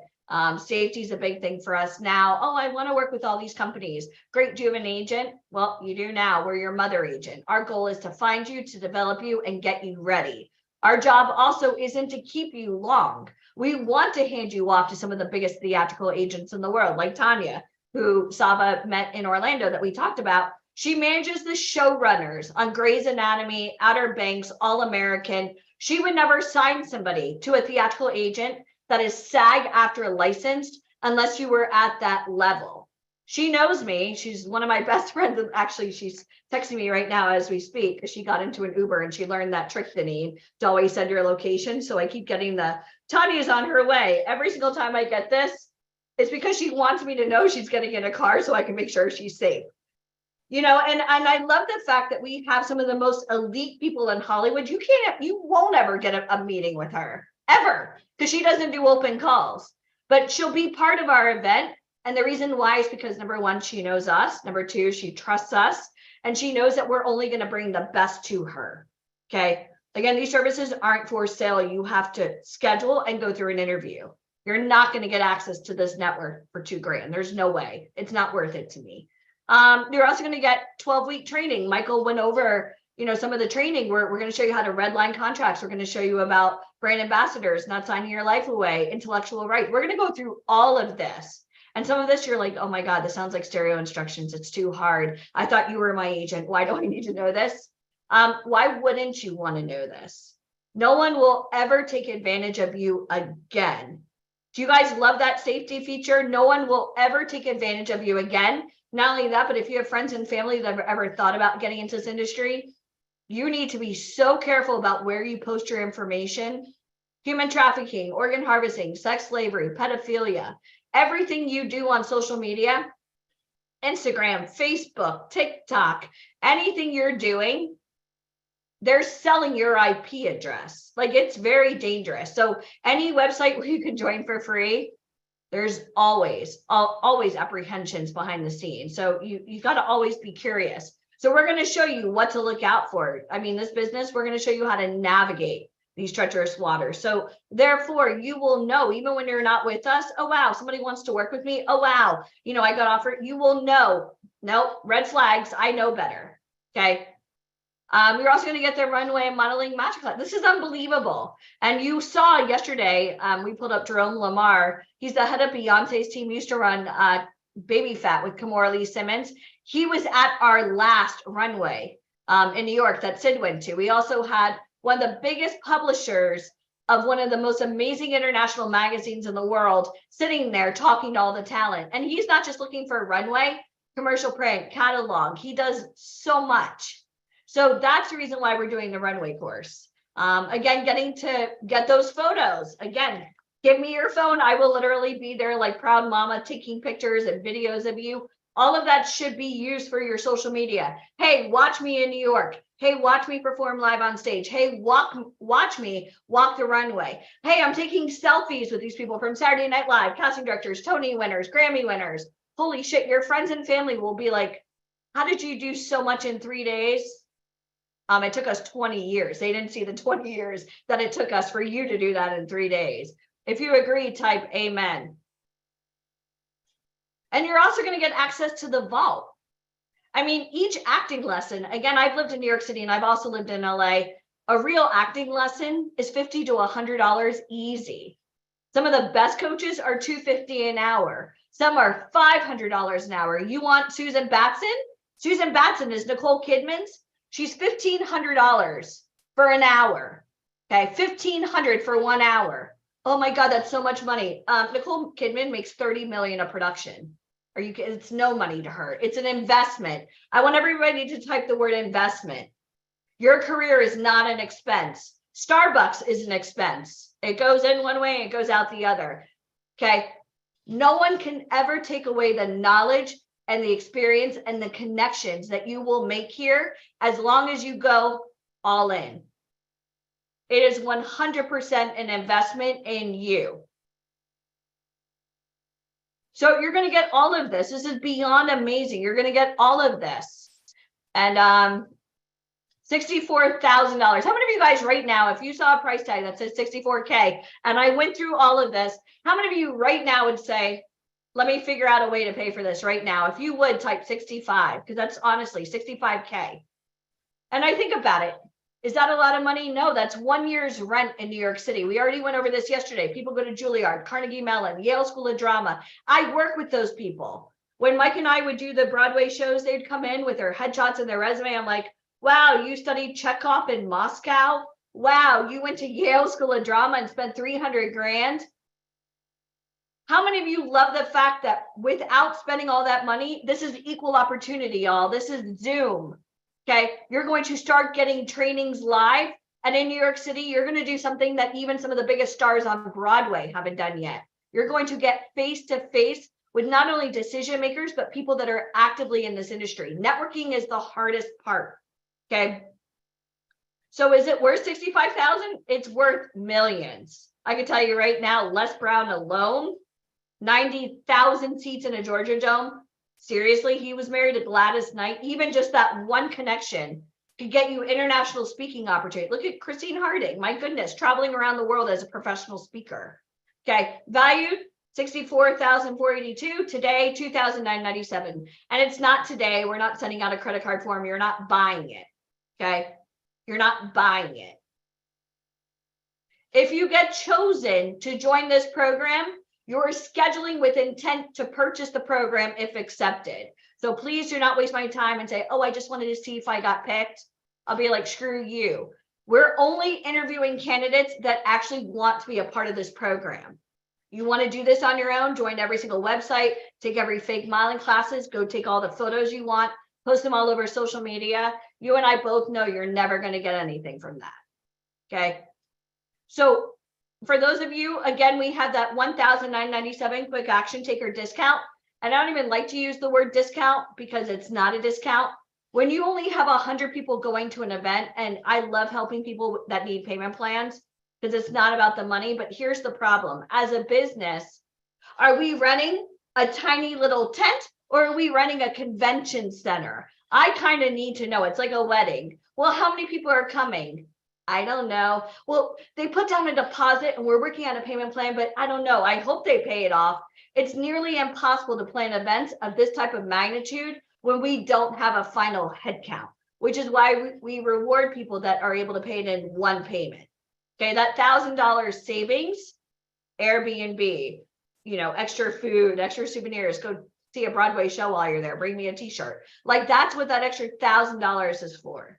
Okay, I don't ever want to hear that you can't afford this because that you're basing it on resources. I expect you to be resourceful because somehow or another, Black Friday, the day after Thanksgiving, every single person that gripes and moans to me, oh my God, I have no money. What are they doing? They're on Cyber Monday. They're buying big screen TVs. They're doing it all. Why? Because it's instant gratification. If by getting in front of the right people, how much would this change your life? I already know. I've already seen what happened to Masharad. I've already seen. We've had talent on tour with John Legend because they met top people through us. Okay. So the question is, again, we're doing the Chat GPT for actors and models and AI. This is a special bonus today. So when we do the call on Wednesday, kind of like the boot camp, you're going to get the overview, kind of like going to Sam's Club. You could get a little taste of it. But did you want the actual training that's going to go on your resume? Well, then you need to be a member. Okay, membership has its privileges. So that's it. And again, we have $1 million guarantee so that I'm skeptical. You're skeptical of what? The fact that the company is real and now you actually have grown a pair of balls and you're going to actually go for it. If you're that skeptical, don't tell your friends. Just tell them you're going to New York for an event or tell them you're going just for the weekend. Because I'll tell you what, this is like the Olympics. You're going to be asked to perform. You're going to be sitting down face to face with casting directors. We already see Sava's name being mentioned multiple times on this call this weekend. Not by me. You got Bobby Finnar. You got Galinsky. We got all these people that love Sava. Why? Because Sava shows up on the calls happy. He shows up to the photo shoots happy. And that's why he gets the amount of, opportunity he gets. Okay, so the question is, who's next? Who really wants this? And some of you, there's nothing I can do to help you. Some of you you're like Olympic swimmers with weight on the back. The reason why you will fail will never be because of me. This is an opportunity to change your life. The reason why you will fail is because you allow your friends and family's past to dictate your future. If I listened to everybody who told me don't invest in Broadway, don't start your own business, I'll never forget the day my mom said, why do you have to start your own business? Why don't you just go work with somebody? Like, why don't you just go get a guaranteed salary? You know what I said? Mom, kind of like my dad. My dad was a top lawyer. He went to West Point. My dad could practice in the Supreme Court. My dad was the head lawyer for Geico, right? My dad never lost a trial. He was the best. And I don't like salary. I don't. I'm all in. I know based on my personality and based on my mouth and my quick wit, I'm 100% dependent on writing my own check for success. I will never let anybody tell me what I'm worth, ever. I know that if I work hard, I can do anything in the world. And I expect you to be the same way. For those of you that have the Fred Flintstone mentality, I clock in, I clock out. I bitch and moan that my paychecks aren't where they need to be and I want to make all this money, but I like having steady income. I like knowing exactly how much I'm going to spend on food. Okay, great. You're never going to do more than what you're doing. You're going to stay on that carousel and it's going to go around and around. Until the pain is great enough, you won't do anything to change it. How many of you guys feel the pain? You should be so pissed that you spent 2 full days here going, I should be in Hollywood. I should be earning $20 million. I should be the face of L'Oreal. Why am I not? Why am I not more successful? Okay, maybe you've been scammed before. I don't give a shit. I care about where are you now? I'm not going to apologize for what happened to you in the past because here's why. What happened to you in the past, kind of like a bad relationship, look at your significant other, even if you're single right now, and go, thank God I'm not in a shitty situation anymore. Sometimes you have to lose in order to win. You have to see that there's so much opportunity for you. And most of you are too afraid to even go for it. Why? Because your friends and family will, oh, well, you shouldn't have even tried it. Is it a risk? Yeah. Is it worth it? I don't know. You tell me. If you follow my Instagram, you'll see we're on private planes, we're on yachts, we're hanging out on the red carpet. You'll see. It's not because I'm lucky. I'm not some magical unicorn that was spoon-fed all these amazing things. I went to New York City and it scared the shit out of me. Even with a double degree in college, I was literally hysterical. You can ask Michael, hysterical. I could not understand this business. And Mike and I made an oath. If we figured it out, we're going to teach people that want help. And the best way to do it is face to face. That is an unbelievable, priceless opportunity. Again, we have the head writer for Saturday Night Live who wrote the foreword to our book. Are we blessed? Yes. Do we thank him every day? Yeah, you know it. That's what we do. And it's not worth $2,000 or $3,000 for me to ever risk even one person that took us 20 years to build. So our way works. The question is, if you're not happy with what your life is like right now, you're not happy with your home, your car, your financial situation when you go to your checking account, you cannot afford to not live out your dreams. And that's the truth.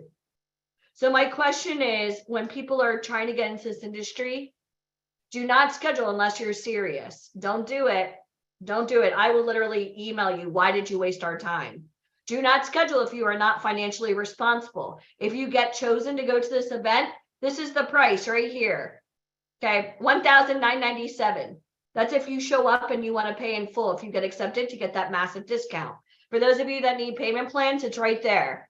You're showing up with a deposit and we're figuring out a payment plan to help you. Do not say, oh, I wanted to see if I got accepted. Do not say, oh, well, can I just pay you back out of my earnings? No. Why would I ever give you access to photos and training? I would never even trust you. And here's why. If you are financially struggling, you're going to let me down. You're going to let every single person I introduce you to down. I can look like an asshole by myself. I don't need your help. If you do wrong by me, you're going to do wrong with anybody that I work with. And it's not worth it. So you're not happy that you're unemployed. I've had people that are unemployed living in their cars that now live in Hollywood, doing very well, earning 6 digits. Unemployed, what does that mean? Somehow you were able to stay on my call for 2 full days. Life is about opportunities. You're unemployed, great. You have nothing holding you back. Somehow or another, you got a roof over your head and you got Wi-Fi. Am I right? If you agree, type amen. That means either you can't afford it or there's somebody in your life that's helping you do this. Figure out a way to get the hell out of it. Because if that pain point is too much, you're going to find a way to escape it. Maybe you like being unemployed. Maybe you like not having to go to work. Okay, maybe it's a crutch for you to not have to put in 100% in life. Well, I'm unemployed. It's easy to say that. You know what's not easy? Being a winner and working 24/7. We work 24/7. We've invested so much money and time, so you don't have to. This is clear cut. A plus B equals C. Some of you will do amazing. Some of you will schedule an interview and I'll be like, why did you schedule? What were you thinking? What would you do with these types of opportunities? What would you do with it? I know what Danielle Barry would do with it. I know what Denise would do with it. I know what Sava would do with it. I know what, most of you would do with it. But the true answer is anything you freaking want. What could you do with meeting Vivica Fox, right? Oh, well, she's an actress. She also makes a lot of money, right? Like the fact that we hosted our Women's Empowerment Summit together, like, oh my God, again, staple her resume to mine. I'm not worthy. To have access to these people, they're going to know that you went through the interview process. They know that we're very good judges of character. I mean, I can go right now and I'll show you. I can go right now to Google and type in Chanel handbag. Man, I wonder how much handbags are. Look at this. 9,000, 8,900. This is what people spend on a purse. Okay. This is an investment in you. And by the way, most people are able to write this off on their taxes. Do you guys understand this? This is considered an educational and marketing expense. Your investment, go create an LLC. This is all about you. You are now your own business owner. You will never fail because of me. We're going bigger. We're going home. And if you can't handle that, I don't want mediocrity. I want winners. In this world, there are winners and there are losers. You know how you can tell the winners? Because they're not the losers. And losers will always hate the winners. But the winners are doing something right. And with us, you're going to get into alignment with people that literally run Hollywood.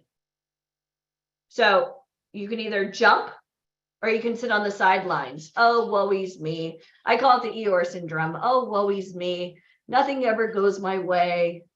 You're right. And it won't ever change because the pain wasn't great enough. And that's the truth. So for those of you guys that are really serious, you'll schedule. For those of you that aren't, keep posting fake pictures. You're an impersonator. You're not a doer. The people that are going to events, we see what's coming out of our inner circle. Saba just joined our inner circle, 30 grand. His first interview, he's like, I don't have a lot of money. I really want to do this. I need a payment plan. Great. But guess what? That 30 grand seems like nothing now. Our inner circle is now sold out. Why?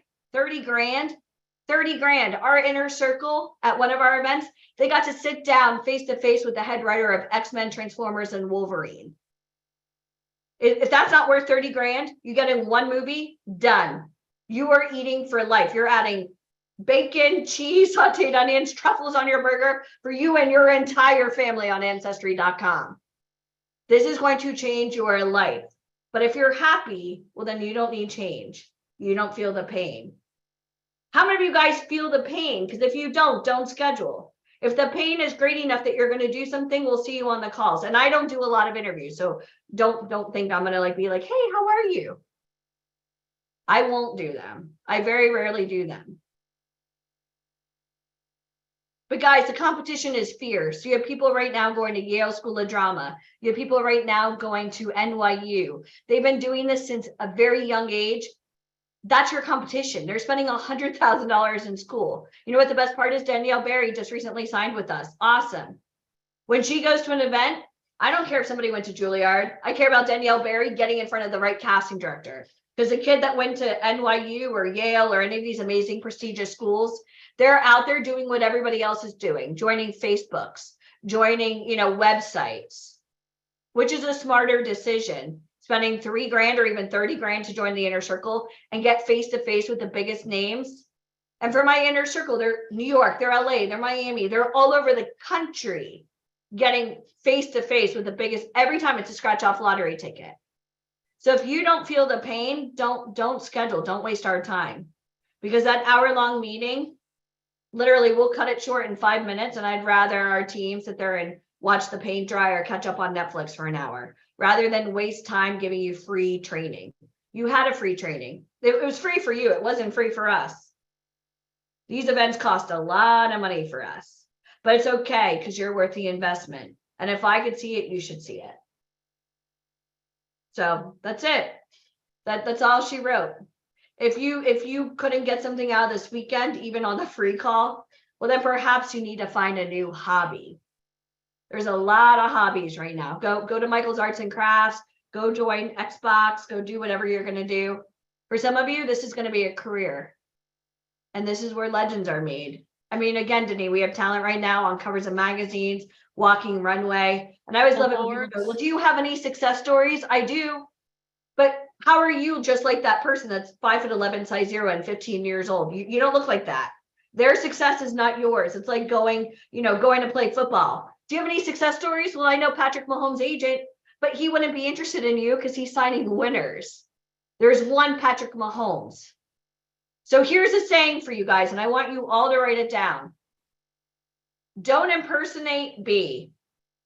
Don't impersonate a model. Stop taking selfies. Stop paying for shitty photos at your friends and family. Oh, you look beautiful. How is that helping you? It's not. Don't impersonate, be. You want to be successful? Well, then we're going to put you in alignment. Okay. You want to try to do this on your own? Go move to New York City. 5 grand a month for rent. Go. 1 month's rent.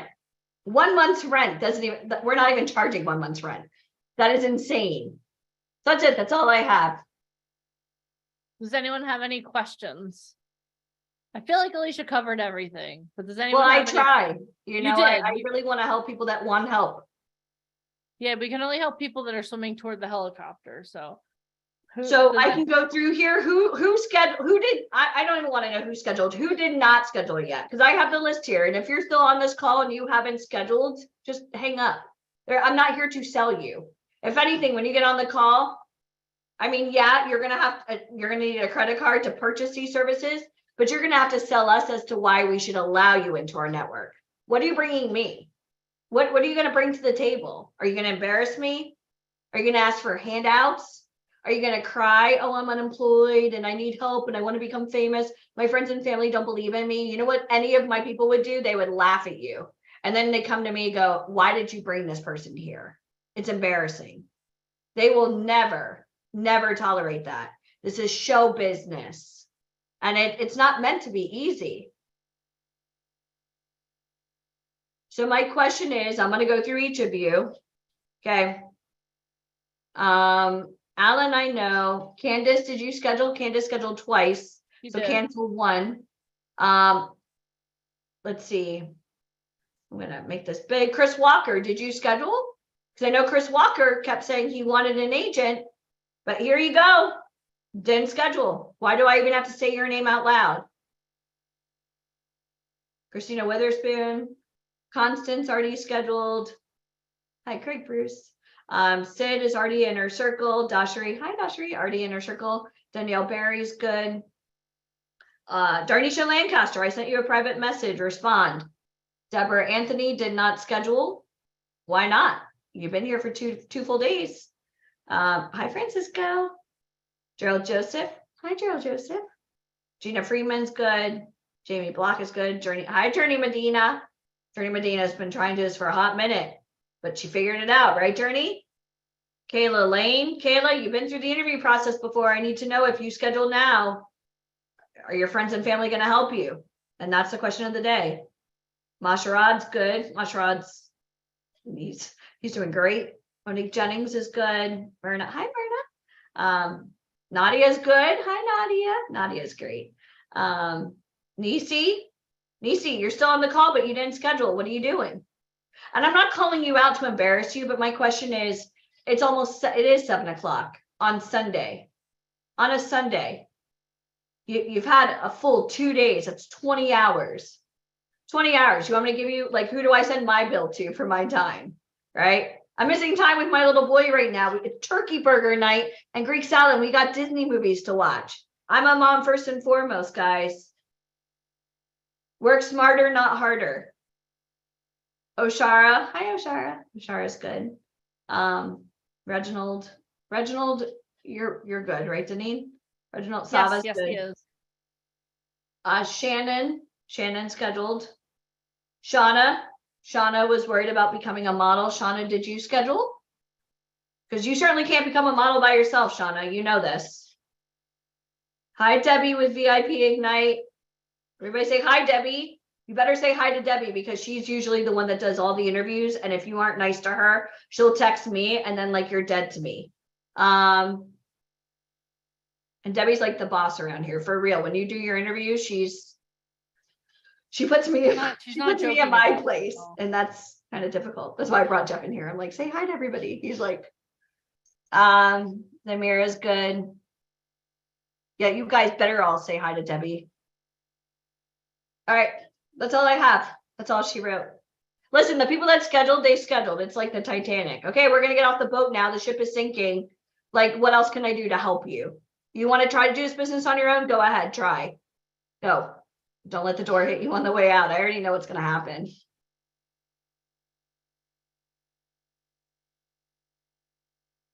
Kim, make sure if you scheduled, are you financially ready to do it this time? That's a question of the day. If you scheduled in the past and financially you could not do it, please make sure you are ready to go this time. That is always my number one concern.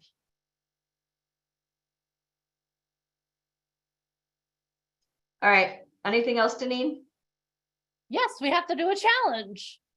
Isn't the challenge like you were able to stay on until 7? That should be the challenge. Or the fact you can listen to me for, 30 minutes. That's a challenge. Well, Go back I've been standing on my feet for 16 hours, so that's a challenge as well. Oh, good. And easy scheduled. Yay. Okay, so here's your challenge. Randy Goodwin hit on this a couple times, and it's not something we talked about a whole lot. And I'm not going to go over it really hard right now. I'll do a Facebook Live about it into the Facebook group, probably tomorrow morning, maybe. But what I want to know is, why are you doing this? Ooh, what is your why? What is your why? As you guys get to know me, that's like my biggest thing. Like, what is your why? Like, why are you doing this? And I want to know, but what I want you to do is I want you to really think about it. And again, like we said this last night, it could be one word, it could be one sentence, it could be a paragraph, it could be a novel, I don't care. But I want to know why you're doing this.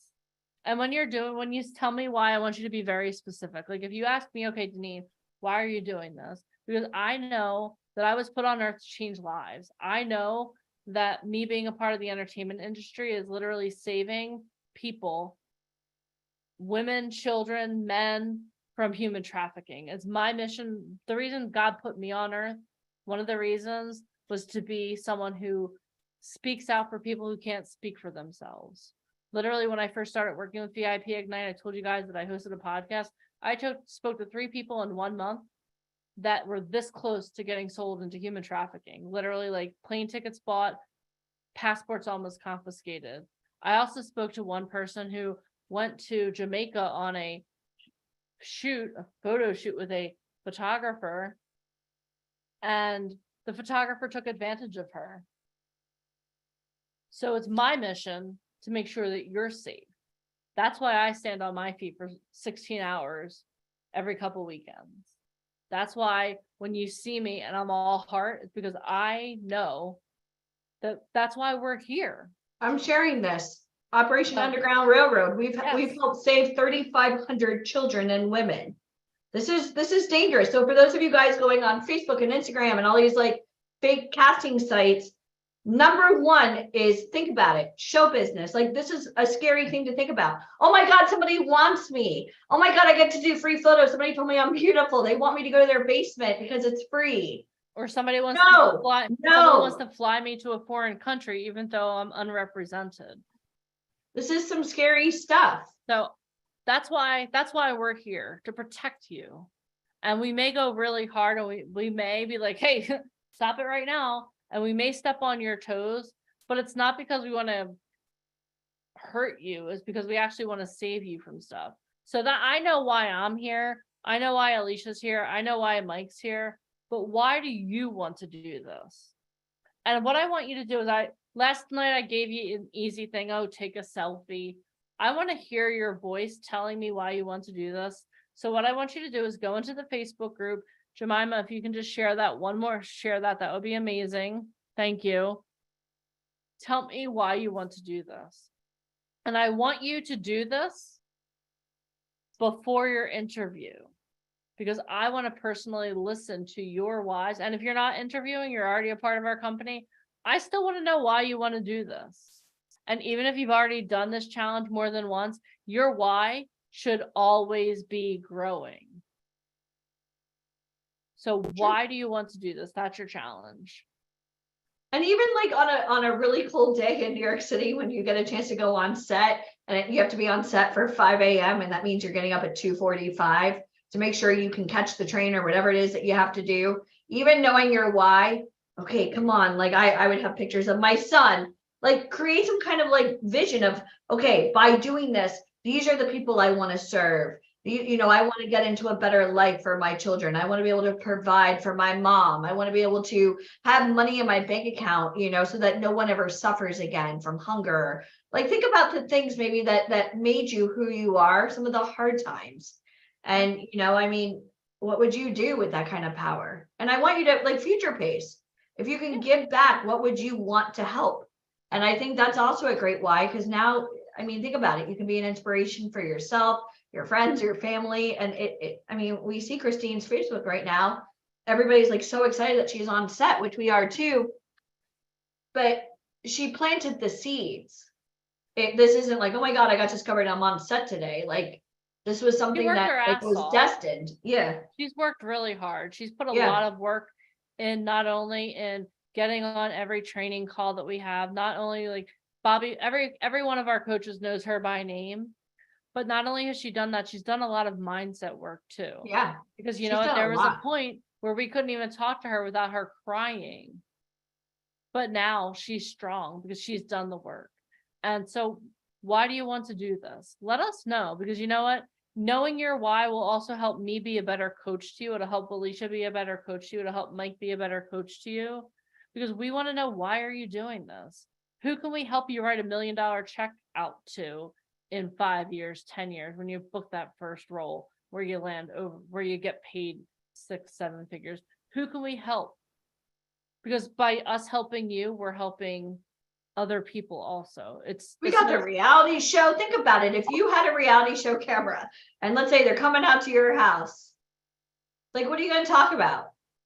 What is your why? They're going to ask you. It's like American Idol. You guys ever seen American Idol when they do the behind the scenes? Oh, wow, they're in Topeka, Kansas, you know?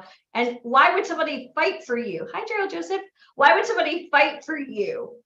No one wants to say, oh, I was brought up with a lot of money and it was handed to me. That story is done. Bye.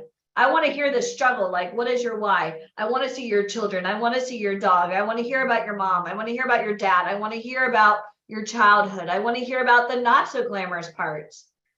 Because doing this for yourself, this isn't about being selfish. Your time on this earth is short. We never know when our last day is. And I hate to get dark and gray, but why wouldn't you go all in on you? Why wouldn't you? It doesn't even make any sense. I'm not here to sell you. You should be selling us as to why you want to do this. And that's part of your interview. So for the first part of that is, tell us what your why is. Ooh. If you didn't participate in yesterday's challenge, go back and do that. Because not everyone did. I'm not here to guilt you. I'm not here to force you. But you're always on stage. We started off the day yesterday talking about that. You're still on stage. So your challenge is, let me know why you want to do this. Whether you're already a part of the company or not, I want to hear it again. Inspire me, people. Inspire me. All right. Okay. Does anyone have any last minute questions? We're going to give you like 1 more minute and then that's it. That's it. That's it. That's all she wrote. Because Wednesday night we have the wrap up. Yep. Wednesday and night, by Wednesday night, all of you guys would have already gone through the interview process. Yep. So by Wednesday night, think about it this way. You're on this call now. Am I going to get in? By Wednesday night, you'll already be planning New York City or even Miami or both. Like, oh my God. So by Wednesday night, by the time you get on the wrap up call, this is where like the ocean parts ways, right? We have the people that are going and the people that couldn't quite make the cut. Okay. And it's okay. Don't hate because you ain't. Think about it. But if you're really serious about doing this and you're going to go through the interview process, by Wednesday night, you'll know who's going to New York. And then we got the reality show. We got Miami. Oh my God. I get to start going through coaching with Galinsky for our new Shark Tank show. I'm freaking out, by the way. But guys, this is all about you. That's why we do this. And this was a free call. We've given up our lives to serve you for 2 full days. And please thank Michael. I know Michael's there somewhere. Thank you, Michael. For everyone your say wisdom. thank you, Mike. Thank Type you. it in the Mikey. comments. Awesome. All right, guys. My favorite thing to say is, you don't have to go home, but you can't stay here on Zoom. I know most of you are at home, so I know it's ironic. Oh, one thing I want to do well, I can't even talk. One thing I want to say is at the time of the interview, because we did this for 2 full days, it is a yes or no. There is no, I have to think about it. I need to talk to my husband, my priest, my pimp, my magic 8 ball. You had 2 full days here. You knew the price. You knew everything. You're auditioning to see if you could join the program. Does everybody here know the details for the program? If you do, type program. Because you're registering for a call to see if you get accepted into our program. Our program is 12 months. This isn't like wham, bam, thank you, ma'am. This is 12 months together. You are auditioning. Why? The why video goes on the Facebook page. So you're auditioning to join the program. You want to work with Colby. You want to work. Great. Colby's part of us. You want access to the top agents? Great. It's not just Colby. Colby primarily does high fashion men. That's his niche. Okay. We have other agents. They love kids and teens. We have people that love diversity, plus size, transgender. We have something for everybody. Okay. It's like a big buffet. We got a little bit of something for everyone here. But don't go in thinking you're going to get in. Now, at the time of the interview, you do need to have an ID because you're going to have to upload it into our document if you get picked. Just so you know, we do hire security for our events. We do not Especially play. in A lot of New times York. they pack heat. We are not playing. Not when you have millionaires in that room, people that won Emmys and Grammys and Tonys. We don't play with security. You are not allowed to bring like your kids. I mean, I could bring Caden, but he knows how to work a party already. He's 2. But at the time of the interview, you're either getting accepted or rejected. If you need more time to think about whether or not you want to do this, or you need permission, as I'm laughing at you, we're going to hang up on that call. The reason why is because if you ever, God forbid, did that to one of our agents or casting directors, they would slap you 2 ways from like Thursday. Like they would not tolerate that. I know for a fact if I called Saab, if I called Christina Witherspoon, if I called Craig Bruce, Sid Dashri, anybody that knows us, Jamie Block, if I called Jamie Block right now and said, Jamie, you got a booking tomorrow, Jamie would say, okay, I have work, I'm there, I don't care. And Jamie wouldn't be the idiot taking pictures, calling out sick. No one would even know, right? So you have to be able to make an impulse decision. That's why we spent 2 full days here. Is everybody here able to make your own decision? If you are type, I can make up my own mind because I'm an adult. Because if you are financially struggling or you need your mommy, your daddy, your priest, your pimp, anybody in your life to help you financially, talk to them about this tonight. Because at the time of the interview, you're either paying in full or putting down a deposit. We have to make sure you're financially able to network on this level. Again, we have people that literally book major blockbuster movies. Oh, well, I have no money. Okay, well, how would you even take a cab or a bus or pay for parking? How would you even do that? Deneen, in the past, we've had talent that got booked to go to LA. They couldn't even afford a bag on Frontier Airlines, and that's like $50. So let me get this straight. The client paid for your flight, your hotel. I'm sorry, and you couldn't even afford a bag fee? Okay, it's not worth it. Yep. So, all right. That's it. So So tomorrow, it's role reversal. You're selling us as to why we should take you. If you're ready, type I'm the boss, because tomorrow you're going to sell us as to why we should accept you into our program. You are the boss, Journey Medina. All right, bosses. I cannot wait to talk to you guys. I'll be calling to confirm you guys tomorrow. So, and on Tuesday. So look for an 856 number. Write that down in your notebook there, 856. You'll also get a video from me if you don't answer the phone. So make sure that you answer your phone, and please confirm your appointments as well. You're always on stage. That's part of being on stage, people. All right. This has been amazing. Bye, Denise. But I don't know what else we could say. We love you That's guys. it. I'm Thank done. you for I'm being done. here. I have to pee. I've got to go see my kid. I hope everybody has a great weekend. I'll see you guys on your live. And actually, I probably won't see you on your interviews, but I will see you Wednesday night. And some of you I'll be seeing in Miami and New York. Let's get it done. Your future self is waiting for you to get your shit together. Your future self is waiting for you in New York City. We'll That's see you true. there. Bye, guys. Have a great night. Bye, everybody. Good night. Bye. Bye, Deneen.